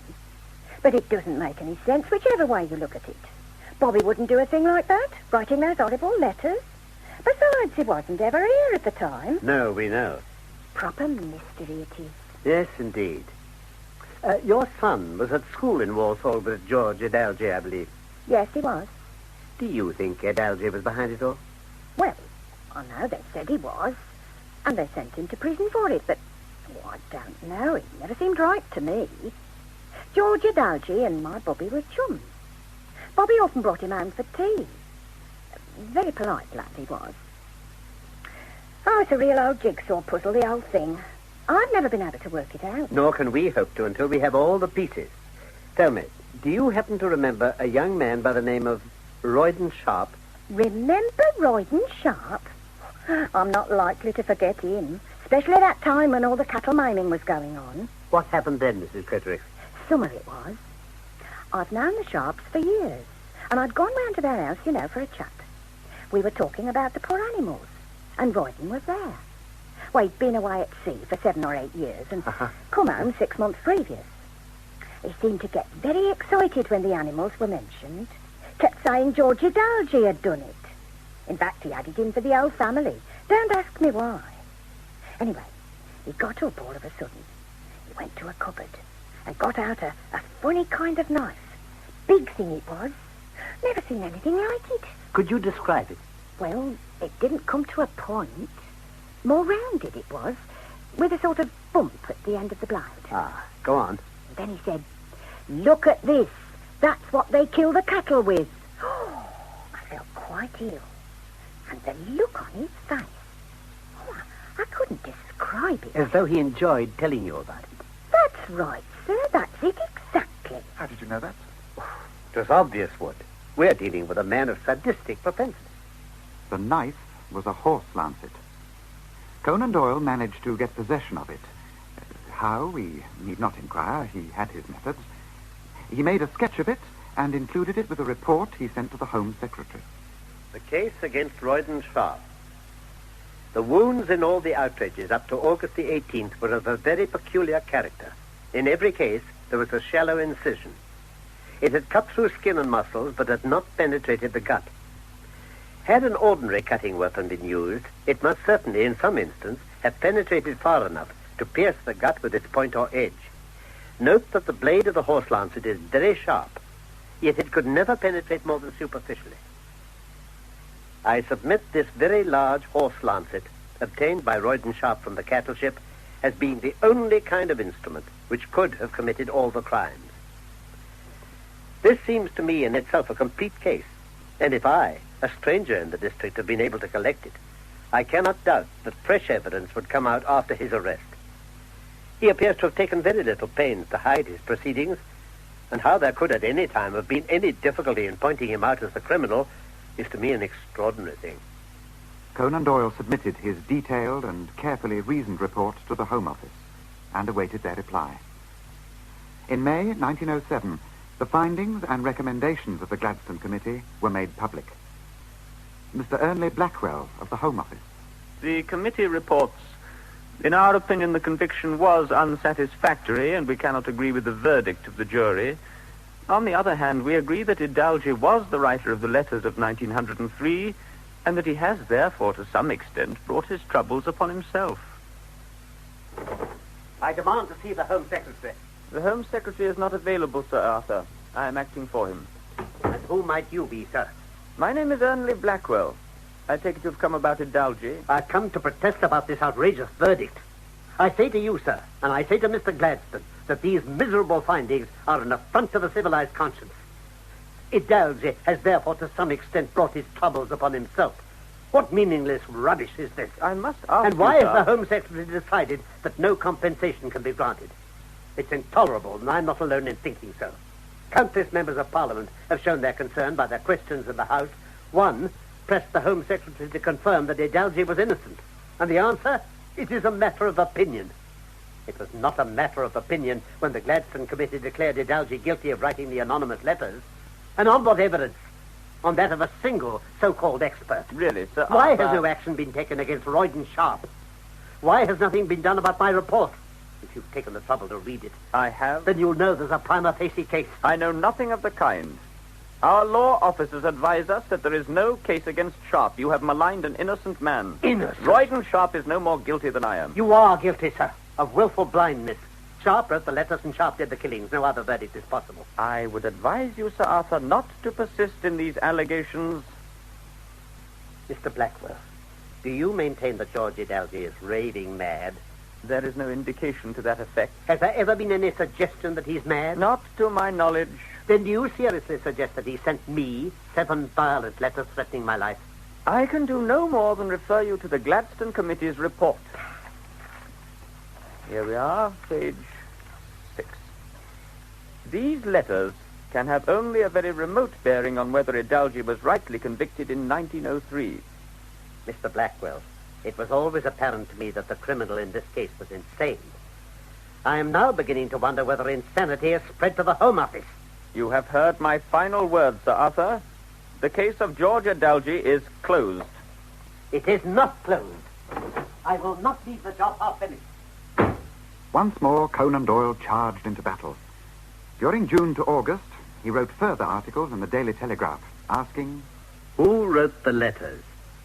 I have just received a most careful and weighty report upon the Idalgi documents from Dr. Lindsay Johnson, the well-known expert who assisted Maitre Labori to unravel the mysteries of the Dreyfus bordereau. Could the forged Greatorex letters of 1903 have possibly been written by Mr. George Idalgi? The letters signed Idalgi and Greatorex have nothing in common. The former are those of an educated man. They exhibit no errors in spelling or style. The handwriting is that of a man who has written precisely in the same way, which shows a writer of regular and orderly habits, and every full stop is inserted. The forged Greatorex letter is in a cramped and apparently disguised hand. It is unquestionably the style of an uneducated man, irregular in his habits. It is practically unpunctuated throughout. Dr. Lindsay Johnson also had specimens of Royden Sharp's handwriting obtained by Conan Doyle.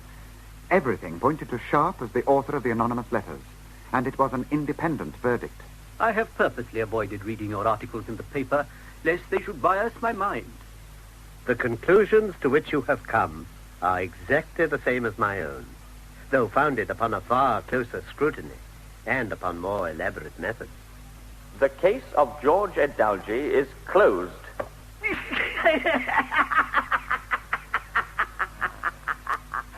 George paid a final visit to Scotland Yard. Mr. Edalji, nice of you to drop in. I've come to say goodbye. What? I've been pardoned, Sergeant, didn't you know? Me? How can I be expected to know anything? So I won't be seeing you again. Not unless you need legal advice. Oh, going back to that, are you? Thought you'd been struck off. The Law Society have readmitted me. Well, I'm blowed. I suppose I will be hearing about this officially. Yes, I'm expecting a letter of pardon from the Home Secretary. Look, tell me something. What made him change his mind? The truth. And someone to fight for it. George Edalji remained in London, gaining his livelihood from a humble legal practice in the Borough High Street, Lambeth. But he was never cleared of the charge of writing anonymous letters. He never received a penny damages, nor to this day has the Home Office acknowledged that there was a miscarriage of justice. No one could give George back the 3 years he had spent in prison, or take away the anguish of his persecuted family. But George's sufferings, brought home to the country at large through the efforts of Conan Doyle, were not wholly in vain.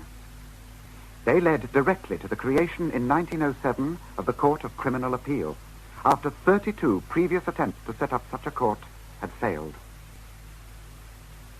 On November the 2nd, 1911, Sir Arthur wrote to his mother, "I have written to the new Home Secretary about Edalji.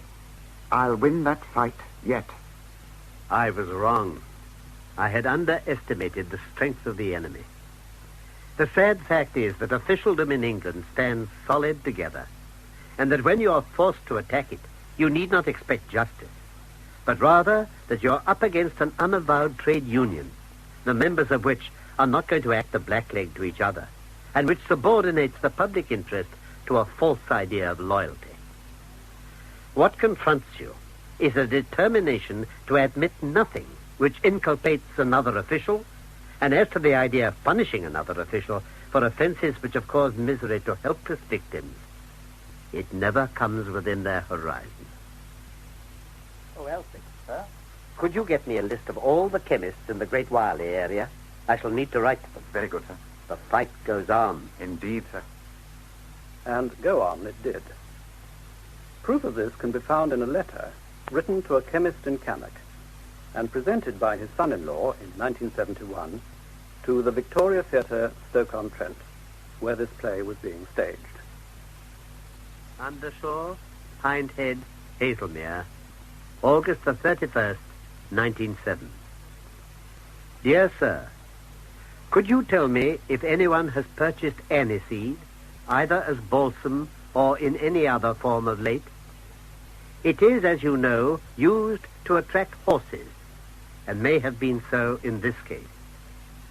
Of course, such a purchase may have been quite innocent, but I should be obliged if in this crisis you would submit to me for my own information the name of any male customer who has recently bought such preparations. The public good must be my excuse for troubling you. I am, dear sir, yours truly, Arthur Conan Doyle. In Conan Doyle Investigates by Roger Waddis, Carlton Hobbs played Sir Arthur Conan Doyle, with Graham Armitage as Alfred Wood, Brian Hewlett as George Edalji, Edward Kelsey as the Reverend Shapoji Edalji, Penelope Shaw as Charlotte, and Susan Tracy as Maud. Captain the Honourable George Anson, Sir Reginald Hardy, and others were played by Paul Chapman, Inspector Campbell by John Malcolm, Thomas Gurin, Mr. Aldis, and others by George Woolley, and Sergeant Upton by Ralph Lawton. Dr. Butter and others by Arthur Pentelow, Mr. Disternal and Mr. Herbert Gladstone by Peter Yapp, and Mr. Vachel, Dr. Lindsay Johnson and others by Basil Jones. Also taking part were Gerald Turner, Daniel Bryan, and James Duckett. Production in Birmingham by Anthony Cornish.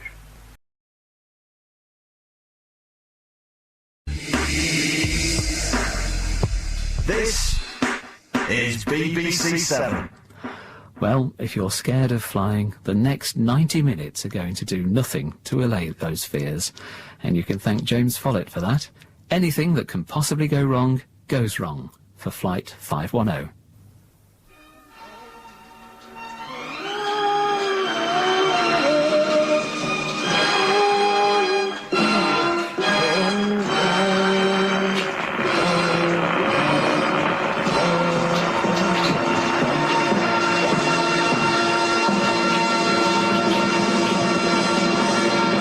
Listening to station WNYA, time 8 p.m. Still no sign of an end to the JFK fuel operative strike.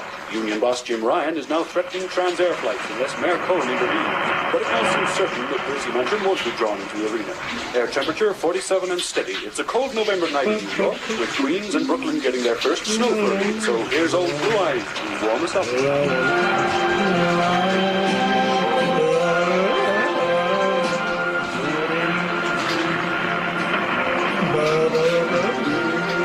Strangers in the night, yes, mate. Heading glances, wandering in the night. What will it come to? Okay, I'm coming. For the night. Everett? Captain Everett, this is the hotel switchboard. I have a call for you from Kennedy Airport. Hold it, I'm dripping. Captain, this is operations. Look, hold on a second, just got the shower.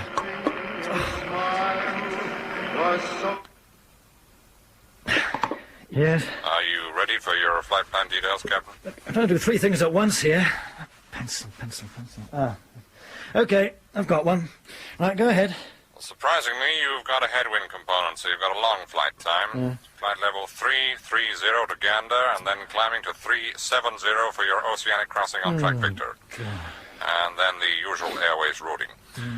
En route weather, not too good, Captain. Moderate to severe clear air turbulence for the first half of your oceanic, and a large area of thunderstorm cells from about 30 west. Charming. Terminal weather is not too good either.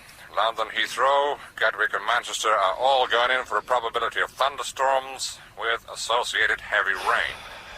Winds gusting up to 35 knots. Prestwick's not much better either. Thanks a million. Pardon, Captain? Oh, nothing. What level are the tops of these thunderstorms at? 35,000. Great. You'll be above them if you get your oceanic clearance for flight level 370. And what are my chances of that? Well, I wouldn't like to place bets, Captain. Newark, Washington and Boston are all pushing out extra traffic for the London Trade Fair. Oh, thanks. Still, it looks like a profitable flight from Transatlantic Airlines' point of view. You've got a fairly full load. In fact, you are full. 352 passengers, 4,500 kilos of freight. Oh, goody. Well, it eases the monotony, Captain. Oh, yes, there is something else. We've still got a fuel delivery problem with this strike. You heard the news? Yeah, there was something on the radio just now, but I missed it.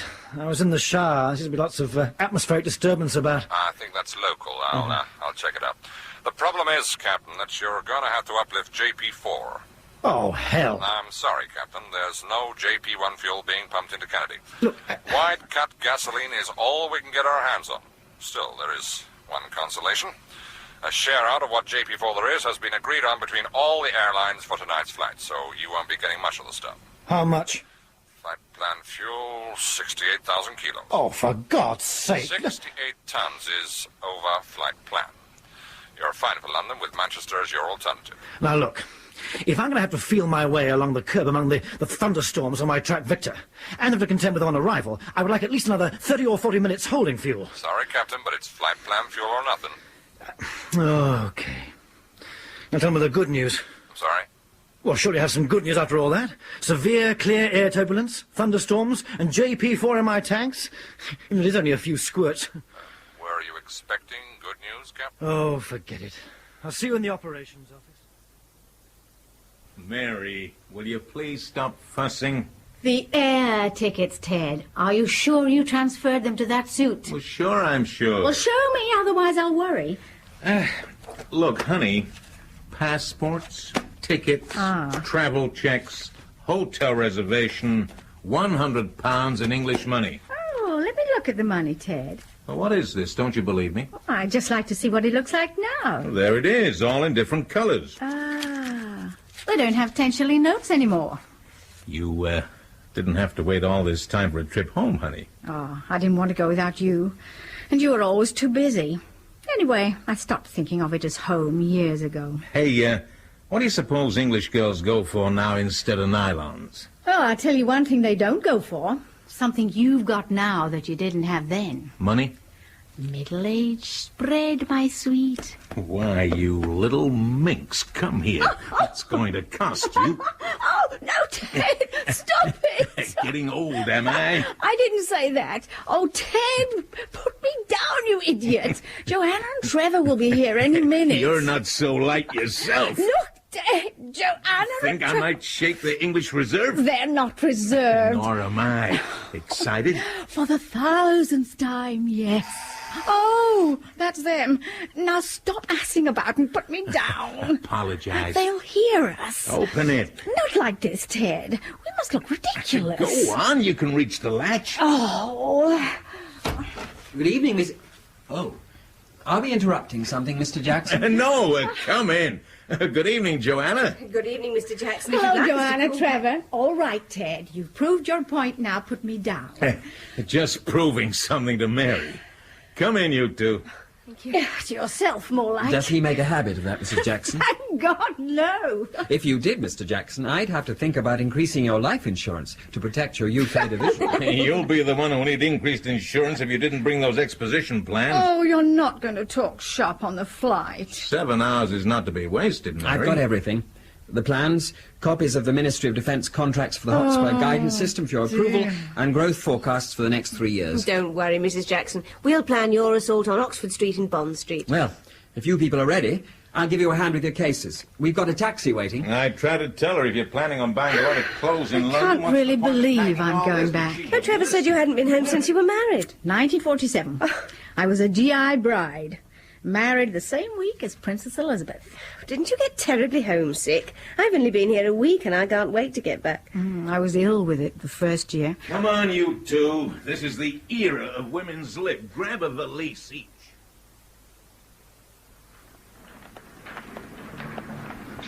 Excuse me, miss. Just a minute, Captain. No, Mr. Pullen, your trunk definitely has not arrived from Grand Central. The bellhop will bring it up to your room as soon as it shows up. You're welcome, sir. What have you done with my crew?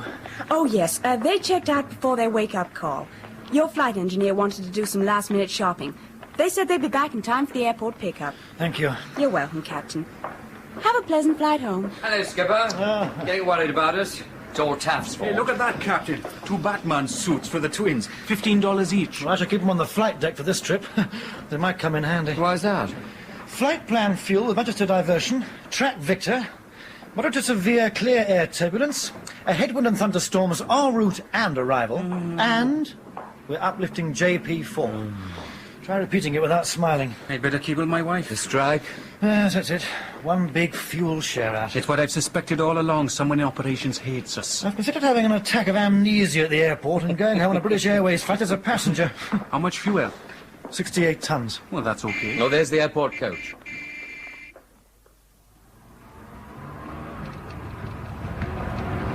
I know it's silly, but I suddenly feel nervous. What the hell are you worried about now? You've flown all over the States last But year. never over an ocean, Ted. I know how you feel, Mrs. Jackson. You're crazy. What's the difference between flying over land and over the sea? But the Atlantic is so wide.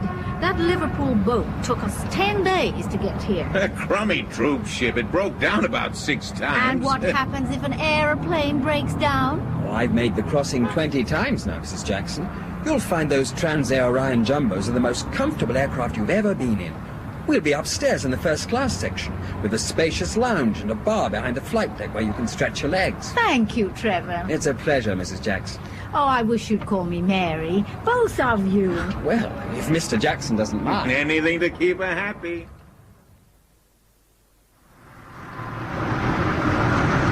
We've just passed 23rd Street. The cabin crew are now being accommodated at the Park Century. It saves Transair 50 cents a night per head. Yes, that sleazy dump on the right. Hey, look who we've got. Who? Oh, yes, the tall blonde. This year's Miss Transair. Don't get excited, Taft. We used to have her in the European division. She's a one-woman ice age. Yes, I know the type. Reserved for skippers. You two don't sound unearthly with me around. Oh, get him. Good evening, Charlie boy. So they finally made you up to the lofty rank of cabin service officer. I applied over a year ago, Mr. Harmon. Evening, Captain. Fitting reward, Charlie, for all those boring hours you spent watching stewardesses burning their knickers on escape chute practice. Flight attendants, we're supposed to call them now. The Equal Opportunities Commission. I'm not having any committee lecturing me on bird identification. If she's wearing a blue skirt, or better still, not wearing it, then she is a stewardess. Is she married? Who, Captain? Miss Transair, whatever her name is. Oh, no, Captain, but I once saw a smile at a British Airways skipper. Oh, we can't have that. No, they can find their own. It was a very lukewarm smile. Yes, I shall go and speak to her about it.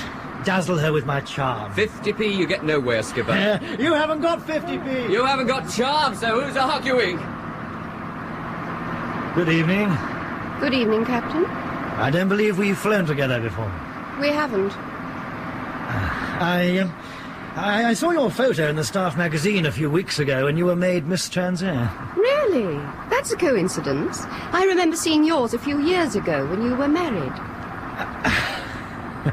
Well, I was a late starter. We're separated now. By 3,000 miles of ocean? By her solicitor and my solicitor. Yes. My first name is Stephen. I didn't catch yours. I didn't drop it. I'd like to know something about my cabin crew. Very well. I'm 27, hazel eyes, 5'10". My hobbies are pony trekking and skin diving. And if you'd read the rest of the print under my picture, you would have seen that I never mix my social life with my job.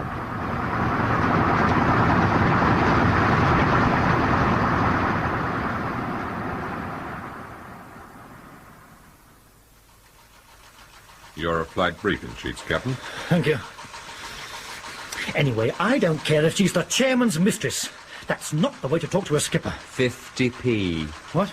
Oh, well, I've only got a fiver. I'll owe it to you. What's this?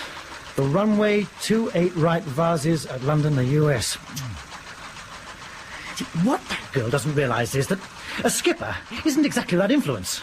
I mean, her future could be in my hands. I suppose she'll let you get them on anything else. Did you say something, Jeff? Look, you give me the fiver, and I'll owe you the £4.50. Those localisers are still out at Manchester. What the hell are they pouncing about at there? Well, if I'm not wanted, I'll go and start my checks. And I'm off to the lounge for a coffee and 10-minute sulk. Oh, try and get the aircraft's present position right when you load the inertials, Pat. Oh, cheek. What's up with him? His bashful boy routine just came unstuck in an encounter with a stewardess. Let me guess. The one from the European division, Miss Elaine Parsons? That's the one. I've heard, gentlemen, but don't quote me, that she's saving herself for the first Concorde skipper that even glances at her. In that case, our Stevie Wonder's in with a chance. How's that? Oh, haven't you heard? He's bought himself a rabbit's foot and bid for the Concorde Transair have ordered. Steve Everett, you gotta be kidding. Straight. Him and 20 other skippers, senior to him.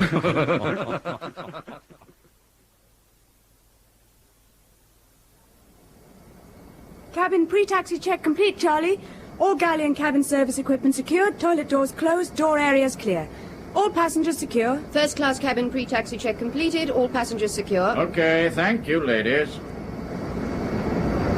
We're getting behind. Clearance delivery, Jeff. Kennedy clearance delivery. This is Transair 510, IFR to London with information Tango. Roger, Transair. This is Kennedy clearance. Kennedy clears Transair 510, Sardi 1 with Hampton transition. Information Tango, squawk 2200, departure frequency 121.1. Roger, Kennedy clearance. Transair 510 is cleared to London on a Sardi 1 departure with a Hampton transition. Squawk 2200, departure frequency 121.1. Clearance delivery obtained, skipper. Control surfaces and spoilers. Control surfaces and spoilers checked. Inertials. Waypoints inserted and checked and nav mode selected. Brakes. Both checked. Normal selected. All secured aft, Captain. Chocks and ground equipment. Chocks and ground equipment away. OK, ground. Chocks away on the hour on schedule. Steward's report received. OK, ground. We're now ready for a pushback. Thank you, Captain. I'll show you the ground lock on the port side. Have a good trip. Isn't that the Grenadier who likes to shove us backwards at Mark 1? We're moving, Ted. You're going home, Mary? No, I'm leaving home. Where the hell did they find that ground engineer? Oh, if that's the ground lock, Sonny, hold your torch on it so we can all see it. Good lad. OK, Jeff, we're on our own. Taxi clearance, please. Kennedy Ground, this is Transair 510 requesting taxi. Roger, Transair 510. This is Kennedy Ground Control. You're clear to the holding point at 31 left. Clear on the right, Skipper. Clear left. I'm going off radio, Jeff, to talk to the customers. Good evening, ladies and gentlemen. This is Captain Everett. We're now making our way down to the holding point and we'll be taking off shortly. We're making a left-hand turn immediately after takeoff and flying up the coast towards Boston. Those of you on the left should have a good view of the lights of Long Island, and those on the right will have a glimpse of Manhattan. 68%, please, staff. Flaps, slats. Flaps, slats selected to take off 20 degrees. Engine reversers. Engine reversers checked. Lights out. Radios. Radios tuned. Radios tuned and identified. Kennedy VOR number 2 selected and identified. 252 radial in the window. Kennedy Tower, this is Transair 510 requesting takeoff. Transair 510 monitor tower. Right. Roger, Transair 510. This is Kennedy Tower. You're cleared for takeoff.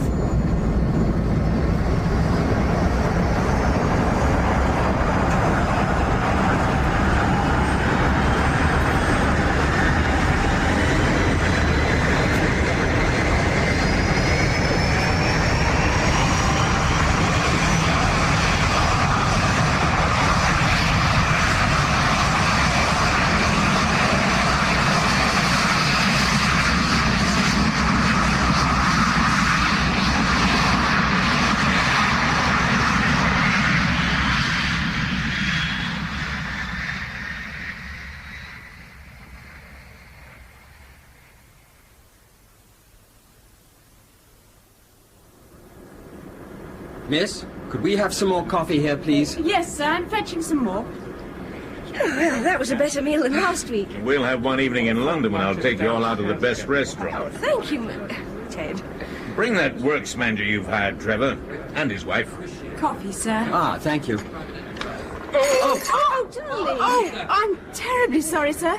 I'll get a cloth. No, it's okay. This'll do. Oh, I'm awfully sorry. If you let me have your jacket and tie... Don't worry. It wasn't your fault. Oh, my dress! Seems we're hitting a few pockets. Look, I'm sorry. I'll go and get something. Oh, it doesn't matter.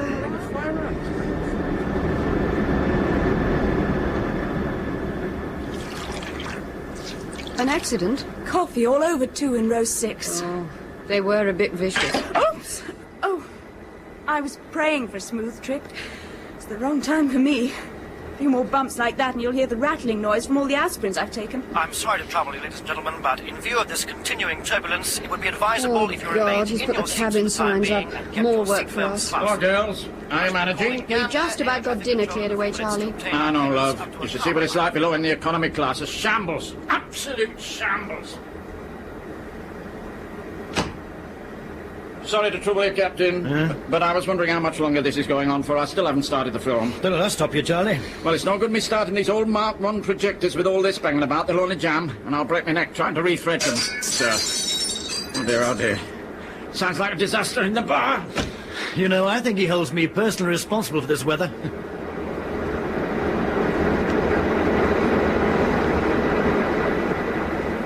There.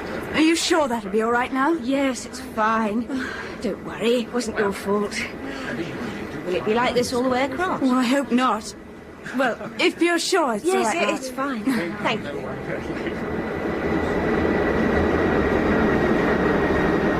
Gander, this is Transair 510 requesting oceanic clearance for Belfast on track Victor. Flight level 370, Mark 82. Roger, Transair 510. This is Gander. Gander clears Transair 510 to Belfast on track Victor. Flight level 330, Mark 8. 330, Taff. With all these thunderstorm cells lying in wait. Roger, Gander. Transair 510 is cleared over St Anthony to Belfast. Track Victor is 330, Mark 82. Track Victor reads St Anthony 53 north, 50 west, 54 north, 40 west, 55 north, 30 west, 55 north, 20 west, 55 north, 10 west, Belfast. Could we have our meal trays now, please? Certainly, Captain. Roger, Transair 510. Return to domestic frequency.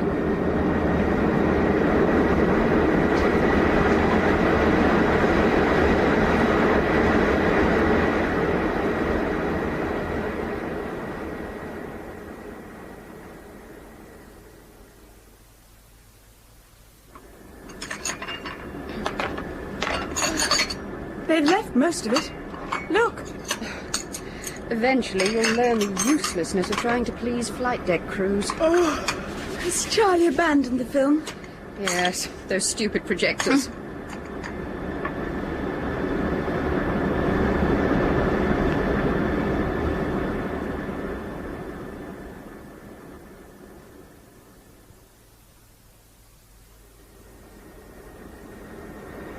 Trevor? I can't sleep because of this buffeting. Try. It's easing up a bit. Is it often like this? What's the time? We're about halfway across now. Clear air turbulence never lasts all the way, but this lot has gone on longer than usual. God, what a long slog. I'm beginning to understand the reasoning behind Concord. Here you are. It's calmed down a bit. You see it doesn't last.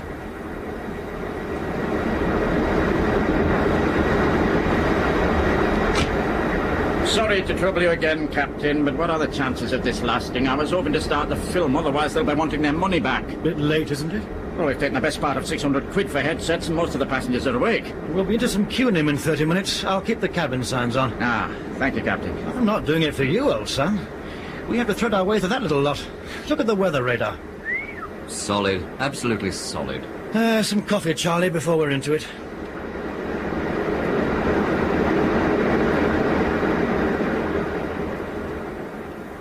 The Captain would like some coffee, please, ladies. Oh, is the buffeting over for good now, Charlie? Oh, I imagine so. Then we're resuming cabin services?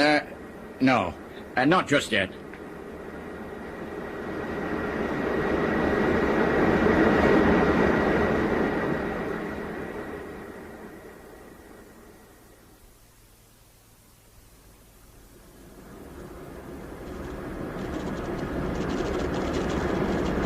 Roger, Transair 510. Your request for flight level 370, negative. Roger, Gander. This is Transair 510, maintaining flight level 330. Let's hope Shanwick are more obliging. Yeah, if we're able to call them through this. This interference is getting worse. We've got no HF communication. Your coffee, gentlemen. Oh, my God. What's the matter? I just saw sparks jumping off the windscreen wipers. St. Elmo's fire. We're running into an area of thunderstorms. Isn't it dangerous? Oh, that's nothing. You come up in 30 minutes, and then we'll show you something that'll really make a hair stand on end. Oh, no. I was about to tell her that the windows may have turned blue by then. No sense of humour, these girls. Have a listen on radio, Skipper. My eardrum's being blown out. Must be building up around every antenna. Captain, I'm getting some weird readings on the engine vibration meters for number 4. I thought it might be a harmonic set up by the pounding the wings were taking just now, but the meters are starting to creep up. It might be an idea to run a... I felt that. What the hell was that, Taff? Fire action, number 4 engine. Fire action, number 4 engine. Number 4 engine, HP fuel cock. Shut. Number 4 engine, fire control handle pulled. Number 4 engine, low pressure fuel cock checked. Shut. Stopwatch started. First shot. Fired. LP cock switch. Shut. HP fuel valves, both shut on affected side. Hydraulic shut-off cock, shut. 10 seconds. Immediate action completed and checked, Captain. Fire warning lights still on. Captain, the aft cabin is Hold it, Charlie, hold it. Sorry, sir. 20 seconds. Doesn't look as if it's going to work. 25. 26. 27. 28. Fire second shot. 29. 30. Number 4 handle turned anti-clockwise. Second shot fired. Warning light out. Reset and test fire warning system. Yes, Charlie? SSB. What happened, Captain? We had to douse a fire in number 4. Oh? Oh, that's what the passenger must have seen. The aft cabin steward has reported that some passengers are saying they saw a sudden sheet of flame from the right-hand outer engine. A secondary fire action drill completed from checklist, Captain. What do you suppose it was? A fan disc broke up, I expect. Don't look so worried, Charlie. We can soldier on quite happily on 3. Aren't we turning back, sir? No, we've passed our critical point, old son. Taff, it doesn't feel as if there's any abnormal drag, but you better go right aft into the tourist cabin for a visual. See if anything's hanging off that might cause problems. Okay, Captain. Oh, and pass the word to Gander, Jeff. Looks like we're going to have to deviate left of track to avoid that lot. Sorry, Skipper. Still can't talk to anyone with all this St. Elmo's fire.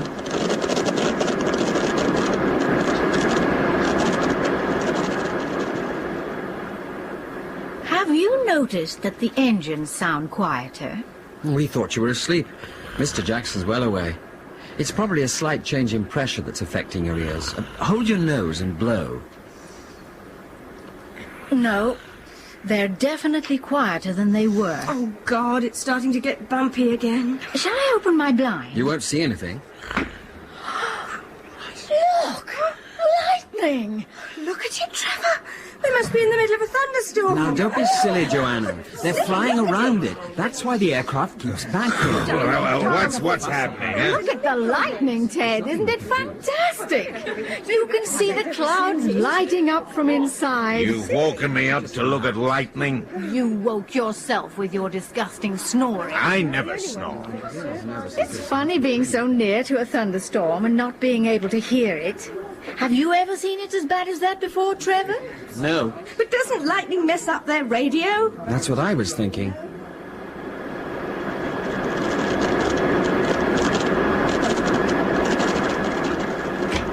It was a fan disc, all right. It must have blasted turbine blades all over the place.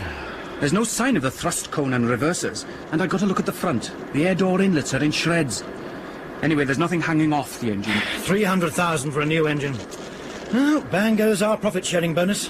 Any luck, Jeff? Nothing, just blasted crackling, Skipper. HF and VHF bands all completely blotted. Maybe we can persuade Robertson to stop a new engine out of Taft's pay. Captain, we seem to be getting through our fuel much faster than we should. Did anyone look at the fuel gauges while I was gone?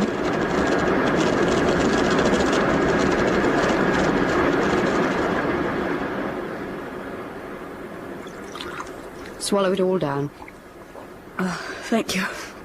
Give it 10 minutes. It always works for me. Oh, I never thought it could ever be like this. If it's any consolation, this is the worst trip I've known since I started flying. This is only my 5th flight. I'm seriously considering making it my last.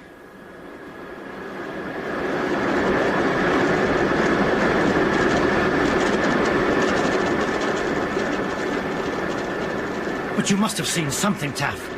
You must have been streaming off the wings to have lost that amount. It was some minutes after the engine break-up that I went aft. If the jettison chutes can dump 10 tons in 5 minutes, riddled wing tanks could easily lose that in half the time. How much flying time have we? Well, the totalizer shows... I said flying time. You're going to have to make some very fast and very accurate calculations. I can tell you now, about 70 minutes, but I'll have to double-check. According to the flight guide, our nearest ocean station vessel is the Arctic Vigil weather ship, 400 miles to the north. And we're 700 miles from Shannon. 60 minutes fuel, Captain. Thank you, Taff. I suppose that removes the burden of having to make a decision. We ditch by the Arctic Vigil. Distress calls on all frequencies, Jeff. 121.5, 2182, 8364, and domestic.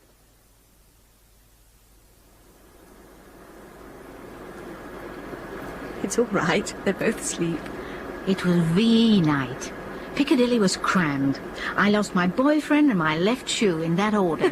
It was murder. People were singing and dancing and going completely wild. God knows how many times I was grabbed and kissed by strangers.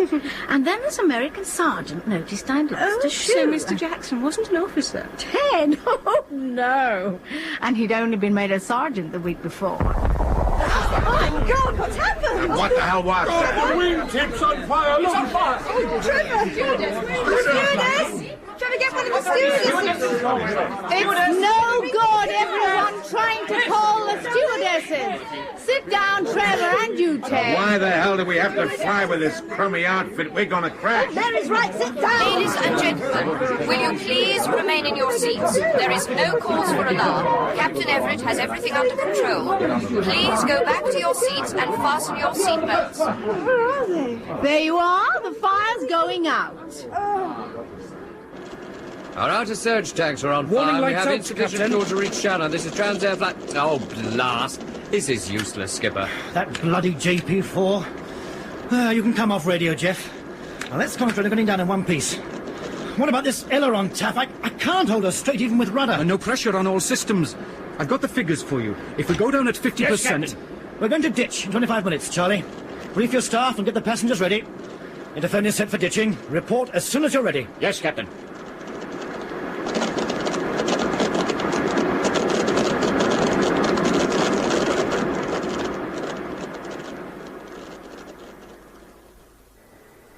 You're all absolutely clear about your duties. Good. Watch carefully for those able-bodied passengers who remain calm when the captain makes his announcement, and get them to help with the life rafts and to assist the elderly into their life jackets. Understood? Yes, Charlie.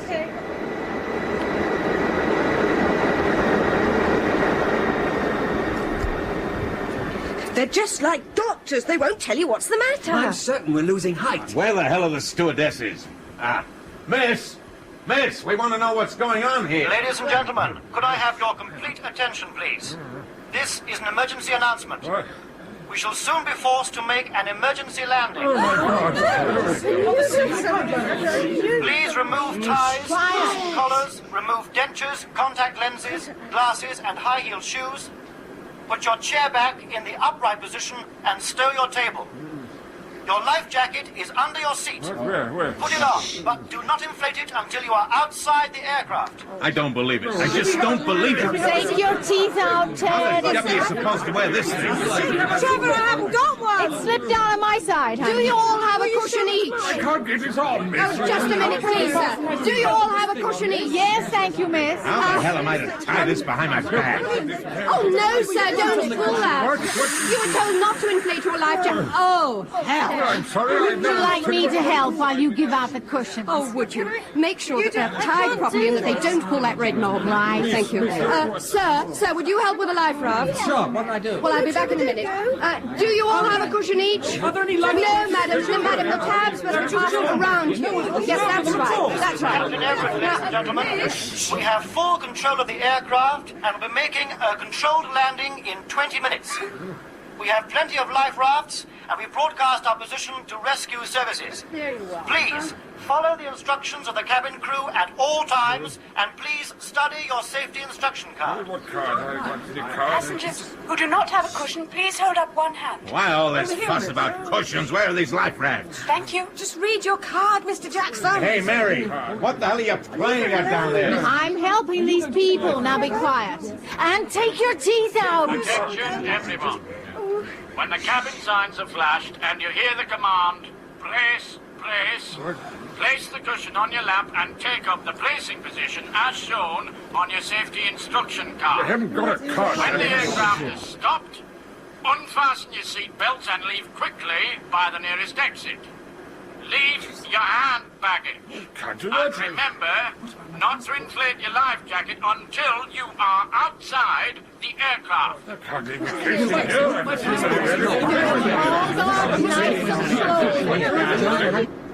And you, Jeff, will call take-up ditching positions over the PA at 1,000 feet, and then call brace at 200 feet and flash the cabin signs at the same time. Landing lights on from 2,000 feet for landing parallel with the main swell. Landing configuration will be gear up, of course, full flaps, 150 feet permanent rate of descent from 1,000 feet. I'll keep the passengers fully informed at all times and keep the wings parallel with the water, not the horizon. I'll rotate to nose up 5 degrees and close throttles immediately on contact with the water. Understood. One suggestion, Captain. Yes? That we scrub round the fuel jettison. We're in static. It's virtually petrol, that JP4, and we're nearly down to unusable fuel anyway. Okay, fuel jettison deleted from checklist. All right, lads, start top of descent check. Very clever. I often wondered what was behind these roof panels. Just pull that red toggle on the lanyard and the entire life raft pack will lower itself onto the floor. Okay. Is that it? No. Just steady it. Can I give you a hand, miss? No, it's all right, sir. Thank you. We can manage. Please remain in your seat. Oh, very well. We'll carry it to that overwing hatch there. It doesn't look as if it could hold 26 people. You'd be surprised at their size when they're inflated. It's all academic, really. What is... I'll show you how to attach the inflation lines. All this? I mean, you can never practice a real ditching, can you? We could all be dead in half an hour. Ladies and gentlemen, we are now approaching 10,000 feet when we shall depressurize the aircraft. Try swallowing if you experience any discomfort in your ears. Oxygen is not necessary at this height, so the masks will not appear. 10,000. Right. Depressurize, Taff. Depressurizing. Preparation for ditching check completed.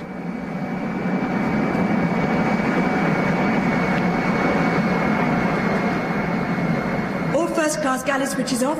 Emergency water containers filled, loose equipment stowed in toilets. 9,000 feet. All first-class life rafts in position, survival packs removed. Flaps, slats. Flaps, slats selected to take off 20 degrees. First-class cabin survival beacons and first aid kits collected and secured. Aft cabin. All passengers secure. Cabin preparation complete. Forward galley. Everything stowed, Charlie. All services off. Steward's report. Cabin preparation complete, Captain. We've just passed 5,000 feet, ladies and gentlemen, and everything is going smoothly. Hold my hand, Ted. Sure, honey. You haven't taken your teeth out. Approach check completed, Captain. Looks like these bloody storms go all the way down. Soon find out, old son. Trevor! All cabin crew to ditching stations. Something to tell your grandchildren. It's your kindness that I'll always remember. Don't say anything. Landing lamps. Landing lamps on. Bloody hell. Hey, what's the matter with the radar? Hell, look at that water. Yes, I've looked. Worrying about the radar takes my mind off it. 1,500 feet. Cabin fully depressurized and resealed for buoyancy. Ditching check complete. 1,000 feet, Jeff. This is the first officer. Take up ditching positions. Oh, my God. Level, Jeff. Level, that's it. 180 knots. Parallel with the swell.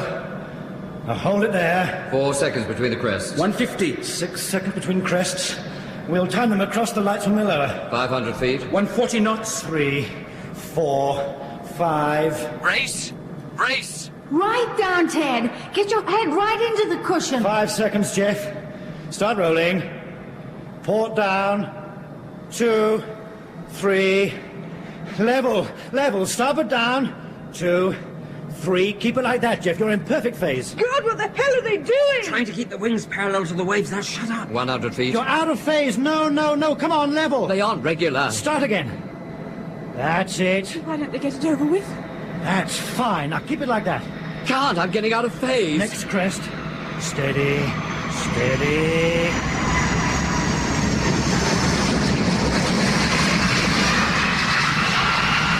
Closing throttles.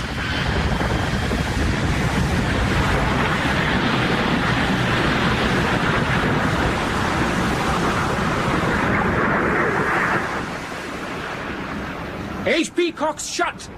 Hey, look at that! The impact must have torn the engines off. Charlie! Yes, Captain. We've lost the engines, which might give you extra time. But don't use the aft doors for evacuation. She's settling by the tail. You could, sir, because it makes it easier for everyone to get through. I'm not going to sit Will here. you please sit down and be quiet? Leave it, Ted. There won't be room in the raft. We need those documents, Mary. I said leave it. We can't launch the life raft if you crowd round the exits. Please sit down. It's gonna sink. It's gonna sink. Do not inflate your life jackets until you are outside the aircraft. Would you all please sit down? Not on the life raft, in your seats. Is this a raft? Yes, sir, that's a life raft pack. Will you all sit down and be quiet? You are in no immediate danger, but you will be unless you behave in an orderly fashion. That's right, sir. There are lights out on the wings. They're getting them out below. Why aren't we getting out? It's more difficult clearing the first-class cabin because we're higher. Now, will you please sit down? All of you. No! Please, I'm not ready. Please come away from the exit. The stewardess can't launch the raft if you don't give her room. Come on, Charlie. Will you sit in your Fine, seat? Captain. I came up because it sounded below like you needed more help. Oh, we'll manage. Sit You in want to the get below again? Come on, get the kids out of here. Told her to inflate your life jackets till you're outside the aircraft. Have you seen my galley stewardess, Captain, Miss Caroline Moore? No. Has she launched the raft? Yes, but I don't know what she is. Give her a hand with this one. Look, you hold the lanyard. You ready? First class. When you're ready, Captain, I'll count the rows out a few at a time.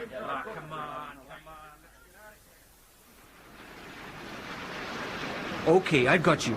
Onto the wing now. No, you won't. It's only a couple of feet. You can jump that. That's it. We're loading raft 9 now, Mr. Davis. Do you need the spotlight on you? Just for a minute, Charlie. Thanks.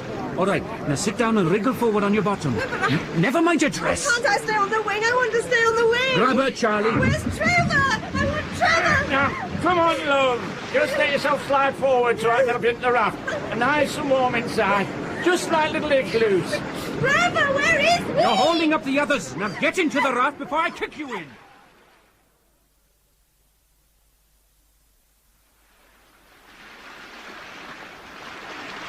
Captain, your raft number and number aboard. 1, Raft 10, Charlie, with 12 aboard. I can take on more if anyone's overloaded. Miss Parsons, your raft number and number aboard. Raft 15, 19 aboard. Have you seen Caroline Moore? Can I help? Don't worry him now. Yes, you can, madam. Count the numbers on these lists. My totals are at the top. But see what you make of them. Be careful with them. A bit soggy. Right. Is Caroline Moore in your raft, Charlie? No. Well, can I check for myself? But is your raft attached? No, Well, make it faster. This one, for God's sake, woman. Haven't you any sense? 370. Will you double check? I did, yes. And your figures. You made it the same. What's the total, Charlie? 370. It should be 371. 352 passengers, 3 flight deck and 16 cabin crew. We'll have to get each raft to recount. No, we'll have a proper roll call. We'll pull all the rafts into a tight circle and you call out the names.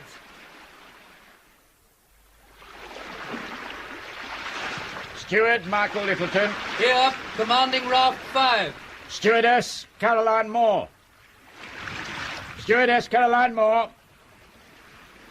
Caroline Moore, please answer your name. First-class galley stewardess. A little brunette. Elaine Parsons is worried about her. Caroline Moore, missing, Captain. Captain, can we have a light over here, please? Raft 15. What's the matter? Stewardess commanding our raft just climbed onto the wing. Tall, blonde girl. Elaine Parsons is in 15. Stupid bitch has gone back into the cabin. Charlie, give me the spotlight. Right, sir. That's got it. Miss Parsons! You're to return to your raft immediately! Miss Parsons! Do you want me to go after her, Skipper? No, I better do it. You'll be too polite.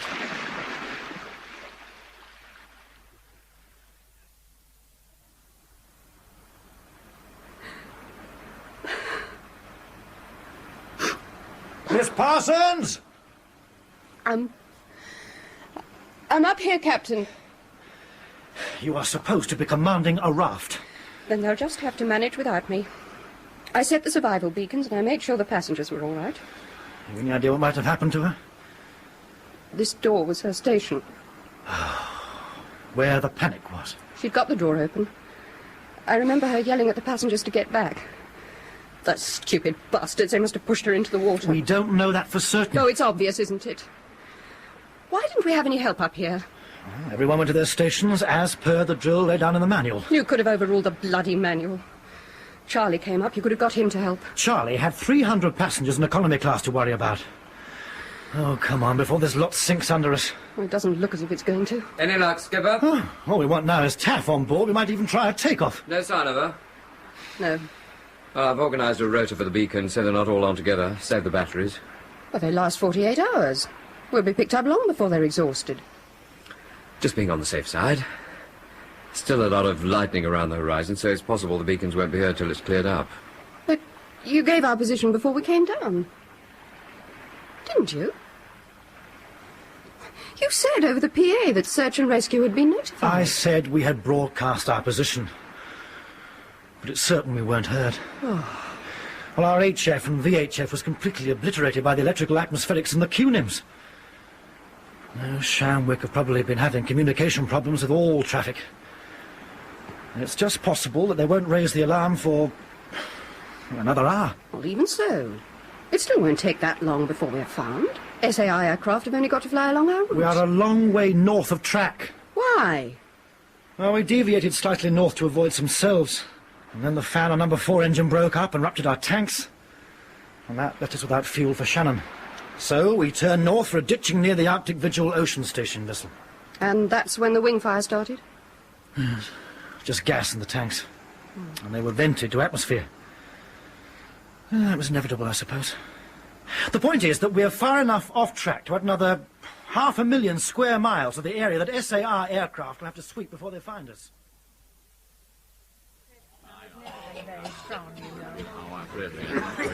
Shouldn't it be light now?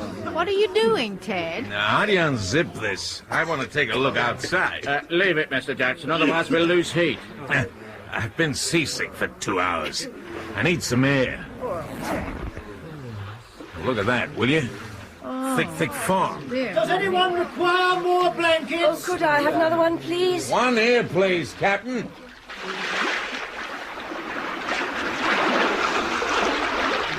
Everyone okay? Fine, Captain.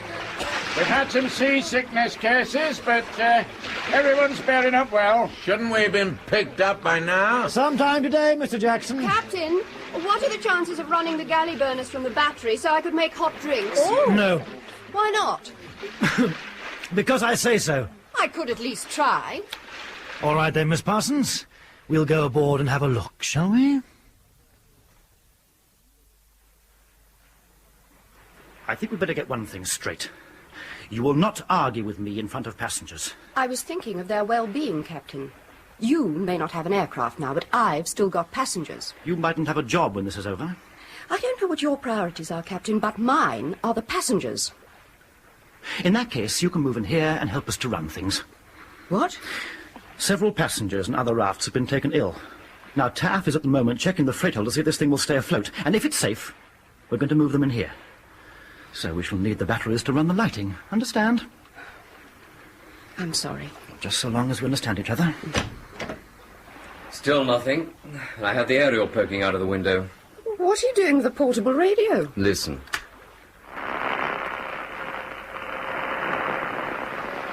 It's like that across all wave bands. Nothing but noise. And something's messing up the radar. And what about the aircraft's radio? Just the same. We've got 10 survival beacons attached to the rafts, all squawking their heads off on 243 megahertz, and I can just about pick them up at 20 yards. It doesn't make sense. No electrical storm would cause that kind of interference unless we're right in the middle of one, which we're not. The only thing I can think of, and even that doesn't make sense, is that someone's operating an extremely powerful wideband jammer within a few miles of us. If the DF was working, we'd know for certain.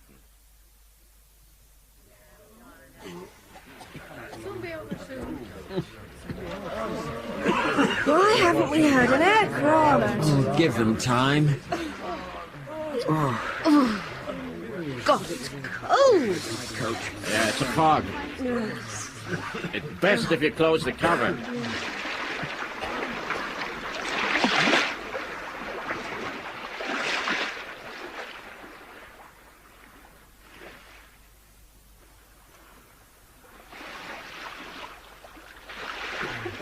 Odd how the swell has virtually gone. Okay, Taff. We'll start moving the sick into the aircraft.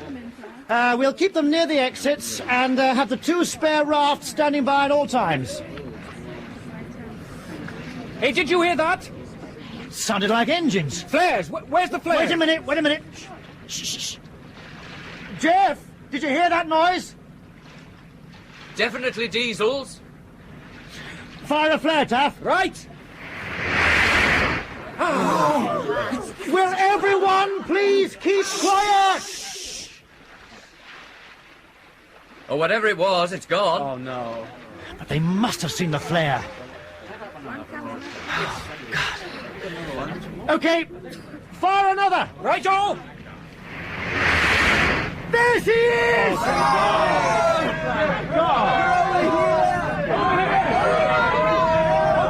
Now, what sort of ship is that? Who cares? Just so long as it's a ship! Over here! Over here!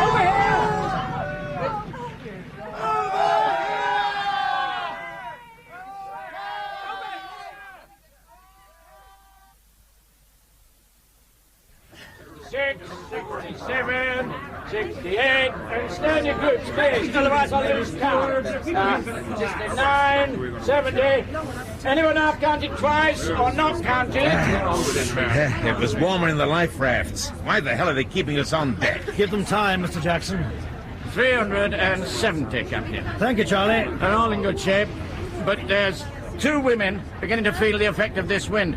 How much longer do you reckon they're going to keep us stuck here? Well, if you know any Russian, you can ask this one coming down from the bridge. It looks like the captain. What do you make of those aerial arrays, Mr. Jackson? Good morning, ladies and gentlemen. Morning, sir. Welcome to my ship. Yeah. I am Captain Cameron. I presume the 4 rings means that you're the captain of the aircraft.